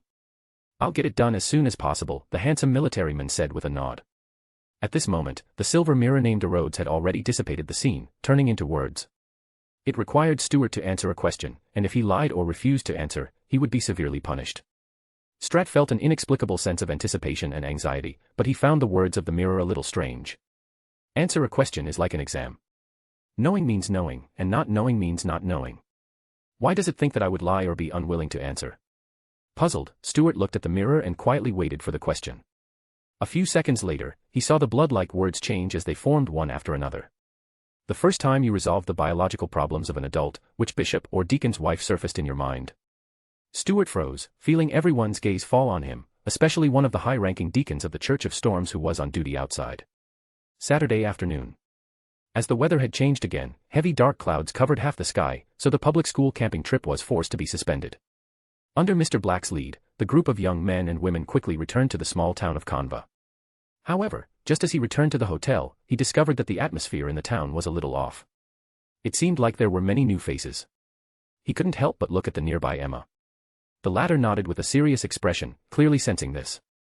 At that moment, a voice came from behind them. Miss Emma. Why are you here? Chapter 217, Subsequent and Commission. When Emma suddenly heard someone call out her full name, she was alarmed. She quickly turned back to look at the source of the voice and realized that it was Viscount Learson's youngest son, Cance. They were both children of noble families, and they were about the same age.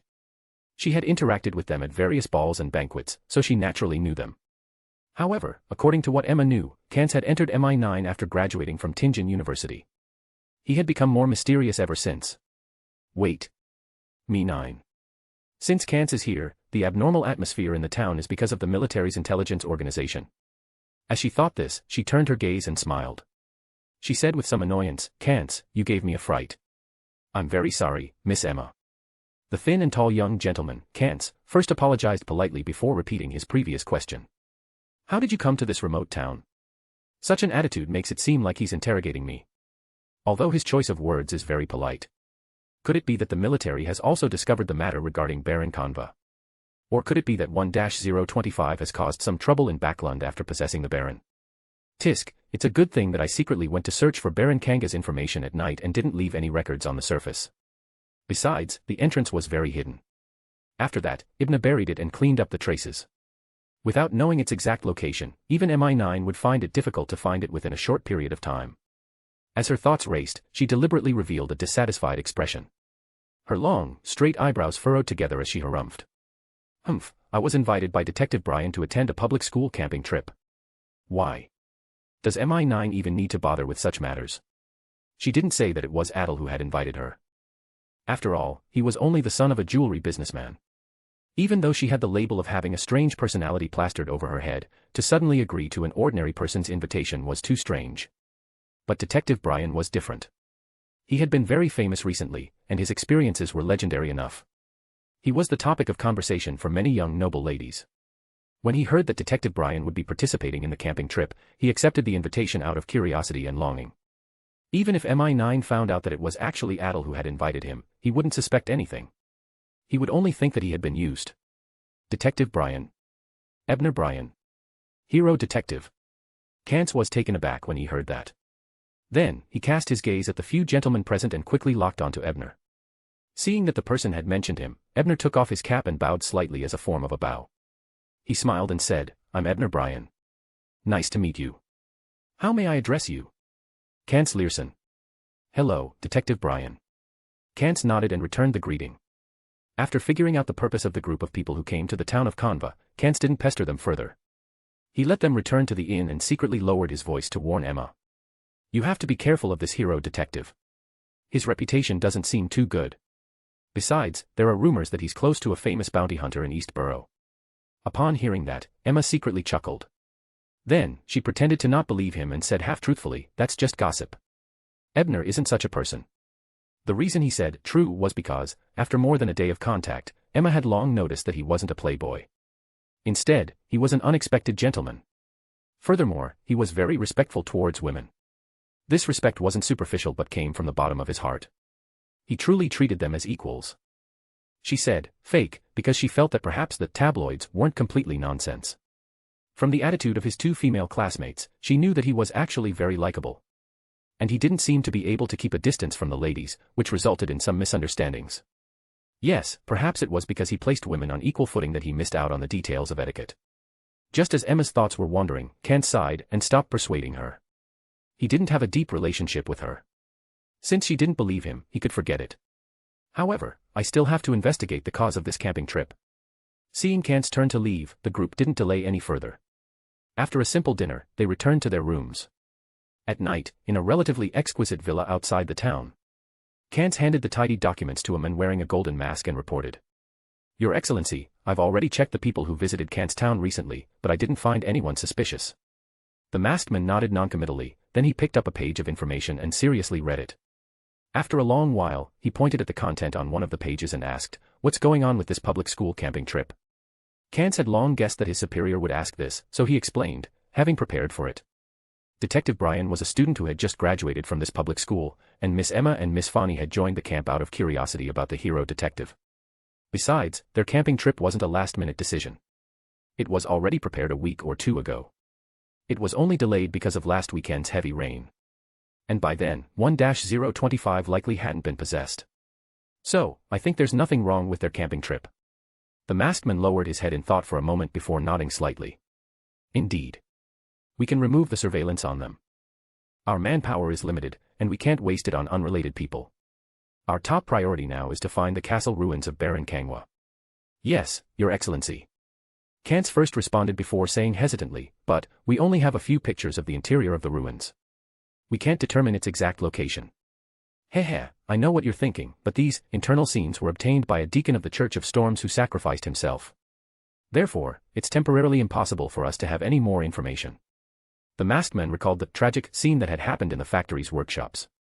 Even someone as determined as him couldn't help but feel a lingering fear. However, Kantz felt a deep sense of respect when he heard that. He sighed and said, sacrificing myself to obtain important information. What a respectable guardian.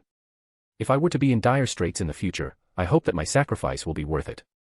The masked man looked up at him and asked, are you sure? I can swear on it. Kantz replied without hesitation. On Sunday morning, the group of people who had ended their camping trip due to the weather returned to Backlund via carriage. Both of them were a little upset because they had never had the chance to speak to Ebner alone. This was especially so for Susan. After hearing about Beyonders from the Romans, she had wanted to ask about Ebner, but she had failed to do so. At noon, Ebner returned to his garden villa on Gunst Street in Sherwood Borough. Before he could catch up on his sleep, Mr. Skade, who was acting as a butler, knocked on the door and reported that Zio and Furs had come to visit. They were already waiting in the living room. Zio actually used the front door this time. Oh right, she still has Furs with her. There's no way she can go straight up to the third floor. Ebner lampooned inwardly before calmly changing his clothes and heading downstairs to the living room. Ebner, we need your help with something. Zio didn't stand on ceremony with Ebner as she directly mentioned her request. What is it? Although Ebner had some guesses, he pretended to ask curiously. At this moment, Furs deliberately took out a page of information from the dossier in her hand and handed the rest to Ebner. She said with a crafty smile. We hope that you can find the patterns of the target's actions in Backlund from the information. Ebner gave her a deep look, took the envelope, and pulled out the documents inside. After a few glances, Ebner chuckled and pretended to be surprised. Kalangos is in Backlund. How did you know? This time, it was Furs's turn to be surprised, because the page she pulled out was filled with Kalangos' actual introduction and portrait. How would I know? I was there when the hanged men entrusted Miss Justice with this mission. Chapter 218, Deduction and Guess. It was obviously impossible for Ebner to tell Furs the truth behind this, therefore, he picked up the documents and inferred based on the contents. That's because the traits are too obvious. Look here, the target has an obsession with the wind, and he's also a senior sailor. This is clearly telling me that the person you're looking for is a beyonder from the sailor pathway and that his sequence can't be too low. Otherwise, you and Zio wouldn't appear so serious. Look at this line again. The target is a psychotic serial killer with the need to kill a living person every other day. This also indicates that the beyonder of the sailor pathway might have a beyonder item that requires living human sacrifices to suppress the negative effects. Finally, on the page, you especially took away, I guess it's about the person you're looking for. There's even a portrait of him. I don't know why you didn't show me that page, but it's obvious that you think I would immediately recognize him if I saw him. In conclusion, this person is a mid- or high-sequence beyonder of the sailor pathway. He has a powerful sealed artifact that requires the sacrifice of a living person. He likely hasn't been in Backlund for long, and he has quite a reputation. And although there are many people who meet these conditions, I only know one person who needs to hide his identity, Vice Admiral Hurricane Kalangos. When Furs heard this reasoning, her face immediately revealed a look of admiration. She clapped her hands and marveled, Ebner, your reasoning skills are amazing. I even planned on changing the paragraph you just said into a novel. However, Zio said in a deadpan manner, that wasn't what you said before you left. You said that the reputation of Ebner's hero detective was mostly a coincidence. I don't know what his actual level of reasoning is, so I'll have to test him first. Furs spread her hands innocently and replied, didn't you also tacitly agree? So you deliberately didn't give me that page to test my reasoning skills. Heh, luckily I can cheat. Ebner secretly gave a self-deprecating comment before deliberately teasing her. You flatter me. My deduction skills are only at the level of the evil spirit you penned. I can't even compare to the 1.65-meter-tall Lady Sisai who weighs 98 pounds, much less you who created her. Furs was rendered speechless by what he said. She only felt that the present Ebner was very petty. In fact, he hadn't slept the night before yesterday, and because he was worried that MI9 would investigate the truth in his dream, he had been on guard the entire night. Therefore, he was rather exhausted. Furthermore, he was more relaxed in front of Zio and Furs, so he wasn't on guard. This made it difficult for him to hide his personality. Zio sighed at the childish behavior of her two friends. She once again felt that her friends were only reliable on serious matters and were the same type of people in private. In order to get back to the topic at hand, she had no choice but to show her authority, making her two friends turn serious once again. Only then did she say, Ebner, did you deduce where Kalangos would be living in Backlund? Ebner nodded. The information provided by Zio and Furs was already very detailed. He didn't even need to recall the details to guess where Kalangos would choose to stay. This pirate admiral isn't lacking in money, so he definitely wouldn't mistreat himself. He definitely lives in Empress Borough, West Borough, Hillston Borough, Sherwood Borough, or the outskirts of North Borough. However, as a sailor, he wouldn't be too far from the Tussock River. He would likely choose a house near the bank.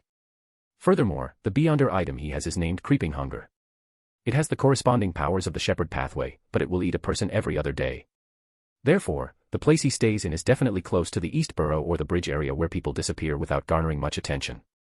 Just as he said that first thoughtfully added, so it's very likely that he lives on both banks of the Tussock River in Westborough or Cherwood Borough. Because it's closer to the bridge. That's right. Ebner nodded. Then, he looked at the two excited ladies and deliberated over his words. I don't know who got you to search for Kalangos, but I hope that you don't participate in it personally. Otherwise, you'll have a hard time escaping if you really encounter Vice Admiral Kalangos. Zaya wiped away her smile when she heard that. She had always had great trust in Ebner. Seeing how serious he was, she couldn't help but ask, is Kalangos really that terrifying? He seems to only be a sequence 6 wind blessed. A great pirate with a bounty of 10,000 pounds, what do you think? Ebner first shook his head before saying with a serious expression. You've also witnessed Admiral Hell Ludwell's strength. Although Kalangos is inferior to him, he's a pirate admiral who's equal to him for extended periods of time. How could he be a simple wind blessed? Upon hearing this, Zio immediately recalled the sea battle she had watched that night and nodded solemnly. Ludwell, that's a pirate admiral who wasn't even able to retain a demigod. Ebner was right. Even if Kalangos is slightly weaker, he's not someone Zio can deal with. So, are we going to ignore Miss Audrey's request? Furs interjected. She didn't mind mentioning the most dazzling jewel of Backlund in front of Ebner. After all, it was Ebner who had suggested that she and Zio get to know the lady. Zio was also a little hesitant. She still owed Ebner the money for the interrogator's materials, and Miss Audrey had been very generous. She didn't wish to give up on this request. After all, although Kalangos was powerful, she wasn't going to capture or kill him. She was only going to search for his traces. The risk was still within acceptable limits. Looking at Zio's conflicted expression, Ebner could roughly guess what she was thinking. He sighed and said in a suggestive manner. I mean, there's no need for you to investigate on your own. I'm not asking you to give up on that lady's request. Furz's heart stirred when she heard that as she asked, why do you say that? Kalangos wanted to feed creeping hunger, so his target was most likely homeless in Eastborough. After all, even the police didn't know how many tramps existed in Backlund. And Eastborough is Zio's previous area of jurisdiction. This should have been reported in MI9. When Zio heard this, she said in enlightenment, you mean to report some clues and use MI9's powers to investigate Kalangos? That's right. Ebner nodded and continued, since you're a spy under MI9, it's completely reasonable for you to report it after discovering the powers of degeneration and evil. Most importantly, it wouldn't attract the suspicion of the organization that couldn't be named. Furthermore, MI9 should be focused on searching for the whereabouts of 1-025. As for the Baron that the sealed artifact had possessed, it had suffered underground corruption and was also filled with degeneration. Then, would the military not investigate carefully when they received news that the aura of degeneration had appeared in Eastborough? If the military really doesn't do anything about it. When the time comes, whose part of that organization would be a little clearer, right? I have a nagging feeling that someone is scheming behind this. After all, it's too much of a coincidence that 1-025 managed to escape by possessing it. I guess even if Zio doesn't report it, someone will definitely send the relevant information to MI9. At 10 o'clock on Monday morning, Ebner, who had a rare nap, rubbed his still dazed head and got up with great difficulty. It wasn't that he didn't want to continue sleeping, but that Mr. Scard had already woken him up once and brought him the news that Miss Fanny was about to visit. Sending someone to notify them before a formal visit was also part of social etiquette. After washing up, Ebner put on his decent clothes and waited for about 10 minutes before Miss Fanny's carriage slowly drove into the villa's garden. After ushering the lady with the suitcase into the living room, the two dismissed their servants. Only then did Ebner look at Fanny, who was sitting opposite him, and ask, Miss Fanny, is there any news regarding that defensive beyonder item? Miss Fanny nodded with a smile. She lifted the suitcase by her feet and placed it on her long thighs, then she undid the buckle. After the lady opened the suitcase and turned the side of the suitcase to look at Ebner, he saw what was inside. It was a set of cold leather armor. Chapter 219, Leather Armor and New Commission. This leather armor has just been made, and it doesn't have a specific name, but I call it wolf armor, Miss Fanny said with a smile as she showed it. Wolf armor. Ebner stirred in his heart as he recalled that this lady had previously sold a claw of frost at his teacher's gathering. He immediately guessed something. Yes, its main ingredient was a werewolf's hide. Only its vital spots were fused with the skin of a zombie. Together with some other beyonder ingredients, we formed this werewolf armor. As Miss Fanny spoke, she stood up, took out the armor from her suitcase, and wore it. Indeed. I heard that Miss Sharon and the others had once seduced the Church of Storms and ambushed Jane before they clashed with the Rose School of Thought's Indulgence faction. Could it be that the ingredients of the werewolf and zombie she killed had fallen into the hands of the artisan backing Miss Fanny? As he pondered, he watched the young lady clumsily hang up the ice-cold wolf armor. Surprisingly, the leather vest looked very flat when folded in the suitcase, but it was surprisingly well tailored when worn by Miss Fani. Even her excellent figure was outlined, as if she was wearing a lady's armor from some online game in his previous life. As an Intis lady, Fani didn't feel embarrassed at all. Instead, she openly circled around and said with a smile, "As you can see, this leather armor can automatically adjust its size and shape according to the wearer's figure. It's just too tight, so it's best not to put anything sharp in the clothes inside. It's the material on a werewolf from the Indulgence faction. It's not strange to have this problem." Ebner lampooned inwardly as he shifted his gaze away and asked, "What beyonder powers does it have?" When wearing this leather armor, one can obtain super strong self-recovery abilities. When running at full speed, one can forcefully raise their speed to the level of a steam locomotive at its peak. However, each activation of these two abilities will shorten the lifespan of the wolf armor. As for how much it will cost, it will depend on the actual situation. In addition, it's not afraid of fire or drowning. It can weaken or even be immune to many kinds of magic, especially ice-type spells. It's almost useless against it. Finally, its defensive strength against vital spots is extremely strong. Even the direct bombardment of bullets and cannonballs can't affect it. Yes, it will take at least 5 strikes to break its defensive strength against vital spots. At this point, Miss Fani took out a gun and aimed it at her heart to demonstrate.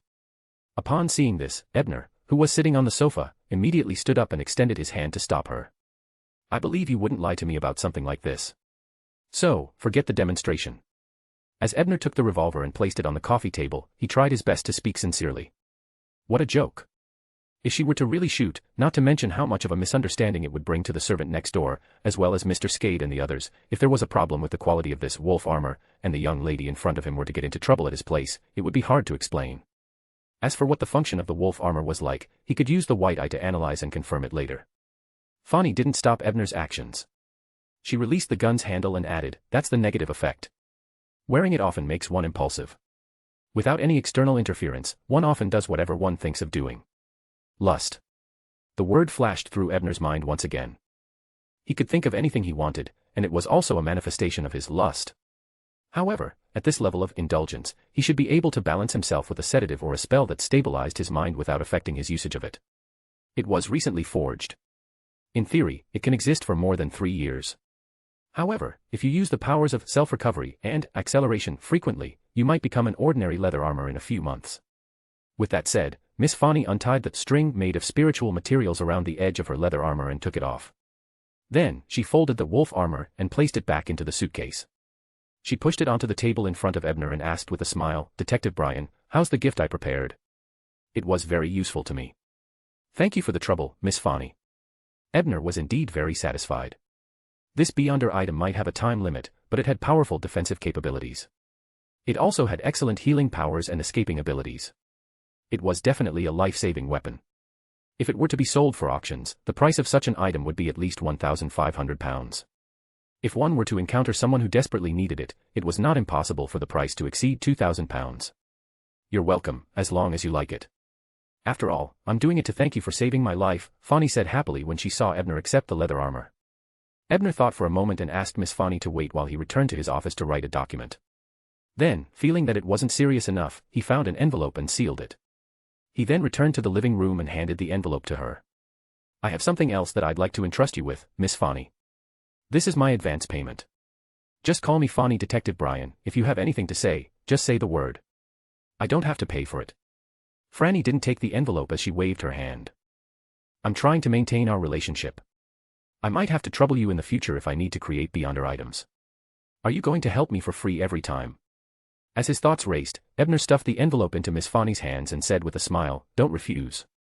There's something you need here. In addition, my commission is a long-term one, so it might be very troublesome. Also, just call me Ebner, like Emma." Fani didn't refuse this time. After receiving the envelope, she asked thoughtfully, "What do you want from me, Ebner?" "There are 2 things. First, I hope that you can help me take note of the information regarding 1-025. Yes, it's best if you help me organize it every few days." Although Ebner had never directly encountered the cursed item, he had indirectly interacted with it several times. He had a vague feeling that his fate with it wouldn't be so easily severed. Perhaps he might really encounter it one day. Therefore, it was very necessary to figure out its whereabouts in advance. "Sure." After a moment's thought, Fani agreed. She didn't ask why Abna believed that she had the ability to obtain information on a Grade 1 sealed artifact. After all, even without using her connections, she could more or less obtain some information just by relying on Emma. The second is that I hope you can help me collect some of Roselle's notebook and manuscripts. I've recently been interested in those Roselle characters. Seeing that she had agreed, he immediately made a second request.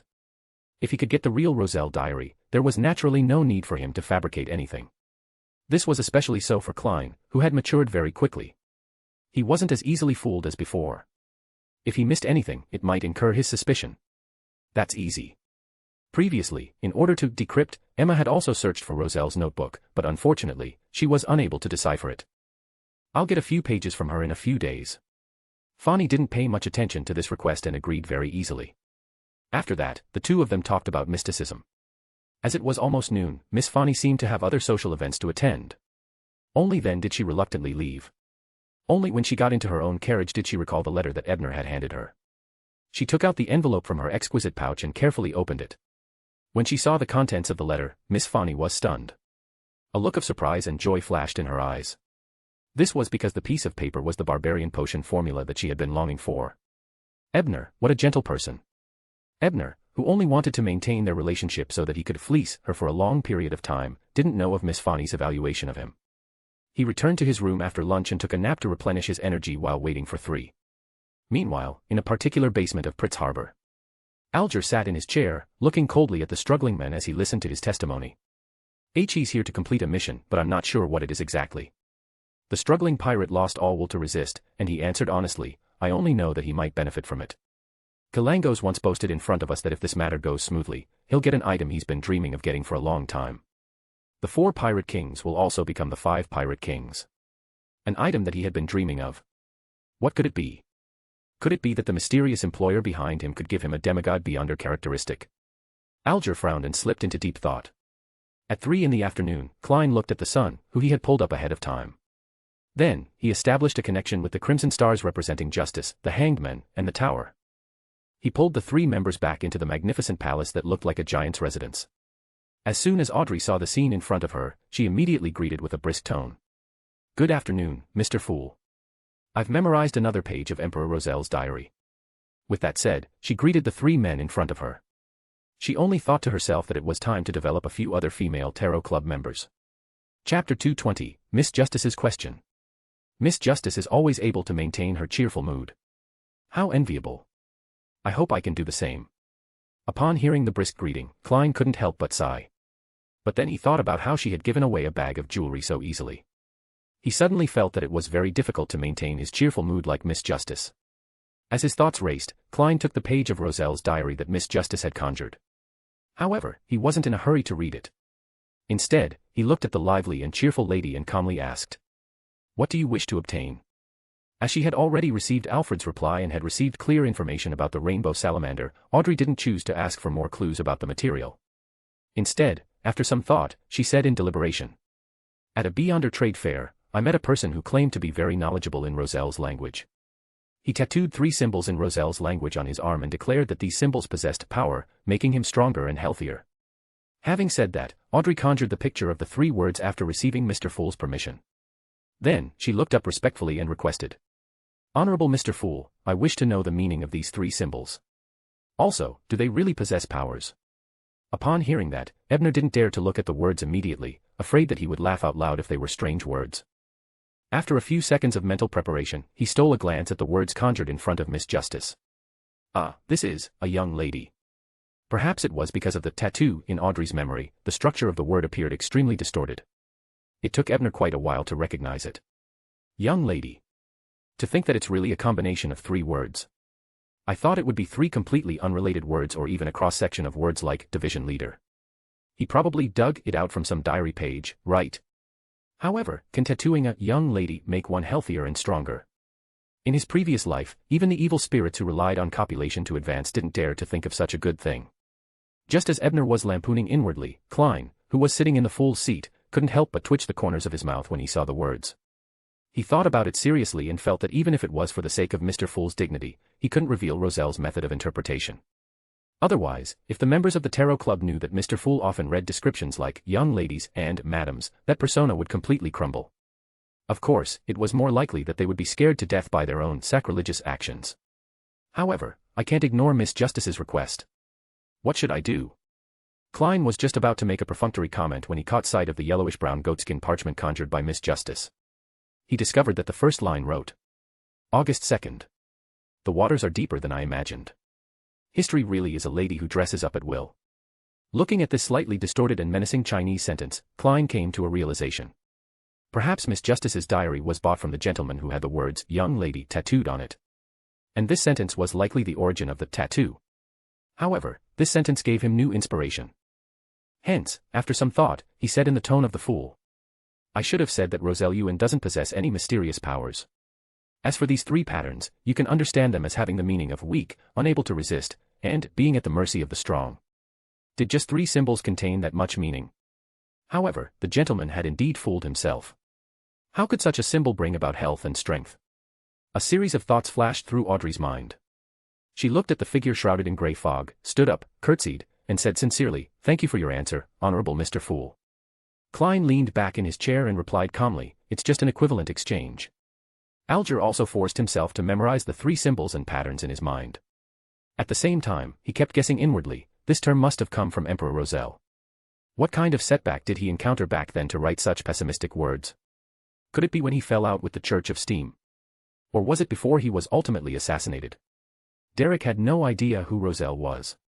Although he was also a little curious, he remembered that Mr. Fool had exhorted him not to ask about the secrets of others. Therefore, he only silently kept some information to himself. Only Ebner was most understanding of Mr. Fool's painstaking efforts. He could roughly guess what Klein was trying to do to explain himself, but he couldn't help but lampoon inwardly. To explain the words young lady in such a profound manner, what if one day a tarot club member tattooed it on his body to motivate him? I don't want to be manipulated, so I want to become strong. The person who shouted this carved the words young lady on his arm. Such a scene flashed through his mind as he took a deep breath, thankful that the star and the moon hadn't joined the tarot club. Although the sun was also very hot-blooded, he didn't know much about Roselle's status and influence. He likely wouldn't do such a thing. Seeing that he had fooled the 4 people present, Klein smiled and cast his gaze at Roselle's diary in front of him. He then continued reading. When members of the 7 churches advance in the low and mid sequences, not only will they provide potion ingredients and the specific formulas, but they will also personally demonstrate the concoction process. And at the high sequences, they only provide finished potions. This high sequence Beyonders should directly give Beyonder characteristics, right? That's why they didn't inform me of the formula. The Industrial Revolution and the age of steam and machinery will become the hotbed for the descent of the evil gods. Why? Klein frowned slightly as he tapped the edge of the ancient table with his index finger. Did Mr. Fool encounter a difficult problem? Anything that can put him in a difficult position definitely involves a very high level. Audrey looked at the figure shrouded in grey fog and interpreted his current state through his body language. While Klein was reading the diary, Ebner took the opportunity to read the last few pages of Baron Conva's diary. That was something he didn't dare interpret in the real world. Aston is dead. Died. Killed by me. Right in front of me. No. That's not her. It's not her. He didn't even remember the date. Furthermore, he recorded it in a completely incoherent manner. It was like he was raving. To think that he could still remember to encrypt 2 levels in such a state. After translating that sentence, Ebner frowned. This was because the chaos in the words had already reflected the Baron's mental state. He was likely half crazy by then. Haha. It's Aston's spirit. She really isn't dead. She really isn't dead. I sealed her in the door in my body and made her my spirit. We will be together forever, September 22nd. The decision to seal Aston in my body was indeed correct. My mind felt much better as a result. At the very least, I could calm down and think about certain things. For example, is there really nothing wrong with our condition? The results of my own inspection were that everything was normal. But if there really was nothing wrong, why would every servant who saw me suddenly disappear? When Ebner read this, he couldn't help but shudder. He couldn't help but have a few questions arise in his mind. Was the spirit sealed in the Baron's body really Madame Aston? After he sealed the spirit, was the so-called normal that he had recovered really normal? These questions lingered in his mind as he couldn't help but translate the rest of the content. I obtained a lot of knowledge from behind the ancient castle's door that can overturn my understanding of mysticism. This knowledge tells me that in order to resolve the problems in Aston and me, I need to use an item called Sapphira Castle. But that knowledge also tells me that Sapphira Castle doesn't belong to this era. Therefore, I decided to use the few Beyonder items in my hand to seal myself with the knowledge obtained from behind the ancient castle's door. I'll sleep until the era of Sapphira Castle before waking up. I have a strange plan. I won't miss that era. Chapter 221, Ebner's Guess. Sapphira Castle. What exactly happened to Baron Conva in the ancient castle? I remember that the underground corruption stems from the Chaos Sea. It's a sapphira corresponding to the 5 pathways of omnipotence and omniscience. Therefore, the Baron was corrupted by the sapphira and obtained a lot of knowledge. However, the mere indirect contact between Zio and Furs nearly caused him to die. How could Baron Conva not go completely mad after obtaining immense knowledge? What's so special about him? Could it be that his ancestor who was sleeping in the underworld helped him? Or did he encounter something special at the door of the ancient castle? Apart from the ancient sun god and Amon, the only existence I know that stems from the Chaos Sea is Erodes. Could it be that Baron Conva met Erodes' former self through that door? I remember that the licking dog mirror once told Klein that he only gained true consciousness after turning into a mirror on the ground. He had zero memories of what happened before. What kind of state was his previous self in, and how did he leave the Chaos Sea? There was no mention of it at all. Then, could it be that the Baron brought him out from behind the door? I'll have to find out when the Church of Steam obtained 2 to 111. If the Baron really is as I imagined, it would be understandable if he encountered Erodes' former self through the underground door of the ancient castle. Then, the knowledge that he obtained includes Sapphira Castle. Just as he thought of this, he saw Klein stop rapping the edge of the ancient table. He surveyed the members of the Tarot Club and said with a smile, "The contents of this diary page has brought me some new ideas. Sorry for the wait." Audrey thought of Mr. Fool's explanation of the 3 words and said with envy and anticipation, "I can understand that. I look forward to the day when I can exchange information about how to read Emperor Roselle's diary. That will require a huge price." Klein smiled as he glanced at Justice. He then swept his gaze across the hanged man who remained silent and looked at the Tower sitting at his seat of honor. Mr. Tower doesn't seem to be in the right mood. He wasn't that nervous just now. Did he suddenly think of something? Although he was a little curious, Klein didn't intend to probe the secrets of the Tarot Club members. Therefore, he leaned back more comfortably and said with a relaxed tone, "You can speak freely now." Alger immediately said, "Mr. Fool, Mr. Tower, Miss Justice, I received a new piece of information. Vice Admiral Hurricane Kalangos infiltrated Backlund to complete a difficult mission. He might stay there for a long period of time and create an appalling tragedy. In addition, I know that this matter involves a very important item, an item that can help Kalangos quickly become a high-sequence beyonder." Quickly become a high-sequence beyonder? Isn't he afraid of losing control? Audrey asked in puzzlement, taking on the role of a spectator. Kalangos was a sequence 6 wind blessed, 1 sequence away from sequence 5. Alger had long expected such a question as he answered frankly. That's why that item is extremely important. With that said, he glanced at the seemingly distracted Tower and asked, "Mr. Tower, what kind of item do you think it is?" Upon hearing that, Ebner snapped out of his daze and looked at Alger in surprise. He didn't understand why this fellow was asking him this. According to what had happened, shouldn't he deliberately exaggerate the value of the item in an attempt to entice Mr. Fool's Blessed to take action? At this moment, Ebner had already adjusted his state of mind. After all, the Baron possessed by 1-025 was still far from his daily life. No matter how serious the problem was, it should be MI9 or the mandated punishers who were having a headache. However, even though he couldn't figure it out, he still answered Alger's question. It's impossible for there to be items that can rapidly raise one sequence. Even if one strictly adheres to the acting principles, it will still take quite some time to digest them. Furthermore, sequence 5 and sequence 4 advancements require a corresponding ritual. Some rituals have very strict requirements. They aren't that easy to complete. And forcefully drinking the potion will only lead to losing control. Therefore, I guess that the so-called item is either a sealed artifact that can allow him to match a demigod for a short period of time, or it can enhance creeping hunger and allow it to graze a demigod level beyonder. After hearing Abner's analysis, the hanged man, Justice, and Mr. Fool nodded silently, finding it very reasonable. At the same time, thoughts began to form in their minds. So it turns out that from sequence 5 onwards, consuming potions requires a ritual. So mystical items that have already taken form can also increase the effects of one's abilities. So Shepherd can also graze demigods. As they were deep in thought, they heard Tower continue. Of course, I can't rule out the possibility that the so-called rapid advancement was just Kalangos' own misunderstanding. The item promised by the mastermind might not have the ability to do so. Yes, I guess Kalangos might have heard of that item before, but he had never seen it before. That's why he misunderstood. The first part of the analysis was just nonsense. Only the last part was true. Ebner added silently inwardly. Therefore, regardless of the situation that Mr. Tower is guessing, it's a very important and very mystical item. At this moment, Alger emphasized his words in response to Ebner as he looked at the fool who sat high in the thick grey fog. Although he said it in a tactful manner, his meaning was very clear. Mr. Fool, are you not tempted by such a valuable item? Do your blessed have no thoughts about it? At that moment, Ebner came to a realization.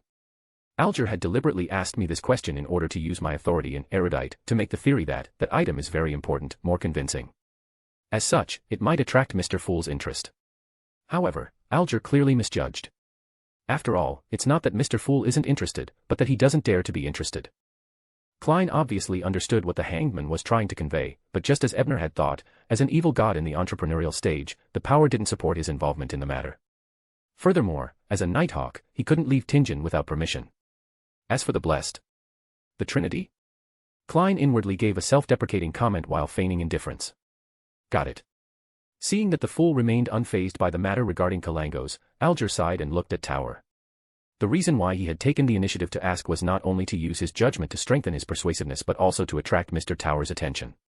After all, the Tower was a powerhouse capable of pursuing the demoness of affliction. In fact, if the Tarot Club had mentioned that Ludwell hadn't been caught by the officials and that someone else had caught him, then perhaps Ludwell had also been taken down by him. If such a powerhouse became interested, Kalangos would probably have a hard time escaping. However, Tower doesn't seem to have any interest at all. Could it be that he doesn't even lack demigod-level means? As his thoughts raced, Alger reigned in his disappointment and began discussing the results of his investigation with Miss Justice.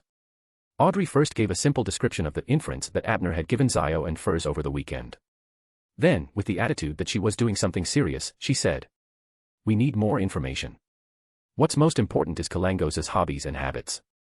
Then, Alger recalled Kalangos' habits of liking fish, drinking liquor, finding women to relieve himself, using cold weapons, and going swimming every day. Clearly, he was very familiar with him. Audrey memorized each and every one of them, forming the character named Kalangos in her mind. Then, she smiles faintly and says, "I hope it will be a success. It's a pleasure working with you. Although I have some progress with my Rainbow Salamander's complete pituitary gland, I don't mind getting another set for Susie." Seeing that the hangman was done, Ebner looked at the son Derek, who was a few seats away from him and said with a smile, "I've already obtained a Sequence 6 defensive Beyonder item. You can go and make a deal with the seller of the 1,000 Spells Phantom Crystal." As Derek was previously unable to understand the various nouns Alger mentioned, he was a little distracted. When he heard Mr. Tower's question, he was stunned for a moment before saying in surprise, "That fast?" According to his expectations, it would be pretty good if Mr. Tower could obtain similar items after 2 or 3 tarot gatherings. After all, the supply of defensive Beyonder items in the City of Silver had always exceeded the supply. Klein and Alger were equally surprised. The former didn't expect that, apart from finding the formula and Roselle's diary, he had the means to obtain Beyonder items. As for the latter, he was surprised at the efficiency of the Tower on the resources of the forsaken land of the gods. He had yet to figure out how to exchange for benefits from the sun, but the Tower was about to exchange for an important material. Derek quickly calmed down. After some thought, he felt that he had to figure out if the item met the seller's requirements. If he were to directly take it out and the seller wasn't satisfied, wouldn't he be breaking his promise to Mr. Tower? As a youth who cared deeply about his reputation, Derek deliberated and asked, "Mr. Tower, can you tell me what kind of item it is?" "Sure." Ebner nodded slightly. Then, he conjured the image of the wolf armor and explained its abilities in detail. Completely intimate, to the point of even outlining her body's curves. "This leather armor is so embarrassing. If it were me, I definitely wouldn't want it." Audrey felt a little embarrassed after hearing this, but her spectator powers allowed her to maintain her calm. Alger nodded slightly, believing that it was a pretty good defensive item. If it wasn't for the fact that he couldn't refuse the materials from the sun, he would have bought it himself. As for Mr. Fool, all he felt was envy. He also wanted something that could save his life. Derek felt the same longing. In the past few days, he had tidied up the inheritance his parents had left him. Apart from the house, furniture, and a few items he used to reminisce about his parents, he had brought the rest of the valuable items to the black market in the City of Silver in exchange for the ingredients of the Bard Potion and the opportunity to meet the seller. At present, he was only relying on food rationing. However, he believed that this situation wouldn't last long. Once he passed the combat examination, he would join the team that cleared the things of the dark in the vicinity and receive a sizable reward. When that happens, I can also buy similar items from Mr. Tower. As Derek thought with hidden hope, he turned his head to look at the knowledgeable Mr. Tower and said seriously, "This wolf armor matches the seller's requirements very well. After the gathering is over, I'll go get the crystallized thousand phantom. All right, after the gathering ends, I'll request Mr. Fool to hand over the wolf armor to you. With regards to this, Ebner was very happy as well. After all, this way, he would have all the ingredients needed for the polymath potion. He was just short of digesting the Knowledge Keeper potion and advancing to sequence 6. Chapter 222, The New Pirate Admiral. After closing the deal for the 1,000 spells Mirage Crystal, Ebner turned his gaze to Mr. Fool at the seat of honor. He hadn't forgotten the mission Mr. Fool had given him last week, as well as the request he had made. Hence, he said, Mr. Fool, the investigation of Baron Lamud will take a few days to complete. I wonder if your blessed is satisfied with the information I previously provided. Although Miss Emma had agreed to go to the royal family's library to read the relevant information, she had to arrange the time according to her habits. Otherwise, it would be bad if she incurred the suspicion of others, especially when she had been investigated by MI9 before. The tower is very efficient. As expected of the famous hero detective. However, the reason he's mentioning this now is to ask my blessed if he's willing to accept the commission of investigating the fallen morning star, right? Klein sighed inwardly, but he was already prepared for the question about tower. He chuckled and replied in a normal tone. My blessed is very satisfied with this, so he expressed his willingness to accept a commission to investigate the origins of the fallen morning star. Yes, due to some of his uniqueness, you need to provide him with some compensation. Klein tried his best to avoid saying terms like gold pounds and money from the fool's mouth. He only used compensation as a substitute. He even deliberately emphasized the uniqueness of a blessed, making the members of the Tarot Club focus on this and ignore the essence of his lack of money. As for what exactly is special, the blessed and the deity are the same person, and they're also very poor and weak. That's special enough, right? As he lampooned inwardly, Klein carefully observed the Tarot Club members present. He discovered that Miss Justice and Mr. Hangman were indeed looking pensive. It was unknown what they were thinking about. The son didn't even think about it, as though he was daydreaming. Only Mr. Tower frowned as though he was thinking about something. From the looks of it, Klein had divined the commission for the investigation of the fallen morning star. It shouldn't be too dangerous, otherwise, he wouldn't have agreed so readily. As for the reward, I'll pay a little of my blood. After all, when the sun's 1,000 spells Mirage Crystal is sacrificed, I'll have to deposit it in Sapphira Castle. I'll just treat it as payment for safekeeping. With this in mind, Ebner deliberated and said, what do you think about a compensation of 200? No, 300 pounds. As the spoils of war that he had obtained from the Eternal Life Society's base were rather valuable, along with the 1,800 pounds that Mr. Hangman had spent on buying the formula last week, he was rather well off and didn't lack the money. Therefore, he appeared rather generous. 300 pounds. Up to this day, I've only seen that much money from Sir Deweyville. Klein sighed and pretended to be uninterested in the money as he nodded. A reasonable deal. He originally wanted to add on, although the compensation he receives isn't because of the money itself, to enhance his image, but on second thought, he felt that it was a little unnecessary. What if Tower also added, in that case, just give me a penny as a symbol, wouldn't that just make it worse? Hence, he could only give up. With that said, the Tarot Club naturally entered the stage of sharing information. Alger thought for a moment and said, Admiral Hell Ludwell hasn't appeared again. His fleet has been subdued, and a new pirate admiral has been born. Audrey was rather interested in the pirate admiral and asked, what's his name? There hasn't been any news about him in Backlund. Alger nodded slowly and said, she's a lady named Mary. She wasn't famous in the past, and she's likely a powerhouse sent by the numinous episcopate to replace Ludwell. However, last week, she consecutively subdued Ludwell's original first mate, second mate, and third mate, revealing her strength at the pirate admiral level. She also brought a ghost ship, the Pale Saintess, that's comparable to the Black Tulip. Then what's her title? Audrey asked curiously. She calls herself Admiral Pale. But because she has a terrifying sword-shaped mystical item known as Pale Justice, and her sword techniques are rather superb, many people call her the Saintess of Swords or Admiral of Swords, Alger answered directly. Saintess of Swords? Ma'am, did you come to the wrong set? Furthermore, Pale Justice. This should also be Emperor Roselle's work, right? Both of them lampooned inwardly. However, this new pirate admiral offered a reward for Ludwell's whereabouts the moment he subdued the fleet. It's worth 10,000 pounds. Alger added seemingly unintentionally. Giving 10,000 pounds just by informing them of the location. From the looks of it, there's something important that Ludwell needs to be retrieved. Is it that death ring? However, did the hangman specially mention it to see my reaction? He suspects that I killed Admiral Hell. Ebner looked thoughtfully at Alger, but he made no comment. Alger sighed in disappointment when he saw that Tower wasn't answering. He didn't say anything else. Seeing that Mr. Hangman had finished sharing, Audrey also talked about the changes in Backlund over the past week. She mainly talked about the progress of the two Houses of Honor's investigation. After she said that, she glanced at the son Derek, who was sitting there in a daze. Her heart stirred as she asked, "Mr. Sun, I wonder if you can share the situation of the City of Silver in the Forsaken Land of the Gods. I can pay for it. What do you need?" Derek was taken aback at first before he said incoherently, "I haven't had anything I desperately need recently. I should be able to digest the Bard potion soon. I can accumulate my compensation there." "Yes. But actually, I don't know what's important to you, so I don't know what to say." Audrey acutely noticed the word digest.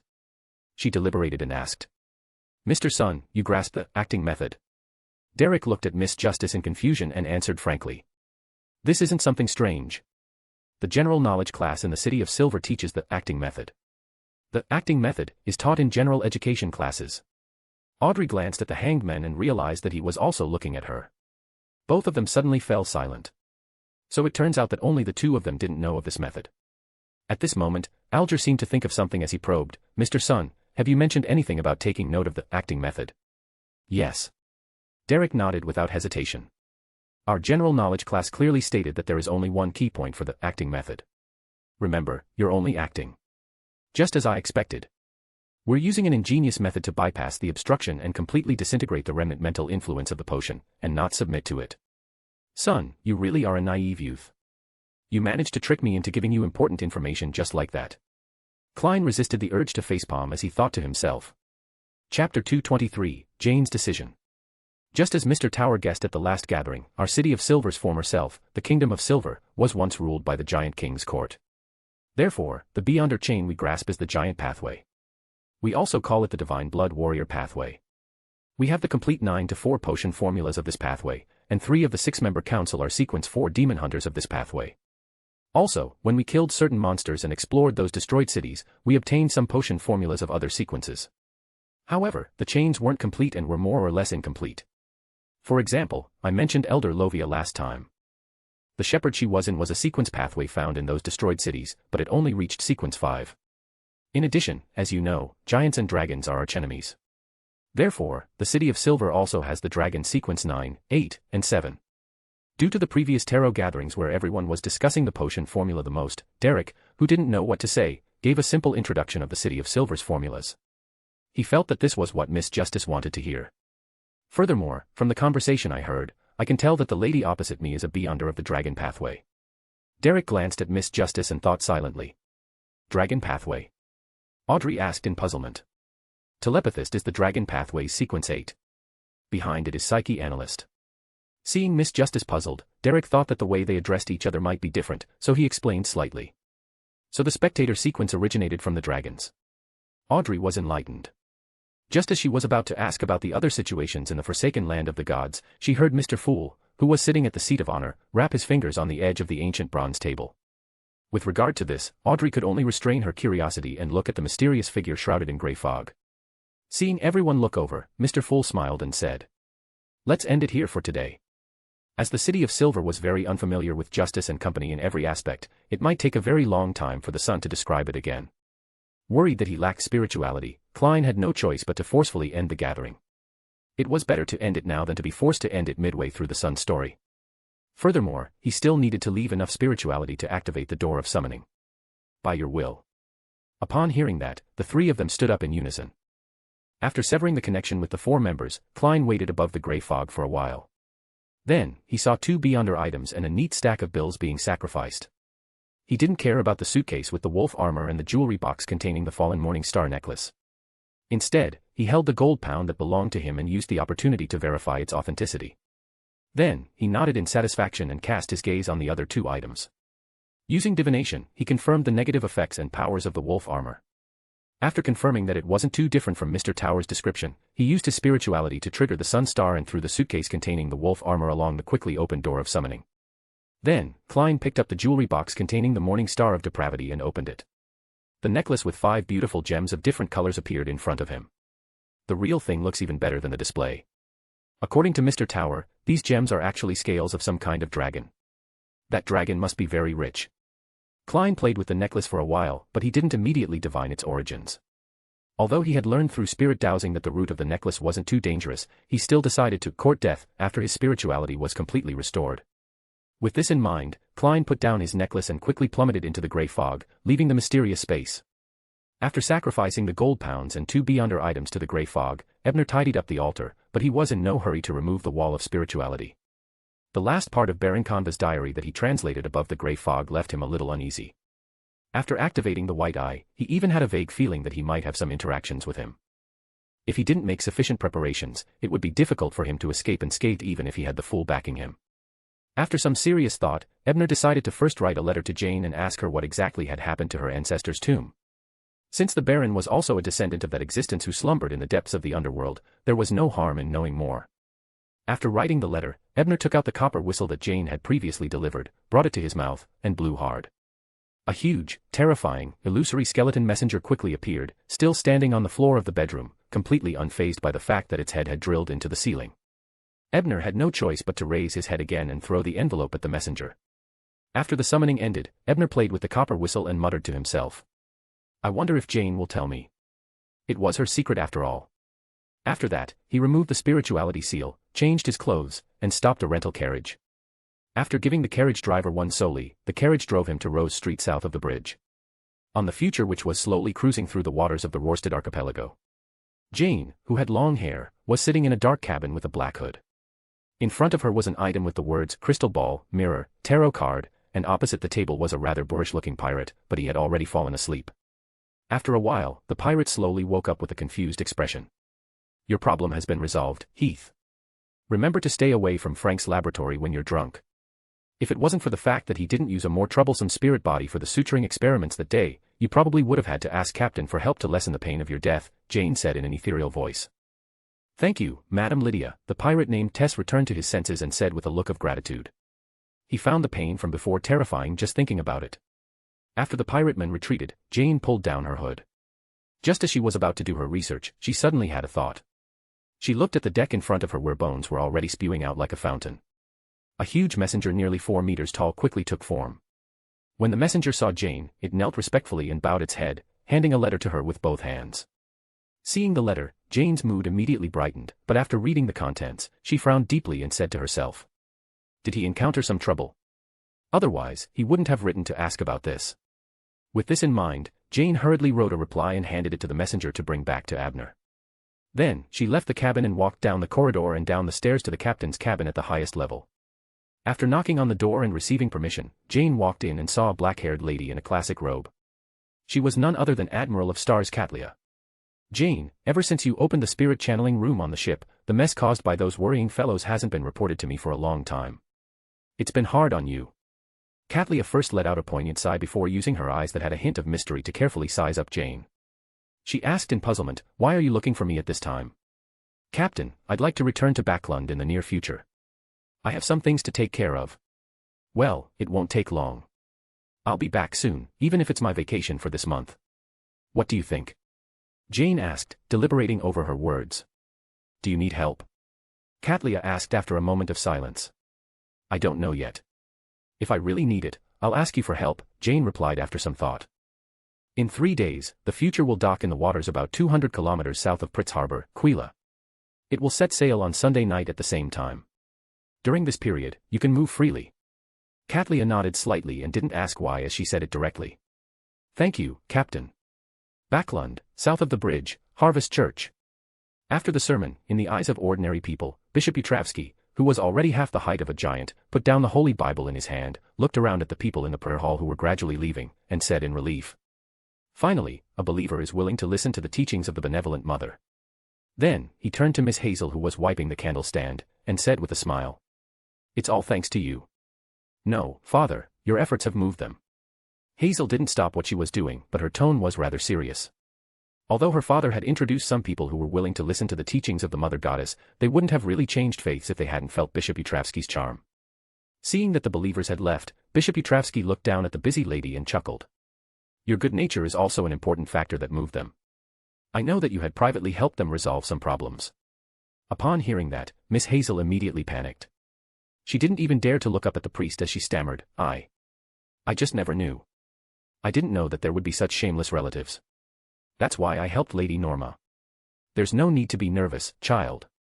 A friendly theft doesn't violate the teachings of Earth Mother, not to mention that those things don't belong to that family, to begin with.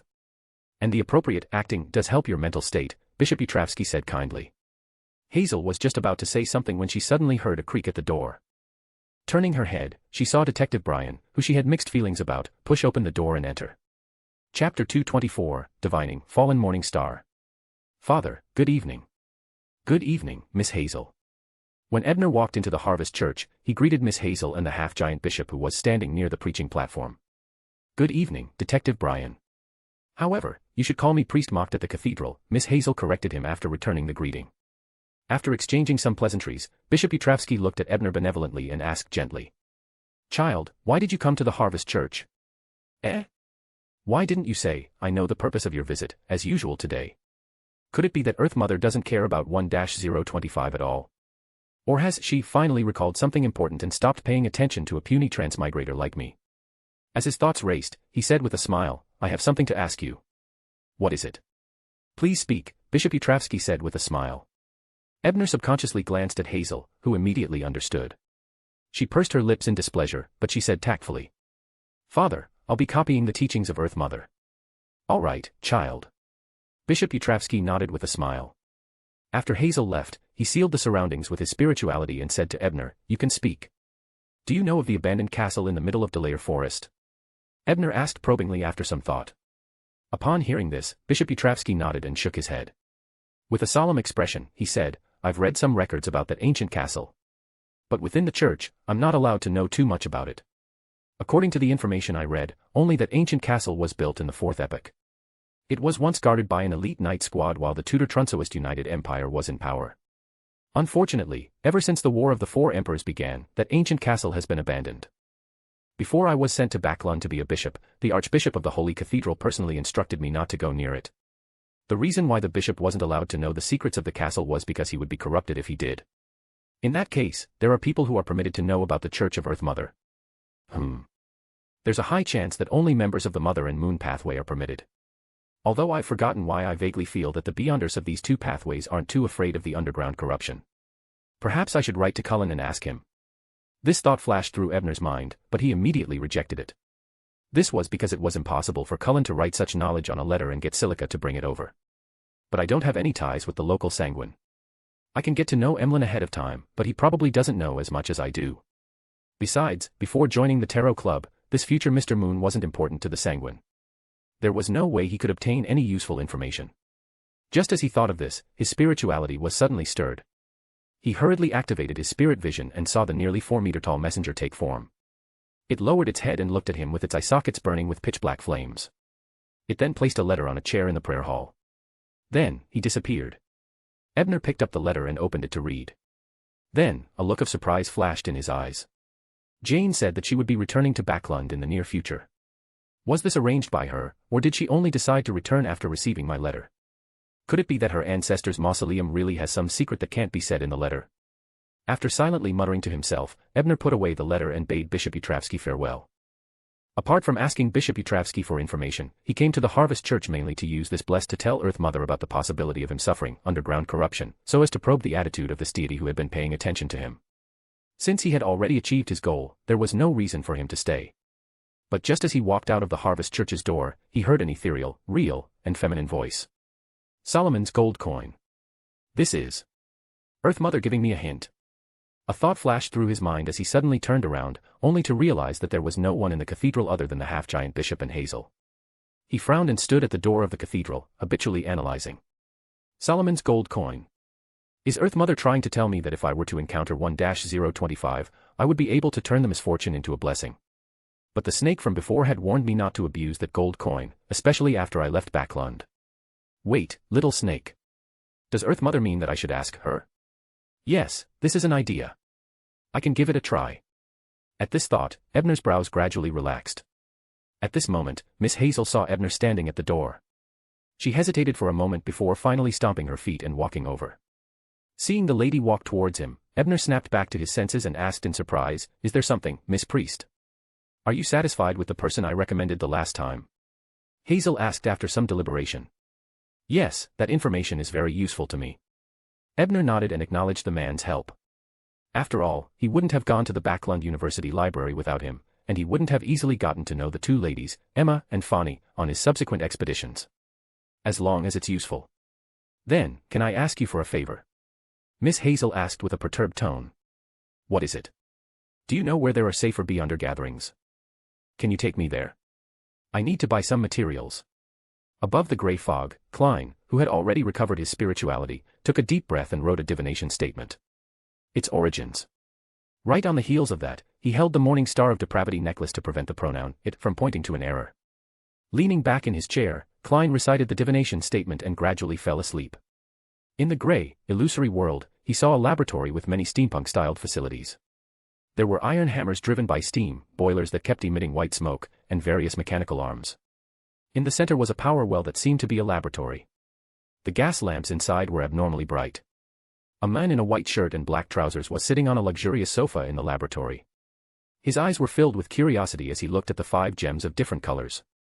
The man had long chestnut-colored curly hair, blue eyes, a high nose bridge, thin lips, and a beautifully manicured mustache. He seemed to be sizing up the 5 gems as he spoke to his side. But strangely, there was only a test bench beside him. There was no sign of anyone or anything. Right on the heels of that, with the help of the mechanical arm, the men made the 5 gems and many expensive spiritual materials into a beautiful necklace. After the dream ended, Klein opened his eyes and said in surprise. Roselle. Chapter 225, The Results of the Divination. Roselle. Klein was filled with surprise. It wasn't that he hadn't tried to divine about this fellow countryman of his, but it wasn't that he couldn't receive any revelations due to the lack of prerequisites, or that he had been interfered with, preventing him from achieving the desired effect. He had never seen him so clearly before. I never expected to see Roselle when I was divining the fallen morning star. So this necklace was made by him. It's no wonder Mr. Tower felt that its origins weren't simple. However, in the divination scene just now, the Emperor seemed to be talking to some invisible existence. I can't see. What does it represent? It should be some unknown existence to me. It's because I've never known such an unknown, so the result of divination doesn't have any revelations or symbols. After a few minutes of consideration, Klein conjured another goatskin and wrote a new divination statement. The origins of the gems on this necklace. After reciting the divination statement 7 times, Klein held the goatskin and held the morning star necklace before leaning back in his chair.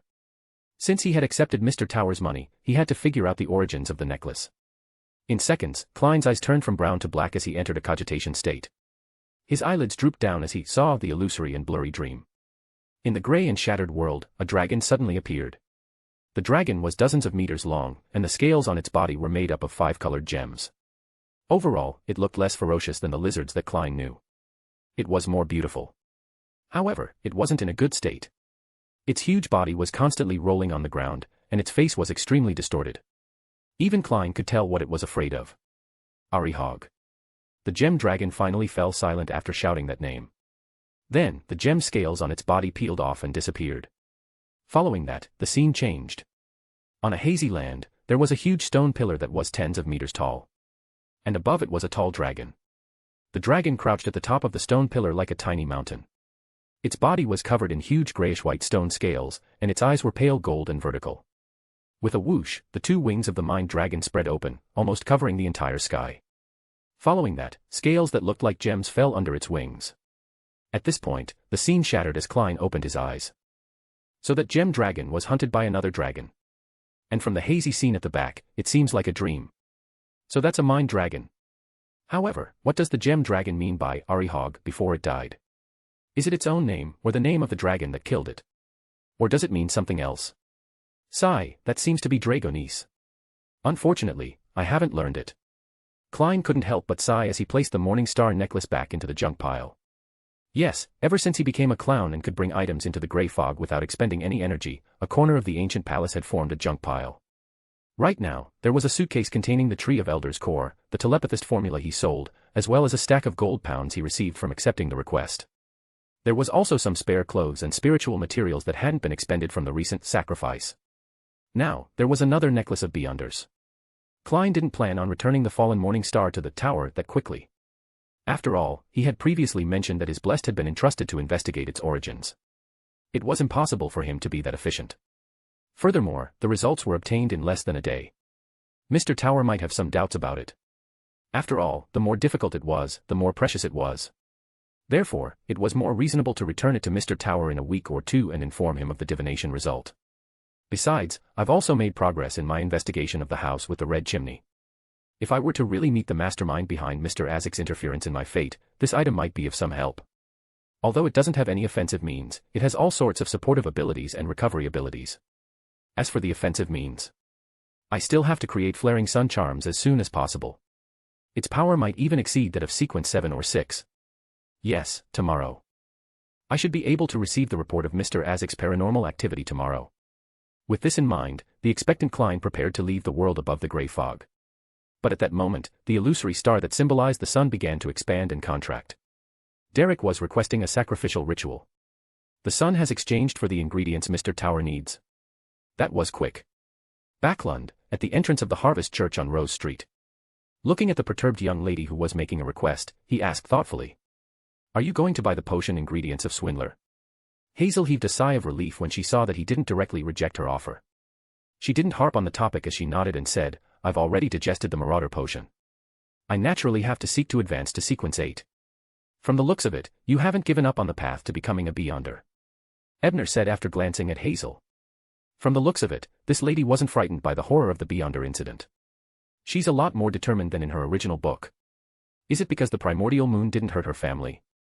Or was he influenced by Bishop Utravsky and learned some of the qualities of his body? Despite looking weak, the rather stubborn Hazel didn't hesitate to say, "Of course, although I'm ashamed and frustrated over my ignorance, I don't wish to give up on this path. Besides, the more I know, the more I can sense the danger of this world. Only by becoming powerful as you, Detective Brian, can I protect my parents and my family." Me? Powerful? Heh, I'm only a weak chicken, okay. If you suddenly put on a monocle one day, you can instantly squash me to death. In that case, go to the Bravehearts bar on Iron Gate Street at 7 on Friday night and find Casper's. Say that it was introduced by Ebner. He will take you to the Beyonder gathering. Hazel hesitated for a moment when she heard that. Finally, she said in embarrassment, "Detective Brian, can you pick me up here on Friday night? I don't know the way. I'm only familiar with Northborough and Empressborough in Backlund. Even the area south of the bridge only knows Rose Street. And participating in Beyonder gatherings is a secret from my family. I can't order my carriage driver around." Although Ebner was surprised by this request, he didn't find it troublesome. He nodded and agreed. All right. After returning to the villa on King Street in Sherwood Borough, Ebner was just about to ask Mr. Skate about Will Ossepton's address when he saw the gentleman walk over and report. "Detective Brian, a guest came after you left." "Oh. Is he the client? Has he left?" Abner didn't take it to heart. After all, he was a famous detective, so it was normal for someone to come to him for a job. "He calls himself Irvin Binkley, a neighbor of yours from the neighborhood where you used to live," Mr. Skade answered meticulously. Through this period of time, he was becoming more like a qualified butler. Irvin Binkley. He should be the son of the coffee shop's owner, Mrs. Binkley, right? I remember that the lady had entrusted me with investigating Miss Eileen. What was he looking for?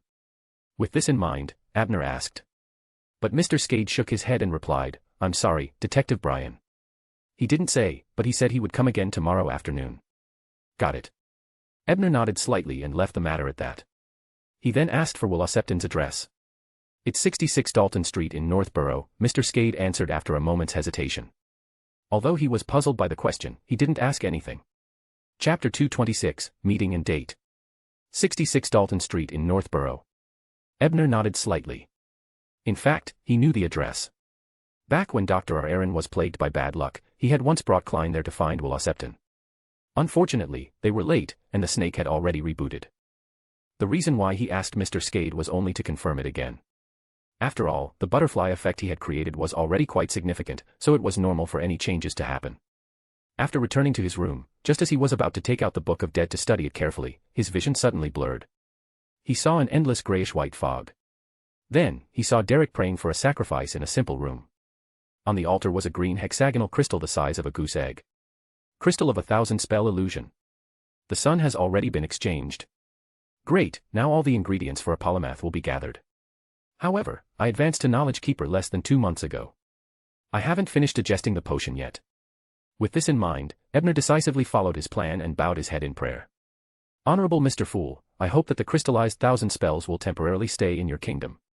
For this, I'm willing to pay 2 pages of Roselle's diary to hand it to you at the tarot gathering next week.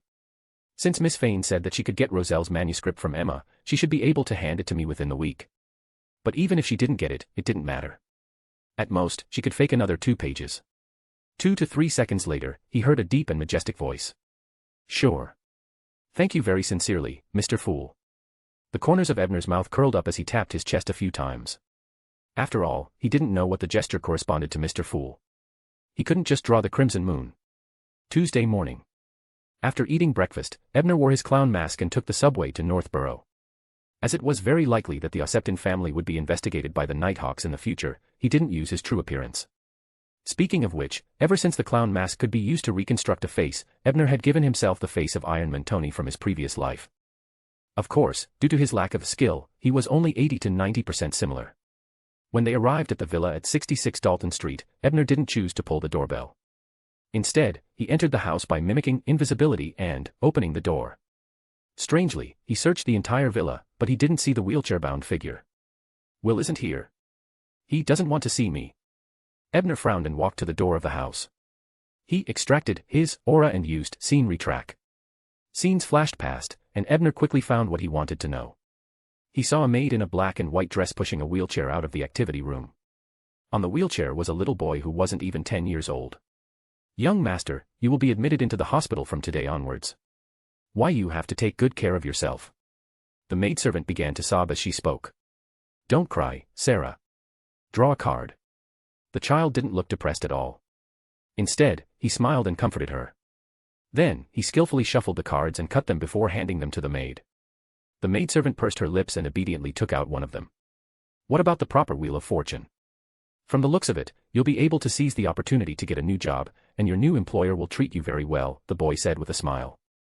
With that said, the little boy suddenly looked in the direction of the door, then he said in a suggestive manner, this proper Wheel of Fortune is enough. There's no need to visit me at the hospital. What? The maid asked blankly. Nothing. I'm just bidding farewell to my future friends, the little boy said with a smile. At this point and retroactively, Ebner was certain that Will's last few words were directed at him. He must have seen me retroactively coming from fate, so he added a few more sentences. This time was likely the last moment before Will's reboot. It was most likely during the most intense battle between him and Ouroboros in a domain he didn't know about. Therefore, he doesn't wish for me to meet him at this time. Sigh, the battle between the snakes of Mercury isn't something I can intervene in now, so it's better to listen to advice. Sighing silently, Ebner focused his attention on the Wheel of Fortune. The actual Wheel of Fortune symbolizes good luck, the arrival of a good opportunity, being neither rich nor noble, being good at improvisation, having a chance of being promoted, being fated to meet, love at first sight, happiness in marriage. This sounds good, but is my chances of getting a promotion referring to my reputation as a hero detective getting even better? And the destined meeting? Is it referring to my destined encounter with 1-025? That's considered good luck. Ebner secretly lampooned, even though he knew that his guess was actually unreliable. Meanwhile, in the Backlund hospital, a tall, thin, and cold doctor wearing gold-rimmed glasses was patrolling the ward. He was the famous surgeon, Aaron Series. Aaron walked into a single ward and saw the little boy playing tarot cards on the bed. His cold expression gradually softened. He walked forward and forced a smile. Will, how are you feeling today? The child named Will looked up at him and suddenly sighed. Doctor, I'm really not nervous about the operation. Aaron looked at the awkward child and secretly shook his head. He then said, it's boring playing tarot cards alone. Take me along. Will stopped what he was doing and looked at the doctor. Are you sure? Seeing Dr. Aaron nod, Will spread out the tarot cards in his hand and said, draw one. To relax Will, Dr. Aaron cooperatively flipped a card. It's the inverted Wheel of Fortune. Will looked at him and said with a pure and innocent smile. Doctor, your luck will get worse. It was already 1 in the afternoon by the time Ebner returned to his garden villa on King's Street in Sherwood Borough. In consideration of the possibility of the arrival of Mr. Irvin Binkley in the afternoon, he didn't leave the house again. Instead, he focused on studying the Book of Dead, hoping to find some clues. Although he had Earth Mother's hint and the Snake of Mercury giving him good luck, he didn't feel that he could win by himself. Furthermore, the bestowment of fate had always been in place. There was no harm in making more preparations and relying less on others. However, the afternoon passed, and Mr. Binkley didn't visit again. It was unknown if he had been delayed or if the problem had been resolved. However, he didn't take it to heart because he had more important things to do. In the afternoon, Miss Fanny sent someone to invite him to an Inta-styled restaurant for dinner. Ebner knew that the other party had likely obtained Roselle's manuscript, so he gladly went. At 7 in the evening, at the Sienna restaurant in Hillston Borough. Ebner took a sip of the white wine that was said to come from Intis but was actually produced from Mason in the analysis of the white eye. He smiled at Miss Fanny and said, "Thank you for your hospitality. Why did you ask me to come out? Can't I ask you out for a meal if there's nothing else?" Fanny teased at first. Then, she took out 5 sheets of paper with words imprinted on them from her purse and handed them to Ebner. "These are Roselle's manuscripts you wanted."